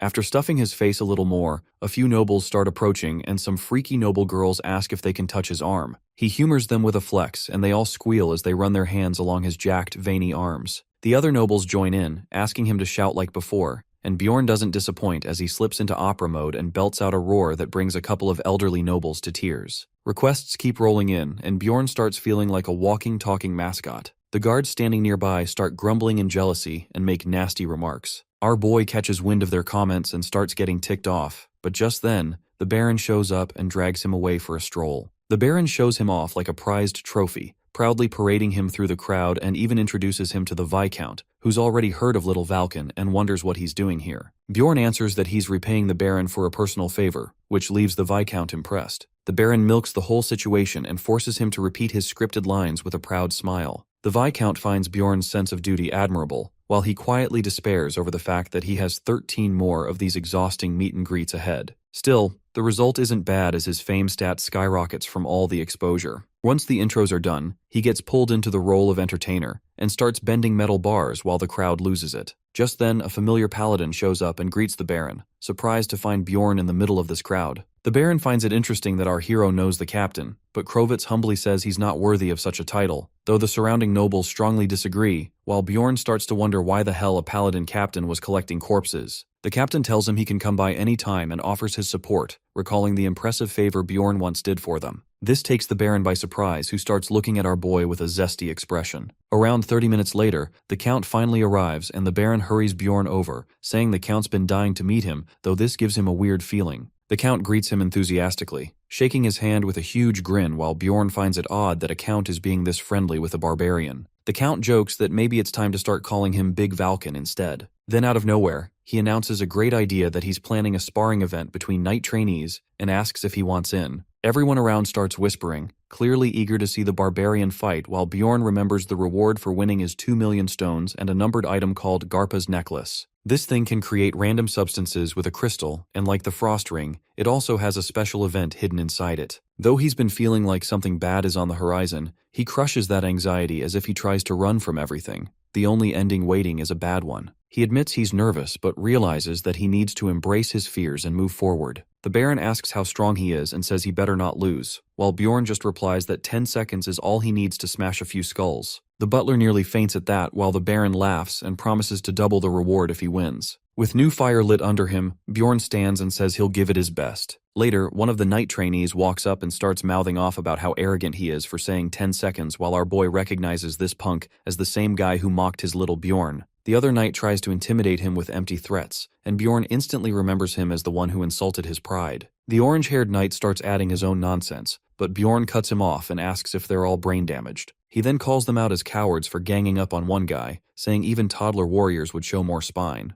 The knights try to save face with some gaslighting, but Bjorn claps back that they have zero honor. He raises his voice to the crowd and shouts that a bunch of knights are bullying a fellow participant before the matches. The growing crowd begins to murmur while the knights go mad and shout at him to shut up. Everyone is gossiping at how horrible it is for the knights to do such a thing who look like they want to disappear. Eventually, they shuffle away in shame, while Bjorn stands tall and declares that he'll knock some sense into them later. Sometime later, the duels begin and a knight's arm goes flying. He's pleasantly surprised that the wannabe knights actually took the bait and starts to smile like a kid who found ice cream as he spots his favorite punching bag, the one who insulted his little barbarian. The orange head tries to act noble, swearing to fight with honor, but Bjorn cuts him off with a savage war cry that has the whole crowd going wild. The announcer starts the match, and the knight immediately pulls out some flashy multi-sword skill that momentarily confuses Bjorn. He still blocks all the attacks with ease, grinning that he really has become a proper barbarian now, but understands that he shouldn't underestimate him. The knight goes for his throat, but Bjorn whips his head back like a pro. The fraud knight is caught off guard as Bjorn activates his wild outburst skill, which increases his threat level. With his promise to finish the match in under 10 seconds fresh in his mind, he yells for the knight to come at him properly as there is plenty of time left, which scares the life out of him.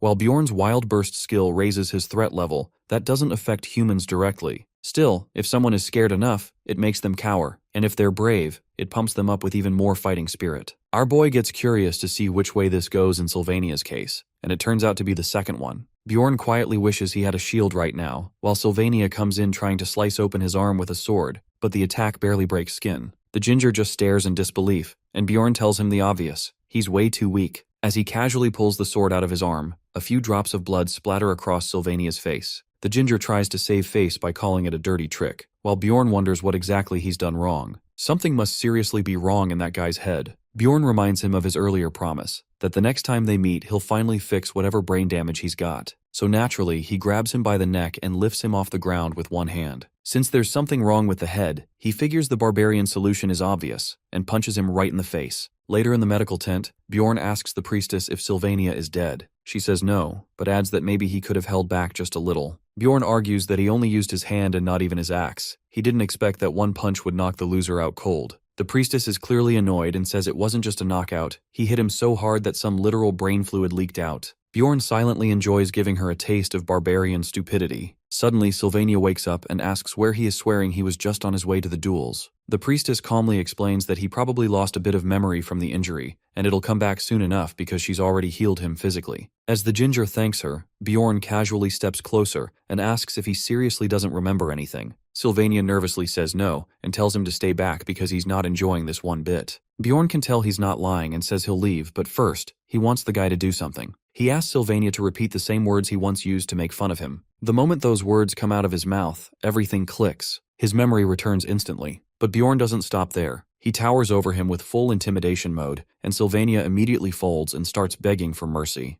Bjorn takes that as a major win. As far as he's concerned, he just fixed brain damage even the priestess couldn't. Then the Baron asks where he's been, saying he's been looking everywhere. Bjorn shrugs and says he just went to check on the knight. The Baron looks surprised, considering it was Sylvania who attacked him first. Bjorn casually says that if it were in the labyrinth, he'd have used an axe. Honestly, he never thought knights would be this soft. The Baron surprisingly agrees and says it's really their fault for slacking off in training. Our boy asks if it's really okay to go wild when the opponents are from noble households, but the Baron assures him it's no issue at all. In fact, he says that's the entire point of these events and nobody cares even if someone dies. And if it ever becomes a problem, he can easily cover it up. All Bjorn needs to do is focus on winning, and the more unhinged he acts, the more the count will be entertained. Hearing that, our boy promises he'll crush everyone's skulls without holding back. The announcer then declares the next fight between Bjorn Jandel of the Martin Baron household and Sir Quarton of the Surfia Baron household. Bjorn feels like luck is on his side today, since he's got another member of that idiot trio lined up. The announcer signals the match to begin. Quarton starts rambling about shame and how he won't go down easily after what Bjorn did to Sylvania. But before he can finish his noble monologue, Bjorn lands one clean strike and crushes his skull, ending the fight in under 3 seconds. He lets out a roar that shakes the arena, and the crowd absolutely loves it. They start chanting the name Night Slayer as if he's a legendary gladiator. Seeing the people really enjoy watching skulls get caved in this much, Bjorn silently wonders who the real savage is. In the semifinals, he gives the crowd a new move, a spinefold, by tossing his opponent in the air and cracking his back across his knee. Still, he's kind of disappointed. The final idiot from the trio wasn't his matchup, so the guy missed out on Bjorn's special physical therapy. Even funnier, every person who loses to Bjorn now begs the priestess to convert them to her faith. The Baron, pleased beyond words, asks where he picked up that last move. Bjorn says he just wants to rest before the next round, so the old man leaves him alone. With only one opponent left, our boy figures it must be the Count's knight trainee. Sure enough, the announcer announces the final match, Sir Albatross from the Count's side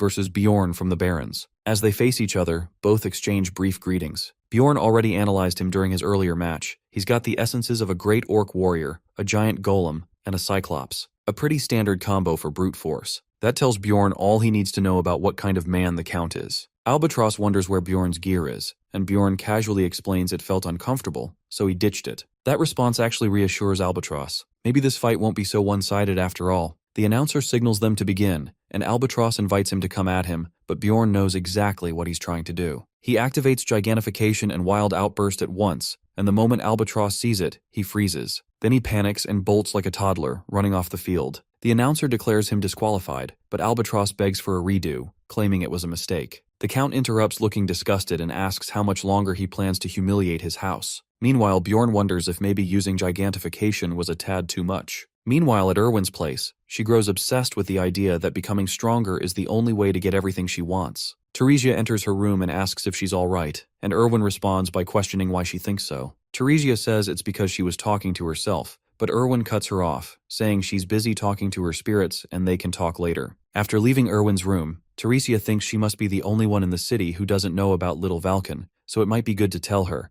but this obsession has made her far stronger. In a short time, Erwin has contracted 4 spirits and awakened 3. She has also improved her archery, martial arts, and dagger skills. Now she can even hunt 7th-ranked monsters alone. Teresia decides she shouldn't say anything since Erwin is progressing rapidly. Then she wonders if this growth might be because of her essences. She grabs the compilation of low-tier essences and sees she's right, as all 3 increase her obsession stat, explaining her behavior. She figures it's not worth removing an essence just to erase its side effects and plans to wait for a better one. Now that she knows the cause, she believes she can keep things under control. But as she tries to sleep, she dreads what would happen if Erwin finds out about Bjorn before they can fix her essence. At 2 in the morning, Bjorn finally returns to the city. He thinks that quests from nobles are always worth doing since he got paid well for just a day's work. The Baron was impressed and told him he could ask for help any time. The Count, however, seemed disappointed and said he'll contact him when he's better prepared, asking him to decline other nobles' requests until then. The Count seemed willing to do anything to steer things his way, so Bjorn agreed. He still can't believe he got the necklace so easily, considering he could never get it in the game.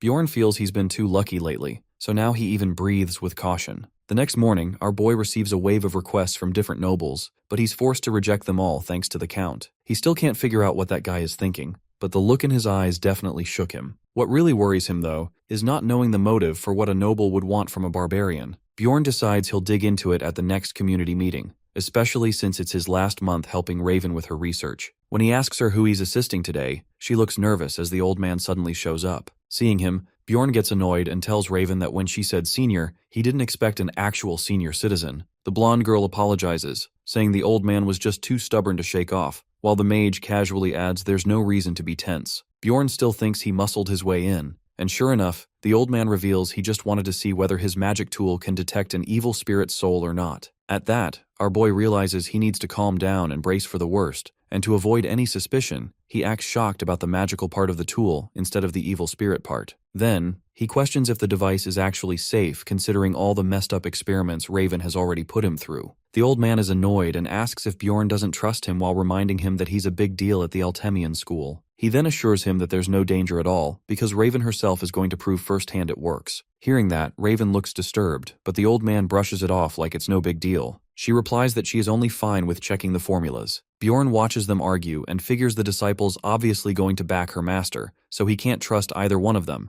But the old man's face says even he isn't fully confident, which only proves it probably doesn't work. Convinced no such tool exists, our boy figures if someone really did make one, then the old man probably tricked him into being the first test subject. And if he tries to back out now, he'll fall right into the geezer's trap, so he takes the L and decides to give it a shot. The old man asks our boy what he plans to do, adding that it isn't dangerous and only takes 5 minutes. Bjorn agrees to try it, but then the old man suddenly looks nervous and asks if he's really sure. Already suspicious, Bjorn asks what he means by that and the geezer backtracks, saying he was just worried it might be dangerous, but now thinks it's fine. Our boy reminds him he only agreed because Raven would check it, and tells him to hurry up because he wants to sleep after this. Once Bjorn leaves, Raven turns to the old man and asks what he was trying to pull. The old man shrugs it off, saying it might have looked strange, but it was just an old chair. Raven glares and asks if he's really not going to explain, especially after she played along. When he finally answers, Raven asks if he truly believed Bjorn was an evil spirit, and if that's why he asked about the labyrinth the other day. The old man tells her to calm down, but she presses again, wanting to know if his doubts are gone now. He admits he was wrong. Raven says she understands why he had doubts. He is pretty goofy, but she still demands to know why he tested him like that instead of reporting to the police. The old man says if he had, Bjorn might have died, then walks off saying he's tired. Raven is left stunned. She always thought he needed a living evil spirit for his experiments, but now she has no idea what the mad scientist is after. Meanwhile, Bjorn reaches his room and flops onto the bed thinking it was one hell of a weird time. He wonders why the old man looked so shaken, but decides it's not worth stressing over. Then, out of nowhere, Misha slides into his room and asks if he's asleep. He's startled at first until he remembers he gave her a key. Being a true man of culture, he grabs her hand, pulls her close, and says he needs her for the night. Misha is flustered, but before her thoughts get too steamy, Bjorn tells her to help write some letters since he has to reply to nobles. She asks if it's okay to send nobles letters like these, since it might cause issues. He says it's fine while scribbling that he's too busy and they should find another barbarian. As they write, the cat girl asks our boy to tell her about yesterday. At the team's regular meeting, Hikurod asks why Bjorn isn't answering, but he tells him to wait since he's still thinking.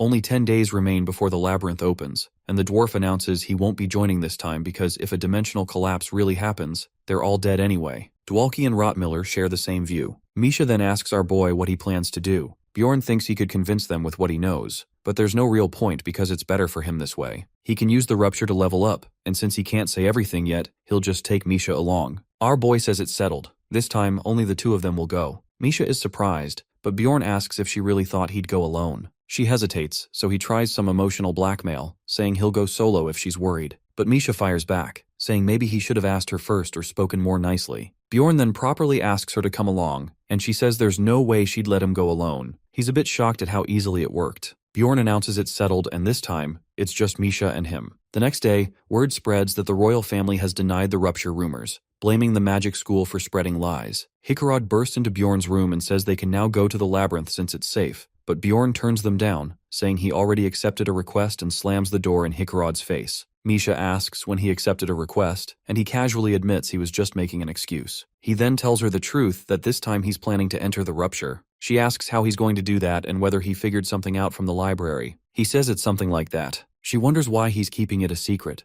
saying it would be better if everyone went together. Bjorn asks if she's told anyone about the frost ring or her spirit beast contract. She replies no, since he told her to keep it quiet. He then asks what would happen if Hikarad were told the same thing. She says he'd probably spill everything the moment he got drunk. He asks about Dwalki or Rotmiller. She says she's unsure about Rotmiller, but Dwalki would definitely blurt it out by mistake. Our boy thinks he actually shares the same opinion that Rotmiller might keep it a secret, but he'd definitely question how Bjorn found out, and that would cause problems. Misha understands what he's getting at and asks why he's telling her instead. Bjorn thinks there are a few reasons, like she doesn't spill secrets easily, and she's such a terrible liar that if she did, he'd know right away. But instead of explaining all that, he just tells her she's someone he can trust. Her face turns red when she hears that, and she pretends to act proud. Bjorn knows he'll be incredibly busy preparing, with only 8 days left before the labyrinth opens. The next day, the two of them head out to buy enchantments and other supplies that cost a lot, all paid from their shared account. On the 7th day, Bjorn gets his level 4 seal activated, which boosts his stats and allows him to stay in giant form much longer. Misha asks if she can come along to the library, and he sarcastically asks if she can even read. At the library, Lagna casts a basic spell on both of them. When Bjorn asks why she's using that instead of the usual one, she says the other spell is something she does specially for him, so she can't use it in front of others. Our boy says she should have told him that privately, and Lagna turns to Misha, telling her to just forget everything she heard. The two of them stare at her, clearly surprised. On the 5th day, Bjorn visits Raven for the last time. She tells him not to die out there, and when he asks if she wants his tower pass back, she says to keep it and visit her if he ever needs help. Finally, on the big day, Bjorn gives a few tips to the rookie barbarians, who thank him for the advice. Hikarad jokes that they're lucky to have a mentor like him, but Bjorn says he just pointed them in the right direction. He warns the dwarf to always be suspicious of overly friendly people, and the dwarf fires back, asking if he really looks that naive. Rotmiller says they're heading in, and when he asks if the others are joining, Misha replies that they're just waiting for their client. And then the three of them step through the portal. After half an hour, the portal shrinks, and Misha asks if they're still not going in, but Bjorn tells her to wait a little longer since the delay will double their experience. He then realizes that veterans dislike newbies because they just don't listen. Suddenly, he signals her to move, and they land on the first floor right in front of the portal to the second. Misha is stunned and asks how this is possible, and Bjorn gives her a brief explanation. Her brain stalls mid-thought, and he admits he can't explain it well either, and just knows how to use it. She says she feels bad for Rotmiller, since if he finds out about this shortcut, all his hard scouting work will seem pointless, and Bjorn agrees that Rotmiller would be depressed since takes his role too seriously. They're transported to a stone desert on the 2nd floor, and Bjorn curses their luck. He knows he needs to head east to reach the beast lair for the magic crystal, which means they'll have to backtrack. They travel east for 2 days, killing monsters along the way. Misha groans about picking up all the magic crystals, and Bjorn quietly thinks how much easier things would be if Dwalki were around to help. Soon Misha spots people approaching and asks what they should do. Bjorn isn't sure, but guesses it's a group doing a speed run, seeing how fast they've gotten this far. A team dashes past them, and Misha notices their expensive gear. She wonders if you need such fancy items to open shortcuts, but Bjorn tells her not to envy them, promising they'll also reach that level one day. She asks if he really believes that, and he thinks it makes sense as she's been underestimated as an adventurer, so she doesn't know yet. Misha then tells him he talks about big achievements like they're no big deal, and asks if it's because he's a barbarian. He asks if she's teasing him, but she elbows him and says she really likes that attitude of his. Bjorn gets a little flustered and thinks that sometimes she's just too direct,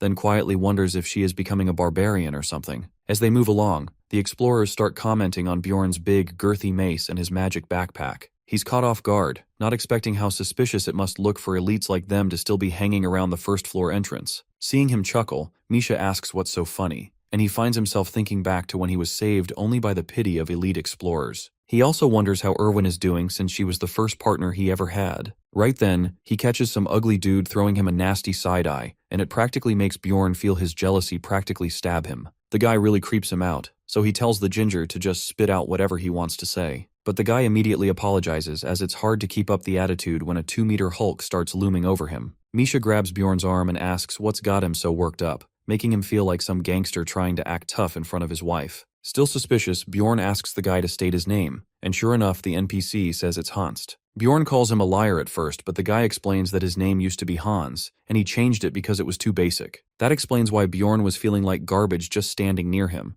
and he advises the newbie to make sure he never becomes a filthy Hans. Suddenly the whole floor shakes and Bjorn realizes that the rupture has opened, so he grabs Misha and bolts toward it at full speed. He starts panicking because this thing shouldn't have opened for another 3 days, which means someone must have triggered it manually, just like he'd planned to do. Wondering if it's a player who did it, he pulls Misha along and charges full Leroy Jenkins straight into the portal. Inside the snowy area, a trio of explorers greet them with big smiles besides a grumpy old man. Bjorn introduces himself and Misha, but changes her name to Michelle. She looks confused for a second before catching on and giving the worst poker face in history. Bjorn tells them he's a solid tank, while the girl Janissa says she's a scout with goblin archer essence, and the harmless guy claims he's just an average frontliner. Judging by their looks, our hero figures they're probably 2nd or 3rd level explorers. It worries him a little that they seem like beginners, but it makes sense as no real pros would ever come to the rupture till it opens naturally every 5 to 6 months, so one of them forcibly opened it while the other 2 just got lucky. Putting that aside, Bjorn can't help but feel suspicious of the extra hairy man, who casually mentions he uses the comically large crossbow strapped to his back. The guy then calls Bjorn rude for not introducing himself first and flexes that he's actually a 5th rank. Bjorn tries to interrogate him, hoping to sniff out who opened the rupture, but the guy just reverses every question back at him. Their little exchange leaves Bjorn wondering if an archer like that can really survive solo without a team, but his aura is heavy enough to make him convincing. The sweaty loser and the scout girl on the other hand aren't hiding much, and it's clear what they are. Still curious about who triggered the rupture, our boy silently swears he'll find the imposter like it's Among Us. Once they settle the loot split and everyone's satisfied, the group forms up and pushes ahead. Along the way, they run into a Yeti that terrifies Janissa, but Bearman turns to the nervous scout girl and explains that the right path is always the one with monsters. Wasting no time, Bjorn tells the scrubs to stay back, but Bearman humbles him and tells him to hold his beer as he whips out that monstrous crossbow and fires with ridiculous force. Still, the Yeti manages to block it and avoid a one-shot. After that, Bearman casually tells the others to finish it off, surprising Bjorn with how serious he is about sharing the workload. Our boy charges in, tanking the Yeti head-on even though it's no weak monster, so both newbies are already praying for his life. While Bjorn keeps his attention, he yells at Misha, or rather Michelle, who does a cool backflip for style points before brutally making the Yeti wish it didn't have eyes. After he's done with the Yeti, Bjorn gives the smug middle-aged man bragging that his cat is one hell of a fighter, so whoever the imposter is better get ready to be exposed. As they go deeper, they run into a pack of ice wolves, and most of the heavy carrying falls on Bjorn and Misha. Bearman still lands some impressive hits, even if his oversized crossbow only targets one enemy at a time. Since no one really claims the leadership role, Bjorn just casually takes the right turn every time because he memorized the map and burned it into his brain from years of sweaty gaming. While moving through the dungeon, he starts suspecting the imposter might be a high IQ NPC or a player pretending to be dumb for unknown reasons. When they step down the stairs, he notices the imposter didn't bother grabbing the secret item inside the pillar. He figures he'll swipe it on the way back like it's no big deal. Carlson and Janissa get distracted by how pretty the cave looks, and the girl asks about the huge shiny pillar in the middle. She touches it and fakes shock that it's glowing, so Bearman throws out a guess that it's probably an objective and that a couple monsters might spawn and unlock the next path. That guess makes Bjorn suspicious, but he doesn't call Mafia on Bearman just yet, mostly because Bearman is very wrong about the couple of monsters. The entire floor suddenly shakes when the boss is summoned, and right before it shows up, a horde of bloodthirsty frost wolves arrive like they've been waiting to crash the party. Bearman's frozen, clearly not ready for this many enemies. Janissa panics instantly, so Bjorn suggests setting up a holdout near the stairs where it's easier to defend. They manage to wipe out the first wave of 20 wolves, but in the second round, a group of saber-toothed tigers almost tear through Misha. One of them tries to flank Bjorn, but he's more shocked when an ice golem shows up carrying a nasty stacking debuff that melts players if ignored. He instantly goes full Valhalla mode and smashes it like it insulted his ancestors. Then, the mutated Yeti mini-boss Frost Lord Cthulhu appears and drops a suppression skill. Bjorn recognizes it right away from his many fights with plunderers like Amelia. Janissa and Carlson both freeze up mid-fight, but Misha bites her tongue to break the effect while Bjorn just stands there, completely unaffected, thanks to his top-tier resistance. With full force, he leaps ahead yelling Valhalla straight at the big boy, and Misha's already annoyed as she warns him to quit being so ballsy. She ends up ditching the monsters chasing her just to back him up anyway. The mini-boss lets out his nasty frost breath that chills Bjorn to the core, but he's not some fragile little weakling. He powers through the cold and slams the Yeti's skull with his mace. The mutated beast roars and tries to fight back, but Bjorn roars louder to assert dominance, and then gives it a firm, unapologetic smack to the face. He keeps going, slapping it side to side like he's the school bully, and the Yeti didn't give him lunch money. Right then, a voice tells him to run if he values his life. Bearman charges his crossbow with a skill called Dangerous Material, and the second he lets it fly, the bolt streaks through the air with a dark, menacing aura. It smacks Cthulhu right in the eye, because of course it's the eye every time. As the boss crumbles, Bjorn is really surprised as he notices the skill also fries nearby enemies. His theory that he was a single-target burst damage dealer goes down the drain, seeing the guy was hiding a cracked AoE skill the whole time. With Bearman's help,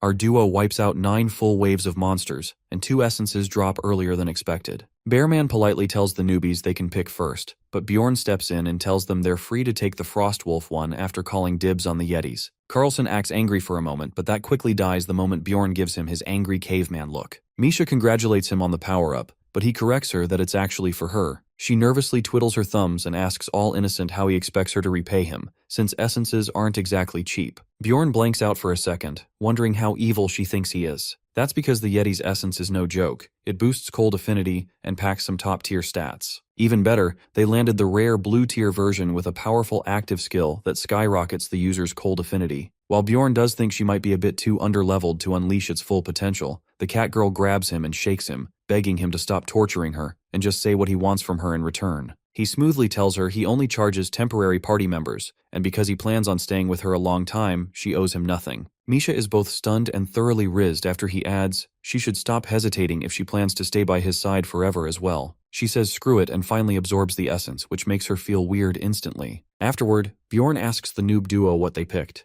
They just give creepy little grins and say they're passing on both, making him mad suspicious why 2 total beginners would waste away such a precious item. The guy says a Frostwolf essence wouldn't suit him, but Bjorn fires back and asks what he even knows about Frostwolves. The newbie claims it's just a 9th rank drop and figures something better will show up later. That sets off a quiet alarm in Bjorn's head, but he holds back from pointing fingers just yet, and instead shifts his attention to Yensia. She also declines, saying that removing essences costs a lot. Bjorn agrees that it wouldn't really match a swordswoman like her anyway. Still, he finds the situation annoying because he was ready to rule them out as suspects, but now that neither of them took it, he can't make up his mind about who is the Mafia member. He even starts doubting whether they're all on the same team while Jensia asks if it's finally over. Right then, the ceiling caves in, and Misha shouts as she points at something approaching fast. A massive ice wolf drops in from above, and Bjorn immediately recognizes it as Tarun Boss, the final boss, even though the fight was supposed to happen way later. But the boss apparently gets impatient and instantly launches an ice blast their way. Before they can react, the ground starts cracking apart, and Misha nervously calls for Bjorn, but it's already too late. The entire group plummets through the ice and plunges into the 3rd chapter of the rupture. Bjorn bursts out of the freezing water with a gasp and starts cursing the awful reality patch the developers added,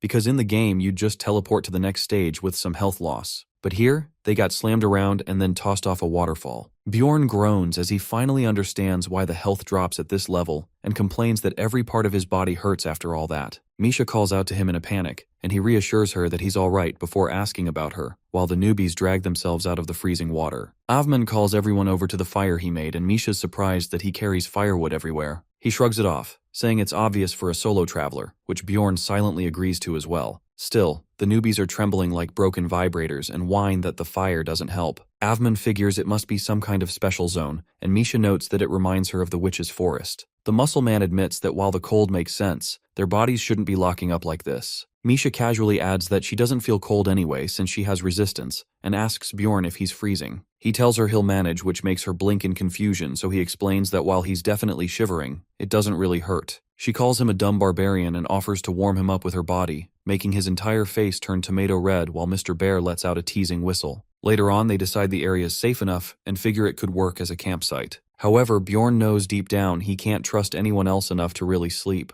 Mr. Bear checks if the other two will be fine on their own, and Misha replies that they've got their own firewood. She tells our hero to sleep first, but he stops her and says he needs to tell her something. He asks if anyone from the group stood out as shady, and Misha takes a moment to fire up her 2 brain cells and says one thing is bothering her. She activates her tea spilling and reveals some very useful info which makes him grin. He praises her sharp eye while staring at the fire, finally piecing together who the imposter really is. About 6 hours later, they pick the exploration back up and luckily only need to stick to the main route to reach their target. Our boy crushes the 8th rank monsters that jump from the ice walls, and Misha doesn't fall back either. The newbie blocks a hit and calls out to Gensia as he warns that the strikes feel worse here because of the zone's debuff. Meanwhile, Bjorn finds their whining annoying since they're not even on the front lines and might as well vanish for all the help they're offering. A few hours later, they enter a room full of frozen ice orcs, which are all 7th rank monsters. Gensia nervously asks if they'll have to fight them, but Avman wastes no time. He locks eyes with the orcs, and just like that, they snap out of their icy prison and start charging, not giving the group a moment to breathe. Our hero shouts at everyone to get into formation and stay calm as the orcs close the gap. He narrows his focus, admitting that while he has no clue what the Mafia is plotting and they as well be just trying to clear the ruptures but keeps his guard up anyway. Blocking a heavy strike, he realizes that this would be the perfect moment for a betrayal, so he decides to hold back his true strength just in case. The newbies narrowly avoid a hit, and Avman asks Misha why she's not helping her hunk, but she simply replies that she's just watching from behind. Bearman sees that the newbies are dead weight and steps in as his body starts glowing, and he casually summons an actual bear, catching even Bjorn off guard. The bear then begins tearing through orcs like it's just another Tuesday. Watching the beast, he figures out how Avman managed to survive solo all this time, but he also notes that the bear might wipe out all the monsters before the Mafia gets a chance to act. So he switches to plan B and takes a direct hit which sends him flying. Misha rushes toward him with a dramatic scream and tears in her eyes as the orc slams him into the ground and she cries out his name. But our boy pulls off a sneaky one as he times the hit perfectly so his helmet and regeneration skill shield his head. Then he leaves the rest to Misha. The newbie yells out if Bjorn is okay and screams at the orc to stop as he rushes in. But right then, an arrow shoots through the creature which catches the guy off guard. The Ice Orc sorcerer tries to whip up a spell, but Misha yells at the newbie to move aside while Avman rolls like a sweaty Warzone player and takes aim again. The sorcerer summons an ice wall, but the arrow slices through it like butter and finds its new home right in the orc's skull. Bjorn watches while thinking the bear guy might just take out the whole field before the Mafia does anything. He curses under his breath that all his setup might have gone to waste, but then a voice cuts in that they can drop the act now. Bjorn stiffens while Gensia smirks as she uses armor change, then activates Beastly Walk for max stealth, followed by her revenge skill that maxes her attack penetration and causes constant bleeding. With a twisted grin, she stabs Avman straight through the gut and announces that the dropped essence will fetch her 30 million stones. Meanwhile, our boy is glad that the Mafia finally made her move and revealed herself. The bear begins to fade as the summoning collapses, but then a vial splashes across the traitor's face while Misha yells for Bjorn to get up. Bjorn jumps to his feet and roars with his wild outburst shout, freezing Yensia in place. He swings his axe at her, but she barely dodges and wonders how the hell he knew. She tries to reactivate stealth, only to find it blocked thanks to that sneaky witch lamp potion earlier. Bjorn throws insults her way while thinking she should have kept quiet if she didn't want him figuring out her skills. There were plenty of red flags as she asked extremely obvious questions that felt way too guided, as if she already knew how to clear the zone. Bjorn had clocked that she kept pretending to be clueless while conveniently pointing out key steps. A few hours back, Misha had told him her scent changed after they fell into the water as before. She reeked of the beast lair, which could only mean that the dirt on her boots came from there, and that alone made her the prime suspect. Misha doesn't hesitate as she charges the traitor and tries to finish her off. Gensia manages to dodge again but ends up bumping right into Bjorn, who without missing a beat, smashes her with his mace and makes her cough up blood. Even so, she manages to stay on her feet and hops away while calling him a trash NPC. That's when our boy realizes she's a player, however none of that matters because now she's just a threat. Misha warns Bjorn as an orc rushes up from behind, but Bjorn brushes it off as the outburst makes him basically untouchable for now. Still, he starts regretting it as the thing keeps bonking him on the head, but since he doesn't want to trigger the final boss yet, he just tanks it. Meanwhile, Yensia tries to escape while he's distracted, but Bjorn doesn't worry as there is nowhere for her to go. She's clearly a rookie if she doesn't know that once the ice orcs wake up, the ceiling collapses and blocks off the only exit from this area. He narrows his eyes, locking in on the runaway rat, but the orc goes full Diddy mode as he creeps up behind our boy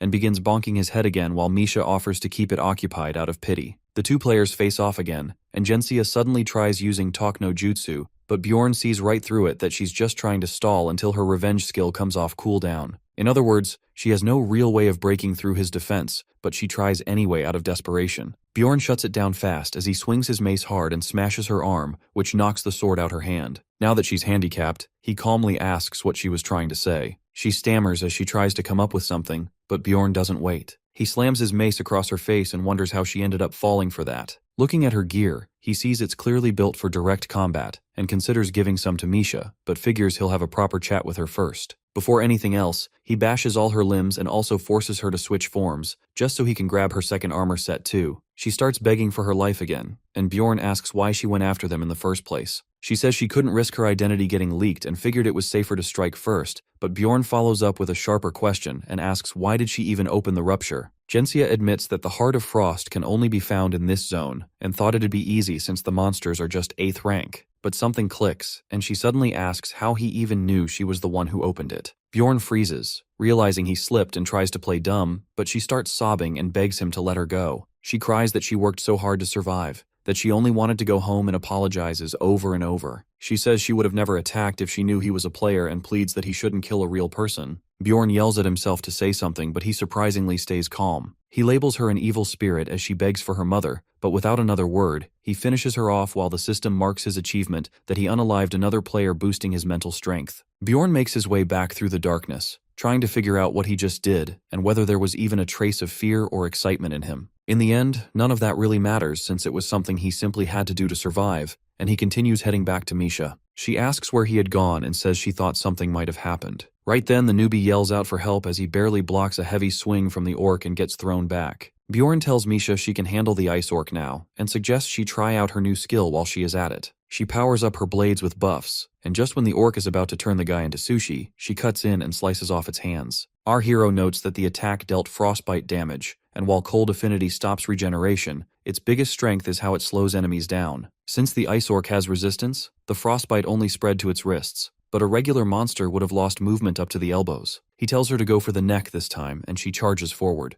Driving her blades into the orc's neck like she is climbing a mountain, she asks if that was any good, and Bjorn agrees since the hit went straight to its brain. With everything settled, he asks if she is ready, and when she says yes, he smashes the orc's head like a hammer, ending it in one clean strike and kicking off the boss fight. The wall behind them begins to crack and glow, and the boss Tarunboss leaps out like a maniac entering a wrestling ring. Bjorn recalls that this one is almost double the size of a regular lycanthrope and has stats to match. It carries an ice club with hypothermia effects, but Bjorn simply yells out that he can still take it down in under 10 seconds. The beast tries to squash him right away, but Bjorn blocks it easily, and then drops his own weapon on purpose. The lesser monsters rush in too, but our boy pops a lightning herb and smirks as he starts to tear up a lightning scroll since he knows the thing is weak to electricity. A massive lightning blast hits which paralyzes the oversized werewolf right away. Even then, he keeps his guard up because the monster has a backup skill that uses fortitude to cleanse the paralysis. That does not change anything though because Misha joins in and starts throwing lightning grenades, forcing the beast to turn. But it is too late as it gets zapped again and collapses like a sack of rocks. Bjorn looks at the downed boss and realizes it has only been 3 seconds, then moves to the next phase as both of them start hammering it with lightning weapons. Together, they finish off the floor boss with ease, while the newbie just stands there in shock as the essence drops. Misha asks if he wants her to take this one too, and he tells her they already decided at the beginning. He pushes her forward and tells her to hurry up and absorb it before it vanishes. Once she does, Bjorn looks ready to move on, but Avman starts groaning in pain. Misha is shocked that he is still alive while he begs for a potion. They rush to help and consider using one of the expensive ones as he tells them to just pour it already. Misha does but sees no change, and he insists she keep going, and Bjorn quickly guesses that the blade was probably imbued with something that disables regeneration. The guy then asks for an antidote which Misha gives, but our boy already knows it will not work, since this is not poison, but a debuff that worsens wounds while the newbie panics and yells that the injury is not healing. Misha whips around and tells Bjorn to give up the top-tier potion, but he narrows his eyes at her request. Eventually, he hands it over, and the wound finally starts to close, while Bjorn notes that the debuff must be serious if even that potion barely worked. He tells the newbie to take it easy and realizes they have not split the loot yet. He tosses a fat pouch at the guy who hesitates to accept, but Bjorn insists, saying he did not get any essence anyway. He also thinks the guy is a bit too nosy and tells him to treat it as hush money while Misha shoots him a smile but says nothing. Mr. Bear finally wakes up and calls himself lucky, but Bjorn low-key regrets it since they could have made serious profit if he had not pulled through. The guy offers to pay for the potion and Bjorn tells him to cough up 5 million, catching him off guard since it normally costs 1 million.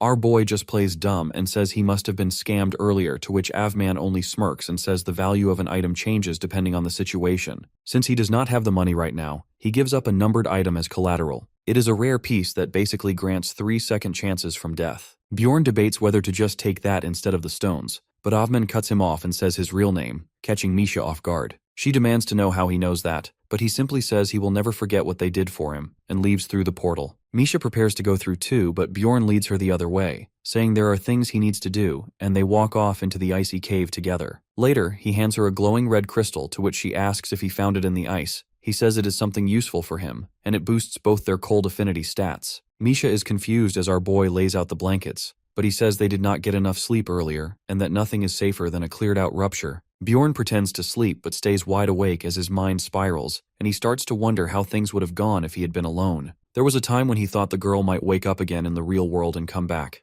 but despite that he still acted greedy, and wanted the bearman's loot to upgrade his spirit deal. Now he is left wondering if he would have ended Avman right then if Misha had not been watching. Just then, the cat girl snaps him out of his thoughts as she lies down beside him and asks what he is thinking. He just opens one arm and tells her to cuddle up since it is cold, and she happily accepts the offer. The two lovebirds cuddle shamelessly beneath the starry sky with cold wind brushing against their faces, and Bjorn ends up knocking out almost instantly. On the third day, they make their way back to the crystal cave where Misha tests out her new equipment, cutting through the monsters with barely any effort. Our boy figures pretty quickly that it must be a numbered item. That immediately catches her attention, and she asks if it is super expensive. Then without skipping a beat, she offers it to him. Bjorn gets irritated as he wonders what she thinks of him, and says he has not even decided if he wants to sell it yet. Misha clears through the monsters without much trouble, and asks if they are heading to the second floor, to which Bjorn agrees, since she still needs more practice. After a few hours of hunting, Misha mentions that she is getting used to her weapons, but when Bjorn questions her, she backtracks that she will practice some more. She then accuses him of being too lazy to fight instead,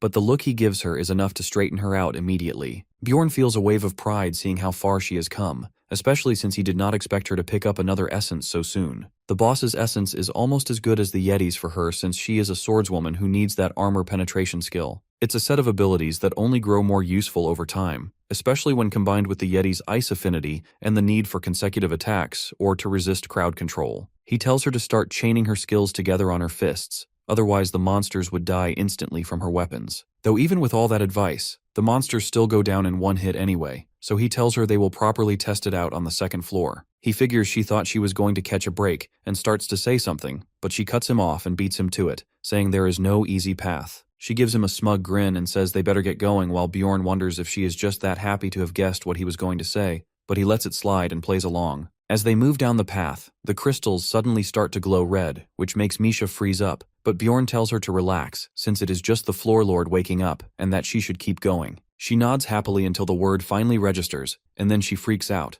but Bjorn places a hand on her shoulder and tells her to calm down. He slips into lore mode and explains that they can still sneak by and use the portal while he shakes her around like a ragdoll to calm her nerves. She finally asks who could have summoned it in the first place. Bjorn figures it was done on purpose and thinks there must be a clan trying to take it down, especially since he had sold the floor lord's info back in the spirit realm. He finds it suspicious that they moved so soon after just 2 weeks of preparation. Either way, they finally enter the second floor, and Bjorn feels a bit frustrated that the journey took an entire day, and he misses having Rottmiller around. He notes that it has been a while since they came here and remembers his past adventure with Anar, which leaves a bitter taste in his mouth as memories of the plunderer come up. His mood takes a sudden dive, and Misha asks if he really hates this place that much. She admits that she does not like it either, but Bjorn recalls that he chose this spot because the path to the third floor just involves going north from here, and since there are only 2 of them, it makes it easier to summon a Death Knight for a raid, which is perfect to test how far Misha has come, while gaining some solid experience points. Soon after, they run into a pair of death fiends, and our boy tells her to attack while he distracts them. The 2 of them shout as they charge in, with Bjorn taking the lead using his shield to block the first hit while Misha slices into the creatures from behind. One of the death fiends starts freezing from the waist up, caught between cold concentrate and icy destruction. As Misha keeps up the assault, the fiend screams and summons the undead, causing her to shout at Bjorn to watch out. But the zombies that rush him get a taste of his acidic blood and immediately recoil in agony as it burns their mouths. She dashes over and asks if he is okay, but notices his wounds healing instantly. She jokes that he might be a monster, which makes him blush as he tells her to focus on the battle while secretly wondering what she would think once he levels up. Not long after, they manage to defeat the death fiends and Misha finally gets the hang of her new powers. Later, they run into a chimera wolf with a strong crowd control skill, but Misha just uses her fortification ability to push through. Bjorn warns her to be careful since it eats up a lot of mana, which she casually ignores. To no one's surprise, a while later she starts to collapse, and Bjorn ends up carrying her by the collar like a grumpy cat,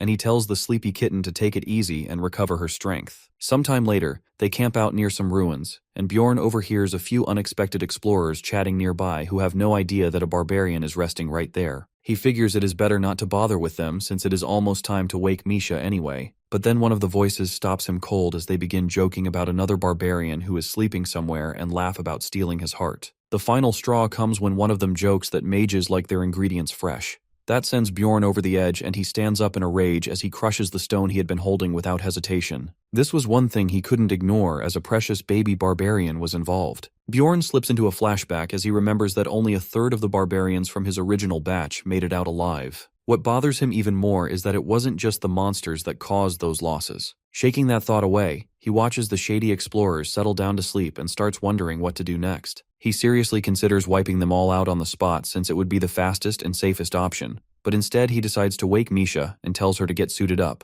One of the explorers is keeping guard while the rest are asleep, but just then Bjorn inhales deeply and lets out a massive shout into the sky, loud enough to jolt everyone awake. Misha gets visibly annoyed and asks why he is suddenly screaming, to which Bjorn simply says he felt like it. The two of them then casually approach the camp as if surprised by the presence of others, but the guy with the hammer quickly warns them not to get any closer. He tells someone named Lewis to wake up the barbarian. The sleepy barbarian looks around in confusion and asks if it's monsters. When he finds out it's just other explorers, he groans and asks why they woke him for that. The fat one reminds him that sometimes explorers can be just as dangerous as monsters, but the barbarian shakes his head and says the man in front of them is one of his kind, which completely catches the fat one off guard. The two barbarians then break into full bromance mode and hug it out while flexing their muscles. Bjorn introduces himself under a fake name as Bjorn, son of Thor, and the rest of the group stares in disbelief as they try to make sense of whatever they're witnessing. The barbarian Karen announces to everyone to lower their weapons, as he insists that Bjorn is not an evil person. The group hesitantly addresses him as Bjorn, but he trolls them immediately, saying they should use his full name since they're not exactly close friends. One of the explorers looks like he's about to rage quit, but forces out a strained smile and suggests that it's best for everyone if Bjorn and his friend head out and let them rest. Bjorn acts delighted by the suggestion, and says they're also looking for a spot to rest,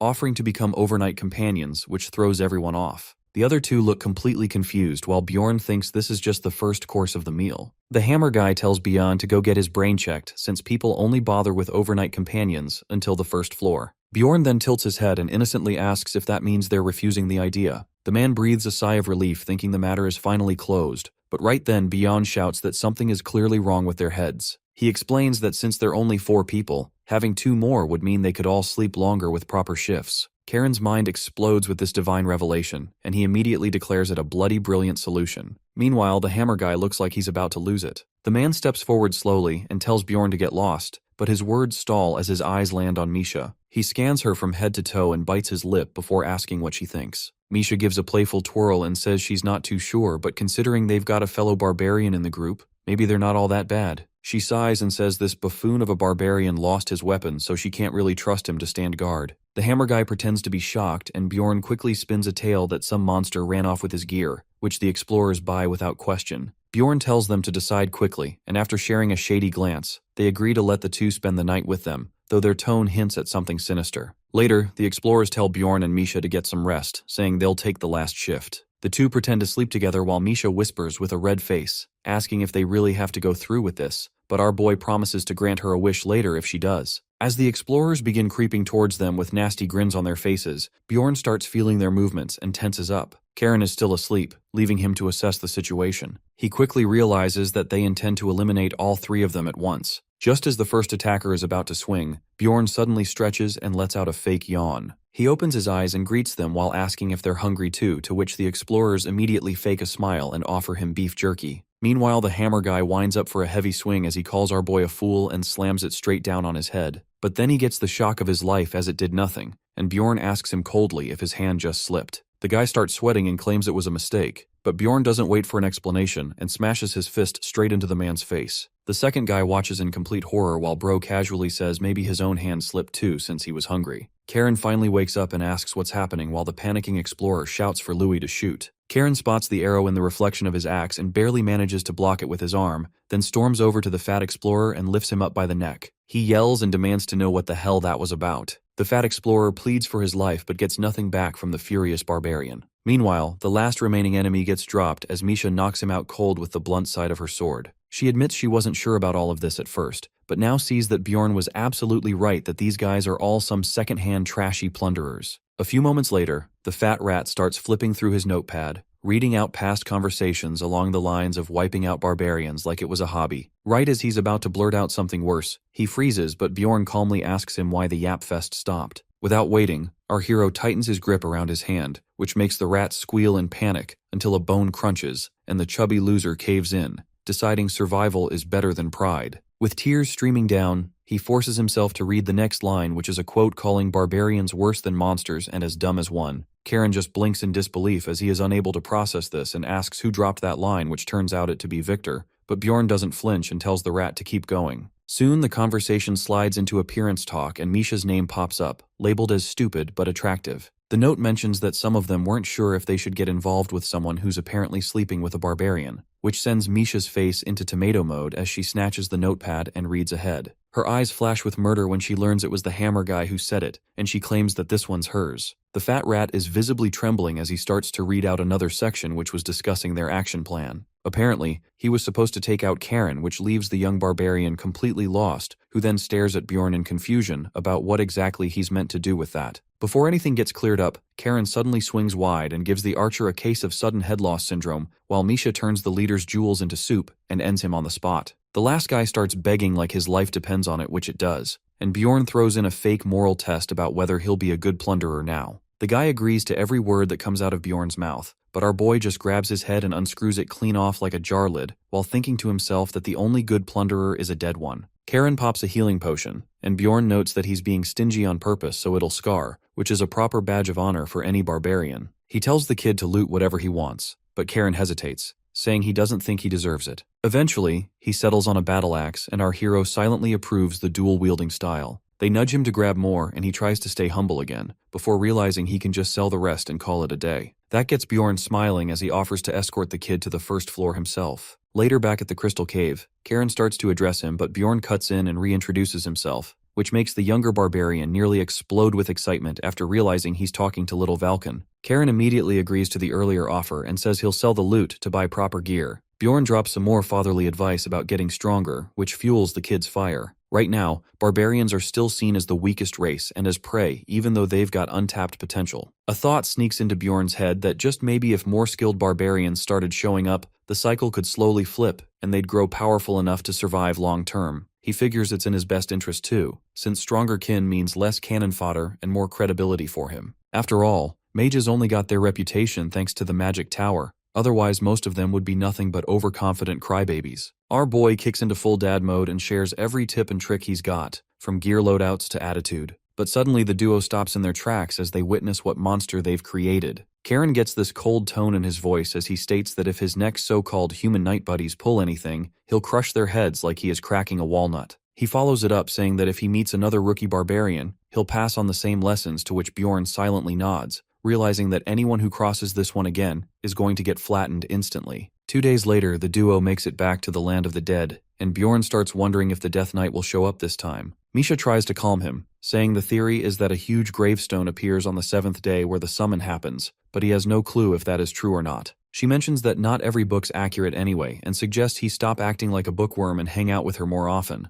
Bjorn does not miss a beat and asks why it has to be her, which sends Misha into full tomato mode again. Right then, they both feel a weird chill crawl down their backs as some kind of negative aura kicks in. Bjorn bites his lips and confirms that healing isn't working properly anymore, and a wide grin spreads on his face because that can only mean one thing: the Death Knight is here. The activated resentment skill confirms that the boss started throwing hands as soon as it spawned. Someone else must have been waiting and jumped it, which probably means other players are already fighting. Bjorn figures that even if it's a race, there are always ways to deal with competition. Misha gets a bit nervous and asks what he plans to do while both of them start running at top speed. Once they arrive, they spot a group fighting the Death Knight, and without hesitation, Bjorn storms in and lands the death blow while pretending to be a heroic savior. The other explorers are left blinking in confusion, while the elf in their team looks ready to explode, and Bjorn starts gaslighting them hard that they were in need of help. One of the guys suddenly recognizes him and mumbles that he's Little Valken. Bjorn recalls that it's the same explorer he once saved from the floor boss ambush. The group slowly relaxes, figuring it must have been a misunderstanding because the Little Valken would never steal someone's monster like a rookie scavenger. Meanwhile, both Bjorn and Misha are baffled at how cleanly this turned out. As the two groups start exchanging names, our hero freezes mid-handshake when he hears the other guy's name is Hans. Our hero instantly yanks his hand back and yells at Hans to stop immediately, which throws the vile beast into visible confusion. Without warning, he suddenly declares he's got urgent business, grabs Misha's hand, and bolts, leaving everyone wildly confused. Misha demands to know what the hell he's doing, while our boy tries to calm down and promises to explain everything later. Meanwhile, Karen marches his way back into the city and starts laughing out loud like a deranged lunatic, instantly confusing the heck out of everyone around. The other barbarians spot him and demand to know where he got all that absurd loot from. Huffing with pride, he tells them to gather around, and then enlightens them with the glorious new teachings he picked up from Bjorn Sensei, causing the barbarians to erupt in outrage, insisting they're not some monsters to be hunted. Karen lays it on thick, swearing that Bjorn is the real mastermind who foresaw the plunderer's ambush and saved his life, which immediately causes our boy's fame stat to skyrocket. He declares that all this treasure came to him because he followed the sensei's teachings, triumphantly raising the loot bags for all to see. He then overhears someone behind him muttering about barbarian hearts being the only useful part, making him furious as he vows to pass on Sensei's brutal wisdom to the baby barbarians. He kicks off the first round of teachings while the barbarians hype themselves up like it's a holy war, as Karen declares this moment marks the first massive step toward the true greatness of barbarian kind. Meanwhile, our duo finally make it to the Pilgrim's Passage on the labyrinth's third floor after getting seriously lost without a proper scout and tailing another party instead. Upon hearing Bjorn's wild Hans theory, Misha insists they leave the labyrinth immediately, but he stops her because that theory isn't confirmed just yet. Besides, if the Hans curse actually exists, they're both going to get screwed, and that sends some serious chills down Misha's tail. Our boy shamelessly admits that he feels a whole lot better now that the two of them are worried instead of just him, which makes her visibly pissed. He tries to play it off by saying he can't help it because she is just way too reliable, which turns her face redder than a tomato. The certified menace then casually lets her know he was joking and takes off running into the jet black marsh, so Misha punishes him by making him princess carry her the whole way. Not that it's much of a punishment. Hearing about their dumb little love fight, one adventurer jokes she'll fall for him in no time, while another snaps at the guy to shut up because someone's trying to sleep. They both instantly recognize the voice as Tree Stump Hickarod, and before long, the party is finally reunited. Hickarod wastes no time asking Bjorn about the job he bailed on them for, and our boy casually says he cleared it back on the first floor. Bjorn then flips the question, asking why Hickarod isn't on the second like they planned, and the dwarf says his job wrapped up pretty fast too, so they're already working on the next one. Together, the gang completes a request to gather frog beast eyes in just 3 days. After a job well done, Dwalki flirts with Misha by calling her their lucky charm, but Hickarod instantly shuts him down by saying Bjorn's the real one bringing them good luck. Before things get weird, Bjorn suggests they move to the next floor, as it is a waste to sit around for the rest of their time on the third floor. After another 3 days of painfully long walking, the squad finally reaches the Witch's Forest with barely 3 hours left before the portal closes. Bjorn tosses Rottmiller a quick compliment for getting them there in time, and without wasting another second, he rushes toward the portal when he unexpectedly hears a familiar voice calling his name from behind, right as he steps in. Now on the 4th floor, he still can't get the voice that sounded like Erwin out of his head, but the odds of her actually being there feel like 1 in a million, especially since the 3rd floor is huge, just like her personality. As a new wave of monsters charges explorers the second they arrive, our boy jumps into action, and after some solid coordination, the team wipes them out. The moment the horde drops, a panel informs him that the trial is complete, and 4 differently colored portals open inside the room. Dwalki points out they don't have much time, and the loot on the lower levels sucks, so they need to pick fast. After a quick discussion, they choose the Door of Wisdom first. With Rottmiller leading the way, the team steps into the portal, but our hero soon comes to regret that decision as he finds himself barely standing against a brutal behemoth, while Rottmiller, Hickarod, and Dwalki look like their souls have already left their bodies. To see how exactly we got here, let's wind it back a few hours ago when the team took the Gate of Wisdom on the bottom-most floor of the tower on the 4th floor. After that, They kept ascending floor after floor until they finally reached the 12th, where, out of absolutely nowhere, they were jumped by a troll, which is a nasty 5th-tier monster that shouldn't even exist there in the first place. Misha panics hard at the sight of the beast, while our boy isn't too shocked, because he's faced 5th-tier monsters before in the tower a couple of times, but that only happened on the 100th floor or higher. Seeing a boss-tier monster pop up like surprise mother trucker, Bjorn curses the ugly bastard Hans, whose slimy hand he shook. Wasting no time, he yells at the team to lock in, uses Wild Outburst to grab the troll's attention,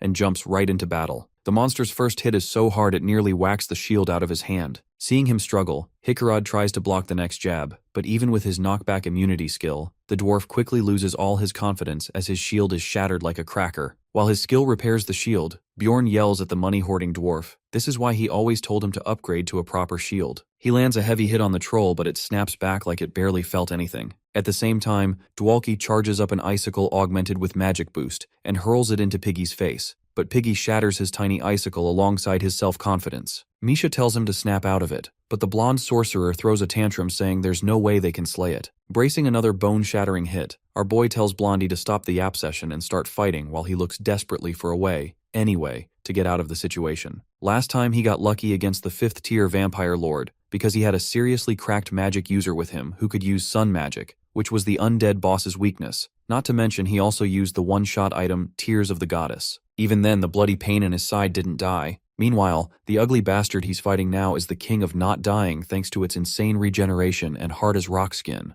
Knowing he's the only one on the team who barely meets the stat requirements to even fight the thing, he tells everyone to hold out because this is going to be a long fight. 15 hours pass, and the team is following Bjorn's strategy for Dwalki to use curses while he and Hickarod hold out as tanks as long as possible to allow Misha to land hits any chance she gets. However, it doesn't seem to be working out too well as the troll keeps targeting Dwalki, who gets saved by Rottmiller at the very last second. Barely holding out, our boy asks the blonde mage how much mana he's got left, to which he replies maybe 2 or 3 minutes. Bjorn tells him to stop using the curse, but even then Dwalki says he can only hold out for 7 minutes tops, while Misha struggles to do any serious damage because the troll's bones are extra thick with 3 Cs. Realizing he has no other choice, our guy suddenly tells Hickarod to take over tank duty as he shifts to plan B. Wrapping around the troll, he uses his mace, the greatest smashing tool mankind ever made, to do some damage, but that sends the troll into battle fever, which makes the nasty boss stronger and immune to pain. Still, that doesn't scare our fearless barbarian who keeps beating it like it's a piñata full of candy until the right arm is damaged enough for Misha to come in and slice it off. After its arm falls to the ground, the troll casually grows another one using hyper-regeneration that even catches our boy off guard, but everything is going according to his plan. Knowing it won't be able to use the regeneration skill for 2 whole minutes, he gets serious and activates Gigantification, as his last chance at taking it down is to smash the brain or heart before those 2 minutes pass. While choking the ugly green son of a gun, Bjorn shouts at Misha to get the bastard's eyes and splash some of its blood on them too. With a fierce Nyan, she goes all in and tears up its eye sockets while our boy barely manages to hold the troll in place. Rottmiller and Dwalki look horrified as Misha climbs onto its face and keeps slashing non-stop till she just can't anymore since a troll's skull turns out too tough for her budget daggers. Even then, he tells her to keep going till she hits the brain, but out of nowhere, the troll snaps and bolts straight toward Dwalki. The guy's stunned and can't believe it's charging at him while blind, and Rottmiller barely manages to dodge roll at the very last second while our hero questions if trolls can somehow sense a mage's magic. Either way, it sticks to chasing Dwalki, so Hickarod steps in to stop it, but ends up getting some of his organs exploded with just 1 hit, which makes Bjorn wonder if the gutsy dude really pulled that off without any defense skills since he's already out of mana. Misha hops onto Bjorn's back and asks what the next move is, but he tells her to just finish the thing, so she stabs and stabs till the system lets him know the troll's curse has been lifted. As it closes in on Dwalki, she spams icy destruction right into the eye like a rabid raccoon going wild in the socket as hard as she can, but Bjorn's Gigantification ends, and both hit the ground hard. That turns out enough though, and he watches the blind troll finally drop in front of him, leaving just 5 XP points and a single magic crystal behind. No essence or any loot worth the pain and trauma they just pushed through. While he barely manages to stand, Misha rushes over to Rottmiller and Dwalki. That becomes the moment he truly sees how twisted this nightmare is, and how his best call in the heat of it all ends up turning Dwalki into a vegetable for the rest of his disabled life. Misha tries waking Rottmiller while the dwarf lies there folded on the ground like roadkill. It turns out the scout just passed out from the pain of his mangled arm, so he tells Misha to shift focus to Dwalki, who took real damage. She sees the mage's limp body lying there and asks Bjorn through tears what to do, and he tells her to move. Bjorn hates admitting it, but the potion he has now feels like a band-aid on an amputation, and Dwalki looks like the walking definition of squishiness as a human mage with zero muscle to his name. Seeing the guy like this after having his spine folded like a lawn chair and probably crushed from the inside, Bjorn grits his teeth knowing he just wasted his best potion in the damn ice cave. Right then, the absolute goat Rottmiller flashes a smile and pulls out a top-tier potion he's been secretly saving the whole time, telling Bjorn to use it on Dwalki. After the potion, the magic boy looks way better than before, making Misha cry tears of joy that somehow, all of them actually made it out alive. Still, our hero refuses to feel glad at all because it eats him up inside knowing they didn't survive due to his skill or some solid plan, let alone a smart call during battle. It was all just pure dumb luck. Realizing how insanely lucky he got, he catches a brutal vibe check that this hellish world isn't a game, and flukes like that aren't happening again anytime soon. Later, Hickrod wakes up and thanks the actual heavens they're all alive, while Rottmiller jokes it's probably time he makes that long overdue donation to the temple. Bjorn apologizes again for not predicting the troll's psycho move, but both of them shut that down fast and tell him they're far from mad, because they owe their lives to him and his clutch leadership. When Dwalki groans, Misha notices he's awake and quickly tells him not to move yet, but the first thing he says is how glad he is to see her safe and unharmed. Bro then coughs up a whole gallon and laughs like he definitely does not feel like he just got run over by a truck. Hickrod breaks the tension, calling it a tragedy they can't even brag because no one's ever going to believe they actually beat a troll, though Rottmiller tells the little tree stump to chill and stop being greedy. Speaking of greed, Hickrod swears he's absolutely going to help repay the selfless scout for his top-tier potion, and after that, Misha turns to Bjorn and asks what the next move should be. Going full serious, he makes it clear he's not some cold-blooded leader and says the best call is to stay put until the labyrinth shuts down and kicks them all outside, though deep down he regrets just how much that dumb troll really cost them. After a long week stuck inside, the labyrinth finally closes and they get transported back to Raffonia. What Bjorn doesn't know is that a very unexpected surprise is already waiting for him the day after he finally returns to the outside world. Back in the city, the party rushes with Dwalki to get him healed at the temple the moment they come out. The magic boy finally lets out a deep sigh of relief as Hickrod brings him back, leaving Bjorn a bit surprised that the priests at the temple wield divine healing even top-tier potions worth a kidney can't replicate. Rottmiller asks him if he feels strange at all, but Dwalki jokes he's feeling fit enough to binge-read books for a full day straight if he wants. With that, they all agree to meet up again in 2 days, and Misha returns to the apartment with Bjorn. He feels a little disappointed that they didn't get any magic stones this time around, so they'll just split the reward from the quests they had taken. Realizing how rough this entire expedition turned out, he mentally throws every swear word he knows at the stupid troll while Misha stays curious about what's currently going through his head. Out of nowhere, he turns her redder than a tomato by casually saying they should go back together and take a nice bath, after which he plans to organize his things, much to her disappointment. She quickly shuts down her wandering thoughts and tells him she'll take a shower at his place instead since hers is just too far, to which he agrees without a second thought. Back at his room, the ever-dense Barbarian shocks her with a 2-minute shower and instantly dives into building his Gundam,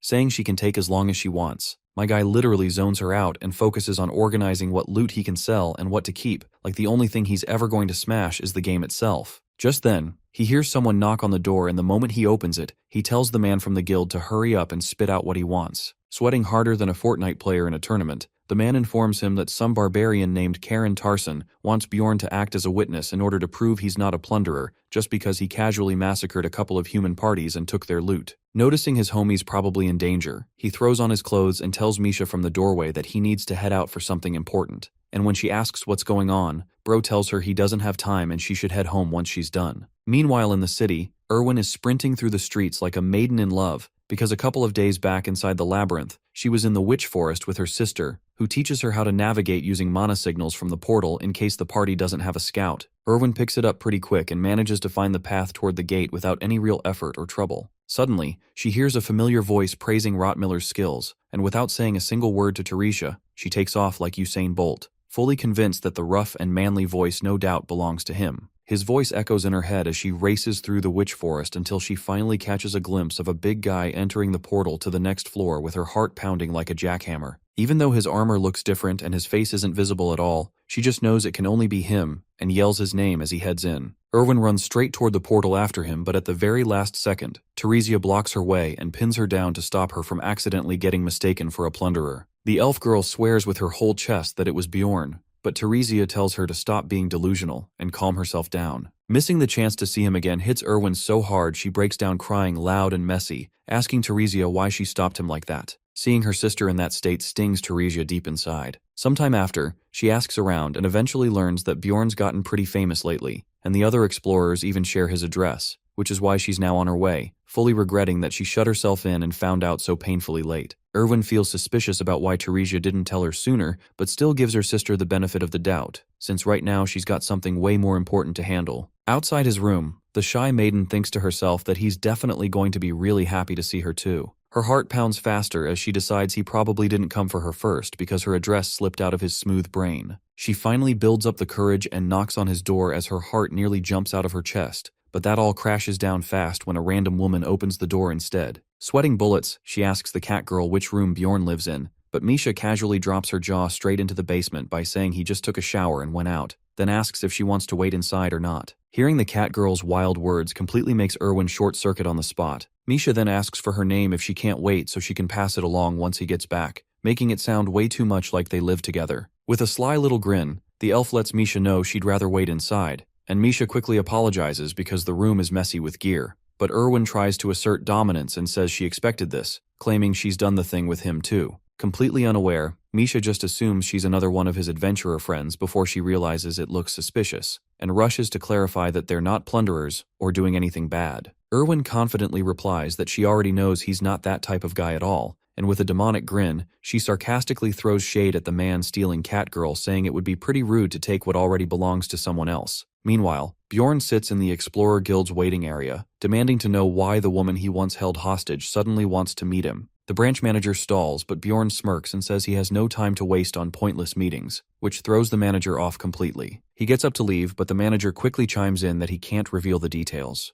Bjorn shuts him down anyway and walks off, forcing the man to chase after him. About 20 minutes earlier, when Bjorn arrived, the branch manager immediately said Karen could leave, but that Bjorn had to stay. That alone set off a few alarms in his head, as it became obvious that Karen was just bait. The manager tries to make it sound like he planned to ask for Bjorn anyway, and mentions that Miss Urbans requested to see him. It takes Bjorn a moment to realize that it's the same girl he used as a hostage during the prison break, and the mention instantly pisses him off, but he questions why that has anything to do with him. Meanwhile, inside his office, District Manager Urbans recalls the entire incident and suspects his daughter might be planning to snatch his position. He realizes the branch manager must have taken her side. The butler adds that it was probably the young miss who arranged the meeting with the Barbarian too, but Urbans just calls her a fool for rebelling against him. He figures she's still caught in some rebellious phase and finds it laughable that the branch manager is using her to keep his job. Looking more serious now, he decides he'll just get rid of both of them and thinks that while he's at it, eliminating the annoying Barbarian wouldn't be a bad idea either. Bjorn is caught in a sudden downpour and figures he might as well grab something to eat since he can't go anywhere. Not long after, he's sitting in front of a mountain of delicious-looking food, but as soon as he takes a bite, he realizes that Misha is way better at cooking meat and starts thinking he should ask her to cook for him tomorrow. He stares at the plate and finds himself craving Japanese food,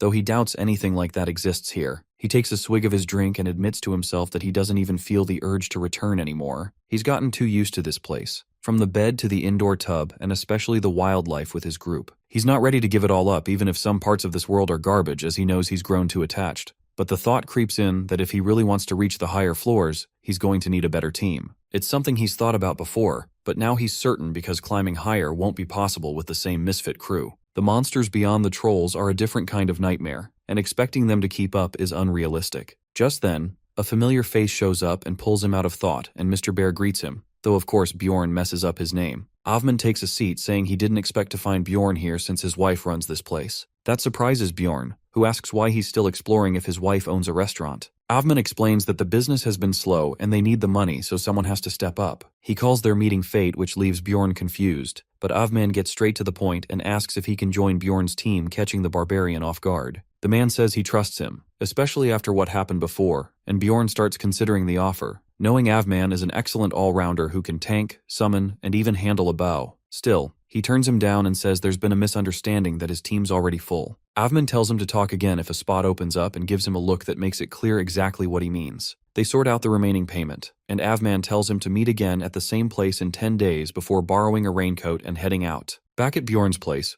Erwin is spiraling a bit and muttering weird nonsense. Misha catches her off guard and remarks that the elf is tougher than she looks. Irvin suddenly remembers the cringy stuff she said earlier about Bjorn being hers. She thinks back to how she left him for her sister and starts wondering what exactly she's feeling now. But whatever it is, it turns into sharp resentment as she eyes Misha, who introduces herself and asks for the elf's name. Irvin tells her, and Misha immediately tries to be friendly, saying her name sounds cute just like her, but the mood gets weird as they both fall into awkward silence. Then Irwin asks straight up if Misha is dating anyone, which flusters her on the spot, and she insists they're just teammates. That answer lifts Irwin's mood instantly, and she says she was mistaken since Misha was showering here, which only makes the poor girl more flustered. Irwin wonders aloud how far Misha lives if she had to borrow Bjorn's washroom. Misha laughs nervously that it isn't far, and Irwin's mood switches instantly as she zeroes in like a hawk. Misha then asks how Irwin knows Bjorn, and she answers that they used to be teammates, and still refers to him as Mr., which she makes sure to add that it's a private nickname just between them. Misha holds back her irritation while Irwin innocently asks if there's a problem, which she denies. Irwin starts laying it on thick, saying that she and Bjorn have a special bond, and that they cherish each other, but Misha claps back that all of that is probably just one-sided.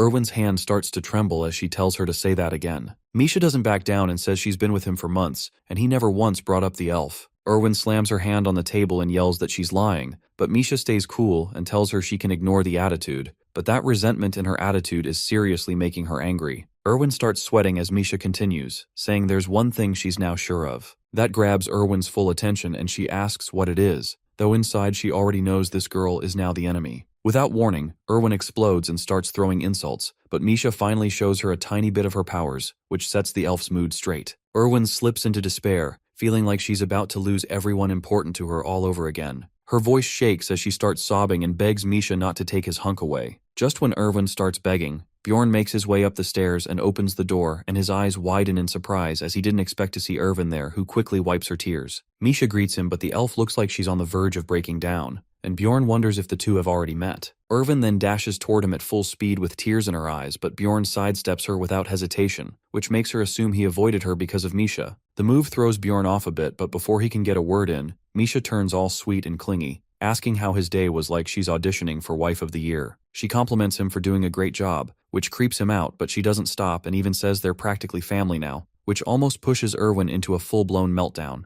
Misha then hands him a towel, which he takes awkwardly, and Bjorn shifts his attention to Irwin. He mentions that he was just about to go looking for her, and her mood instantly lifts. She quietly admits she thought he might have forgotten, but Bjorn reassures her that he could never forget his first teammate. That clears up her worries, but now it's Misha who looks ready to unalive someone. Irwin kicks into high-speed ramble mode, explaining everything that's happened and proudly showing off her 4 elemental spirits. She reveals she's already reached enlightenment with 3 of them, which genuinely surprises Bjorn. He figures she must be extremely talented since not even a year has passed, and wonders how far they could go together if she mastered the 4th one. But his mood drops when he remembers her sister exists too. Bjorn tells her he's glad she worked hard and thought maybe she had already moved on. Before Irwin can reply, Misha cuts in that Irwin needs to focus on finding her path as an explorer, while Bjorn notices the elf is clearly afraid of Misha. He asks if anything happened while he was gone, but both girls pretend nothing did. However, Bjorn doesn't buy it, but he lets it slide for now. Misha pats Irwin and says they're super close, and the elf just agrees with whatever she says while Bjorn thinks there's definitely something off here,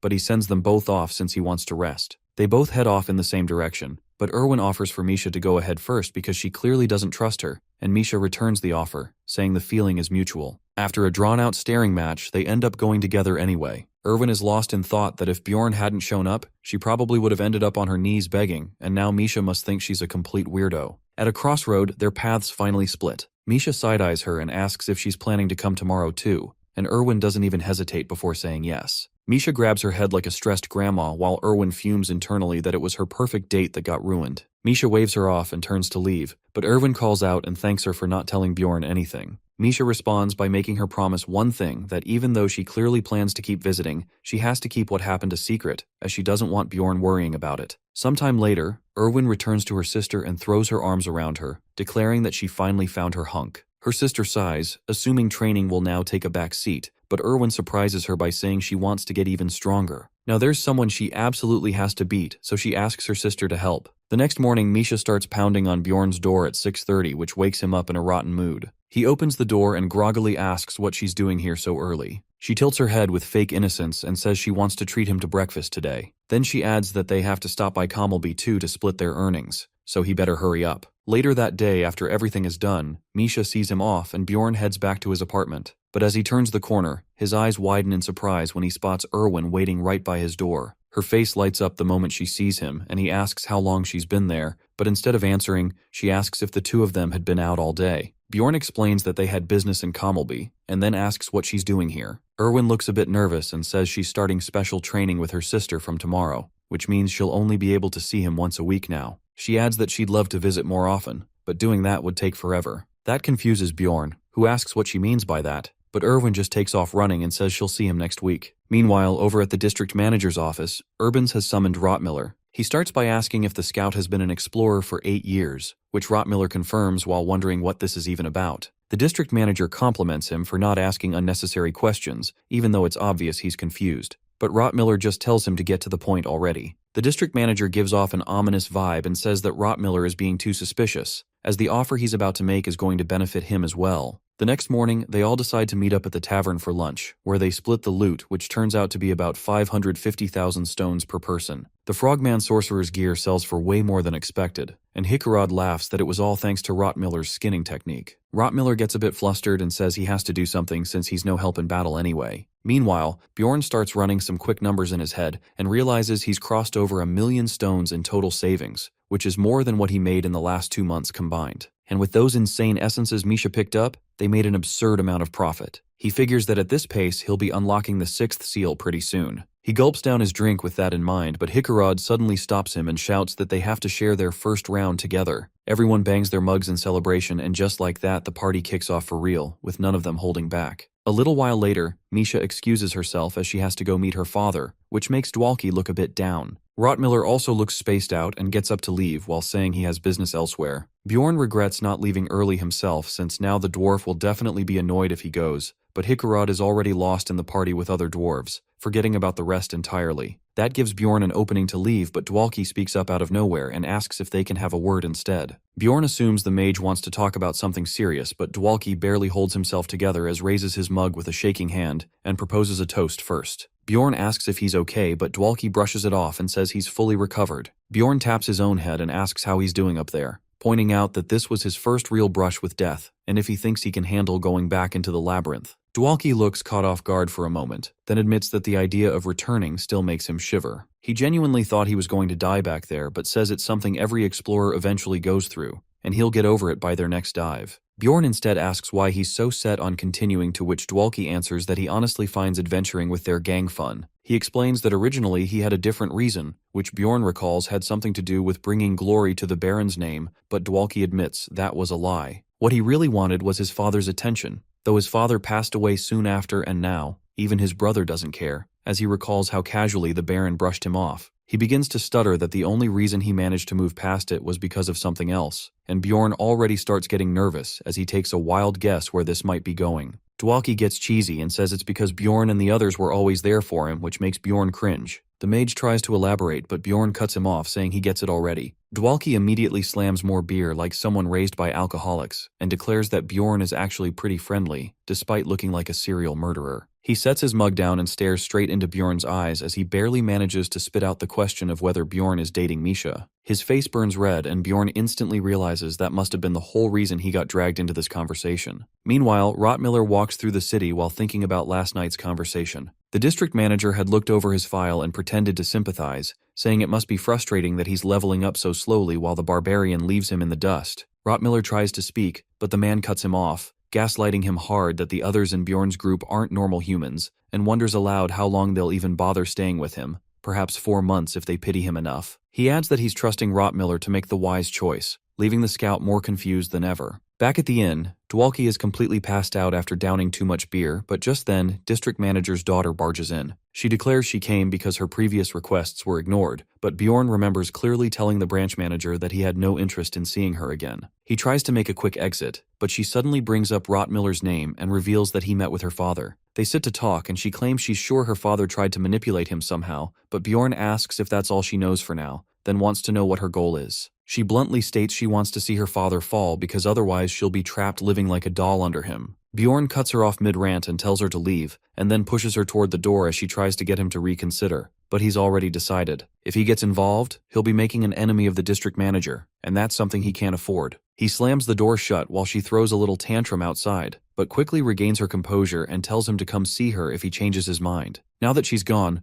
Bjorn finally relaxes, but her words keep circling in his head, and he starts to think about Rottmiller again, so he decides it's best to keep an eye on him from now on. The following days blur by with Misha making him breakfast for him every morning, and he spends his afternoons buried in books at the library. Once a week, Erwin visits and they all share a meal, though she and Misha always end up butting heads. They hold team meetings too, and Bjorn begins to suspect that Rottmiller is definitely hiding something. At one point, he visits Avman and collects his 5 million, though our boy is hesitant to give the bracelet back. Time skips ahead, and the day of the next spirit meeting finally arrives, and Bjorn decides to switch up his usual routine. Instead of checking the market trades, he roams the chat rooms. Surprisingly, he finds 0 groups for barbarians and only manages to spot a group with 3 tank groups, but then something catches his eye, a Korean chat group. He clicks it on instinct and is immediately thrown off by how overly decorated the room is, as he expected something plain, but a loud voice suddenly booms out. Bjorn stares up at the massive figure of Sergeant Lee, who starts celebrating with full energy. Our boy notices the military gear and blurts out in surprise,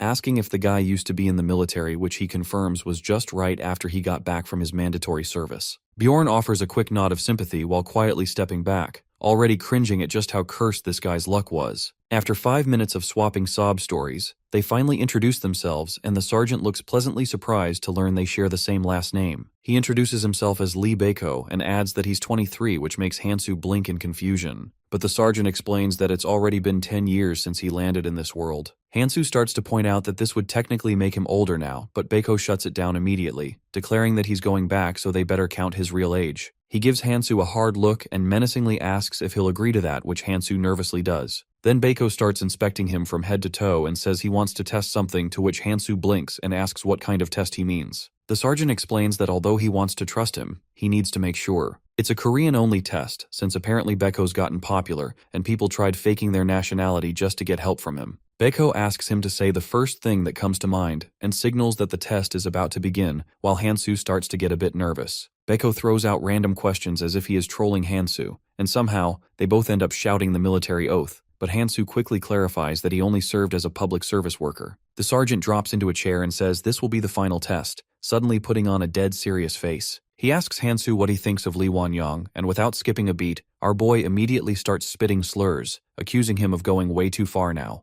Bako nods and declares him a true Korean, while Hansu wonders what kind of unhinged nonsense this guy is on. Bako starts making strange noises, clearly lost in his own thoughts, and Hansu can't help but wonder if this guy has already lost it. The sergeant apologizes and says he was playing out a little fantasy since it's been way too long since he met another Korean. He gets a bit sentimental, saying he's genuinely happy to meet Hansu, and our boy realizes that this guy's probably been alone way too long and just needs some human contact, so our boy decides to adopt him. Hansu asks if he'd be willing to share some high-level intel, but Bako still seems a little hesitant, but our hero reassures him that they're the same kind of person. The sergeant then asks what difficulty Hansu beat the game on, and without missing a beat, Hansu just mirrors him and says 10 times easier mode. That immediately lifts Bako's spirits as he starts yelling that Koreans are built different, and Hansu just silently concludes that he's a patriot through and through. Bako offers to share some ghost points, but Hansu politely declines since he has no real use for them. He can tell that while the guy acts laid back, he's very careful about what he reveals, and definitely not eager to share his full identity. Bako then dramatically tears up and declares Hansu his long-lost brother, and tells him to ask anything. Hansu nods and asks if he knows who's running things behind the scenes here. The sergeant draws a complete blank at first, but then mentions 3 powerful mages who might be in charge. He warns Hansu not to reveal his identity in the community since there are some trash-tier players siding with the royals. Hansu asks if the administrator could still find him, but Baeko just gives him this creepy little grin and says there shouldn't be a way, since this realm wasn't created by them and that they only inherited it. Then Baeko dives into some deeper lore, explaining that the evil spirits have been around for more than 100 years, which doesn't add up since that would be before the release of the game on Earth. Apparently, some people from another dimension ended up here after reading a book about Raffonia. A few of them made it in, and one of them supposedly created this realm which the current administrator probably inherited. That stuns Hansu, who wonders how in the world this guy even knows all of this, but decides to just shut up and keep listening. Bako admits he's been in seclusion for a while, so he doesn't have fresh intel, but points Hansu toward a chat room that always has the latest information. Observers of the Round Table is a veteran players community with restricted access. Baeko explains all the details like Hansu's some confused school kid, but then announces that his time's up.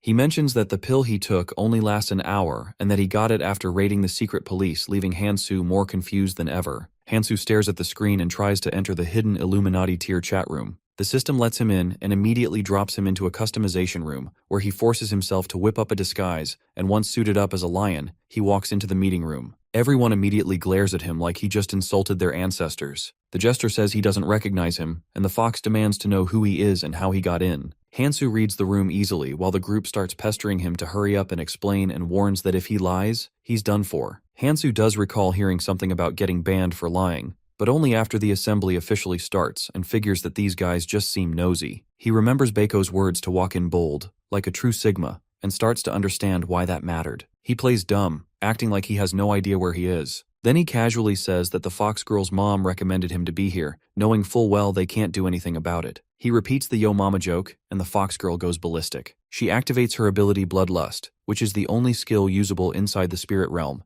and its strength depends on the person's mentality. She tells him to repeat that again, and Hansu starts to feel the bloodlust creeping in, sweating just a little as he realizes she's not playing around. Our hero only feels a faint tingle and wonders if this is what bloodlust is supposed to feel like, but honestly, it doesn't seem all that impressive. He puts on an act and pretends to be scared, and the fox girl puffs up with confidence, taunting that he was talking big earlier while the rest of the veterans keep their eyes locked on him. She grins and dares him to say it again, but that flips a switch in him, and he drops the act and fires the same yo mama joke again, catching her completely off guard. The veterans scold him for being childish, and it deflates him a bit that no one appreciated the joke, but decides to let it slide. The fox girl starts shaking with rage after getting roasted like that, and Hansu silently finishes evaluating the room. He remembers what Baeko said about bloodlust and that he didn't want to use it on Hansu since it could trigger a mental disorder because his mental strength was too high. The sergeant explained all he had to do was treat the target like an enemy that he absolutely has to erase. The pressure crushes the fox girl, making her drop, and she begs him to stop while the other veterans jump up in fear, demanding to know what the hell he's doing.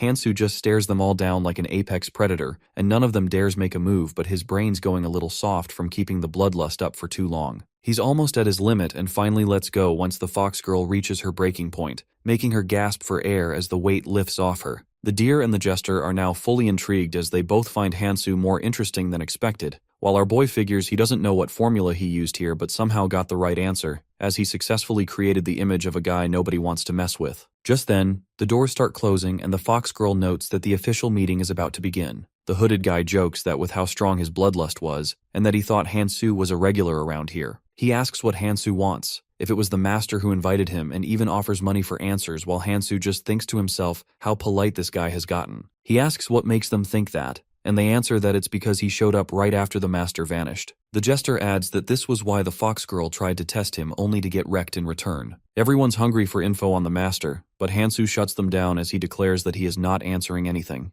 The fox girl tries to speak, but the jester cuts in and asks to start the meeting already. He explains the rules. Everyone shares intel others don't know, and if it's already known, the crystal glows red. The jester starts off, saying the Raffonia king is getting worse, but the crystal glows red since everyone already knew that, well, everyone except Hansu. The jester throws Hansu a look, like he's passing on some inside message, and then tries again. This time he says the captain of the Rose Knights died yesterday, making the crystal glows green, and everyone agrees it's a solid piece of news while Hansu silently wonders who that even was. Next up, the fox girl says the Jagan clan successfully raided the first floor lord to which the crystal glows green. Hansu now realizes it was Jagan clan who bought the intel from their group and figures it was smart of him to join this place after all. Then the hooded guy speaks, claiming that activating a hidden piece on the Silent Fairies Island can summon up to 3 Lavganus. The group nods like it's good intel, but the crystal still turns red because Hansu already knew it. He tries again, saying the fairies found traces of the thief who stole the divine relic,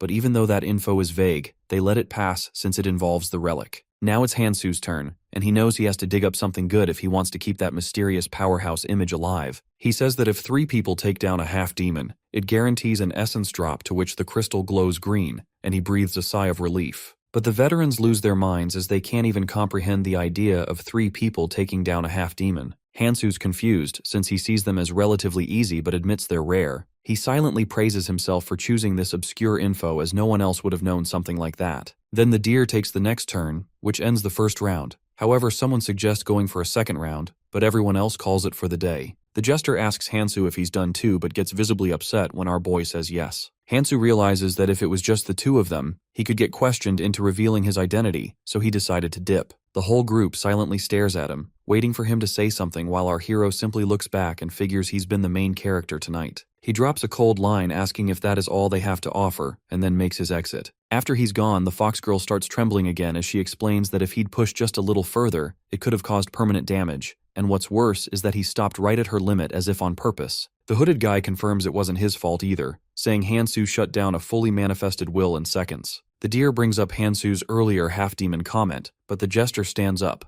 asking if they all really believe that came from in-game knowledge. He slams his fist and tells everyone to bring better intel next time, fearing that if our boy loses interest, it'll be a major loss to the group. The deer tries to argue, but the jester cuts him off, reminding him that Hansu left disappointed. He urges them to find or make something juicy because he refuses to miss another opportunity like this. Meanwhile, our boy returns to Raffonia and collapses on the bed, thinking about how wild that whole thing was. He figures he doesn't want to just rely on intel from Beko, and someone that's seasoned wouldn't be dumb enough to give everything up anyway. He drops a line in his head that a relationship only lasts if you know not to cross the line, but that overloads his 2 brain cells, and he passes out. Next morning, Misha looms over him and demands to know what he was doing last night since he was out cold all day, to which he replies that he couldn't sleep, and instead asks if she's been here since morning. She starts fumbling excuses, talking about training and running into Dwalki, which immediately gets Bjorn's attention. He asks what the mage wanted, and she says he just had something on his mind. That raises a red flag as romance between party members is a straight-up death sentence. So Bjorn leans in and asks her seriously what Dwalki said, but she tries to brush it off. However, he then gaslights her that friends shouldn't hide stuff from each other. Misha tries to object, but Bjorn smoothly gaslights her that since they're close, she should just tell him. She totally falls for it and spills everything Dwalki told her,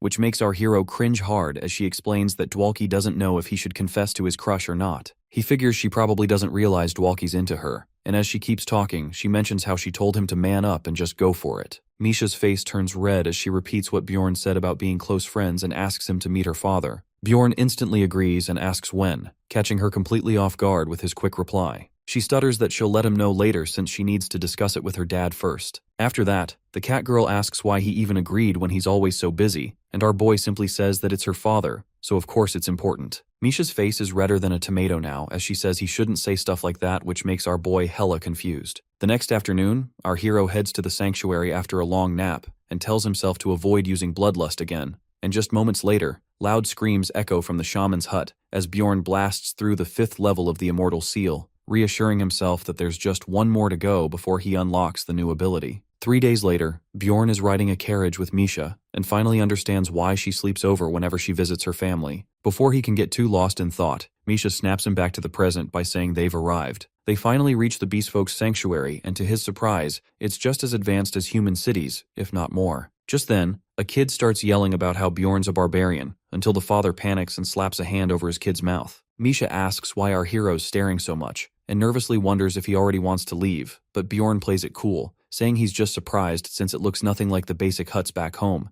and he wonders if all sanctuaries are built like this. Misha asks what he means, and Bjorn says he thought beastfolk lived out in forests raising animals. She explains that they dropped those traditions ages ago, which ticks him off since now it feels like barbarians are the only ones stuck in the Stone Age. Eventually, Misha stops in front of her house and Bjorn stands there flabbergasted at how massive and fancy it looks, especially considering the chief of his village still lives in a tent. Misha tells him not to be nervous, though her body's shaking like a blender, so Bjorn Uno reverses her that she needs to take a chill pill herself. She rings the bell while getting lost in thought, remembering how she used to believe all her problems would vanish if she got a spirit beast. Her father asked her about the glacial beast she contracted and that if she had told anyone. He then ordered her to keep it between them from now on. Misha starts spiraling, wondering if he suspects that she didn't get the contract through regular means, but then her father calls out, telling her to bring the barbarian in. She tries to ask why, but the old man immediately shuts her down by flashing just a tiny bit of his power. Misha is rattled since she never wanted Bjorn tangled up in her problems, which is why she visited home so often to hide it from him.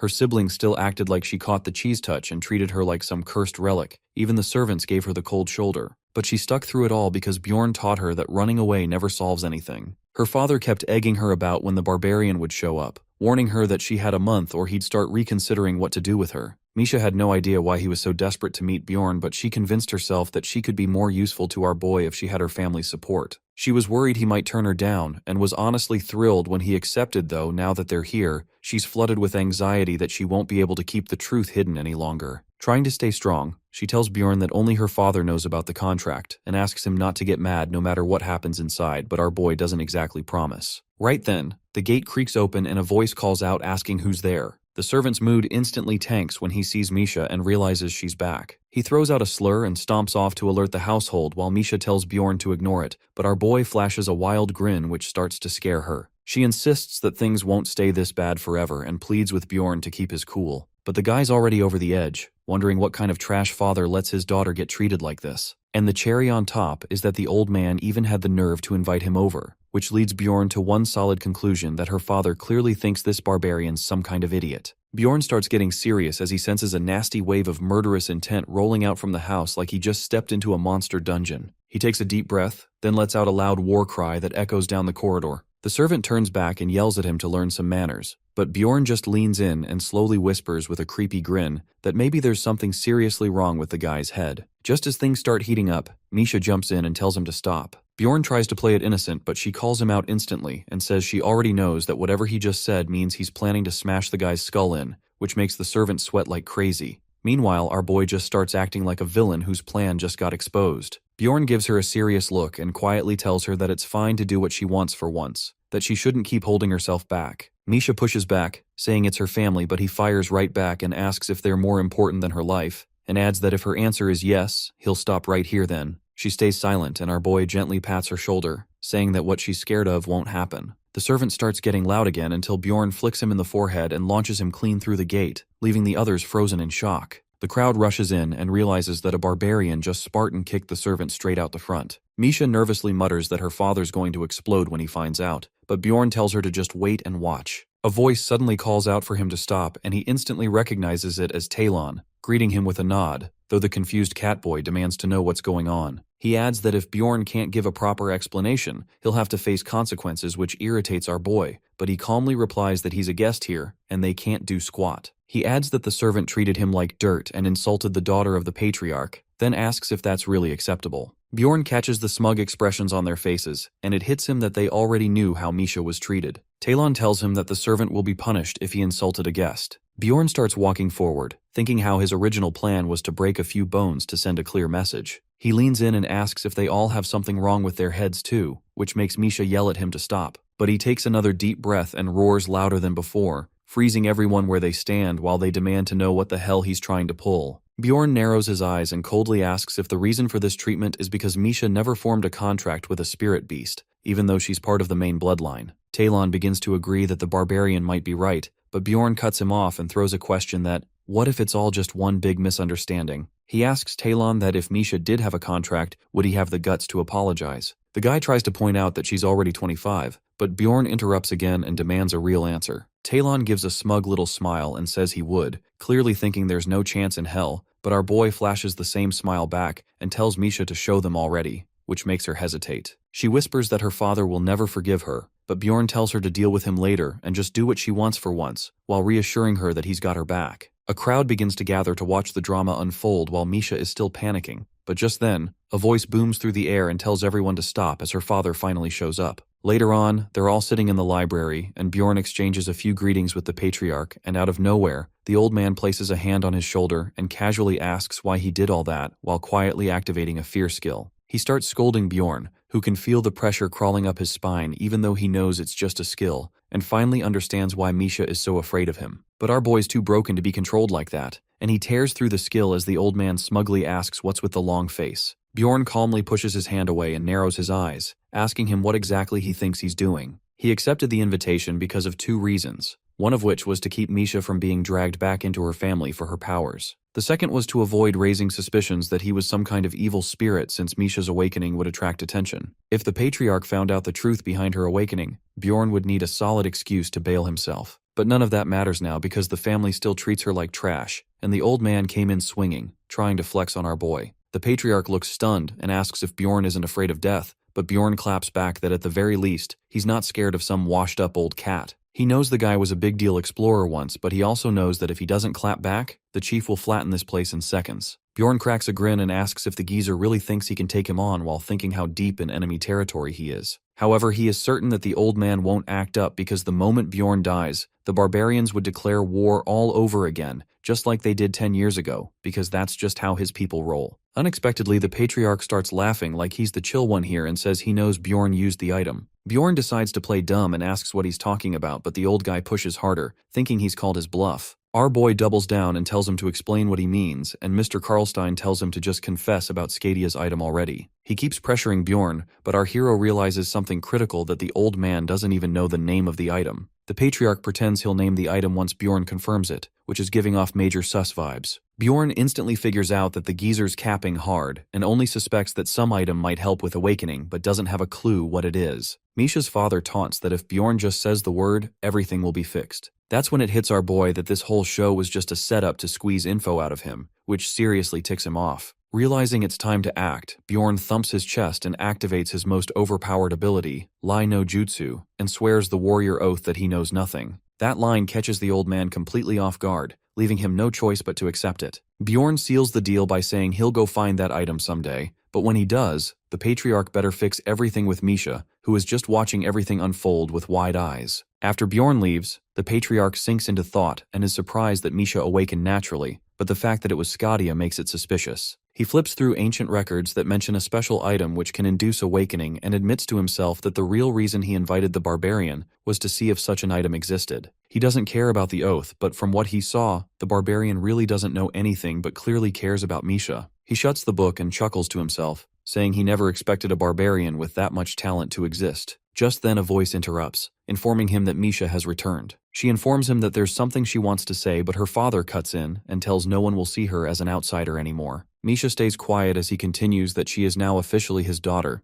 though she looks completely uninterested, which makes him ask why she's staying silent. A few moments earlier, Misha had called Bjorn to confirm that he straight up lied with the warrior's oath. After pausing for a second, Bjorn admits that he did while dropping a smooth line that she matters more to him than any oath, and that he can't imagine how hard things have been for her, which makes her melt like butter. Back in the present, Misha tells her father that she didn't come for his dumb promise, and brings up something her mother told her before she died. She reveals that he isn't her real father, and the old man immediately snaps and yells that if she had kept her mouth shut, she'd already be part of the family, and asks why she's throwing that away. Misha calmly says she just felt like it, and leaves while the old man stands frozen, unable to process the reality bomb that just got dumped on him. 10 days later, Bjorn sits at a tavern with Rottmiller, while grumbling to himself about how annoying it is not to fully trust a party member. After hearing a certain warning, Bjorn finds it hard to believe Rottmiller would betray him, so he decides to handle it head-on. He straight up asks why he went to the guild, which makes Rottmiller put down his mug as he realizes why Bjorn's been giving him the bombastic side-eye all day. He asks how our hero even found out, and Bjorn says he knows someone at the guild.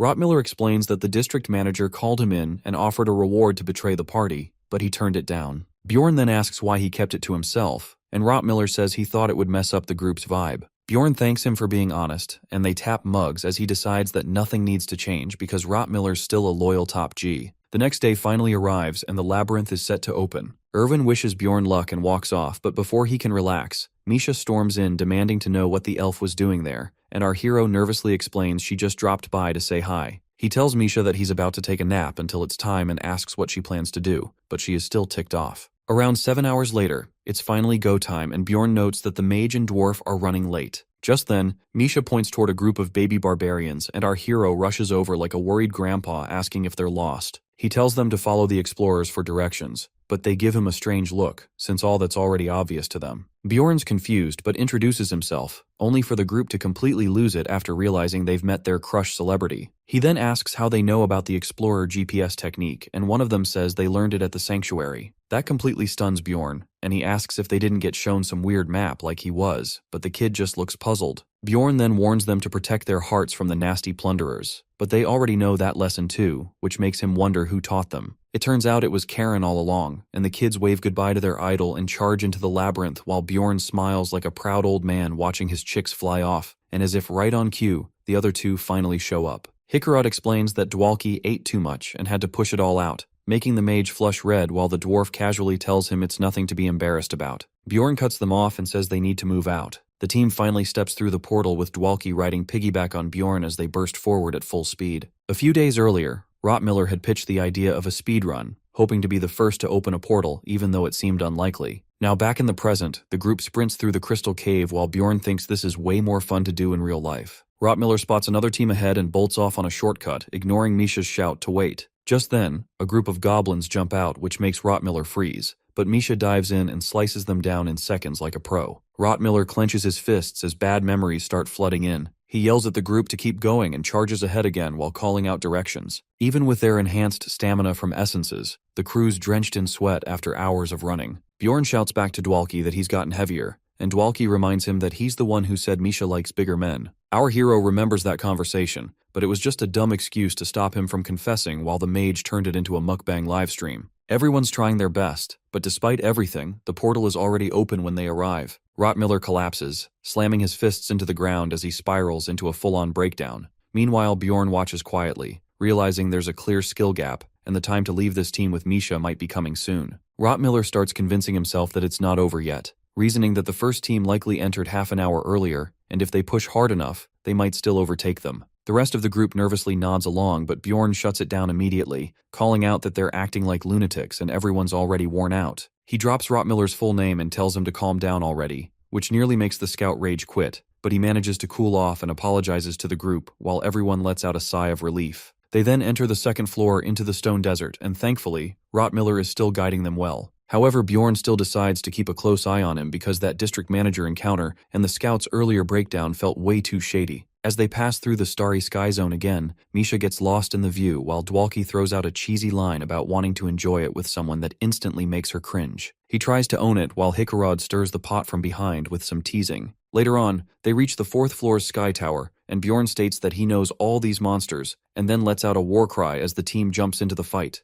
They wipe the monsters out like they're made of paper, and just like that, the first trial is cleared and they now have to decide which gate to choose. The Bravery Gate is the standard route, though it forces you to wait 4 hours before the next stairs. Wisdom Gate is riskier as it is full of traps and puzzles, but lets you jump up to 5 floors without cooldown. Then there's the dreaded Patience Gate, where you relive your worst memories, but finishing it can get you a numbered item or a 6th rank essence. Lastly, there's the Fate Gate, but before Bjorn can explain it, Rottmiller interrupts with a bombshell that he plans to leave the team after this expedition. Bjorn asks if it's because of him, caught off guard, though not entirely surprised, but Rottmiller says no, as it is his own personal decision. Bjorn asks what that means, and Rottmiller pauses, then requests a piece of jerky with a smile. He explains that the district manager isn't totally innocent in this, as he offered Rottmiller a spot in a top-tier clan, and that kept on messing with his head. Eventually, he realized it was time to move on, as those with natural talent like non-human species always rise fast. He admits he's been ditched by teams before because he couldn't keep up. Sometimes he got kicked out, and sometimes he left on his own because of shame, but this time things aren't so simple. Bjorn gets confused, so Rottmiller explains that he genuinely likes this team. He wishes their journey could last longer, but deep down, he knows all good things end eventually. Bjorn starts to speak, but the alarm clock cuts in, and Rottmiller tells him it's time to go. Bjorn decides he'll explain back in the city that he and Misha plan to leave anyway, so Rottmiller doesn't have to go.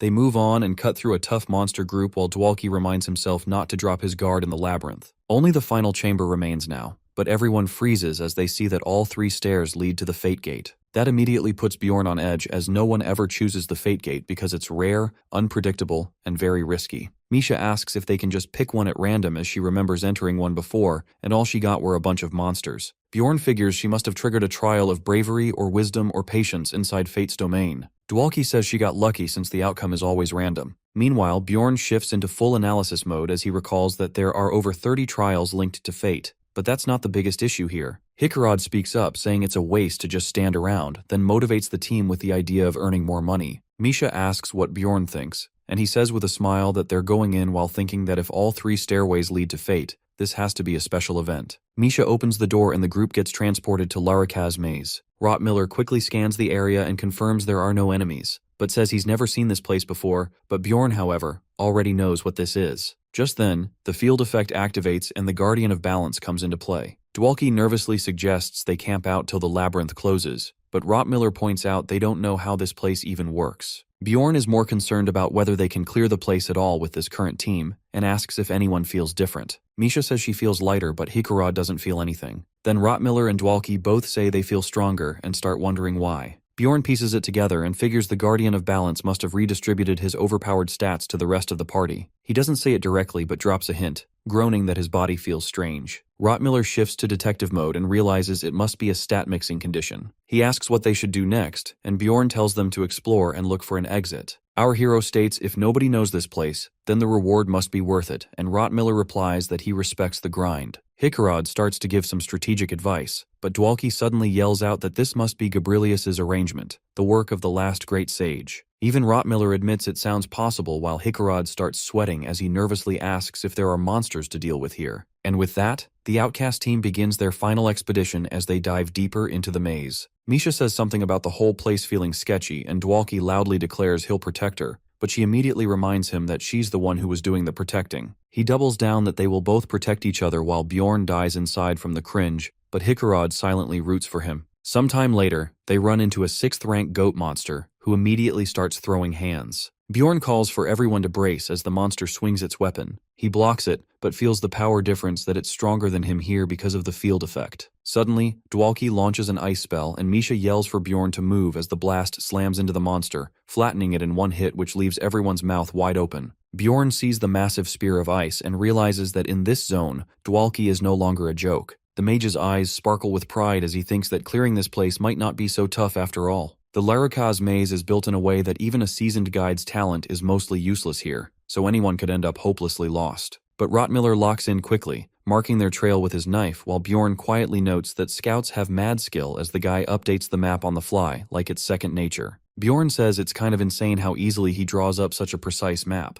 but Rottmiller just brushes it off like it's nothing. After finishing it up, he tells the group they're moving out, but almost immediately, the scout senses incoming monsters and gives the signal. But Dwalki jumps ahead as he double casts 2 ice spears that curve around his teammates and strike their targets with pinpoint accuracy. Everyone just stands there flabbergasted, and Bjorn starts to wonder if it was Dwalki's mana holding him back all this time. Then Rottmiller moves ahead again, and our hero feels a little guilty that even after all this time he never really tried to understand his teammates' strengths. Meanwhile, Dwalki gets full of himself and loudly claims he can take care of all the enemies by himself. In this zone, the field effect clearly benefits mages the most, and since they can't take in essences, it makes sense that their mana capacity multiplies, but even so, things are going a little too smoothly. Dwalki feels completely free for once, and is living for it, while Bjorn spends the day quietly analyzing the team and realizes they're at least twice as strong when everyone plays their part properly. It makes sense since this is a team game after all, as having people fulfill their roles beats one guy doing everything, which is exactly why Bjorn wants out. He feels a little weird thinking this will probably be the first and last time he gets to experience real teamwork. But Misha pulls him back to reality and tells him to stop zoning out and keep his eyes peeled for his night watch shift.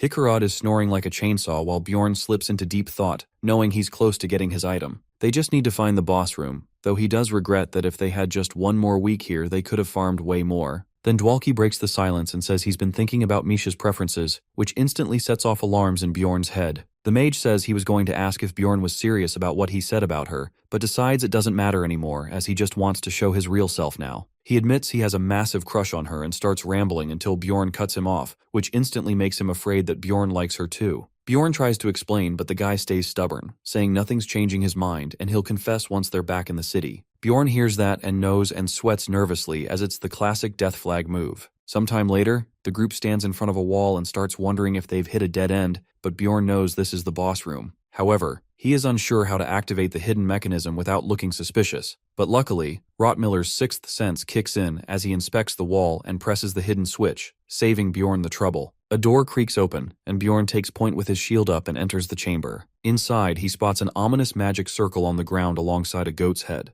Misha mutters that this place gives her the creeps, but Bjorn grins, thinking it's way better than the alternative because finding the boss now should be a walk in the park now. Still, the issue of activating the circle without tipping anyone off remains as he needs to bleed on it, and there's no way that wouldn't look sus. Before he can figure it out, his eyes go wide as he suddenly feels light as air, like he could bench press a mountain, and everyone else seems to feel it too. Bjorn panics hard after receiving such a huge energy burst and calls out to Rottmiller, who confirms his suspicion that another team has entered the maze. Only 5 people can enter this place at once, but he is certain of one thing, that regardless how many they are insanely strong if they triggered such a power spike. Meanwhile, elsewhere in the maze, a group of 3 people emerges, and the horned man smirks that he finally reached this place. Behind him, the old priest looks upward and questions why the heavens would gift so much power to someone this evil. The horned guy casually threatens to rip out the priest's tongue, but the old man doesn't flinch as he states that pain doesn't scare him. Then the threat shifts to his grandson, and that shuts him up instantly. The horned guy glances over at the third member who is curled into a ball and tells him to man up and stop acting like he just lost an arm. He chuckles at the idea that all it took to open this place was the arm of a 5th-rank adventurer.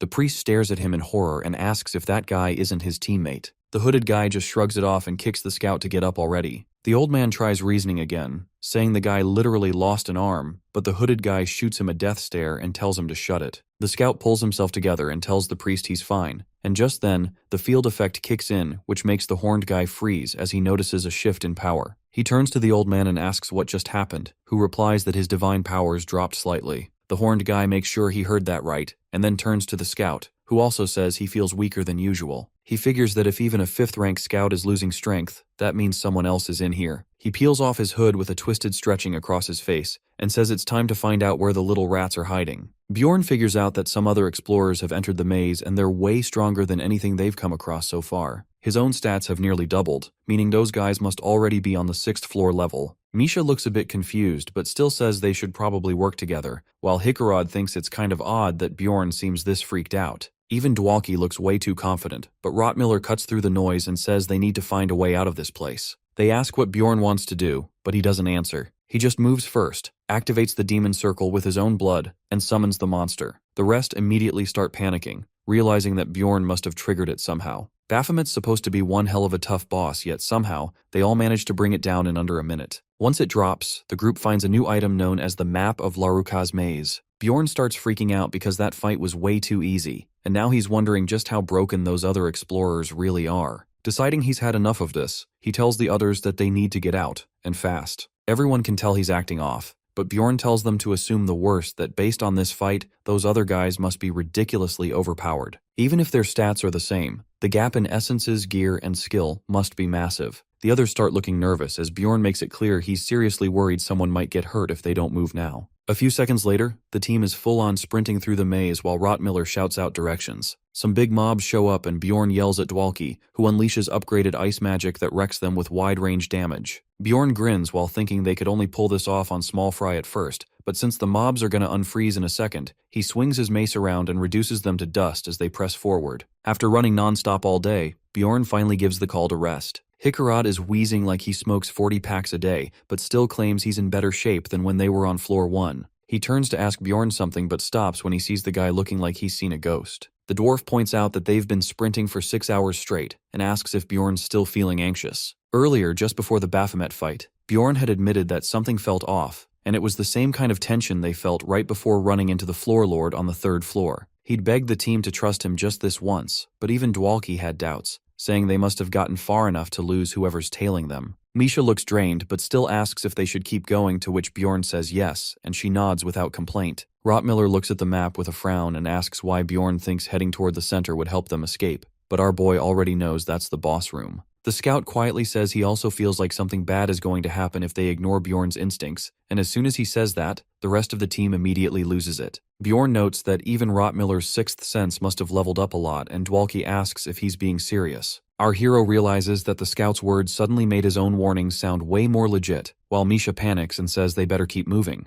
The rest of the team starts gearing up like they've got brand new legs, which kind of ticks Bjorn off since they didn't believe him earlier. With that, they're off again, running full speed for the next 12 hours, and during the way they deal with wave after wave of mobs, until they finally arrive at the room belonging to the maze's owner. Suddenly, the massive door lights up, reacting to their presence, and Bjorn immediately yells for everyone to prep for battle. A huge minotaur begins to rise out of the ground, and our barbarian lets out a wild battle cry. He figures this beast must be a 4.5 rank monster at least, since it's clearly an advanced mutant variant. Bjorn takes a direct hit from the monster's charge, thinking he won't even need to go full gigantification mode for this one. The Minotaur then bursts into flames and barrels toward him again while the team screams at him to dodge. Bjorn holds his ground as he blocks the hit and eats some burn damage, but it's manageable thanks to his 3rd level seal. Dwalki activates an ice spell that boosts Bjorn's flame resistance, and what really surprises Bjorn is that he didn't even need to ask for it. The rest of the crew dives in while Dwalki keeps applying curse magic to weaken the beast. Misha rushes forward with her poison blade and carves a deep slash across its chest while Bjorn freezes for a moment,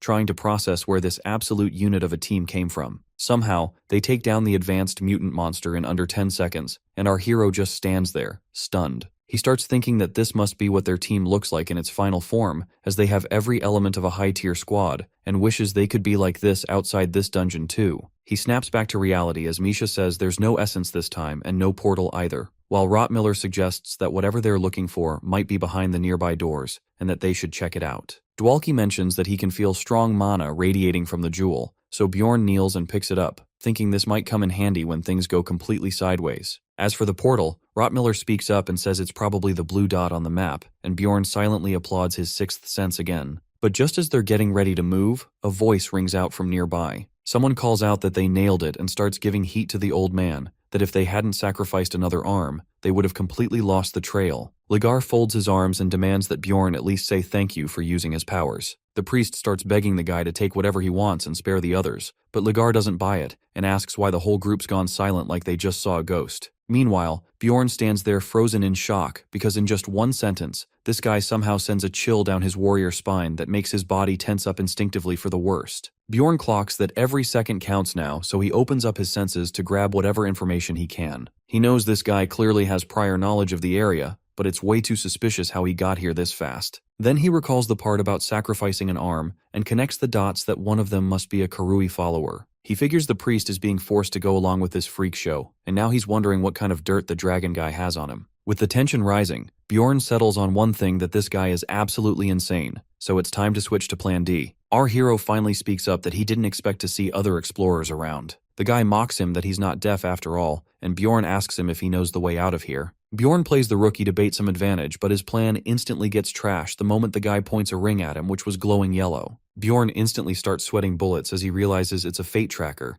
a numbered item that turns green if you can clap someone, and red if you're about to get clapped. Right now, it's yellow, meaning things could go either way, which sucks because now the dragon freak is going to stay on full alert. The guy figures Bjorn knows exactly what the ring is, and right after that, he starts pulling a blade from the ground that Bjorn immediately identifies as an arc sword, the kind that can slice through just about anything, which confirms he's at least an 8th level explorer with high-grade essences. The Draconian then demands that Bjorn hand over everything he found here. Knowing bluffing's off the table, Bjorn decides not to play dumb as he pulls out the high mana stone and offers it up. The guy grins and tells him to hand it over if he wants to leave in one piece, and even the others start urging Bjorn to just give it up. But he figures there's no use negotiating with a maniac. So our boy does the most logical thing, saying that he's suddenly feeling super hungry and swallows the jewel just like that, and even lets out a burp to rub it in. The dragon guy snaps and rushes at him with his sword, which Bjorn tries to block, but the blade phases right through, stopping just short of his body, leaving even him confused for a second. Then Bjorn smirks and says if the guy had gone an inch deeper, he might have stabbed the jewel inside him. The lunatic backs off and demands to know what Bjorn wants now, while Bjorn taunts him that he gave up pretty quick, but the guy warns that his friends will be next. Bjorn raises a finger and says he only needs 1 day and swears not to do anything underhanded again. The dragon guy looks baffled, asking if he doesn't want to beg for his life, but Bjorn figures that line means nothing to someone like him and decides to take a completely different route, which the guy seems to find amusing. Ligar smirks and asks how he's supposed to trust them, but Bjorn drops the warrior's pledge and tells him they're just too tired to fight right now. The guy's eyes start glowing, and he asks if Bjorn seriously thinks he can beat him, but Bjorn snaps back that even in the face of defeat, a warrior should never give up. A little while later, the squad is seen sprinting full speed in the opposite direction, while Hickarod begs for a break. They finally take a breather, and Rottmiller asks Bjorn if that lunatic will really keep his word. Bjorn recalls that they were only given 12 hours and warned not to try the same trick again. He curses that if not for that cursed ring, he might have pulled off a better plan. He then gathers his thoughts and reminds himself he has to stay sharp for everyone's sake. Rottmiller checks the map and says they'll hit Bjorn's destination by 11, but wants to know what's even there. Dwalki jumps in saying it's a bad idea to fight the guy, and even Hickarod agrees. But Bjorn pulls the classic talk no jutsu and asks them to believe in him just one more time. Emotions start to run high as everyone remembers all the times Bjorn's had their backs, so they agree. Rottmiller interrupts that there's one more thing Bjorn needs to hear, that based on the scar and that arc sword, he's certain the guy is the Dragon Slayer. The whole team immediately loses their minds as they realize that the name belongs to one of the members of the Orculus. Bjorn's eyes widen as he remembers those guys are absolute maniacs who exist solely to take out the king. What's worse is that so far only 7 members have been captured. Every single one of them is disgustingly overpowered. Shoving aside the growing dread, Bjorn asks Rottmiller for all the details. The scout explains that Ligar Vagos is a draconic human who got cursed for killing the ancient king and then joined the Orculus, becoming a true nightmare to deal with. The curse also sealed away his exclusive draconic skill, and since then his arc longsword has been renamed the Dragonslayer Sword. It's also rumored that while his essences are insanely powerful, he collected them randomly. Bjorn instantly goes into analysis mode and figures that the guy must have come here to reconfigure those essences. That locks in the decision that he has to pull the thing out before Ligar gets there first. The team sets off again, and Bjorn yells at Rottmiller to open the passageway. Deep inside, he's still reeling at the idea of having to fight someone like Ligar as an enemy. He figures if not for the Guardian of Balance, they'd already be 6 feet under and halfway to the afterlife, and the mere thought of their upcoming fight is enough to give him goosebumps, but that thought only sharpens his resolve. With no intention of running, he activates another demon circle and readies himself to face the demon Argos. As he braces for what's next, Bjorn recalls a saying, "There's no paradise for those who run, so he better fight for now." A few moments later, they manage to defeat Argos, and after taking down 2 mid-bosses, and somehow unlock a hidden room tucked away in the maze. They then grab the Flames of Greed scroll, and Bjorn instantly decides he'll use anything to win. He tells Rottmiller they need to locate the real hidden room now, and the scout jumps into action, sniffing out secret rooms every 2 hours like he's built for it. The only problem is that time is bleeding out fast, and just when it seems like they're out of luck, Rottmiller spots something off on the wall. He yanks a nearby torch, and sure enough, a hidden passage opens up and Bjorn finally sees what he was hoping for. They shut the room behind them while Bjorn tells everyone to rest, which instantly confuses the group. He promises to explain everything if they manage to survive this mess. Sometime later, everyone's knocked out cold, and Bjorn breathes a sigh of relief that nobody pressed him for answers, although now he's dreading what kind of garbage excuses he'll have to spin later. He figures it'll sort itself out and pulls out the crystal he barfed up earlier, crushing it in his palm, and instantly teleports to the Chamber of Balance. Bjorn finds it all fascinating, as in the game it was a quick choice, and he steps forward, facing the gates that prompt him to choose carefully which essence he wants to swap out. Restrained Hope lets him swap essences under 4th rank, so he assumes he just needs to open the door and make the call. He walks ahead and passes by the Orc Hero Gate since it's crucial to his build, and also ignores the Corpse Golem door because swapping it now would be completely useless, but just then out of the blue, he picks the Vampire Essence. Even though it's packed with tank-friendly skills, he sacrifices it anyway, knowing Restrained Hope has a hidden mechanic when used with Guardian-type essences. The system suddenly announces that no one currently possesses this essence, then offers him a bizarre assortment to choose from instead. First up there is Lich, which is a 4th rank essence. Then there is Soul Colossus, and Bjorn blinks, thinking he's dreaming because these are all beyond rare. But the real kicker is when it throws in the essence of a 3rd rank boss monster Ogre, a brutal powerhouse built entirely for raw strength. He figures that it isn't luck, and are features he simply didn't know existed, and without second guessing, he walks through the door and takes the Ogre essence. 4 hours later, our boy starts peeling off his busted up gear, thinking how he'd never even considered the Ogre in his build, even though it's absurdly broken. It's tanky to the point of nonsense, and its drop rate is so bad nobody even tries to farm it, which makes sense why it is so unpopular. However, there's also a 4th rank Steel Giant that boasts better defense, but it always boils down to preference whether you want a tank that hits hard or one that just won't die. Bjorn normally chooses for the latter as defensive builds were simpler, and that's how he alone reached the Abyss door in the original playthrough, but now he realizes that the Ogre is better. He clutches his mace tight, caught off guard that things have actually gone this smoothly. He figures their odds of survival just spiked until Rottmiller suddenly shouts that something's coming.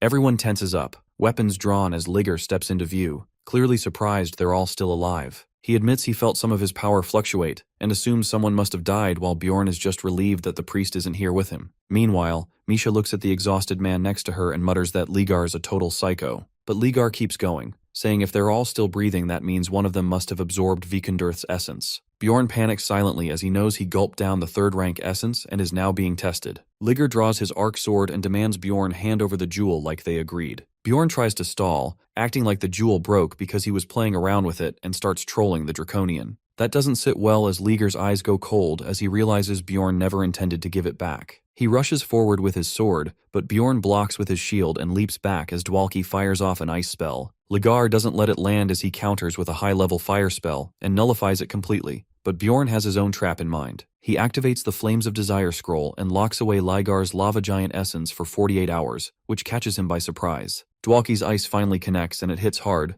but Ligar just smirks and asks if that was why they were so confident. Bjorn starts sweating buckets again as the guy just pulled out Dark Curtain, which is a skill Bjorn didn't even know he had, and completely shifts the playing field. In the blink of an eye, Ligar's blade lashes out again and Bjorn barely blocks it with his shield, but doesn't get time to breathe before another swing comes in. But this time, the sword gets stuck in Bjorn's arm, and that's when Ligar realizes he's been played again. Bjorn's annoyed he was forced to show this early, But it's too late now that his passive iron leather skill gives resistance to slicing attacks, and he knows Ligar's already scheming a way around it. Seeing no other choice, Bjorn shifts into offense as he channels the first actual attack skill he ever got, swing, and brings his mace down with everything he's got. Ligar reacts a second too late and takes a clean hit from the attack, jumping back to recover, but Bjorn wastes no time yelling at Dwalki not to give him even a second to breathe. The mage follows up with curse magic, which instantly worsens the damage, and that's enough to tick the Draconian off. He slashes back and manages to cut Bjorn's arm a little, catching him off guard with just how fast the guy still is even with a curse stacked on him. Bjorn starts backing up as he barely dodges hit after hit as it becomes harder to keep up. Just then, Ligar uses afterimage technique and yells that he won't let them die easily. Bjorn manages to block the next slash with his arm while Misha sneaks in and lands a clean stab into Ligar's side. That makes the guy lose it as he roars and goes straight for her now. Misha roasts his mismatched horns, which sends him into an even deeper rage, and he yells at her not to get cocky and charges while his clone keeps Bjorn occupied. Hikarad starts summoning lightning from the back and yells that he's here too before launching it at the guy, but Ligar dodges it mid-rush and tells the dwarf to mind his own business. He quickly uses Seal of Terror to try and paralyze the group with fear, but Hikarad is already prepared and activates his wrist guards to block it clean. The shockwave sends Ligar flying backward while Bjorn realizes that Guardian of Balance is still active, since that wasn't a negative skill. He drops his shield, which is pretty much useless against the Arc Sword, and decides to trust Iron Leather and charges in. Our boy then activates Wild Outburst, boosting his stats and teams up with Misha as they rush the Draconian together. But Ligar doesn't just stand there and he counters with Holy Blade. Bjorn instantly yells at Misha to get out of the way as the two of them barely manage to dodge the explosion. Misha shouts that she's alright, but before she can even catch her breath, Ligar flash steps behind her and yells that he's got one as he lunges forward. At that exact moment, a volley of arrows rains in and forces him to back off, and he curses under his breath. Bjorn silently praises Rottmiller for the perfect timing, and then locks eyes with the overpowered trash can again as the fight starts to drag on. Though he's at least relieved that Ligar doesn't seem to have any regeneration-type skills or numbered items with him. Rottmiller keeps supporting from the back like a pro, dropping potions at just the right time while Ligar looks genuinely confused at how Bjorn doesn't even seem to feel pain. Bjorn suddenly decides that this has to end here, as if they don't finish it now, there's a risk Ligar might bring that priest back. Seeing a narrow opening, Bjorn barrels in and forces Ligar on the defensive and quickly realizes that his traffic light ring is now glowing red. Not wasting even a second, he lets out a war cry and activates gigantification on his arms. With his size and strength boosted, he manages to grab Ligar and shouts that it's over. He slams down with swing, aiming to end it all, but just before the impact, a monstrous aura spreads through the battlefield. Everyone's magic points plummet, and even Bjorn's gigantification shuts off mid-swing, and his attack falls short as he blinks in shock, wondering what just hit them. It doesn't take him long to figure it out as Ligar somehow managed to use the draconic skill Silence of the Soul, the same one that was supposedly sealed, and to seal it in, Misha yells out that she suddenly feels weak. Bjorn starts brainstorming that the Guardian of Balance equalized their stats. He even had a way to deal with the Arc Sword, and with that hidden card up his sleeve, Bjorn really believed they had enough to beat even an 8th rank explorer. He calls himself an idiot for thinking that as his stats are crashing fast, realizing that he forgot the biggest lesson that despair doesn't knock first. Whether it's a rare disease crippling him, a freak car accident taking a loved one, a fire that randomly burned his relative's house, or a mother vanishing into thin air, these are all the things that can happen without any warning at all. Ligar starts catching his breath while Bjorn realizes his master plan has failed, and panic kicks in as he wonders what the cost of that failure will be. Out of nowhere, the Arc Sword starts to resist Ligar's grip, and the guy mutters that he won't be able to use it for now and casually stores it away. Getting back up, he says they really don't understand how much of his time they've wasted. In a flash, he kicks Bjorn straight in the chest and sends him flying. Before anyone can react, he appears behind Misha, grabs her wrist mid-step, and makes her drop her blade before kicking her aside too, ensuring full gender equality. He picks up the sword and starts walking forward again, but Rottmiller shouts for everyone to move as another volley of arrows rains in. Ligar slashes them away like nothing while Bjorn struggles to stand. While the squad tries to patch up, Bjorn notices that the Draconian isn't doing great either. He lost access to his Arc Sword, but the big question now is whether he still has healing potions. Even with that advantage, their current situation is complete garbage, and worst of all is that they can't even run anymore. Just then, Dwalki yells out that he'll be the one to protect Misha and starts charging up. Bjorn suddenly gets hit with a hard realization, and he curses himself for forgetting something so simple. Dwalki summons an ice spear and the truth clicks into place. Mages don't use magic points and instead they use mana. In other words, it's way too early to give up because they've got a broken tier mage on their side after all for now. Meanwhile, back in the central chamber of Larukaz's maze, the old man reaches the edge of his endurance. Once a revered high priest of Leetleg, he has long since fallen and is now being forced into serving the evil deity by none other than the Dragon Slayer. That twisted spirit whispers in his ears, asking if he still clings to delusions, but the old man mutters that the stars of heaven will guide them. At that moment, his mind drifts back to the memory he regrets most. The day Ligar held his grandson in the air and he dropped to his knees as he begged the Draconian to stop. He blames himself that if he hadn't given in, maybe those lives wouldn't have been lost, and maybe that monster would have never made it this far. But it's pointless to dwell on it now, as even if he could go back, he knows he'd still choose the same path. The spirit doesn't stop as it shoves images of the fight into his mind and hisses that all their suffering is his fault. Meanwhile, Bjorn's voice echoes through the battlefield as he shouts for everyone to protect Dwalki. Dwalki knows this isn't some random rush of bravery. As the moment the battle shifted, he noticed something strange, that everyone around him was hit with a wave of negativity. While Rottmiller treats Misha, Dwalki realizes that if he doesn't act, they will all die here, and now it's finally his turn to protect them. With that clarity, the mage summons a barrage of ice spears, and Ligar instantly marks him as the first target. The Draconian charges in while the rest of the team moves to intercept. However, Dwalki still feels like he's the one being shielded. His mind flashes to an old memory of a conversation with a barbarian at the orphanage who warned him not to become an explorer. Back then, he had answered that he never wanted to be one anyway. He's yanked out of the memory as Bjorn yells at him to hurry up and launch the next spell. Dwalki does just that, and while Ligar dodges the spear with ease, he fails to notice it change direction mid-air, but even then the guy somehow evades it again. Bjorn asks Rottmiller how Misha is doing, and the scout responds that she'll be up soon, though her rib is broken. Dwalki looks back and sees her injured, which shakes him, but then everyone starts yelling for him to retreat. He grits his teeth and feels himself slipping again into doubt. Another memory hits him where he once asked that same barbarian if he'd ever get big and strong, but the guy told him to aim to be a great person instead. Just then, Bjorn takes a stab straight through the gut but stays on his feet as regeneration kicks in. Ligar doesn't waste the moment and vaults over the barbarian and goes straight for the mage. Hikarad shouts at Dwalki to get back, but Ligar just kicks him out of the way like a ball. Rottmiller rushes in desperate to help, only to take a sword to the chest for his trouble. But even while bleeding out, Rottmiller grits his teeth and triggers his pocket dimension as he retrieves Misha's sword back. Dwalki finally understands that no matter what he's been through, he just wanted to be someone special, and with that realization, he casts a massive spell that forces Ligar back, and Misha joins in again, yelling that she won't let him near their mage, but the Draconian swats her aside like a fly. Bjorn feels a bit left out and joins the brawl as he slams his mace in again, but Ligar hops back and taunts that the barbarian might as well give up, that Dwalki is trash mage who can barely use curse and ice spear magic. That jab lands hard, and all the painful memories of people ridiculing him over the years come flooding back as doubt starts to creep in.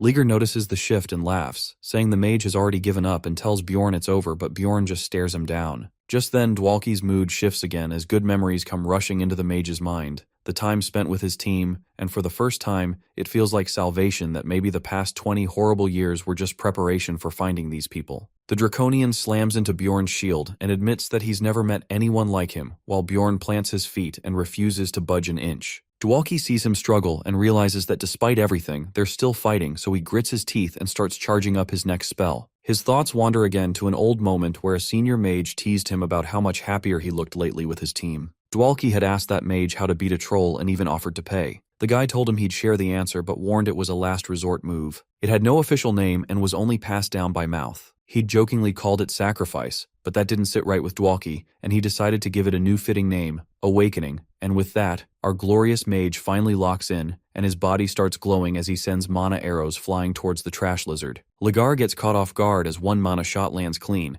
and he immediately starts slicing the rest mid-air while hurling insults at Dwalki, demanding to know if he's trying to unalive himself. Moments later, the Dragon Slayer stands covered in ice shards as he tries to catch his breath, and Bjorn is shocked that he still managed to shield all his vital spots. Our glorious mage steps up as he apologizes for taking so long to make up his mind. He cuts Bjorn off mid-sentence and tells him to go treat the others, especially Rottmiller, who is seriously hurt bad. Bjorn reminds him that the top-tier potion is in the backpack lying behind Ligar, which gets Dwalki to switch gears and say they'll deal with the lizard first and talk after. Ligar flashes a nasty grin and asks if Bjorn even realizes what the mage just did, but Dwalki interrupts, saying he won't let him stall for time since he clearly doesn't have much left. The glorious mage hurls another massive ice spell, which finally forces Ligar to pull out the arc sword, despite the curse resisting him. He struggles to lift it up and then takes a sweeping swing that cuts clean through the spell, catching even Dwalki off guard. Ligar charges in again, but Dwalki grits his teeth and casts another massive ice spell, shoving him back once more. Bjorn notes that this guy is going to be a thorn in their side till the end,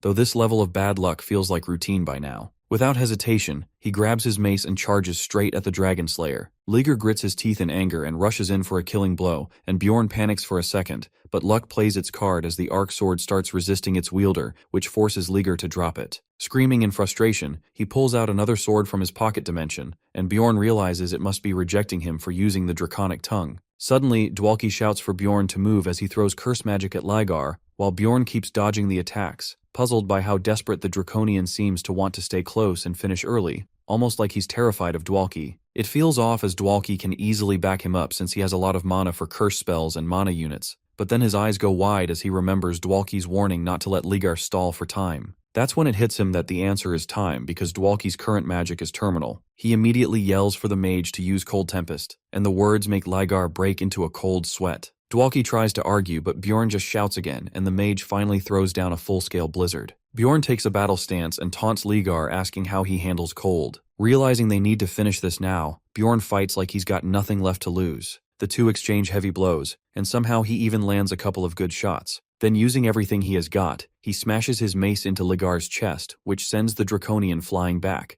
But just when it looks over, something unexpected happens. Ligar's second heart skill activates and a thick protective shield forms around him, leaving Bjorn catching his breath in frustration as he yells out some racial slurs to the Draconian for using such a numbered item. Then his eyes shift back and what he sees makes his blood run cold as Dwalki is struggling to stay upright and is bleeding from everywhere. Bjorn hits a dead end as he now has to choose who gets the top-tier potion. Logically, it should go to Rotmiller to get the other potions out, but the mage looks like he's hanging by a thread, so he splits the potion in half and prays to whoever's listening that it works out. Bjorn knows it's probably a terrible decision that might doom them all, but now the line between life and death has already been drawn. A moment later, everyone's magic points returns, which gives him a bit of relief as his strength kicks back in. Dwalki then weakly calls out and asks what happened to the Dragon Slayer. The others tell him to save his breath, but the mage doesn't care and asks again. Bjorn explains that Ligar isn't dead, but he's not doing well either. Misha and Hikurad yell at Dwalki to hang in there, though Bjorn realizes no potion is going to fix this.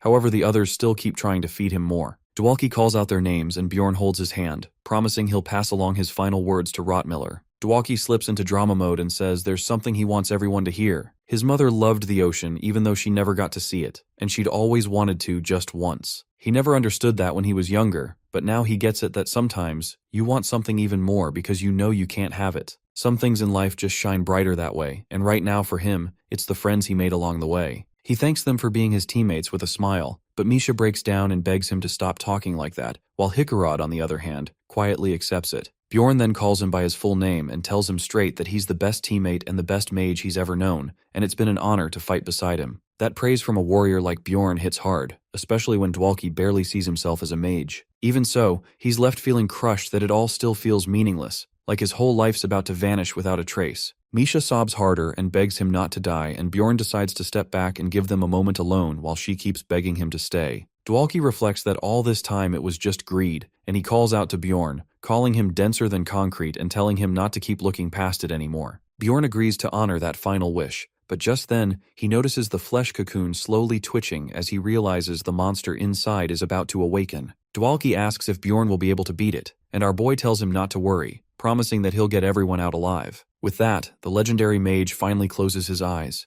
Leor Werv Dwalki breathes his last after shielding his team from death, becoming a true hero. Meanwhile, Rotmiller hears everything as clear as day, yet not a single muscle in his body will move. He watches them all stand tall against a hopeless fight and still can't figure out why they haven't given up when the outcome's painfully obvious. He keeps asking himself what kind of delusion is pushing them forward, but deep down he starts asking himself what it would take for him to move again. Not too far off, the Draconian is still curled up in his cocoon and is annoyed that he had to burn a high-level item for this. He considers himself lucky Bjorn didn't aim for the head, and then slips into an old memory. He recalls an associate mocking him that he always loses because he only starts acting when he sees the path, even when he needs to win. That thought makes his blood boil as he realizes he wasn't determined enough. Bjorn clenches his mace, the weight of their loss still hanging in the air while the others grieve, and in his head he knows there's no paradise waiting for him whether he fights or flees. He locks in that it ends now, and the Draconian has to go while their stats still match up. He tells Hikurad to get on his feet, then stares down the monster who smugly tells him to come at him while brandishing the arc sword. Hikurad's about to snap, but Bjorn orders him to stay calm and fight smart, or else they're all finished. The dwarf nods as he casts emergency restoration on Bjorn's shield, and reassures him that he knows exactly what Dwalki wants them to do. With that, both tanks charge forward, ready to end this mess once and for all. What follows is a brutal brawl with neither side pulling any punches. The Dragonslayer title isn't for show either, as the Draconian throws down hard and proves he's got that beast instinct. Ligar lands a vicious blow that slices off Hikarod's hand, but Misha immediately jumps in, taking his place as Bjorn dives in and tackles the lizard. But it backfires as Bjorn gets flung across the field, losing a hand in the process, and his health drops below 20%, which triggers the hero's path. Ligar smirks as he states that it is his win and activates Holy Blade once more. It looks like it's all over for Bjorn, but just then, out of nowhere, Protagonist Protection Armor kicks in, and with a flick of the wrist, Ligar gets launched backward and drops his sword. The mystery figure turns out to be none other than the priest, which instantly drives Ligar mad, as he demands to know what the old man thinks he's doing.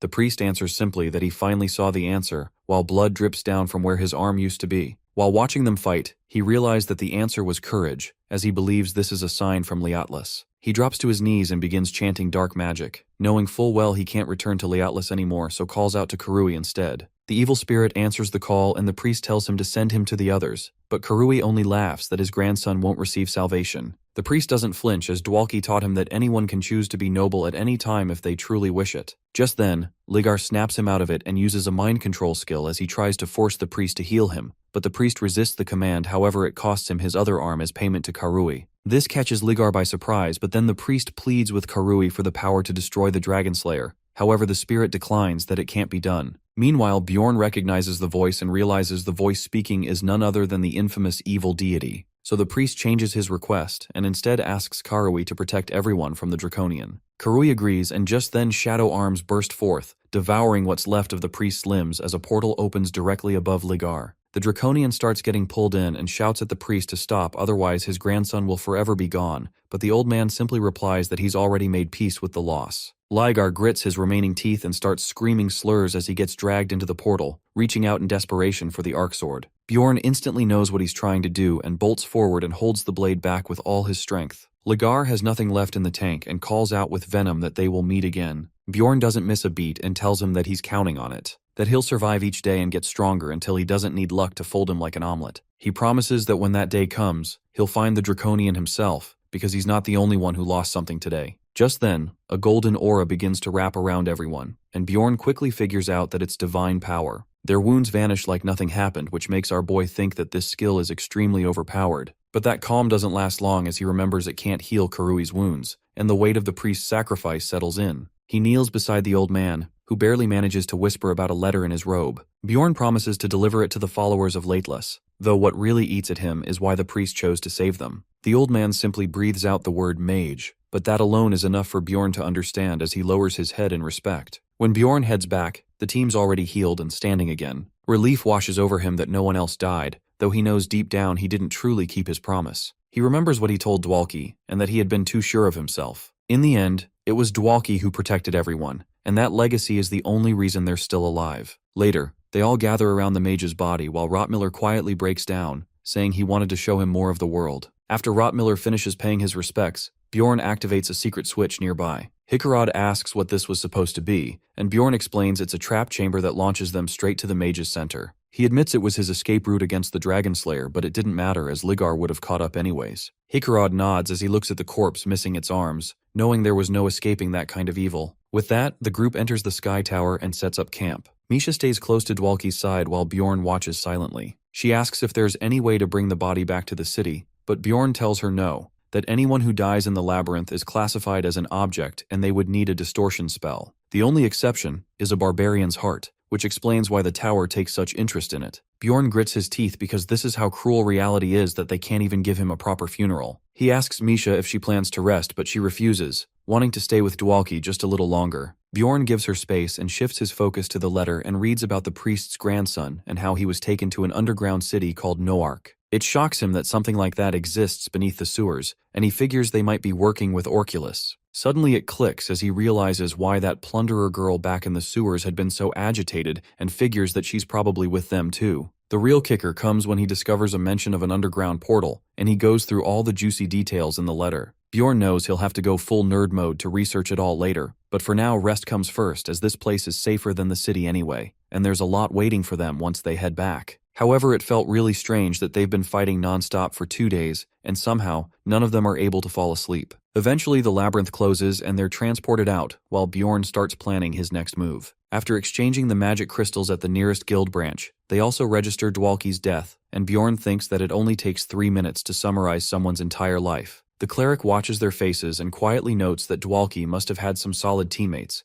and then they all take their leave with nothing but loneliness to accompany them. After that, they head to the temple where a familiar paladin greets them and asks for proof regarding Great Priest Ludwig, who had vanished years ago. Bjorn looks a bit lost, but Krovitz explains it's sensitive business, since they've received a lot of fake reports by people looking to cash in on the reward. Bjorn perks up at the mention of money, and Krovitz confirms that the reward is massive. That's all Bjorn needs to hear to switch into business mode, asking how much it is. The rest of the crew shoot him strange looks, which makes him dial it a bit down considering what they just went through. Krovitz clarifies that the reward depends on what information they can provide, so he can't give an exact number yet. Bjorn hands over the letter, and Krovitz's entire expression changes as he realizes this is no ordinary claim. He asks them to stay there for a moment and some time later, and they're eventually led to the second floor's service hall where the entire temple's upper circle is gathered. Rottmiller immediately recognizes the archbishop and takes a bow in greeting, surprising everyone. Bjorn's heart skips a beat when he realizes this is the archbishop, recalling a book he once read. He figures out they're now standing in the presence of the highest religious authority,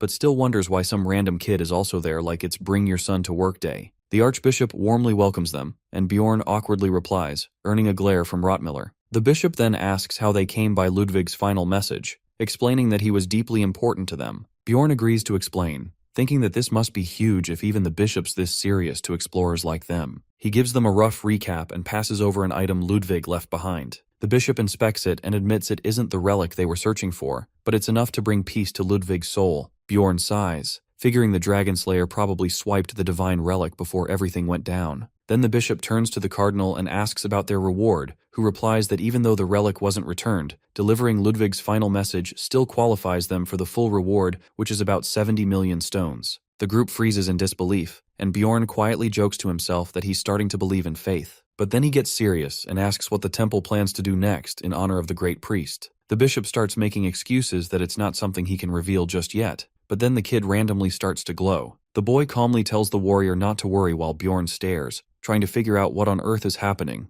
Everyone loses their minds when they realize Bjorn's just received an oracle, but he stays collected as a glowing ring forms on his finger. The boy happily announces that the spirit has spoken and has granted Bjorn a ring that will shield him from his strongly tied ill connections up to 3 times, and our boy immediately realizes that it is a new divine relic. Bjorn asks if the boy meant the Dragon Slayer, and the kid nods as that's the only link the ring can prevent. Now Bjorn must prepare himself to challenge fate once all 3 threads of the ring are gone. Even so, he's still reeling from the fact he actually got hit with an oracle. The group immediately bombards him with 100 questions which fries his poor barbarian brain until he notices the boy suddenly collapsing into the older priest's arms. It clicks that this must be the aftershock of using such insane powers, and with the meeting now done, they all head to the inner chamber of the temple. The gang naturally throws out the big question, but even Krovitz doesn't know why a human deity would toss an oracle to a barbarian. This marks only the 3rd time in history something this wild has happened. Bjorn is understandably suspicious and asks what happened to the previous cases. Apparently, those poor souls got branded as traitors and were booted from their clans. Since a barbarian's growth hinges on the spirit seal, getting exiled would basically mean hitting a hard cap. Krovitz gets real serious and swears to keep this secret, and one by one, the rest of the crew promises the same until Bjorn's gaze lands on Hikarod, who's just out here being shady. The guy huffs but eventually promises not to drink anymore as he tries to put the matter to rest. Trying to focus on the positives, Bjorn thinks it's pretty great that the ring protects him from the Dragon Slayer, but now he's left wondering how long that shield will even hold. He facepalms hard and figures that he has to prepare for the worst, while Hikarod begs for a little trust. In the end, Bjorn gambles that he's got at least half a year of safety, until Misha nervously blurts out that one of the ties just snapped, which nearly makes Bjorn lose it. Meanwhile, in the underground city, Amelia stumbles upon a wrecked Ligar and asks what he is doing here. She immediately suspects he threw his team under the bus and starts to wonder who wrecked him so badly. His body looks like a pile of regrets, and she can't help smirking as she's always wanted this guy gone and plans to enjoy the slow burn. Just then, Ligar wakes up and asks for healing, but she coldly replies that she has no reason to. He reminds her about their contract, and while it does forbid her from unaliving anyone inside Noark,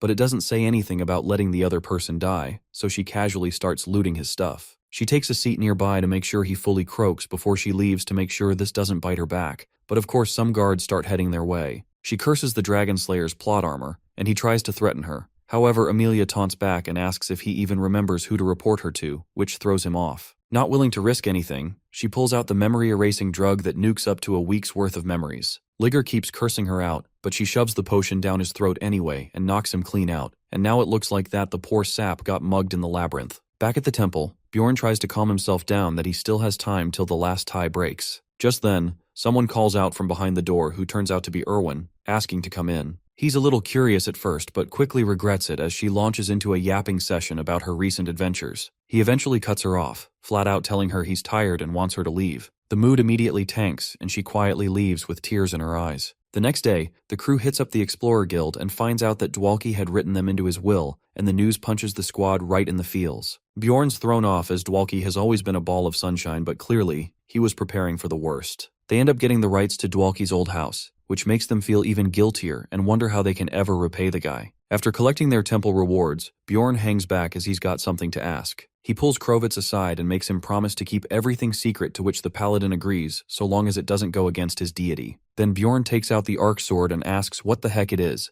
and Krovitz instantly identifies it as the Dragon Slayer's weapon. Bjorn explains how the sword rejects anyone who tries to use it and asks if the curse can be lifted, but Krovitz sets the record straight that the sword's actual name is the Dragon Sword, meant only for Draconians. The whole Dragon Slayer name came after Ligar used it to slay the ancient dragon and somehow lived to brag about it. But the twist is that Ligar never should have been able to wield it. The ancient dragon cursed him in his dying breath and sealed away most of his powers. The guy basically paid with his abilities to steal the blade, and now he cannot even use it, which makes Bjorn connect the dots that Ligar's the cursed one. Krovitz advises him to return it to the Draconians, who'd probably reward him big time. Bjorn thanks him for the insight, and as Krovitz sends him off, he calls Bjorn their savior, which gives him an idea as he asks for some free blessings. But Krovitz hits him with another curveball that a second oracle dropped this morning, saying that everything will flow as it should. Bjorn instantly knows it's aimed at him. A clear warning not to scam the temple too hard, but the paladin still offers to listen to any worries if Bjorn ever wants to vent. After that, Bjorn heads to the tavern where the rest of the squad is already 3 drinks past coping. He silently joins them and lets the grief and alcohol mix freely. Eventually, the gang splits up for the night and a wildly drunk Misha keeps bumping into Bjorn as she tries to walk straight. He ends up offering her some support and practically drags her toward home. At her doorstep, she mumbles a tired goodbye and turns to go inside, but Bjorn grabs her arm. With a straight face, he calls her by her full government name and just hits her with the most direct line of his life, asking if she likes him as more than just a teammate. Misha stands there frozen in utter shock while in his head, Bjorn hears Dwalki's voice calling him denser than concrete. Misha lowers her eyes and admits that she does in fact like Bjorn as a man, and quietly wonders if he had already figured that out. Somewhere far off, Erwin suddenly picks up on something on her hubby radar, her instincts buzzing like a malfunctioning radar, and her sister immediately catches on.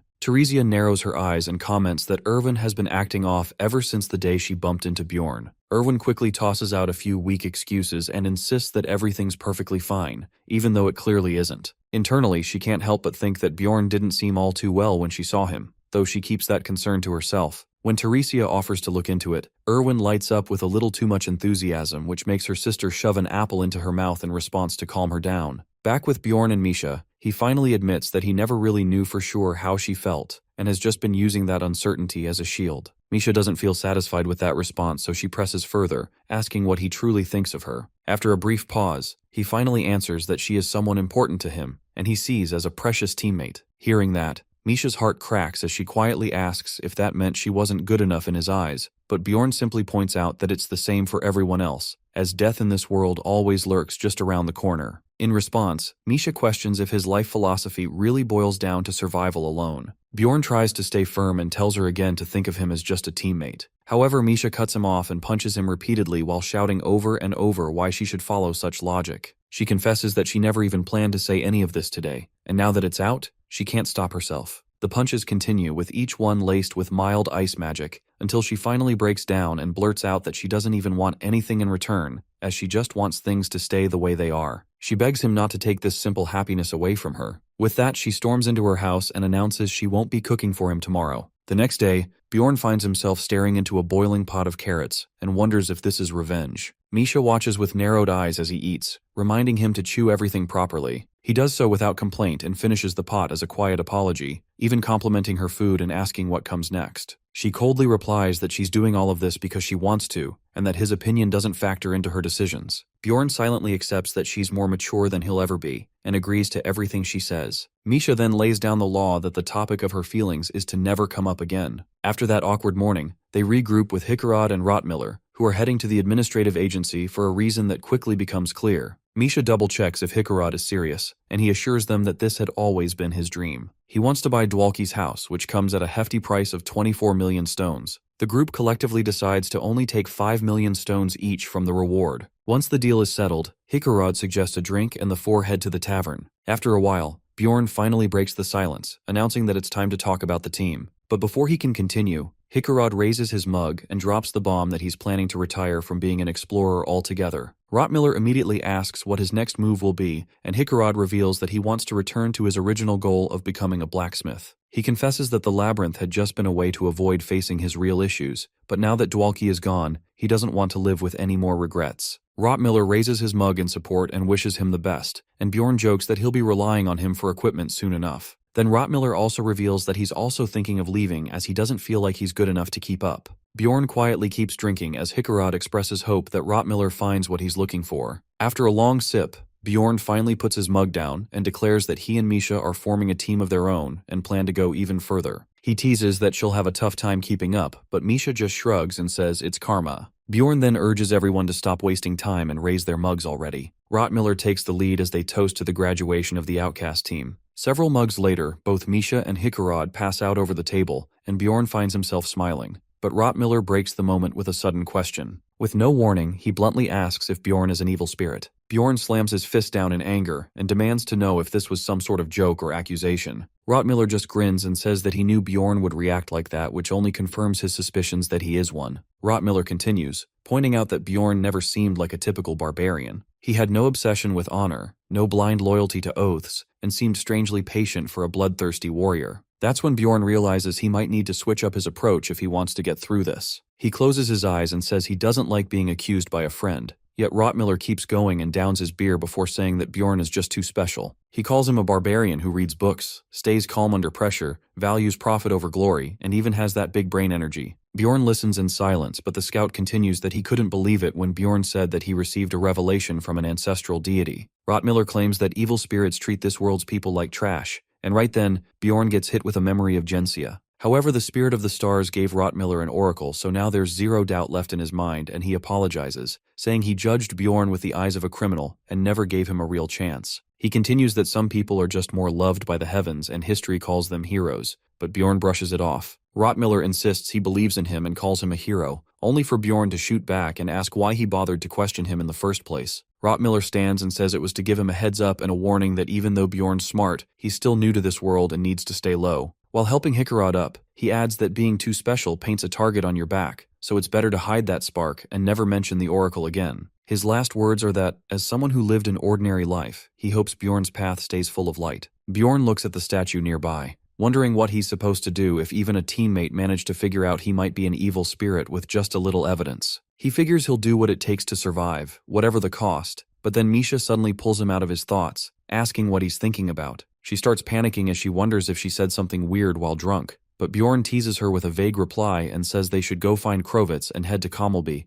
leaving her completely shell-shocked. They link up with the paladin and ask him to arrange a meeting with the dragon folk, since Bjorn decides returning the sword and getting a reward is the smarter play. Later over in Kommelby, he spends all his cash on the ingredients needed for the sixth seal, already regretting the hit to his wallet. They start shopping for Misha, who can't believe she's about to buy a sword worth 12 million stones, but still hesitates as she plans to save the rest. But Bjorn advises her to buy beast blood first, and then save, since investing in her spirit beast power is better. Eventually, they empty their wallets completely and drag themselves back to their neighborhood like two broke hobos. Right outside Bjorn's apartment, Misha wishes him goodnight, but he stops her and asks if she has any teammate preferences. She thinks for a moment and replies that anyone is fine as long as they're not a fairy, which throws Bjorn off hard. After that, he heads to the Bearman's Cafe and still can't believe Misha is a full-blown racist, as he got so shocked that he just ran from there. Mama Bear lights up the second she spots a customer, while Avman looks mildly horrified to see who walked in. But once she realizes it's just a friend, her mood tanks fast and she starts ranting about how empty the place is, so Bjorn orders some food anyways out of fear. After grabbing some ridiculously good-looking food, Bjorn jokes that Avman seems weirdly at home doing restaurant work, which clearly annoys him. But our boy keeps going, saying there's no shame in being a full-time family man, but Avman tries to dodge the topic and instead asks if Bjorn came to talk about the team. Bjorn explains that his team disbanded, and Mr. Bear assumes he lost someone and mentions that this world is a messed up place. Bjorn downs a beer and asks for 2 more, which instantly lifts Mrs. Bear's mood. Avman asks who else is joining besides Misha, and Bjorn replies that he's looking for a mage and ideally a priest. But then he recalls what the paladin captain said, that he needs at least 3 members above 5th rank and must complete temple missions, so our boy backed out. He decides they need a guide at the very least, so for now, they'll hire a temporary scout and everyone will get equal shares, except the scout. Right then, Avman casually reveals that he's a guide and asks for a raise, catching Bjorn completely off guard. He remembers Avman getting lost on the 1st floor, and the bear man starts sweating. As it turns out, he's genuinely terrible with directions, and Bjorn awkwardly replies that he'll think about it after checking with the others. Mr. Bear tries to make small talk, but Mama Bear interrupts, asking how long he plans on wasting time. He starts panicking, but the second she finds out he's joining a new team, she lights up and celebrates that little Valken is recruiting her husband. She even says she hated his old party since they ghosted him for 18 months, which floors Bjorn. Avman starts chugging beer again, completely destroying the mature image Bjorn had of him. The next day, Bjorn visits the Barbarian sanctuary and is surprised to find it completely empty. A voice calls out to him, asking if he's here for Kaduva's funeral. The news hits him hard, and he immediately realizes Anar's training must have ended. Bjorn admits he didn't know the funeral was today, and the guy tells him it's all right and they should go. After walking for a bit, they reach a clearing where the entire tribe has already gathered around the late chief. Under a tree, he spots a depressed Anar who calls out to him, and Bjorn walks over to ask why she's sitting alone. She says she never would have gone through with it if she had known this would happen, which catches Bjorn off guard that no one told her. The ritual Anar completed is called tempering, and it massively boosts physical stats and grants the right to spirit succession, a barbarian-only sorcery that passes an essence to another. However, it can only be done once, since the giver dies. Bjorn says the elder must have truly believed in her, though she's still too upset that no one warned her. Then the vice chief steps in and calls Kaduva a coward, instantly setting Anar off. She yells at him not to disrespect the chief, but he coldly says that means she must be the coward since Kaduva never explained spirit succession. Anar tries to argue, but he shuts her up with a brutal headbutt and tells her to stop mocking his death. Everyone feels pain, but what matters is how you face it, as that is what it means to walk the warrior's path. The shaman declares that Kaduva's soul has now merged with the forest and calls forward anyone who wants to be remembered by it, snapping the two out of their conversation while Einar still looks slightly irritated. A short while later, Bjorn pays the shaman a visit in his tent, who seems amused that our boy managed to gather all the ingredients and asks how much they cost him. Bjorn finds that question a bit shady while the shaman laughs that money just happens to favor him and takes the ingredients anyway. He looks annoyed as the memory hits, and the shaman figures he must have traded something valuable for it. Our hero refuses to answer, but the shaman casually says that for a warrior, losing precious things is part of the journey to become stronger. Instead, Bjorn asks if he can get the seal today, which the shaman confirms, so Bjorn throws in a smug request to get started. Not long after, screams echo from the tent as Bjorn finally unlocks the 6th seal along with Unity and the Soul of Armor skill. He pants heavily, celebrating that he's reached Unity, which is already a buff hack on its own,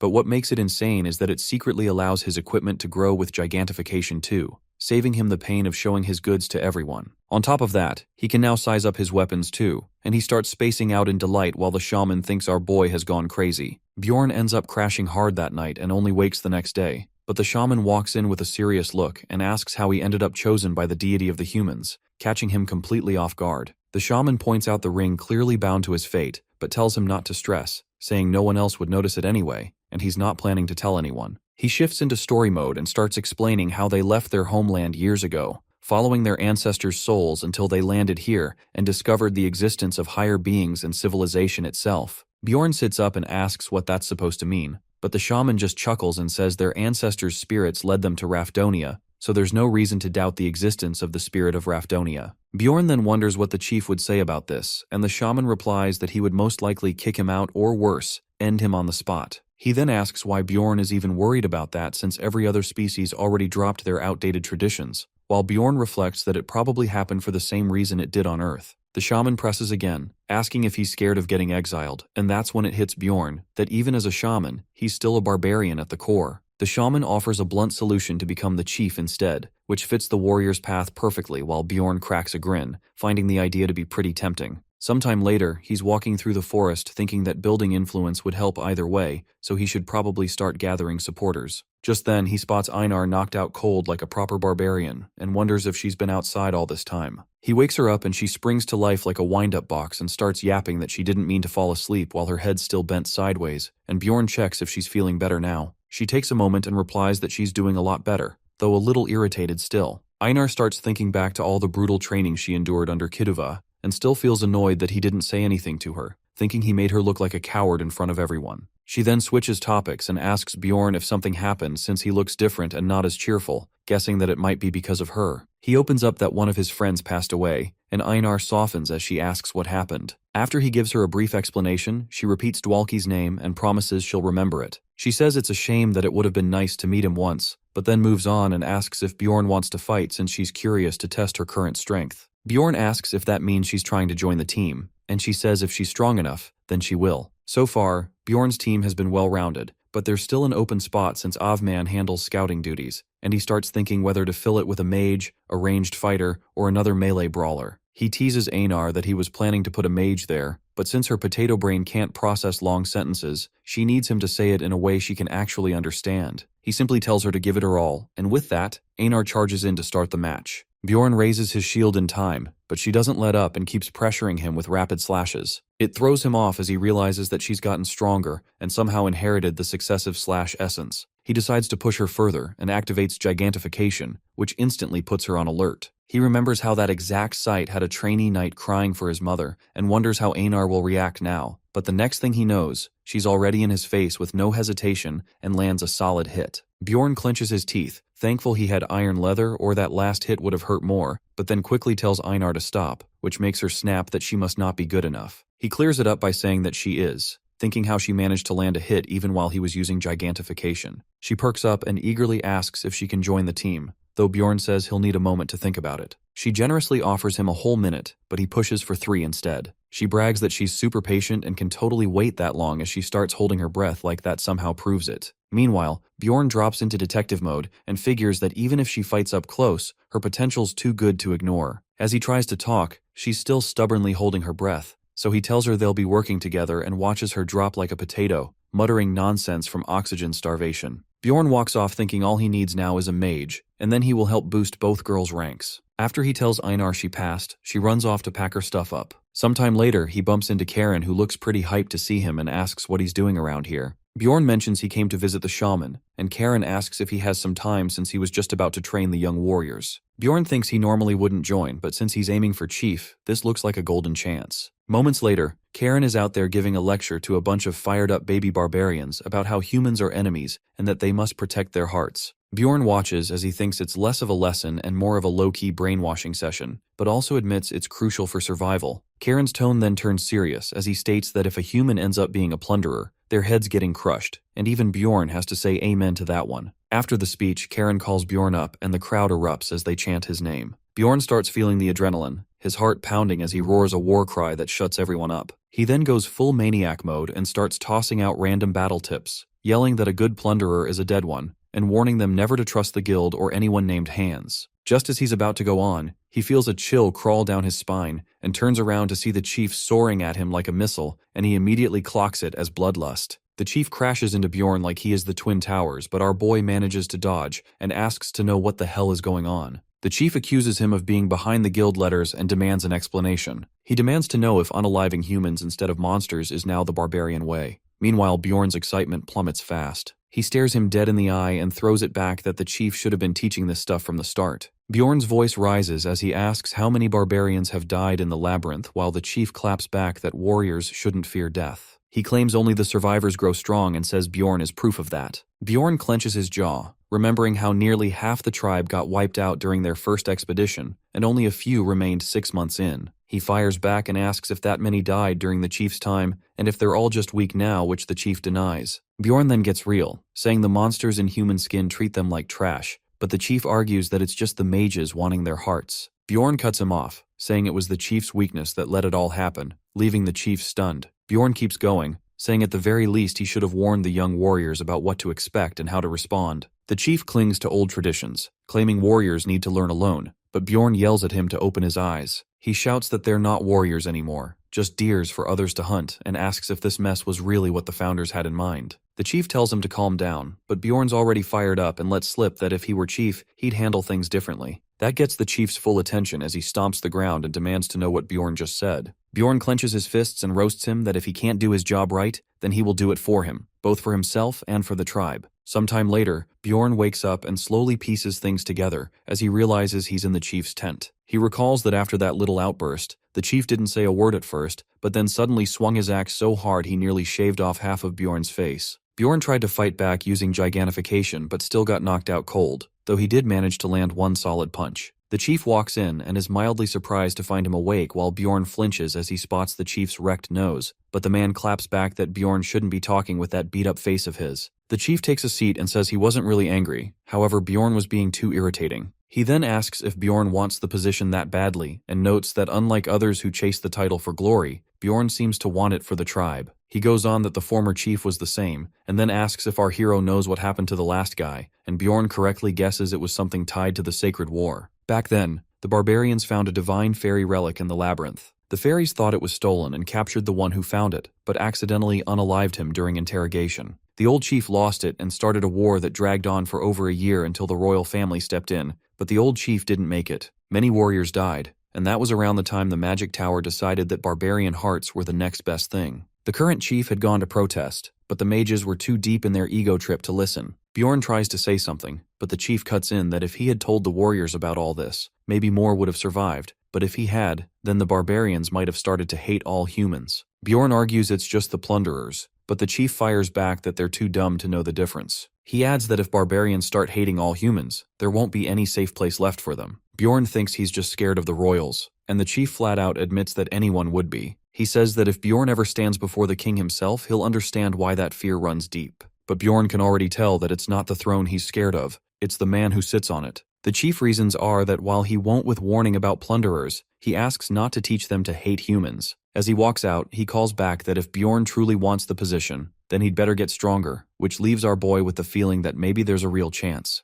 Bjorn throws him a smug grin at the challenge, and the chief gives him one final boost of confidence, saying he packs a solid punch as he clears the blood from his nose. Outside, the crowd of barbarians has already gathered and starts whispering the moment they see him, surprised he even looks alive. Anar pops up asking if he's alright after hearing the news, and the others push in with even more excitement, claiming they heard he's going to be the next chief. Bjorn clears it up by saying he still has to prove himself worthy, and the crowd instantly starts doubting him, wondering how he plans to beat the chief. Our boy flashes the most unholy smirk and tells them it won't take long, leaving everyone speechless while the chief silently aura farms behind him. Before heading out, Bjorn runs into Karen and tells him not to teach the baby barbarians to hate humans. Karen tries to object, but Anar cuts in, saying not all humans are bad and brings up Dwalki's story. A short while later, Karen ends up sobbing from the tragic glory of the tale and asks if it's okay to share it with the young warriors. Bjorn looks a little taken aback, but Anar calls it a great idea and says it'll serve as a strong example. Bjorn tries to argue that Dwalki was a mage, not a warrior,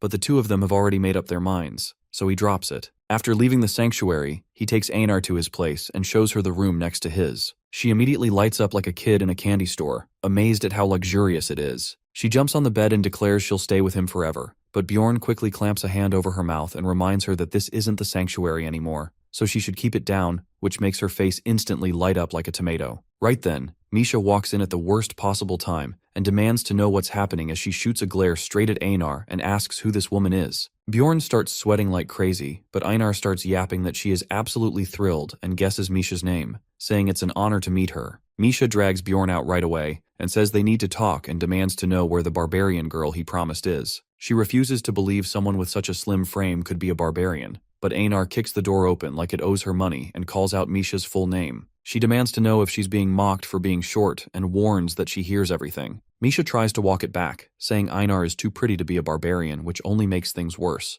Meanwhile, Bjorn just stares at the chaos and mentally checks out. While the two girls go at it, he quietly slips out the door, The next day, he heads over to the bakery for Chauvin's monthly friend meeting, which is something he attends mostly to stay on her good side. He figures she's only holding these meetups to push Lagna closer to him. Out of nowhere, he asks Lagna if she's ever considered becoming an explorer, but she immediately reminds him that he's already asked her that. Chauvin slams her hands on the table in shock and frantically asks Lagna if she's considering it, but Lagna calmly reassures her not to worry and says she enjoys being a librarian. Bjorn didn't expect that and feels a bit deflated since she's at least a 5th rank mage and must have some strong reason not to join. Chauvin catches on and asks about the current mage on Bjorn's team, to which he bluntly replies that he died, destroying the entire vibe of the meeting. Later, he visits the magic order, and Raven is less than thrilled to see him back, asking if he even remembers the conditions she gave. However, Bjorn parrots them back perfectly. She follows up by asking if he fulfilled them, and Bjorn admits he hasn't recruited a priest yet, but says Misha is a 7th rank close combat fighter and will hit 6th soon. Raven narrows in eyes, but Bjorn then brings up Einar, who inherited a 4th rank essence and is now effectively 6th rank. He rounds it up by bringing in Avman as a 5th rank explorer from the Black Bear tribe, calling him a ranged dealer who can summon a tank, which makes Raven suspicious, since someone like that could join any team. Bjorn explains that he doesn't think Avman would betray them, and Raven decides to trust his word. She then asks about the scout, to which Bjorn smoothly brings up that Avman doubles as a scout too, leaving her absolutely stunned. When Bjorn asks if she wants him to swear an oath or something, but Raven just raises her hands in surrender. He sweetens the deal by mentioning that joining them would give her solid funding for her research since they're about to reach the 6th floor. That makes her pause, thinking they might find ruptures and hidden spots since they'll have a guide with them. He keeps buttering her up, calling her an expert mage who already knows all this stuff anyway, and she eats it right up as she agrees to join, but with one condition. She makes it clear that exploration is always second to her, and she might vanish for months at a time. Bjorn accepts that, but asks her to at least give him a heads up if she plans to quit. With that, she shakes his hand and officially joins the overpowered squad, while he celebrates in his head that the scouting mission is complete. After that, life starts settling into a routine in Raffonia. But one day Mama Bear starts cracking her knuckles when she finds out her husband's been sneaking into the dungeon solo, and the mighty bear man immediately starts begging for forgiveness. In the background, Misha apologizes for spilling the secret, while the two get front row seats to the most terrifying domestic beatdown imaginable. A few days later, the clock strikes 12 and midnight rolls in, and our boy prepares himself as he gets transported to the spirit realm again. Hansu locks in on his goal that during the 12 hours the community forum remains active, he needs to dig up anything useful on Orculus and Noark. He eyes the steep price tag but considers it fair, since this information could make or break his survival as books only go so far, plus they do not get updated quickly like these forums. Right after putting up his request, he notices a familiar group channel and clicks on it. A few seconds later, Sergeant Lee dramatically greets him with tears in his eyes as he demands to know what took so long. Hansu replies that he got here right away, but Beko calls nonsense and starts ranting like he thought something bad happened. Our boy cringes a bit, wondering how attention-starved this guy is, as Beko keeps on yapping about not even getting the chance to trash-talk politicians or their militaries. Hansu awkwardly invites him to take a seat and blames himself for expecting Beko to act like a normal person. The guy got dumped in here the moment he got out of the army with 0 interactions, but then again, he could be acting since he is a 10-year veteran. He starts sweating a little as he reminds himself that the sergeant is still a stranger and decides not to reveal too much. The sergeant smiles and says he's genuinely glad Hansu came back, who smirks as he reminds him he said he would. Beko then spirals into what they should talk about, throwing out random Korean celebs while Hansu looks more lost than a politician in a truth competition. Instead, Hansu suggests they start with the military, which lights Beko up until he gets a bit suspicious, since Hansu mentioned he was in public service. Beko brushes it off, saying it's better than talking about idols, which Hansu clearly knows nothing about, which shocks Beko, who had clocked Hansu as an edgy fanboy. A little later, Beko suddenly bursts out laughing, catching Hansu off guard. The sergeant then says the whole conversation reminded him of Korea in a way he can't explain. They get into full-on yap mode, bouncing between random topics and laughs until Beko abruptly drops the mood, saying that when they get back home, they might need a trip to the mental hospital. He talks about how ending someone's life for being suspicious or simply being in the way has become so normal that it's terrifying. Hansu stays hopeful, suggesting they'll readjust eventually, and Beko nods, though not completely convinced. He thanks Hansu and confesses that he had been considering not returning at all, worried they'd just be labeled as lunatics. He shifts the topic, saying that having this talk gave him some hope, and that if he can laugh here, maybe he can do the same back on Earth. Meanwhile, Hansu keeps his guard up and decides not to press further, as he instead steers the conversation to Orculus. Beko looks surprised but then asks why Hansu's curious, catching him off guard. Hansu goes with his rehearsed script that there's a rumor Orculus stole the 6 treasures needed for the last floor. Beko relaxes on hearing that and reveals the treasures were actually stolen half a year ago, and all on the same day. Hansu quickly connects the dots and realizes the chief was right that the other races are being targeted too, and there's no way Orculus could have pulled this off solo. Beko says he did look into it but came up empty and asks Hansu to share anything he finds. Hansu notes to himself that Beko probably has nothing to do with it, and the sergeant nervously adds that 5 people could open the gate anyway, so our boy doesn't need to think of him as competition. Our hero then asks how he's supposed to find something even Beko couldn't and gets no real answer. Beko just calls him special, to which Hansu doesn't have a reply to either, and Beko brings up that Hansu beat the game 10 times on easy mode, saying he'll be overpowered like him in 10 years too, and our boy realizes that Beko's mental resilience is no joke. Our boy goes deep in thought, realizing the sergeant basically just said it would take 10 years to find those 6 treasures, and starts wondering where that kind of stubborn optimism even comes from. Then Beko casually mentions that if you raise enough fame, the Revolutionary Front shows up with a prompt. However, if you accept it leads to a bad ending. He also says the royals might be going after Orculus since the Dragon Slayer messed up by kidnapping a high priest. Hansu's interest spikes as he asks where it happened, but Beko admits he doesn't know more details. He adds that Ligar lost his memories and doesn't even know what hit him, which makes Hansu wonder if it ties back to the vine breaking on the ring. Beko continues saying that someone picked up the letter and brought it to the temple, which exposed everything and might lead to an actual raid group.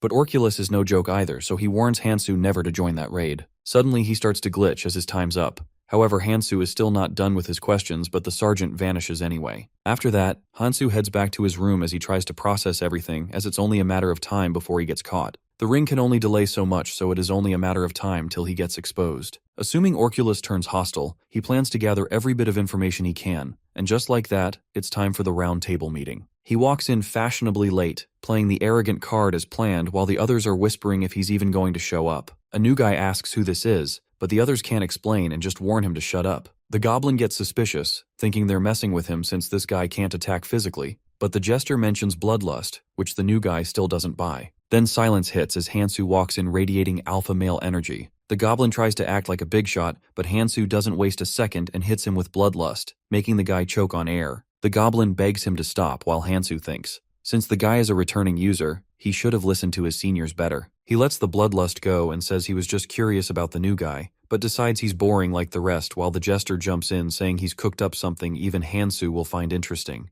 Hansu takes his seat like the main character he is and smiles in anticipation for what juicy info will bless his ears. The deer and the fox taunt him to get it together since things are about to start, while the jester laughs and says Hansu went soft this time and is giving him secondhand embarrassment. The hooded guy and the fox agree it wasn't nearly as bad as before, though Hansu knows he had to dial it back so he could keep control, a trick he picked up from the chief. The goblin apologizes as he regains a bit of composure, and Hansu figures he's definitely a step below the other 4. The jester perks up as he wonders who should start and asks for the lion to go last. Confusing Hansu a bit, however he explains he just likes saving the best for last. Round 1 kicks off, and the goblin thinks he's hit gold as he drops the supposed involvement of Orculus in the great priest's disappearance, but the crystal flares red, showing most of them already knew. Hansu wonders how that got out while the fox consoles the goblin, that it'll take more to impress those two. The hooded guy admits he didn't know either, and Hansu suspects the deer and jester were the ones already in the loop. The lion clicks his tongue in annoyance while the jester scolds Miss Fox for breaking their unspoken rule of not revealing who didn't know what. He reminds them to keep their slips in check, though Hansu recalls that last time it was the jester himself who outed someone and figures he's less calculated than he lets on. Our hero stays sharp as he starts suspecting that this info could be tied to the jester's identity, and he could be in arms with either the temple or the underground city. The goblin sits down, saying the deity gave an oracle, and this time the crystal glows green.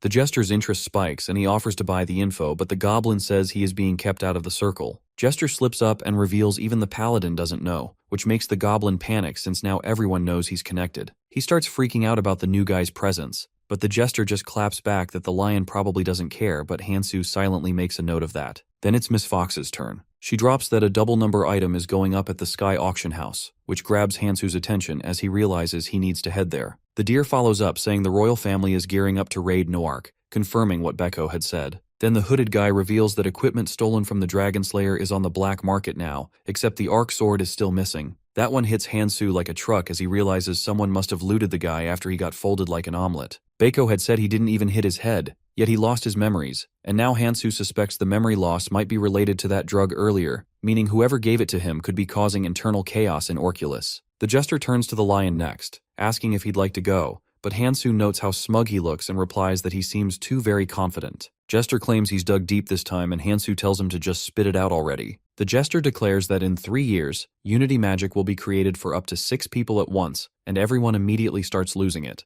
The crystal glows green and Hansu figures either it's true or the Jester genuinely believes it to be true. The deer gets up in disbelief while Miss Fox starts panicking as she rambles on how this changes everything. Hansu knows this could turn the game on its head, as with 6-person parties, new formations and synergies would emerge, maybe even making clearing the game a real possibility. The Jester proudly asks for Hansu's opinion, and our boy just smirks and gives the needy guy a little praise. When it's finally Hansu's turn, he starts thinking about what to drop now that the stakes have been raised. He decides to reward their efforts and drops the big one that the Oracle gave birth to a new divine relic. The goblin loses it, yelling at Hansu for knowing something he doesn't, but the Jester cuts him off and asks for details. But Hansu shuts him down and tells him to bring better info next time. The Jester laughs and says he's glad the lion is sticking around and promises he'll bring something even juicier, while Hansu thinks he's just secured himself another source. While the Jester acts like his crush just texted him, Hansu thinks he'll just play it off next time like the info wasn't interesting at all. Miss Fox asks if he knows where the master is, but Hansu only gives a vague gesture that his answer depends on the kind of info she brings, which leaves her frustrated, as her tips are not as thrilling as the others. With that, Hansu asks if they're down for another round, and a few moments later, the goblin jumps back in since his info flops again. The hooded guy says he needs to do better and the goblin coughs up something related to the temple. Miss Fox finally reveals what the double number item is, but that still doesn't impress the deer, who throws in news about the royals. Then the Crescent mentions the fairy's successor committed a serious crime and was stripped of the title. When it's the Jester's turn, he says the masks aren't chosen randomly, and they reflect the bearer's fate. He jabs at the goblin as he calls him weak, and the deer finally clicks on why the Jester's stuck with the clown mask. No one agrees it's crystal-worthy intel, and the Jester rounds it out by mentioning something about the Explorer Guild. Then Hansu's turn rolls around again. He casually drops something so far ahead in the game that it's almost useless for anyone else to know. He reveals that the Stone of Resurrection exists, and the room explodes in chaos, all except the goblin who cluelessly asks what that even is, killing the mood instantly. The Stone of Resurrection is nearly impossible to get, and Hansu only managed to grab it once across 9 brutal years of gameplay. Miss Fox explains what the Stone of Resurrection obviously does,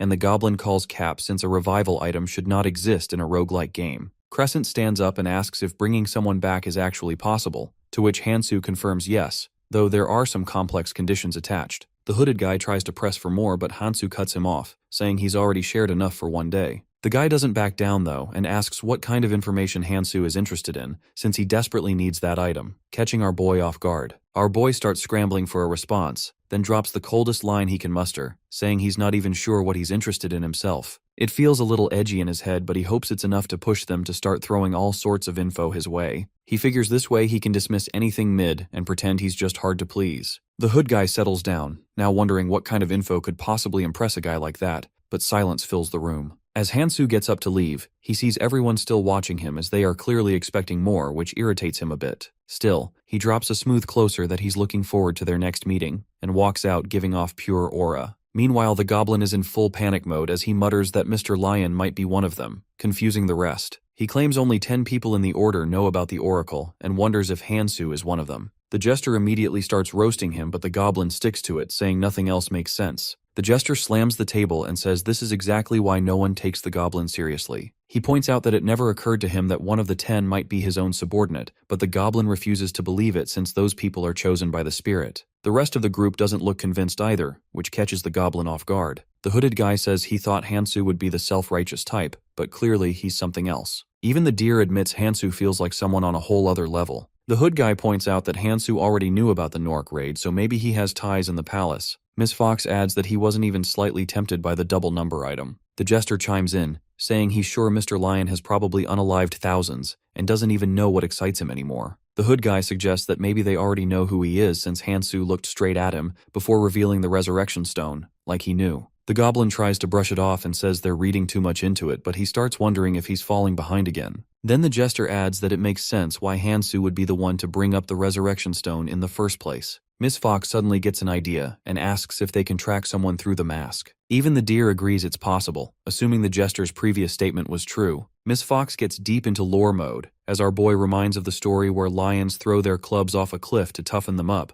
but the deer remarks that Hansu has probably endured far worse. The jester speculates that maybe it means Hansu is meant to be king someday, and Crescent nods, saying he doesn't seem like the type to serve under anyone. The group keeps theorizing, and the goblin gets a sudden big brain moment, as he wonders if the lion mask is about Hansu having a ton of ladies like actual lions. He wisely keeps that thought to himself, not in the mood to get roasted again. 2 days later, the newly formed team held their first meeting, and Bjorn was a little concerned at first, but it ended up going surprisingly well. Raven gets straight to business, saying they need to talk about loot distribution, and Einar immediately volunteers Bjorn to handle it. Raven disagrees, and even Avman joins in as he claims Einar doesn't deserve equal pay, since she's less skilled, which sets her off. Before she explodes, Misha shuts her up with a hand over her mouth and tells her that Bjorn will handle it. Raven explains that with her advanced distortion skills, they can store essences in test tubes and extract more items, so she wants about 30%, as recommended by her seniors. Bjorn claps back that her seniors probably worked with low-level teams, but she throws it right back at him and asks if that isn't the case for her now. She's a 6th rank mage, which counts as 5th rank explorer level, technically putting her above the rest. Bjorn says they'll figure it out in the labyrinth, but Raven keeps pushing that Misha and Einar aren't as useful. Our boy settles it by offering her 40% of the special loot earned through magic, which she happily takes, unaware that's just the standard cut for mages. Bjorn tells Avman he can only take 5% from Einar's share for being a scout, which clearly annoys him, but some dirt stops him from arguing. With that, the biggest conflict gets smoothed out, and Bjorn notes it really is easier when you've done a background check beforehand. However, just when he thinks they're done, Raven starts talking again. She dives into questions about registration, funding, and loot division in ruptures. She keeps going while everyone else pretends to be busy, and Bjorn forces himself to stay awake. Eventually, he asks how long this is going to take, and the little witch replies they've only covered half of 35 topics. Bjorn decides to call it a night and promises to sort out the rest later. She still presses for a specific date, and Bjorn swears he's never been more thankful to be a barbarian and not a mage. The next morning, they finish their registration and return home early, so he tells the girls to rest up, then enters his room and spots a letter from the followers of Liatlas. He wonders if the meeting with the draconic humans is happening, and guesses they must want the Dragon Slayer sword back badly. As soon as he opens the letter, which only says that he will call for him, a bright light engulfs him and he gets yanked into an unknown space. Bjorn looks around while wondering if this is the Dragon Temple, as he guesses the letter was a vessel for a teleportation spell. Just then, a voice asks if he knows he's not the first barbarian to step into this place.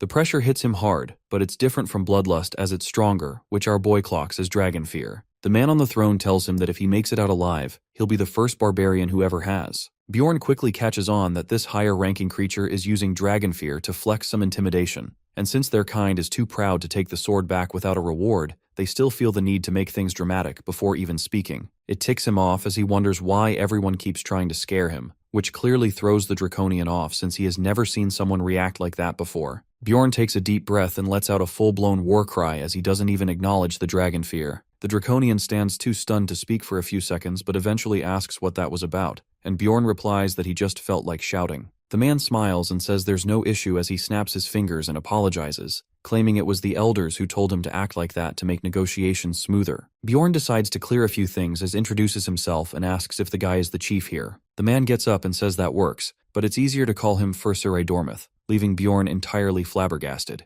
The Draconian laughs that he's joking and tells him to just call him Lafir, though Bjorn clearly couldn't care less. Lafir squints slightly and asks Bjorn to show the dragon sword, finding it hard to believe he even has it. Bjorn feels a little annoyed at the doubt, but figures that showing is better than talking, so he pulls it out. Before he can react, Lafir flash steps forward and snatches the sword clean, holding it up as he inspects it for something. Lafir wants the full story on Ligar, so Bjorn gives him a quick summary, carefully leaving a few things out. The Draconian looks slightly shaken by Ligar's actions, but agrees to keep the whole thing under wraps just as Bjorn asked. He then drops the reveal that Ligar is his younger brother, which is why he couldn't stop him, and flashbacks to the day he found the ancient dragon's body and that the sword was missing. Snapping out of it, Lafir lowers his head slightly to thank Bjorn for returning the sword and calls him a savior in his eyes. Bjorn feels a bit awkward since he only did it for a reward, but figures he may as well ride with it. Lafir asks what he wants and Bjorn throws the question back, asking what's on offer. Lafir starts with treasure, enough to fund his advanced armor and more, but Bjorn declines. Then comes the offer of a teammate for 2 years,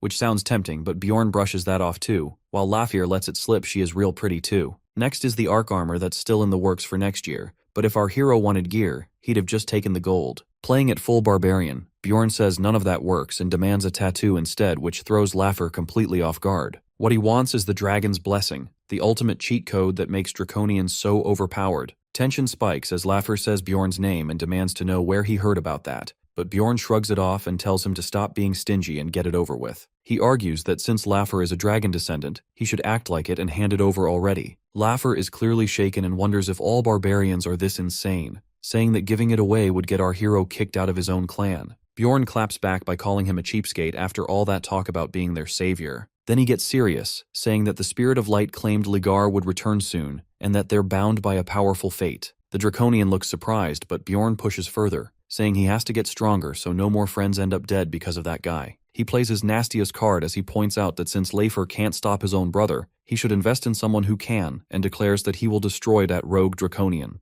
Laffer tells him he'll confirm with the Oracle first, and with that, Bjorn walks out intact. However, the peace doesn't last as Julie shows up again and asks if he's changed his mind now that his team fell apart, assuming her father had something to do with it. Bjorn admits that the old man tried something, but Rottmiller didn't fall for it, which catches her off guard. Bjorn can't help but feel it's a little too suspicious that the district manager asked to meet Rottmiller right after Julie visited him. Something about all of this stinks, so he grabs his mace and asks where her dad is, claiming he just wants to talk. Julie tries to question why he's taking a weapon, but he walks off like that's the dumbest thing anyone could ask in a world like this. Moments later, he kicks open the district manager's door, and everyone looks at him in shock. The guards get ready to act, but the district manager stops them and tells them to leave. They hesitate, but the man insists, and they finally back off. Bjorn compliments him on being smart, but the man asks why he barged in dragging his daughter, and Bjorn groans that they should handle their family drama themselves, leaving him surprised as he asks if Bjorn's turning on her now. Bjorn says he was never on her side to begin with, and doesn't plan to be, but when asked why he brought her here, he explains that she followed him around and wouldn't stop bugging him as she buzzed around his apartment, which leaves her completely flustered. The district manager believes him without hesitation, then asks why he had to be so destructive, pointing toward the broken door. Bjorn throws a jab that people will think he's a very open district manager who values communication, which clearly ticks the man off as he threatens jail, but Bjorn warns that if he goes down, the guy's secrets come out too.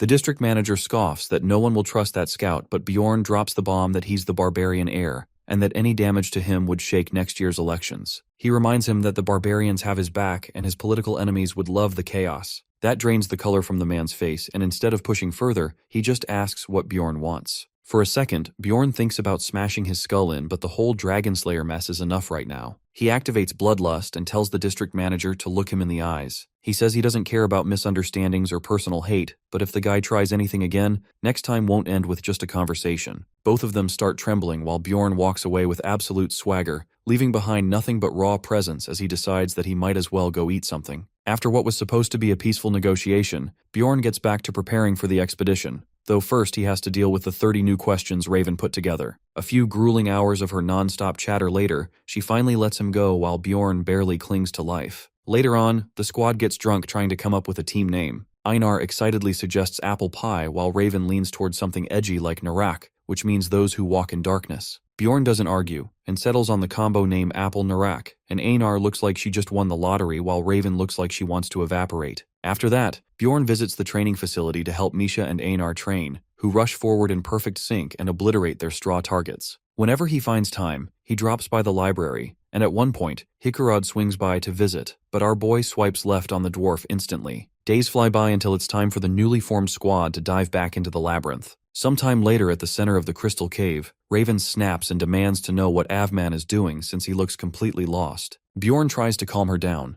admitting that he didn't know the guy's sense of direction was this bad, while secretly thinking the bearman couldn't find his way out of a paper bag. Raven already figured he was worse with directions than Zoro since he managed to be late, despite living near the square as she demanded a late fee from him, while Avman makes some pathetic excuse about it being his first time out at night. But Bjorn quickly cools things down before the bear can embarrass himself any further. Raven starts biting her fingers in frustration, and Bjorn realizes he has to start gaslighting her that it's fine for a guide to have zero sense of direction before things explode. He tells Avman he'll take the lead instead, and just needs directions to the portal, and with that, they set off, and Bjorn decides to stick with the wider paths based on his previous experiences. Even though he's leading for the first time, he knows to avoid hills and stick to darker routes with fewer crystals which he picked up from his time with Rottmiller. Thanks to that, they reach the second floor in just 12 hours, which even gets a nod from Raven. Fortunately, this level's easier to navigate as there are 8 portals, but the catch is that once one opens, the rest become regular stones. That's why teams that arrive late end up running in circles, but having a guide makes all the difference. Bjorn asks Avman for the direction, and the guy confidently points it out like a sniffer dog. He then tells Raven to increase the number of light spheres, which she does effortlessly thanks to her high mana regeneration. Avman mentions that the last mage he worked with wasn't nearly as good, and Misha's mood nosedives as she finally gets why Dwalki always hyped up other mages. This place usually calls for a pro scout thanks to all the traps, but light spheres handle that issue pretty well. However, the light attracts goblins, but Bjorn simply smashes them away like he is hitting a home run. On day 2, they reach the 3rd floor and land in the witch's forest, where the special effect kicks in, and Raven immediately looks like she might throw up. On day 8, Anar suddenly yells a war cry out of nowhere which scares Misha half to death, but she's just excited after spotting the castle in the middle of the forest. Bjorn stands there quietly, realizing they made it as fast as they did with Rotmiller, but Raven breaks his train of thought to mention that the ominous mana is getting hard to handle, but Bjorn tells her they're waiting for the color to change. Einar asks if it's because another team might be waiting inside, and Bjorn confirms, and just then the light turns green, and they enter. On the 4th floor, they get swarmed by a variety of monsters which Bjorn sees as perfect training.